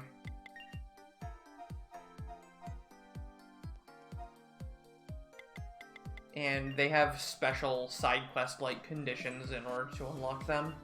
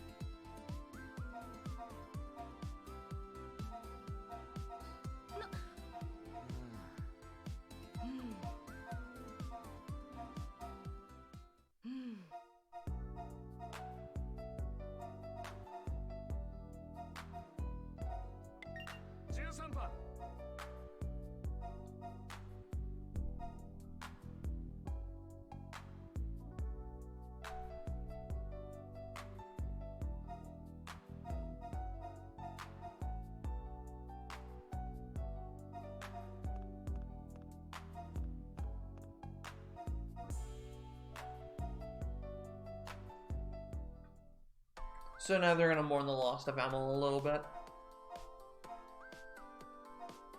But all's well that ends well. She's a dead dragon.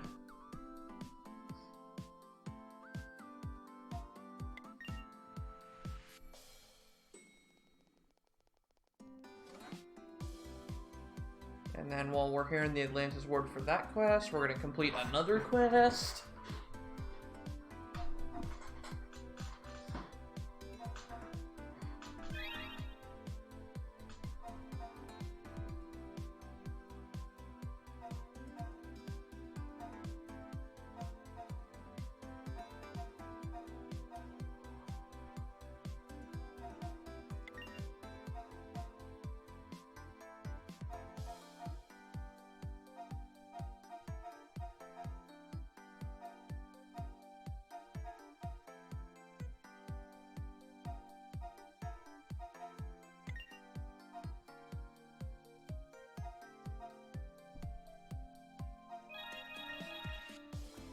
It's a 3DS game.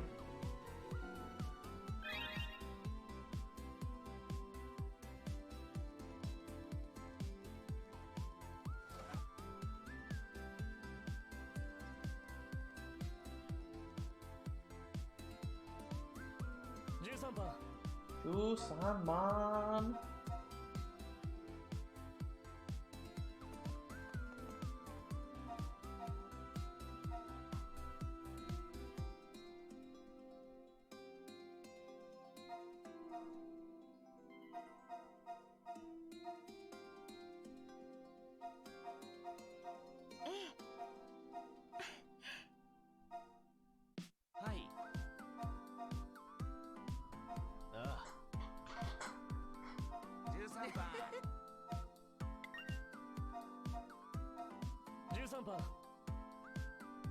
So, they're talking about moving all the displaced Atlanteans to Eden now that everything is all solved and the world's gonna be saved.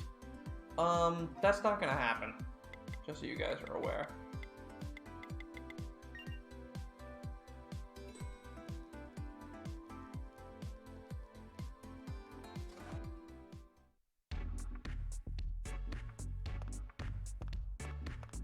And here we have to answer some very soul-searching questions in order to unlock the Dual Blade Samurai EX skill.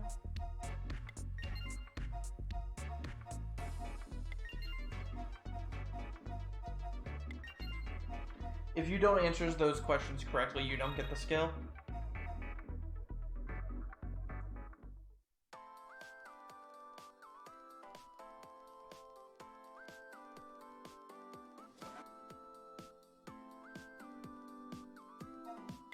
And then we rest here to advance another quest. We're gonna build a giant net and make Atlantis pay for it. Wow. That's a pretty hot take.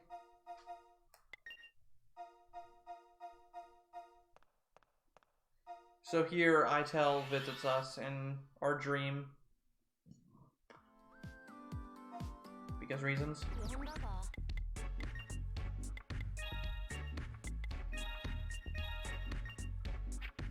And here we have to set Smash as lead in order to activate the Banisher, skill side quest. And we activate that side quest by talking to Brigitte here.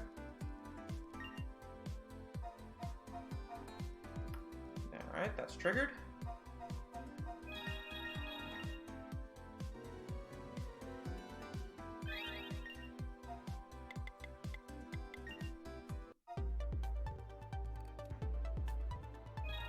So Vermilion Tower is the next dungeon, but we're not going to go do it quite yet.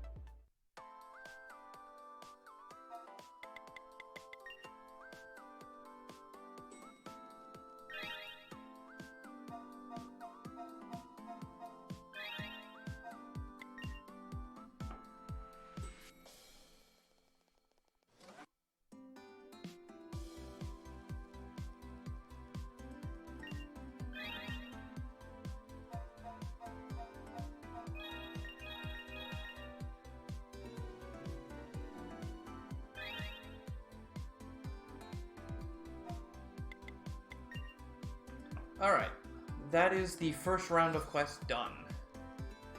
Now we need to do the second round of quests, which is moving to Eden. I want a special book, and Ghost Watch 2. いつもありがとうなのです。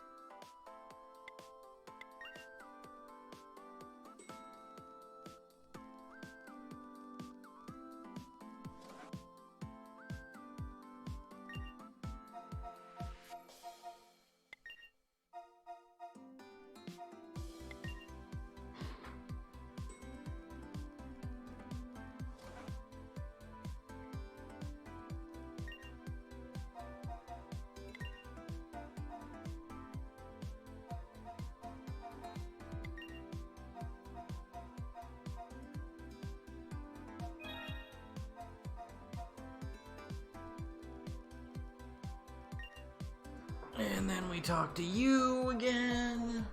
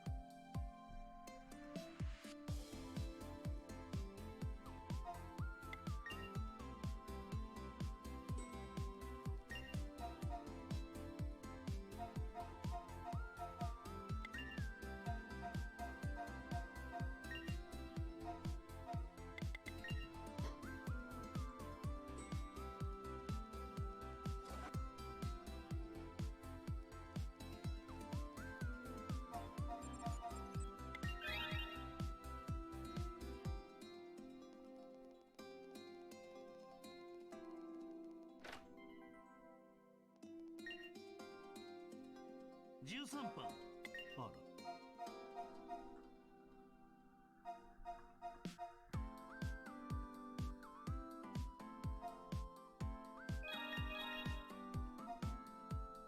Alright, so that finishes all the Julieta side quests, I believe. Which means we can romance him, which is very important.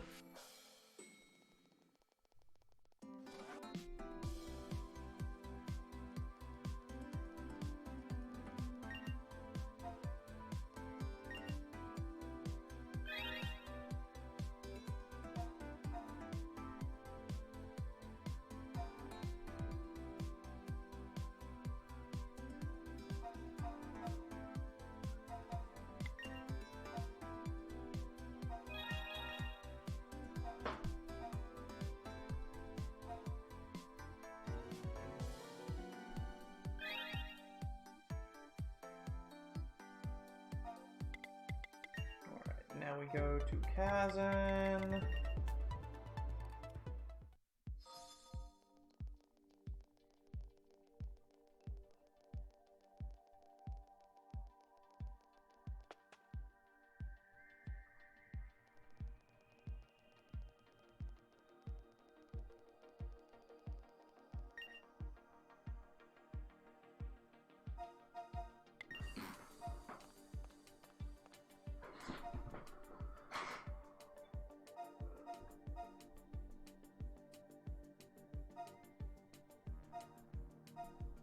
Have Twitch on your 3DS and watch it actually in 3D. This game doesn't even have a 3D mode, so I don't know. Be kind of ruined.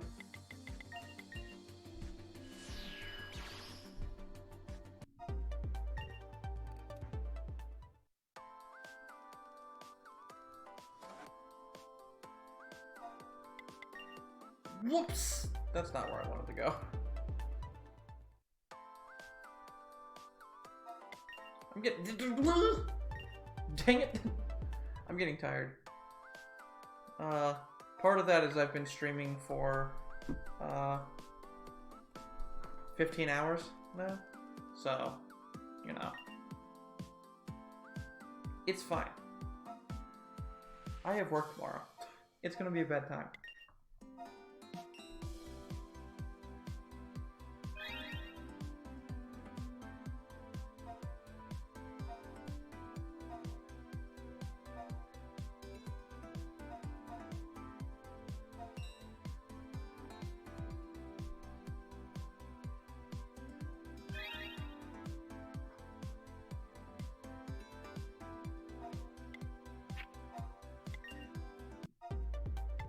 Alright, now we go back to Kazan.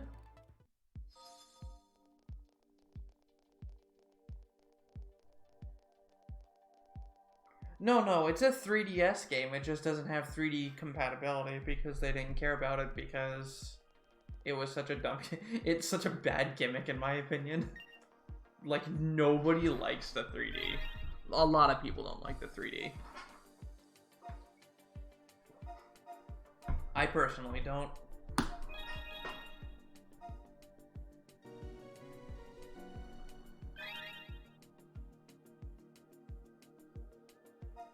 Okay. Main banisher, SP upper G, EXP upper, off banisher gets super upper. Yeah, she still got it. Okay. Two attack rings out.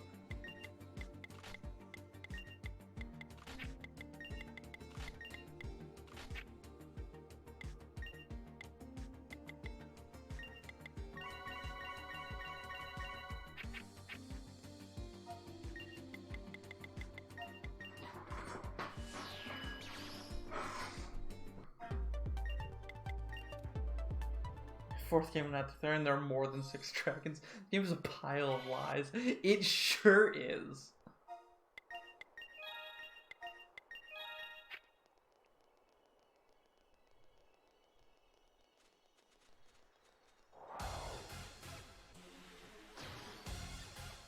So this is supposed to be the big bag dragon that's guarding the most powerful banisher skill in the game. It's about to get obliterated.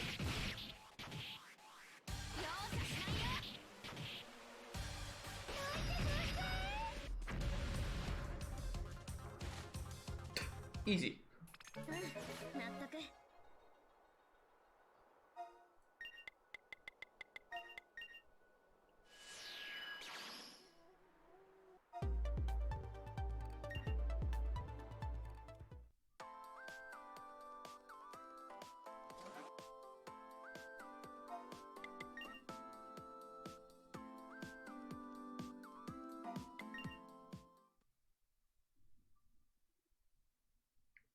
So here we have another dream sequence with Itel because reasons.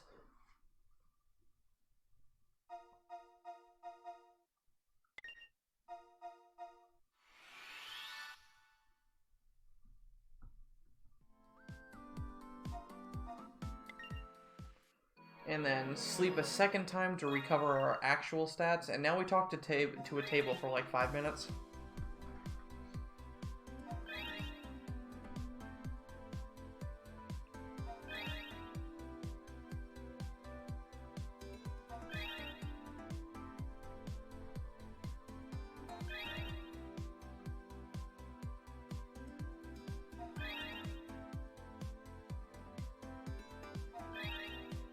This isn't even about a volunteer fire department.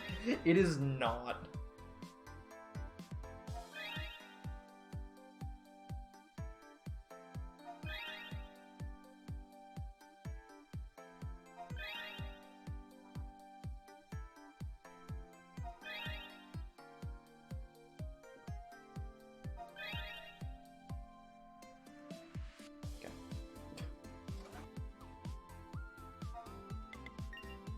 That's not the right evac ward.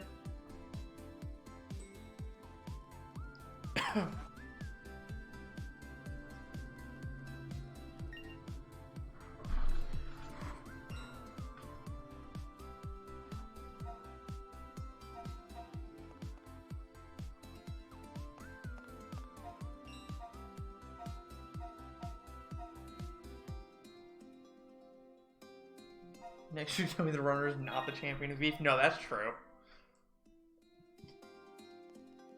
That is very true.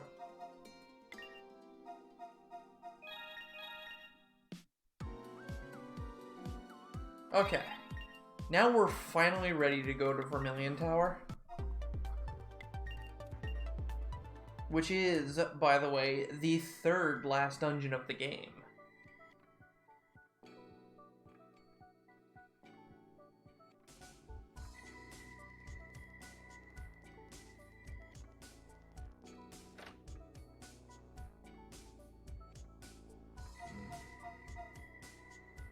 Consciously.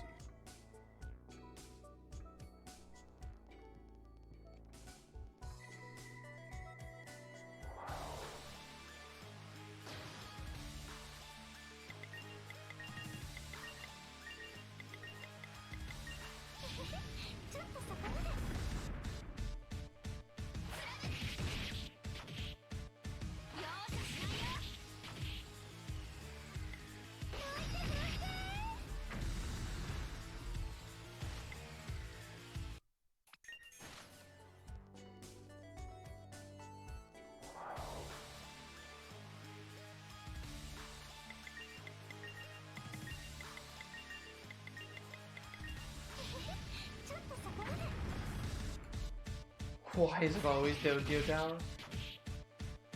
Tokyo Tower was a dungeon earlier in the game. This is Vermilion Tower, which is basically Tokyo Tower. Yo, sick miss, bro. Sick miss, bro. He's doing his best. He's trying.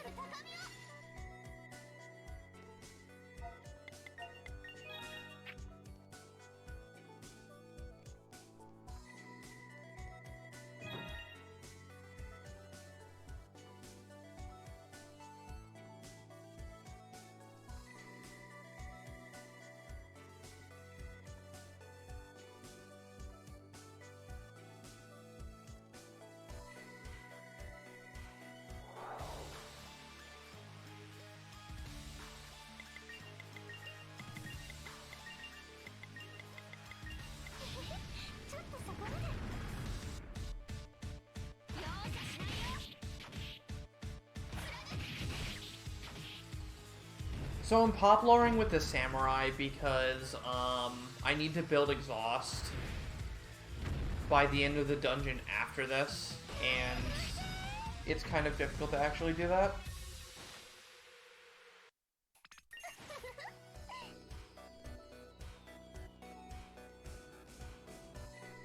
Because I need exhaust for the final boss of the game on my samurais.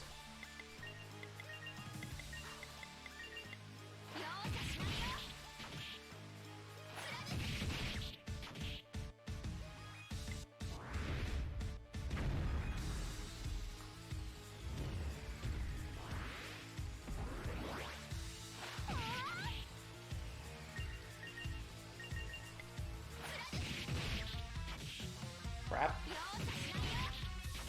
Okay, good.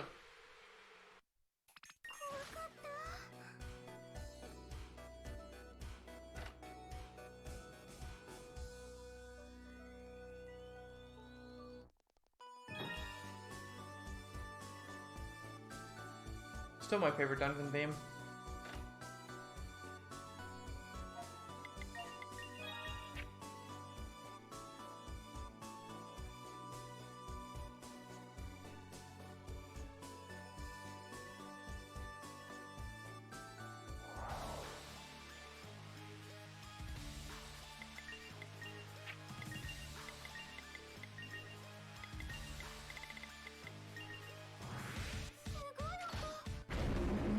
Should have probably healed my MP, but, oops. Oh, it's fine, this guy dies in 3 poplars anyways.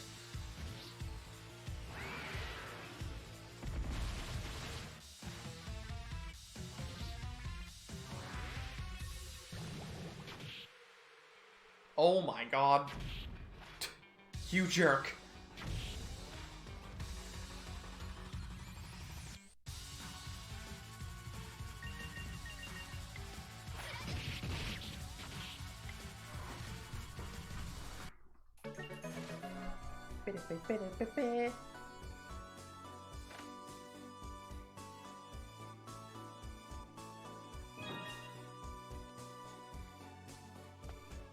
Just noticed the second screen. Yeah, there's occasionally stuff going on it. It's mostly just the map screen. It's not too important.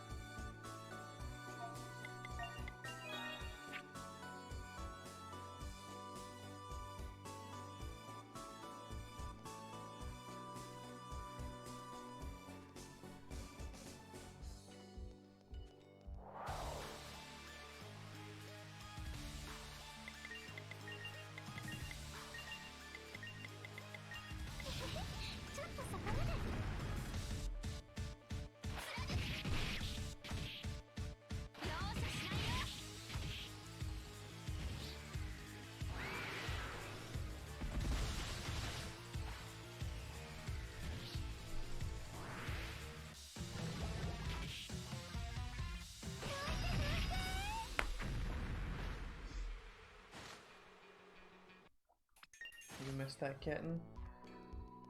I didn't miss anything. We don't need to rescue any more cats, unfortunately. So they're all gonna be left to their fate. Rescuing them won't save them anyways. Everybody dies soon. Everybody dies really soon, actually. I maybe should have considered healing for this fight. Nah, we fine.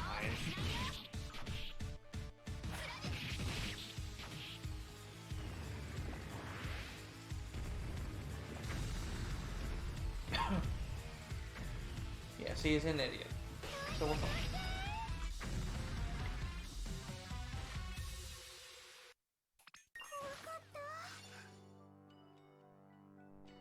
Do I have repos yet? How do I not have repos yet?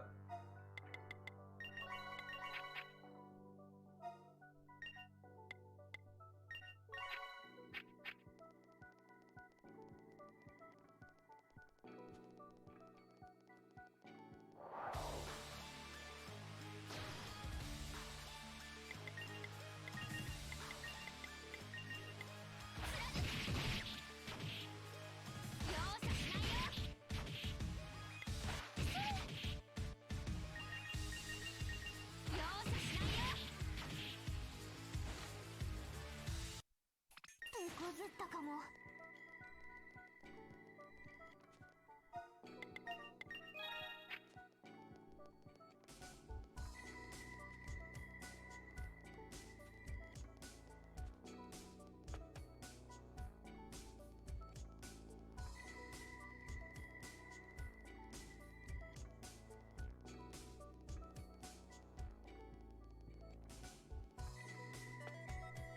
Does that hate animals? No, we've already saved 20 cats. So we don't need to save anymore. So here we get the knowledge bomb drop that Yoritomo is actually Miu's father.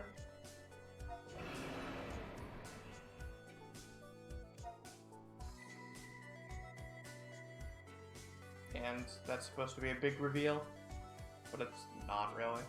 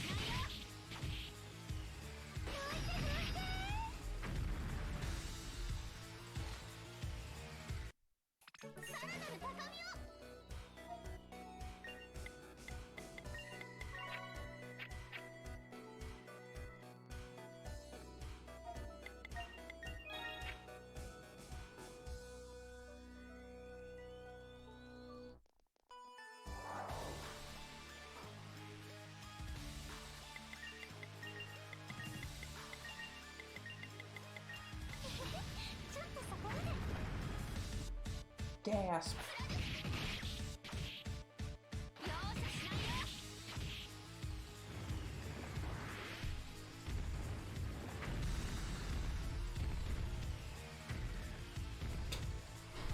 Idiot.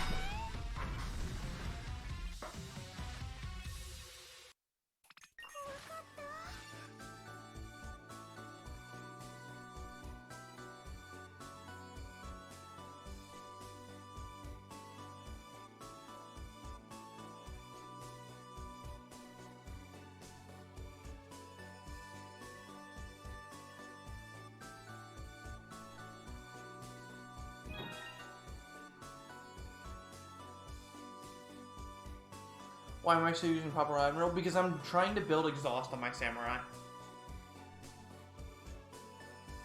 Because I need to either build it here or build it later, so it doesn't really matter. But I need to build exhaust for the final boss fight on these two samurai.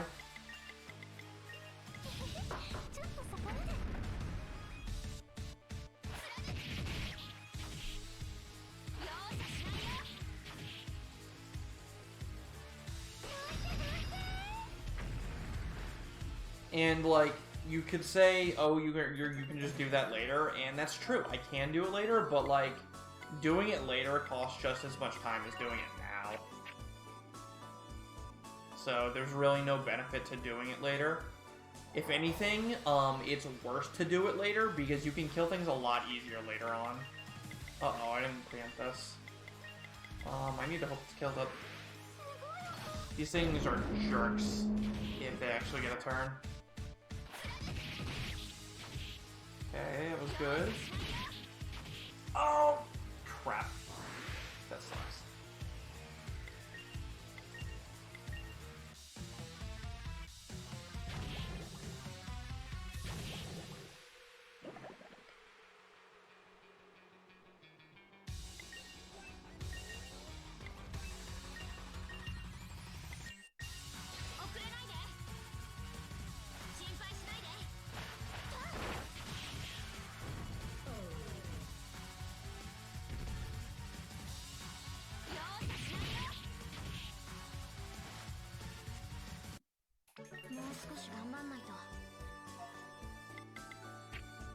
Do I actually have to dispoison here? Damn.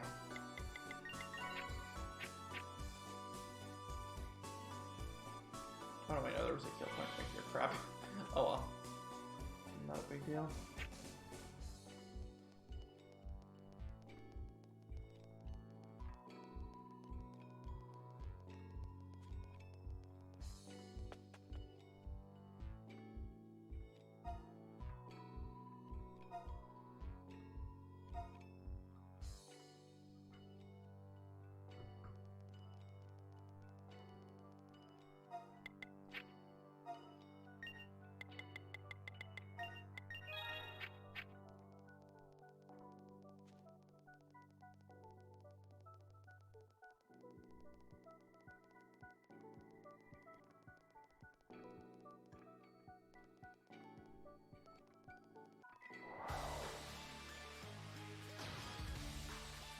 You've been pivotal.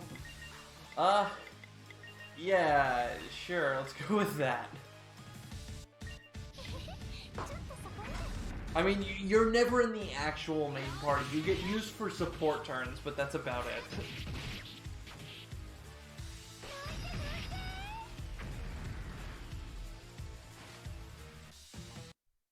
僕結構やる。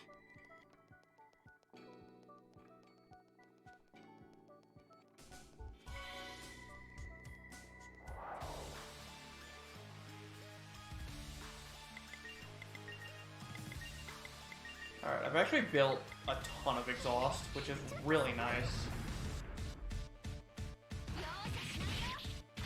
Like, Lowell actually just built hers right there. And Beef is like 1 or 2 hits away from it.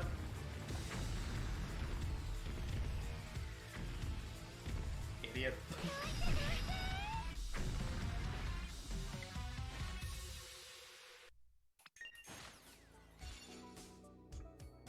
Oh, I don't have a confused cut. Shit. That's not good.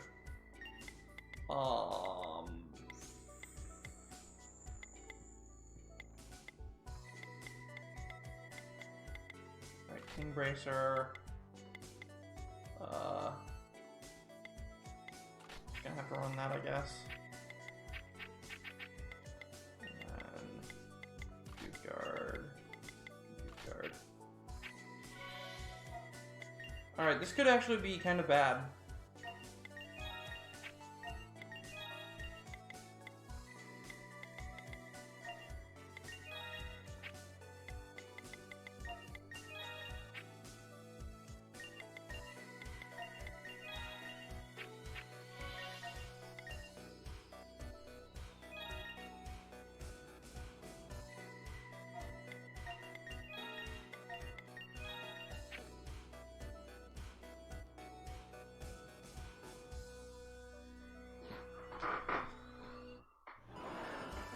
Alright. Hopefully, bad things don't happen here.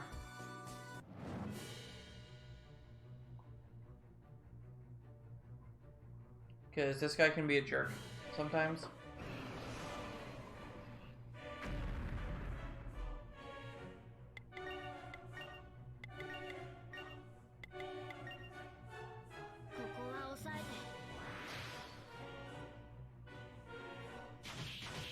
Okay, that's really good.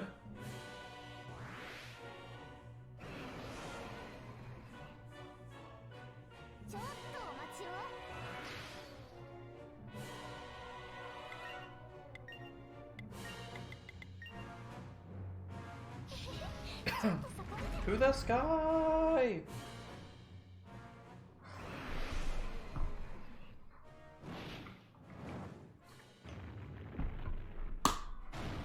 No bully. Okay, downer? Just downer? Alright, we're fine then. Alright, this should be a win.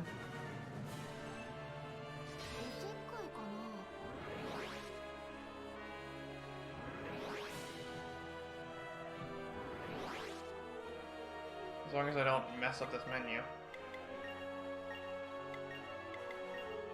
Alright, GG.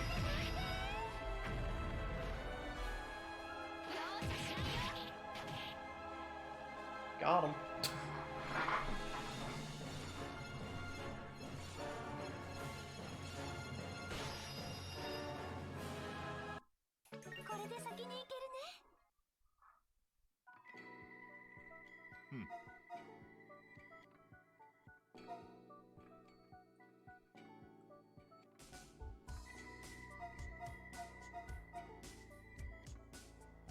Alright.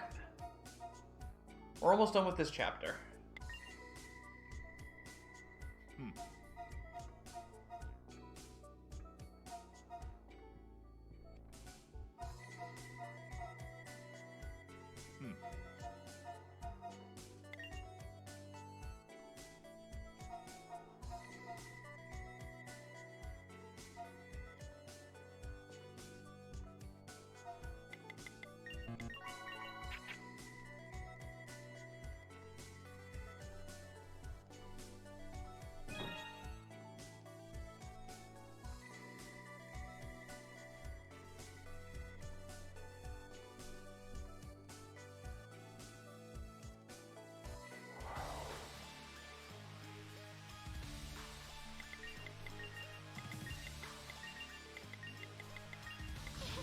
Alright, so this should exhaust beef, I think.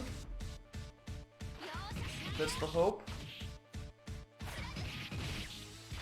Sick. Awesome. Alright, so that's gonna massively speed up the next dungeon.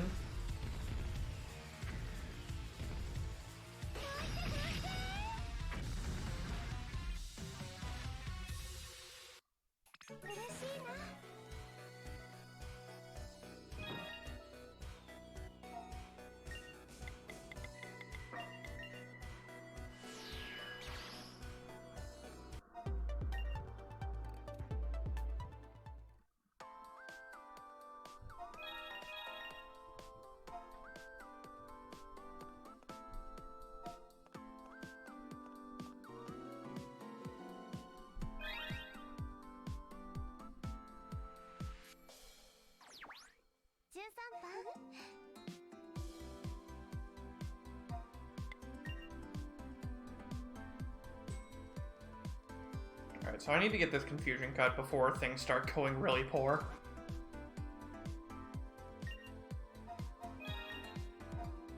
Okay.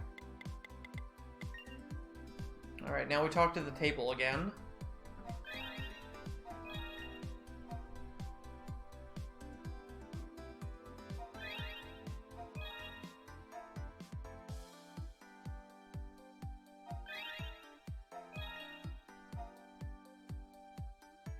And it's time to get sexy time on. So if things are too lewd 5U, this is the time to not watch.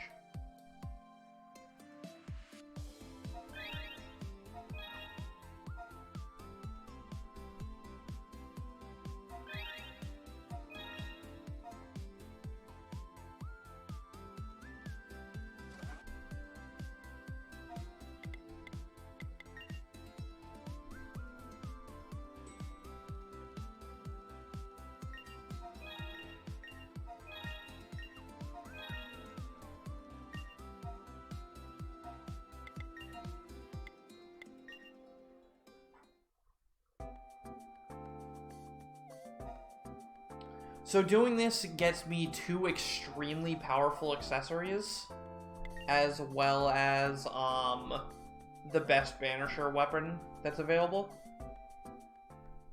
which is imperative for the next fight.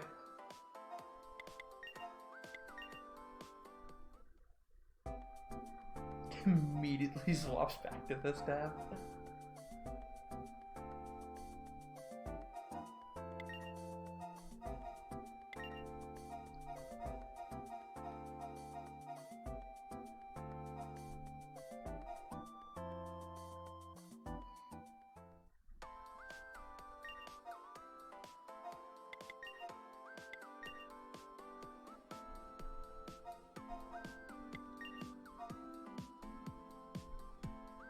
All right, time for the first lewd. We gonna do it with Julieta on his desk.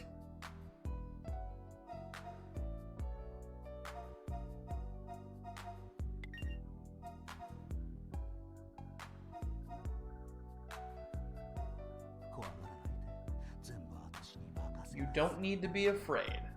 Just leave everything to me.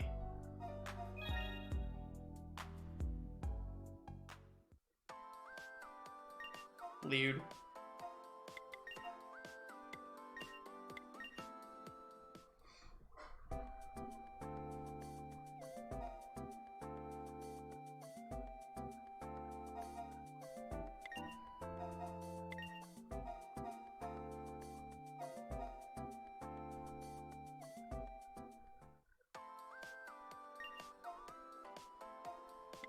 This is not what you were expecting. It gets worse.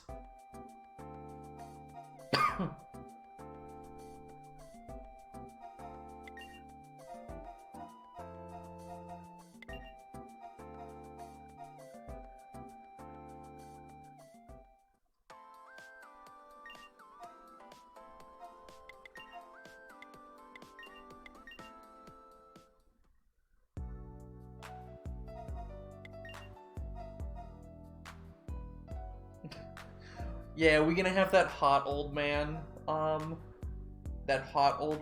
romance?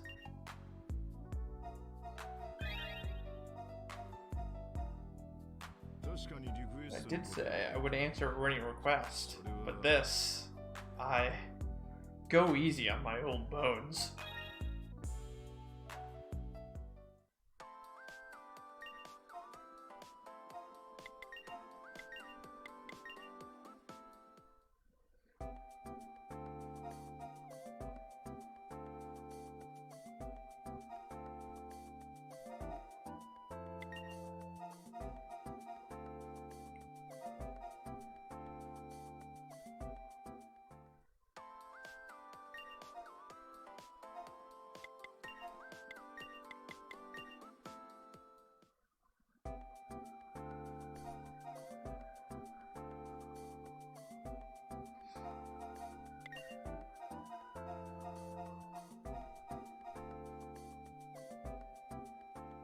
Master Roshi's dream realized, pretty much.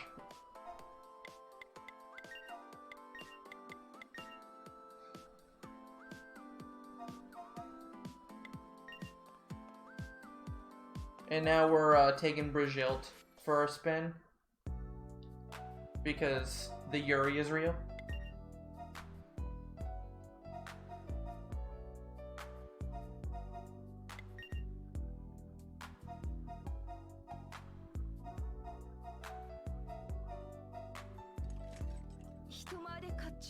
This is my first time removing my armor in front of another person.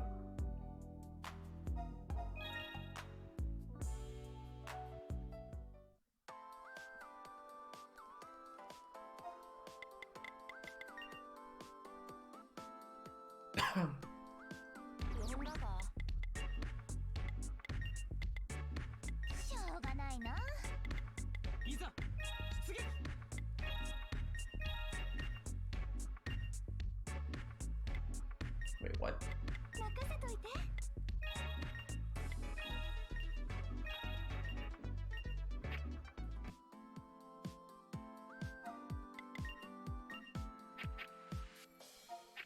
All right, and now we go in on Smash 1EX on second. So there, and then bam.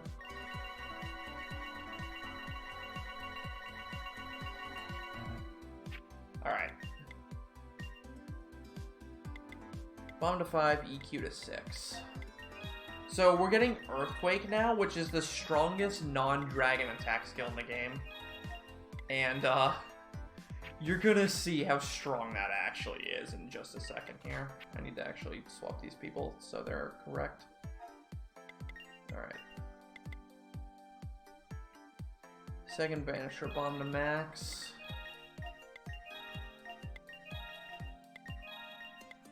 EQ to 6.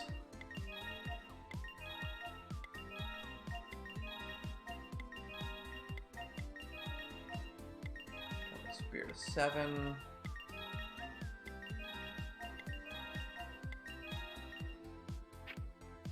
Third Banisher Bomb to 3. Deafening Roar to max. Earthquake to 1. Comet Spear to 8.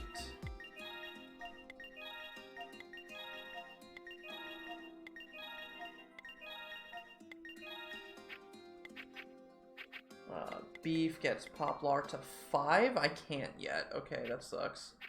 And then you.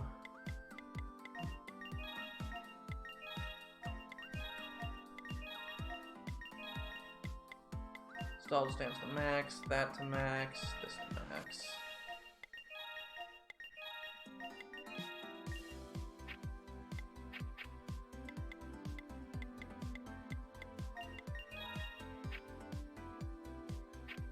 Okay. Alright. Equipment. Valiant Mark III, 2 dead guards.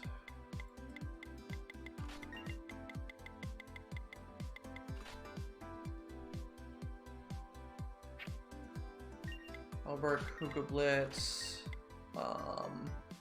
Retreat Ring, and other Banisher with King Bracer, so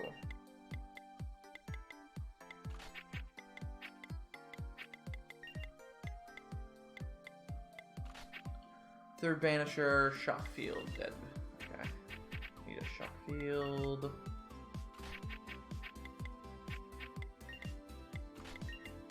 Shock field and dead guards here.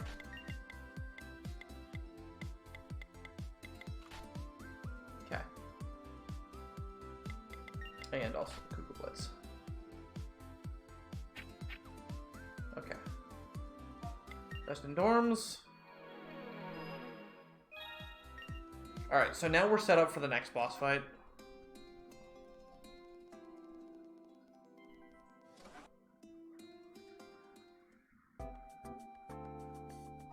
So here we're going to have a nice little party with all of the main characters of the game, except for the owners of Nodens.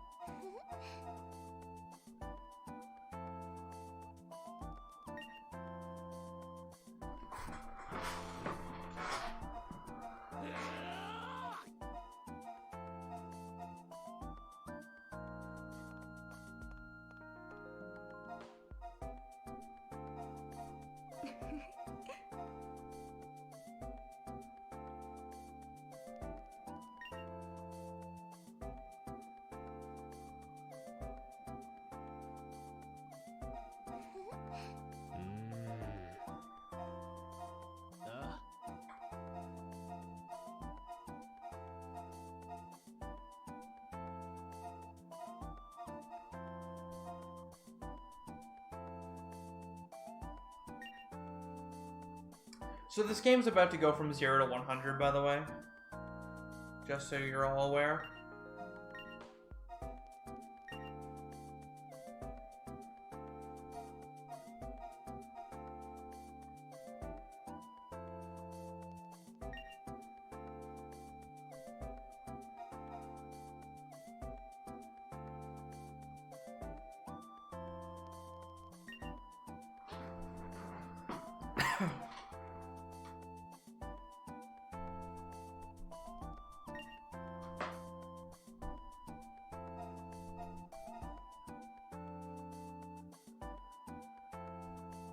So that's a classic, gotta talk to all the party members type of deal. And then you go meet Mio and the Terrans.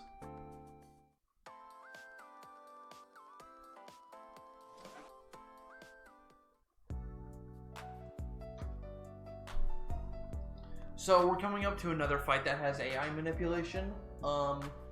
It's the same deal as the last fight that had it, where if you do stuff on turn 1, the enemies are going to be hyper aggressive to you on turn 2. So in order to prevent them from being hyper aggressive on turn 2, you just guard on turn 1. And then that throws their AI for a loop and basically gives you easy mode.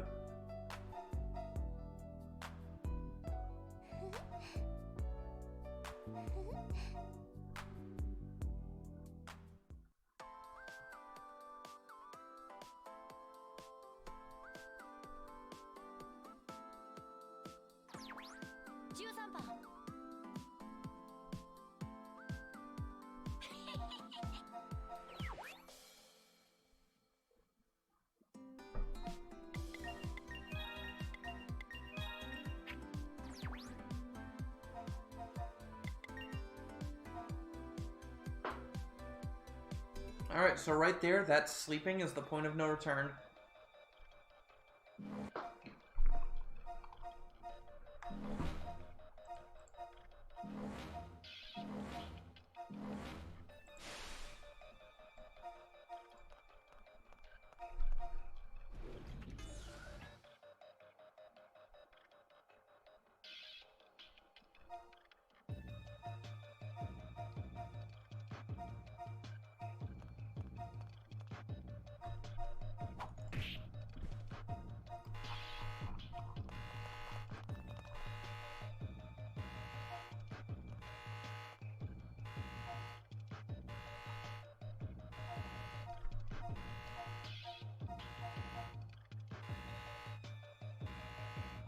Alright, so I'm like 10 minutes or so, a little more than 10 minutes behind PB.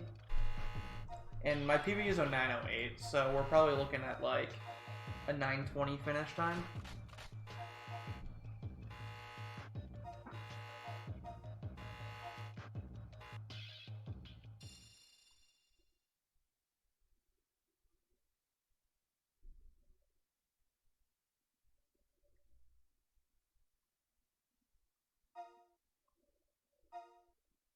So here everyone's cough is getting worse because dragon sickness is getting stronger.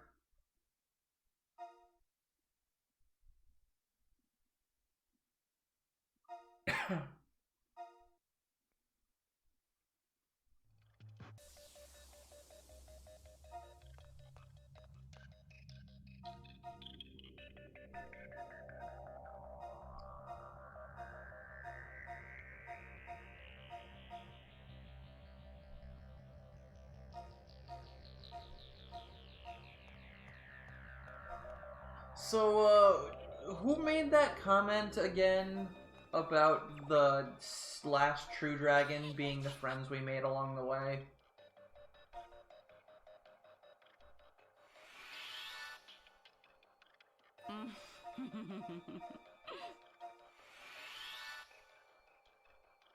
Because, they turn out to be pretty right, as you're about to see.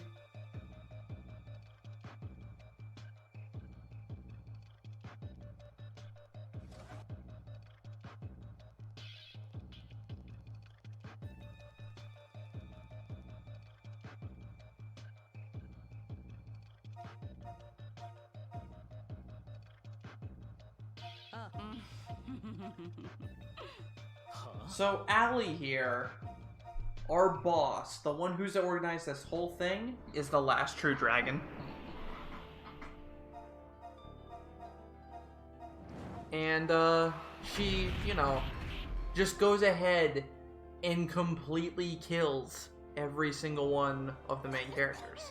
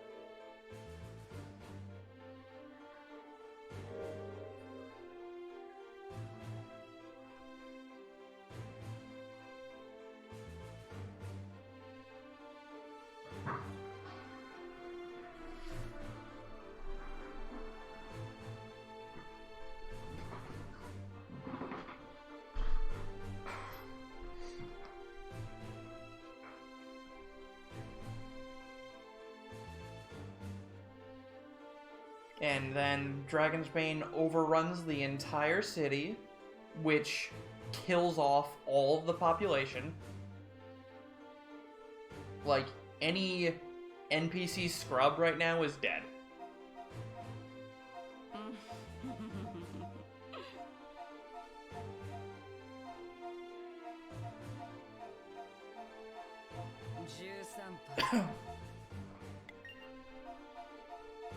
And the dragon wants us to kill them so we can ascend to pretty much a form of dragonhood, so that we can remake the world and further evolution. Also, here are the shopkeepers. They're the next boss. They're gonna kick our ass. This is the second hardest fight in the game, casually, because you're just not prepared for it.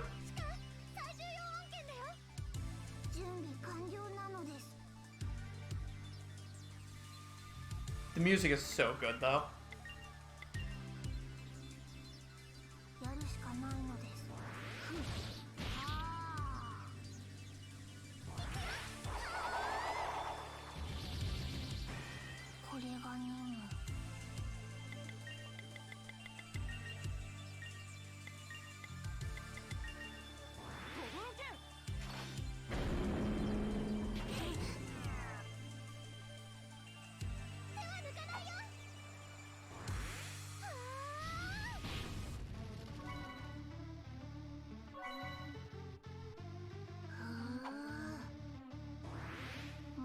本気で来てください。立花、準備はいい？はいはい、オッケーだよ。もう一頑張り。焦らないで。 So who's ready to see what a banisher is actually capable of? 私やるよ。 United States of Smash!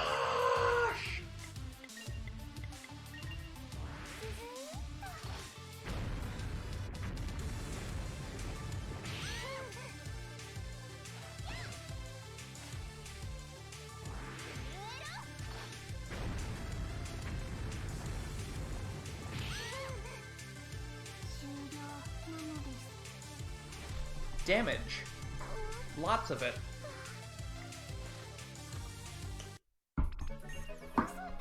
Second hardest fight in the game. Casually. By the way.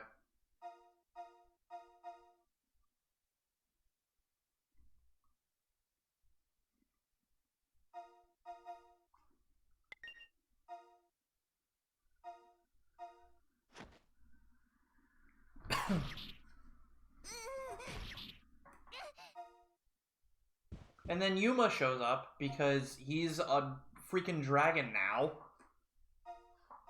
And kills the Loli twins. You look different.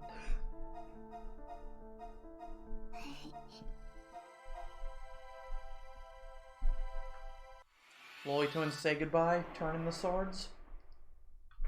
As all Loli twins should.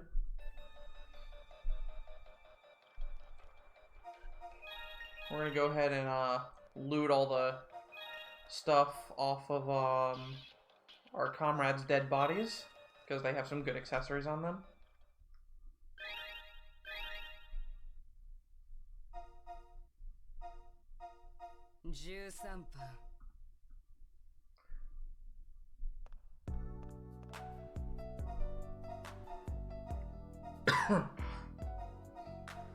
And Mio's just like, why are you killing everyone? This is stupid. You guys are idiots. Why can't we just be friends? And Yuma's not happy with her and tries to kill her and kills Yoritomo instead. So rip Yoritomo. He dead now too?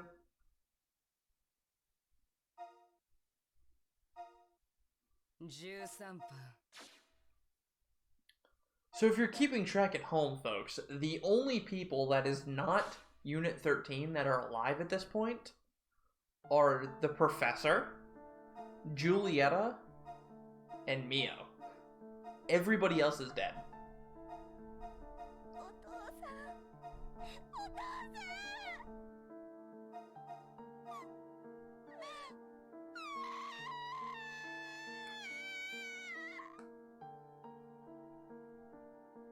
Also, Mio's a pretty sad girl.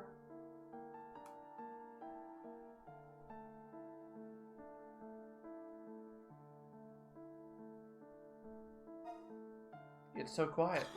Everyone's dead.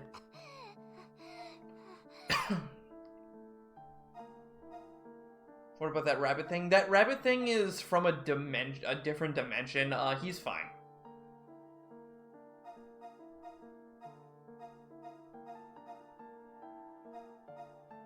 We'll see him in a little while, actually.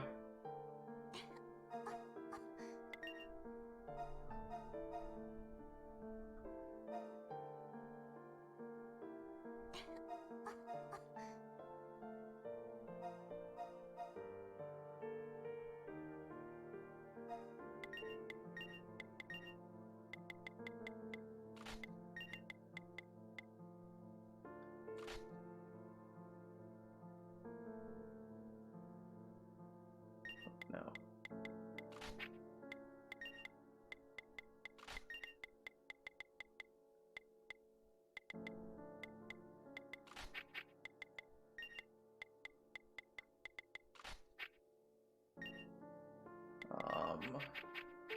Beef gets Shining Metal, Argos, and then you get attack 3s.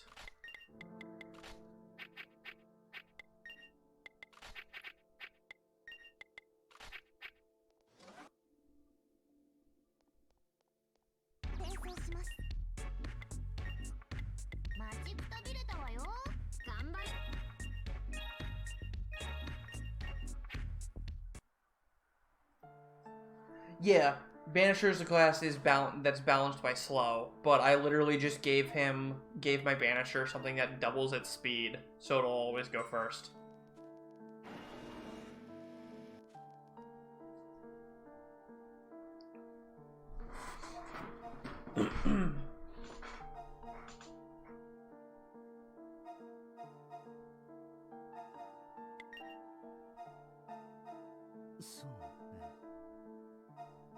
And you're about to see in this next dungeon just how strong a Banisher that goes first can be.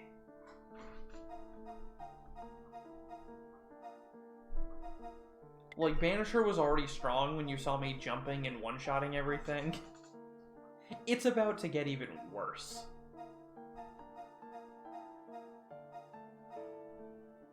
You miss Nom Nom version 1. You wouldn't even be seeing her anymore.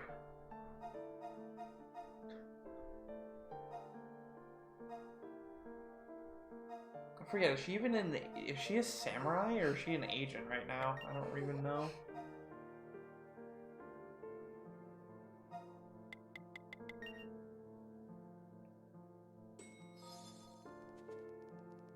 So instead of the two lolly twins at the shop now, there's just a computer there to handle your shopping needs.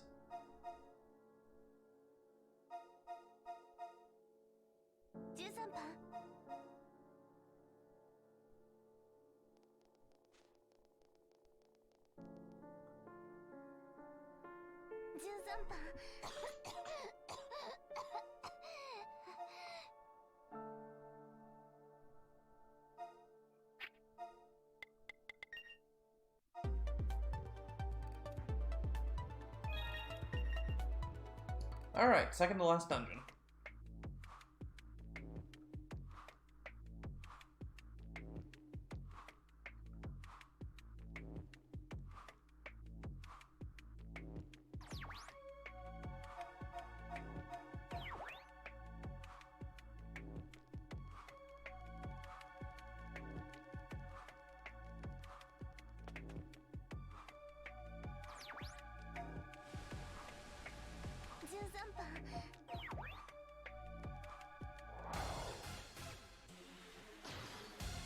Alright, so you guys see this dragon here?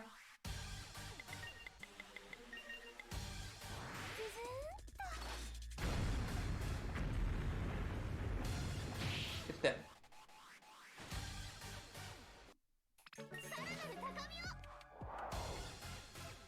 You guys see this dragon here?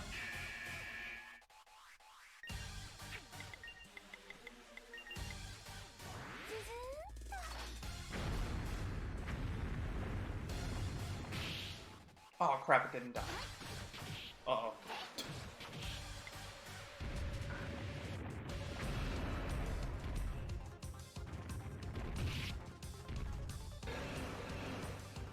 Uh-oh.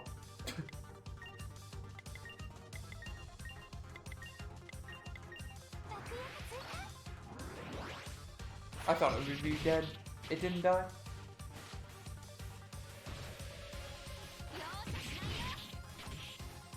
Oh yes! Poplar Admiral has splash damage. That's something I completely forgot about.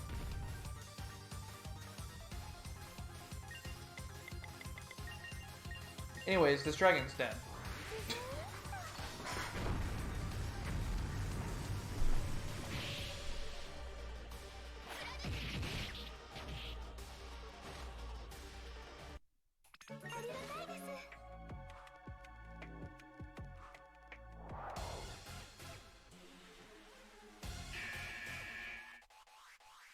See this dragon?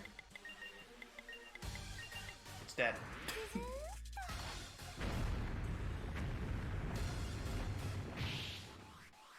So Earthquake is really strong, by the way.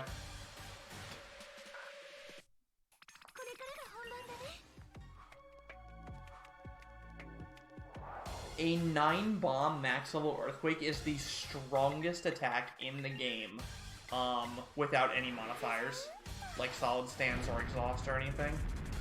It's the strongest.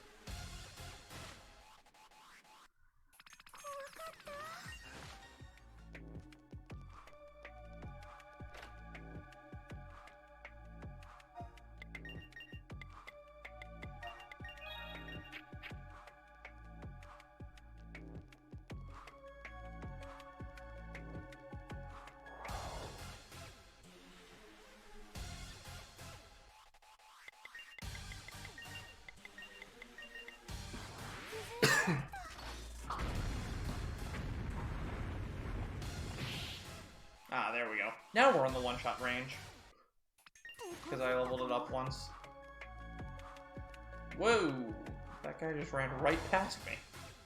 So yeah, it's at this point in the run where we just don't even care about anything in fights anymore. We can just kind of earthquake everything to death.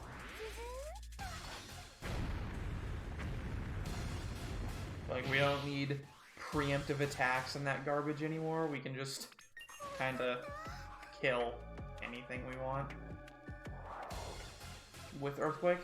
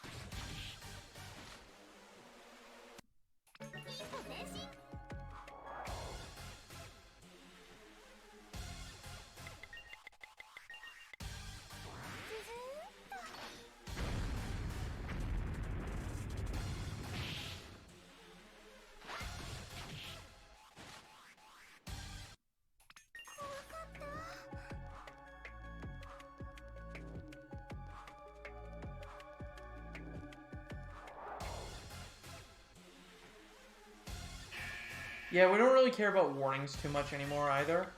It's like, oh, there's a dragon coming next turn. What next turn?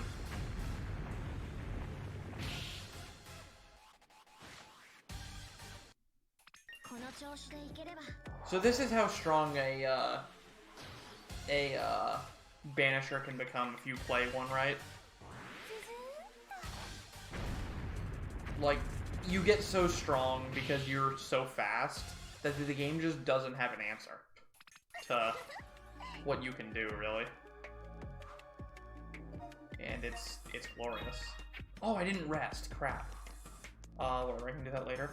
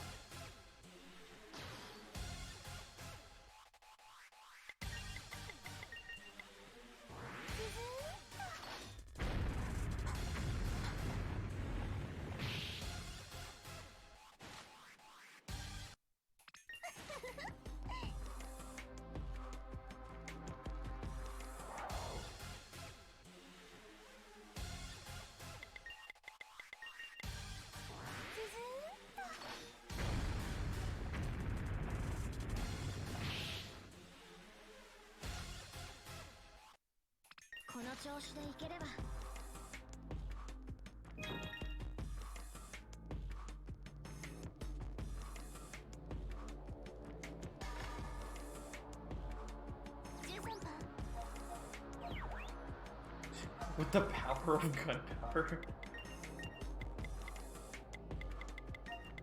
More strong.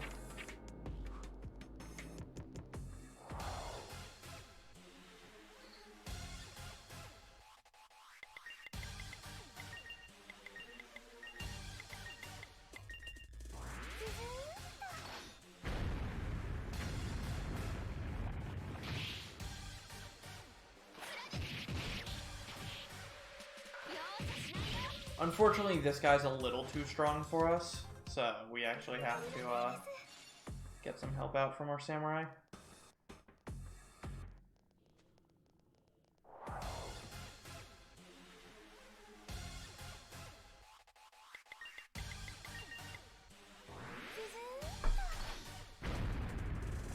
So this is why I name the character Smash, by the way. Not only is it helpful for my recognition of which banisher I'm going to make into this Uber banisher, but it's just it's a fitting name for how much that banisher destroys everything.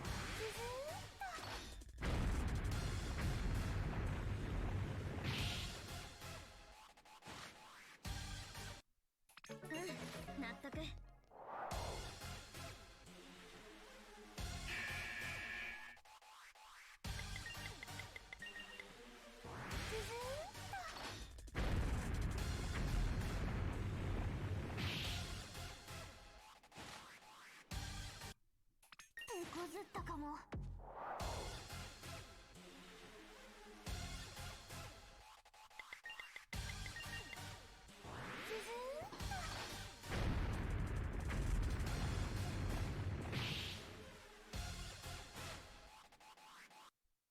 これからが本番だね。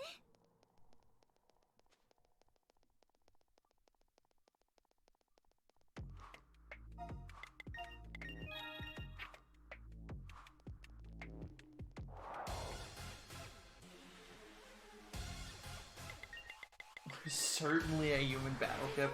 Oh yes.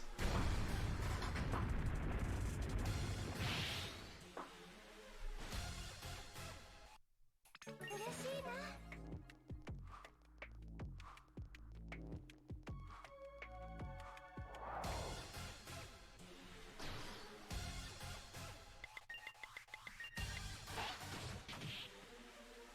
Sometimes the random samurai outspeeds you. I don't know why, but it happens. But whatever. Doesn't actually matter. 手こずったかも。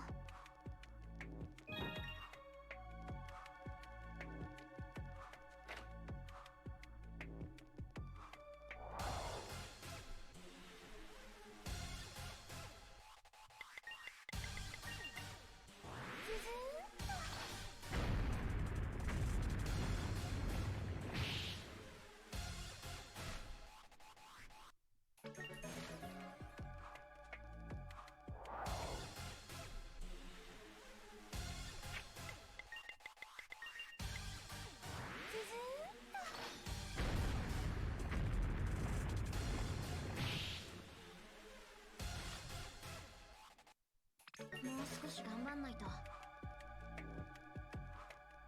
Oops. There it goes.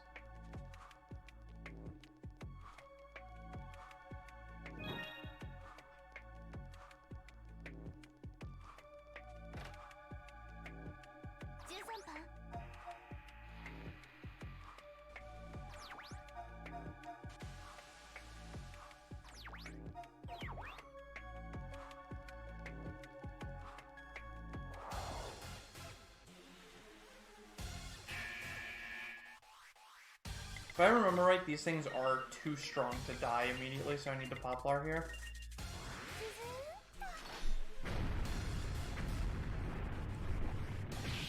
Yep. Knew it.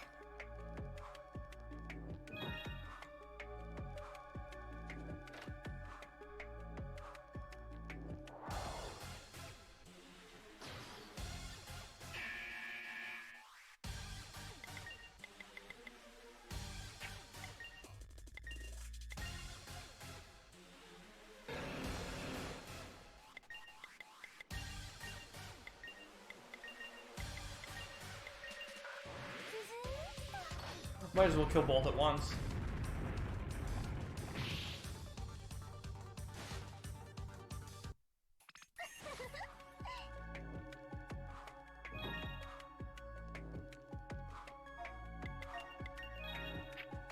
If I hadn't gotten a preempt there, I wouldn't have done that, but since I got the preempt, I was like, what the hell, why not?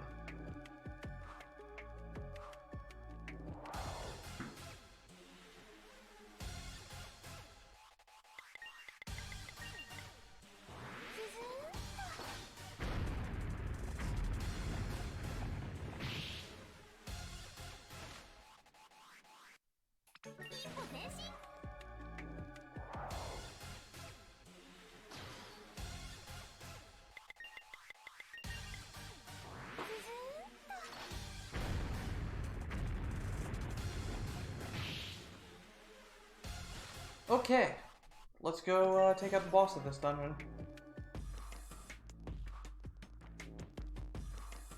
The two dragons on the left here are not worth fighting because they give so little EXP. And that's all we really care about at this point.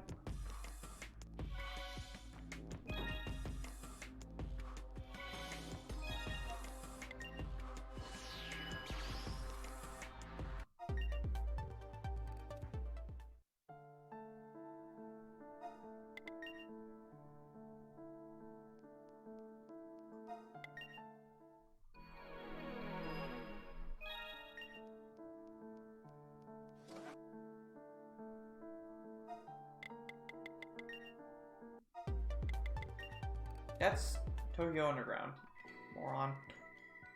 Okay, there we go. Better. Okay. Solid Stance, Pop Lord of Max, Fallen Blossoms. Pop Lord of Max, Solid Stance, Fallen Blossoms. And then life bonus.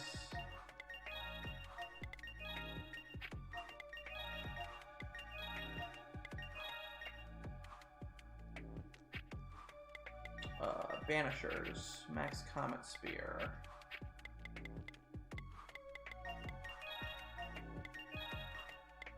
Learn Ultimate Lance. Max Comet Spear. Work on Earthquake. Your bomb max? Your bomb is max. Okay, cool. And then that's it. Equip Burn Cut over Argos.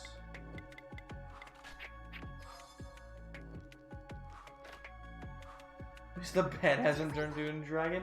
Yeah, that's true. That is true. The bed is not a dragon.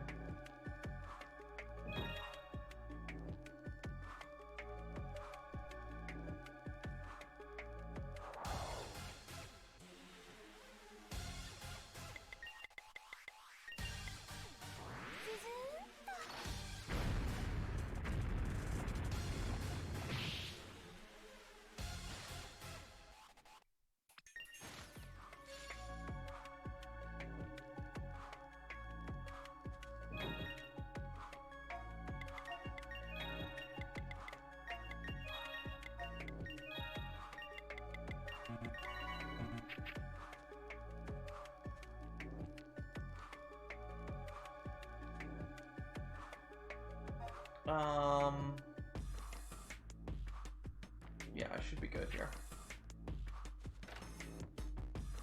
I didn't save. I really probably should have, but we should be fine. Worst case scenario, I have to blow an exhaust here, and that's okay. So this fight has a gimmick. Yuma only has 10,000 HP, but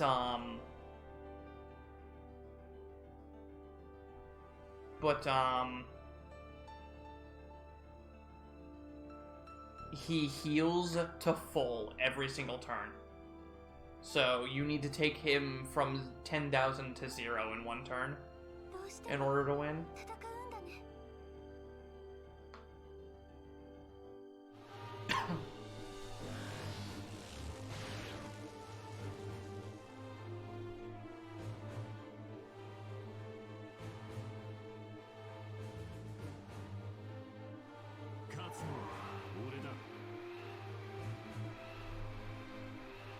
It's a pretty crappy gimmick for a fight, but we're more than strong enough to handle it.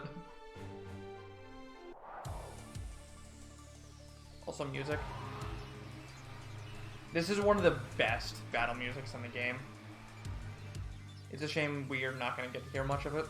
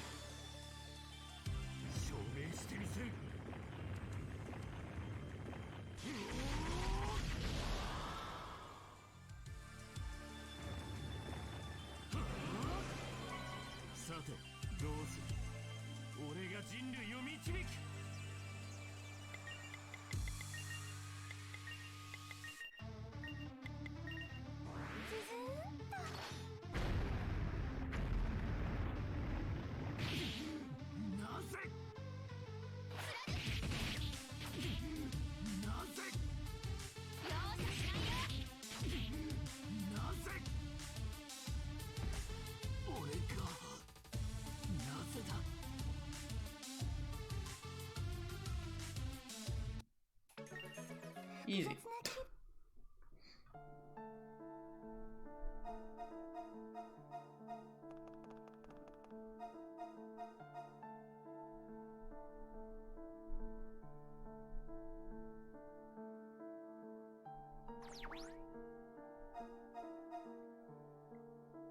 Easy clap.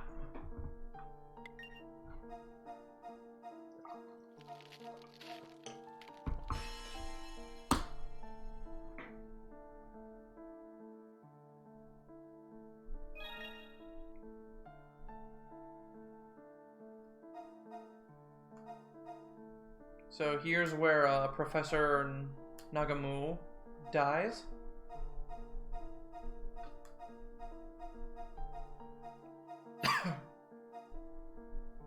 So now the only two people left alive in the world are Julieta, Mio, and Unit 13. Everybody else is dead.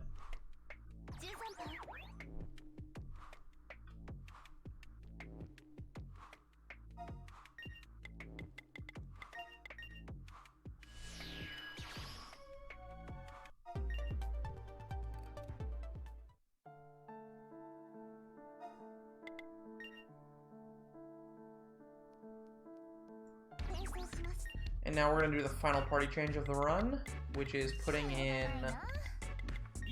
our 3 banishers. And I messed up, so I need to take you and put in unknown now.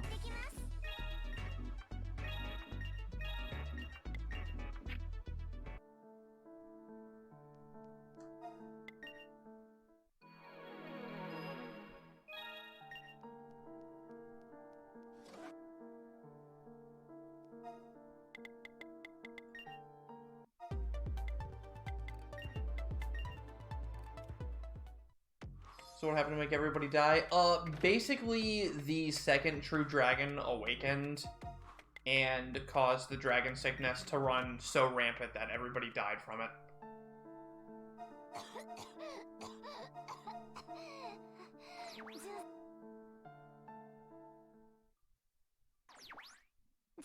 And here's where Mio dies while talking about what we're gonna do when we save the world.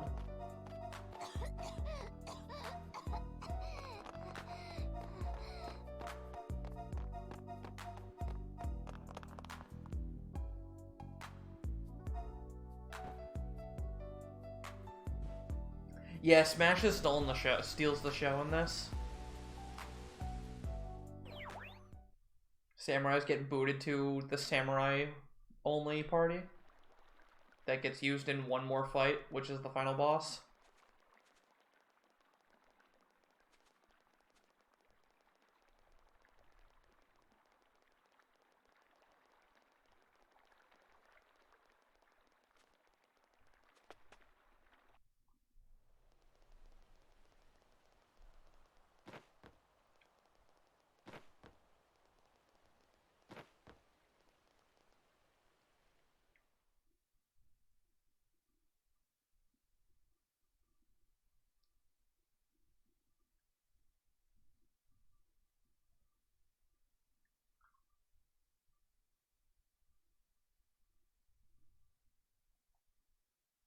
Also, JoJo reference incoming. And also banger alert soon.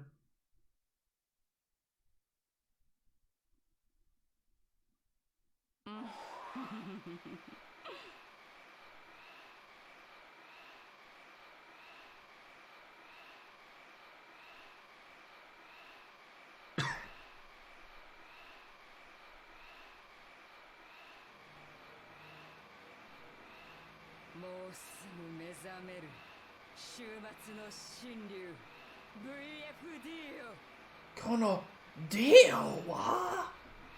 Banger alert. Banger alert. Banger alert for this boss fight.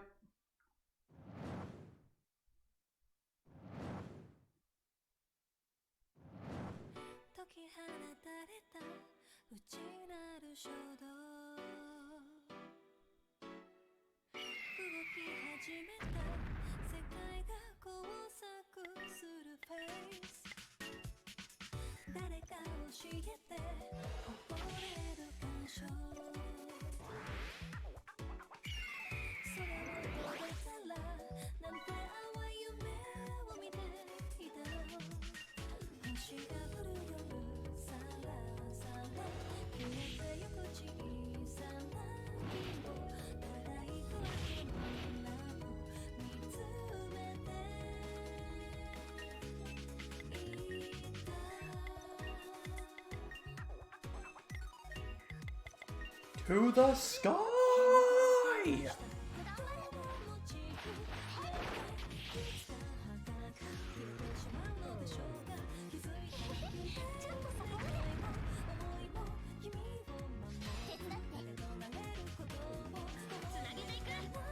So the boss doesn't know it, but the boss is already dead. She doesn't know it though.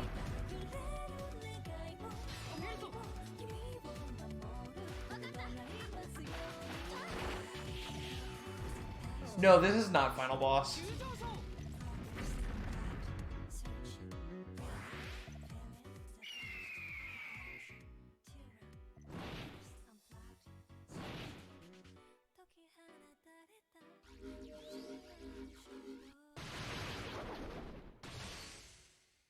So that right there is the most deadly attack in the game, and we just dodged it because we're in the sky.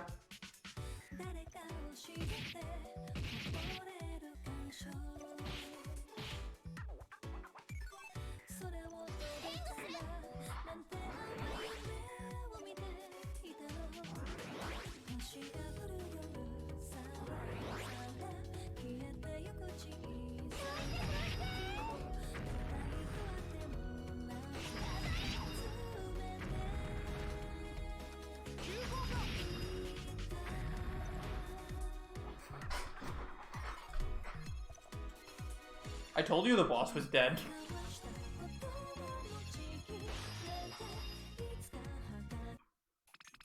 こんなのって冗談でしょ。 Is this some kind of joke? You a chump? Get animated!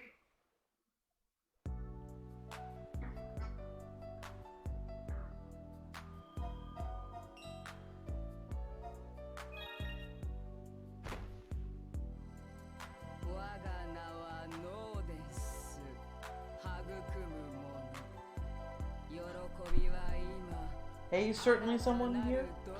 How's it going?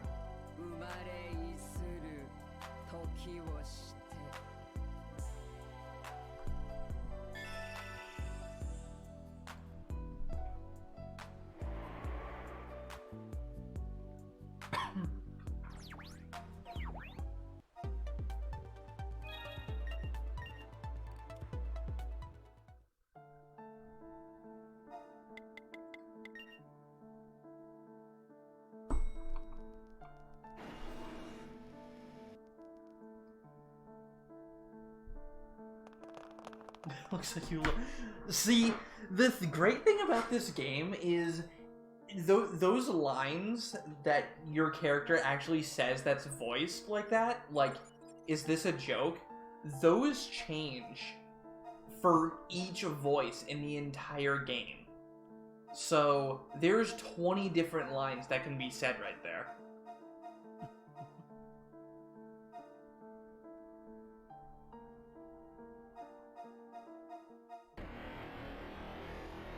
Also, I'm sorry about this here. Your noise here. It's awful. But basically we're animating the world and erasing it into nothingness so we can remake it into a better place. Because we're going full anime. 13番 And here's the rabbit thing you were wondering about. He's gonna be our guide through creating the new universe. The cats in the cafe, okay? No, they're dead. 13番 Sorry. But they're dead. Abyss, 138 to the 10 times the 8th. So, now we're in Kingdom Hearts. We're, you know, in Roxas and Sora's stained glass cosmic universe place.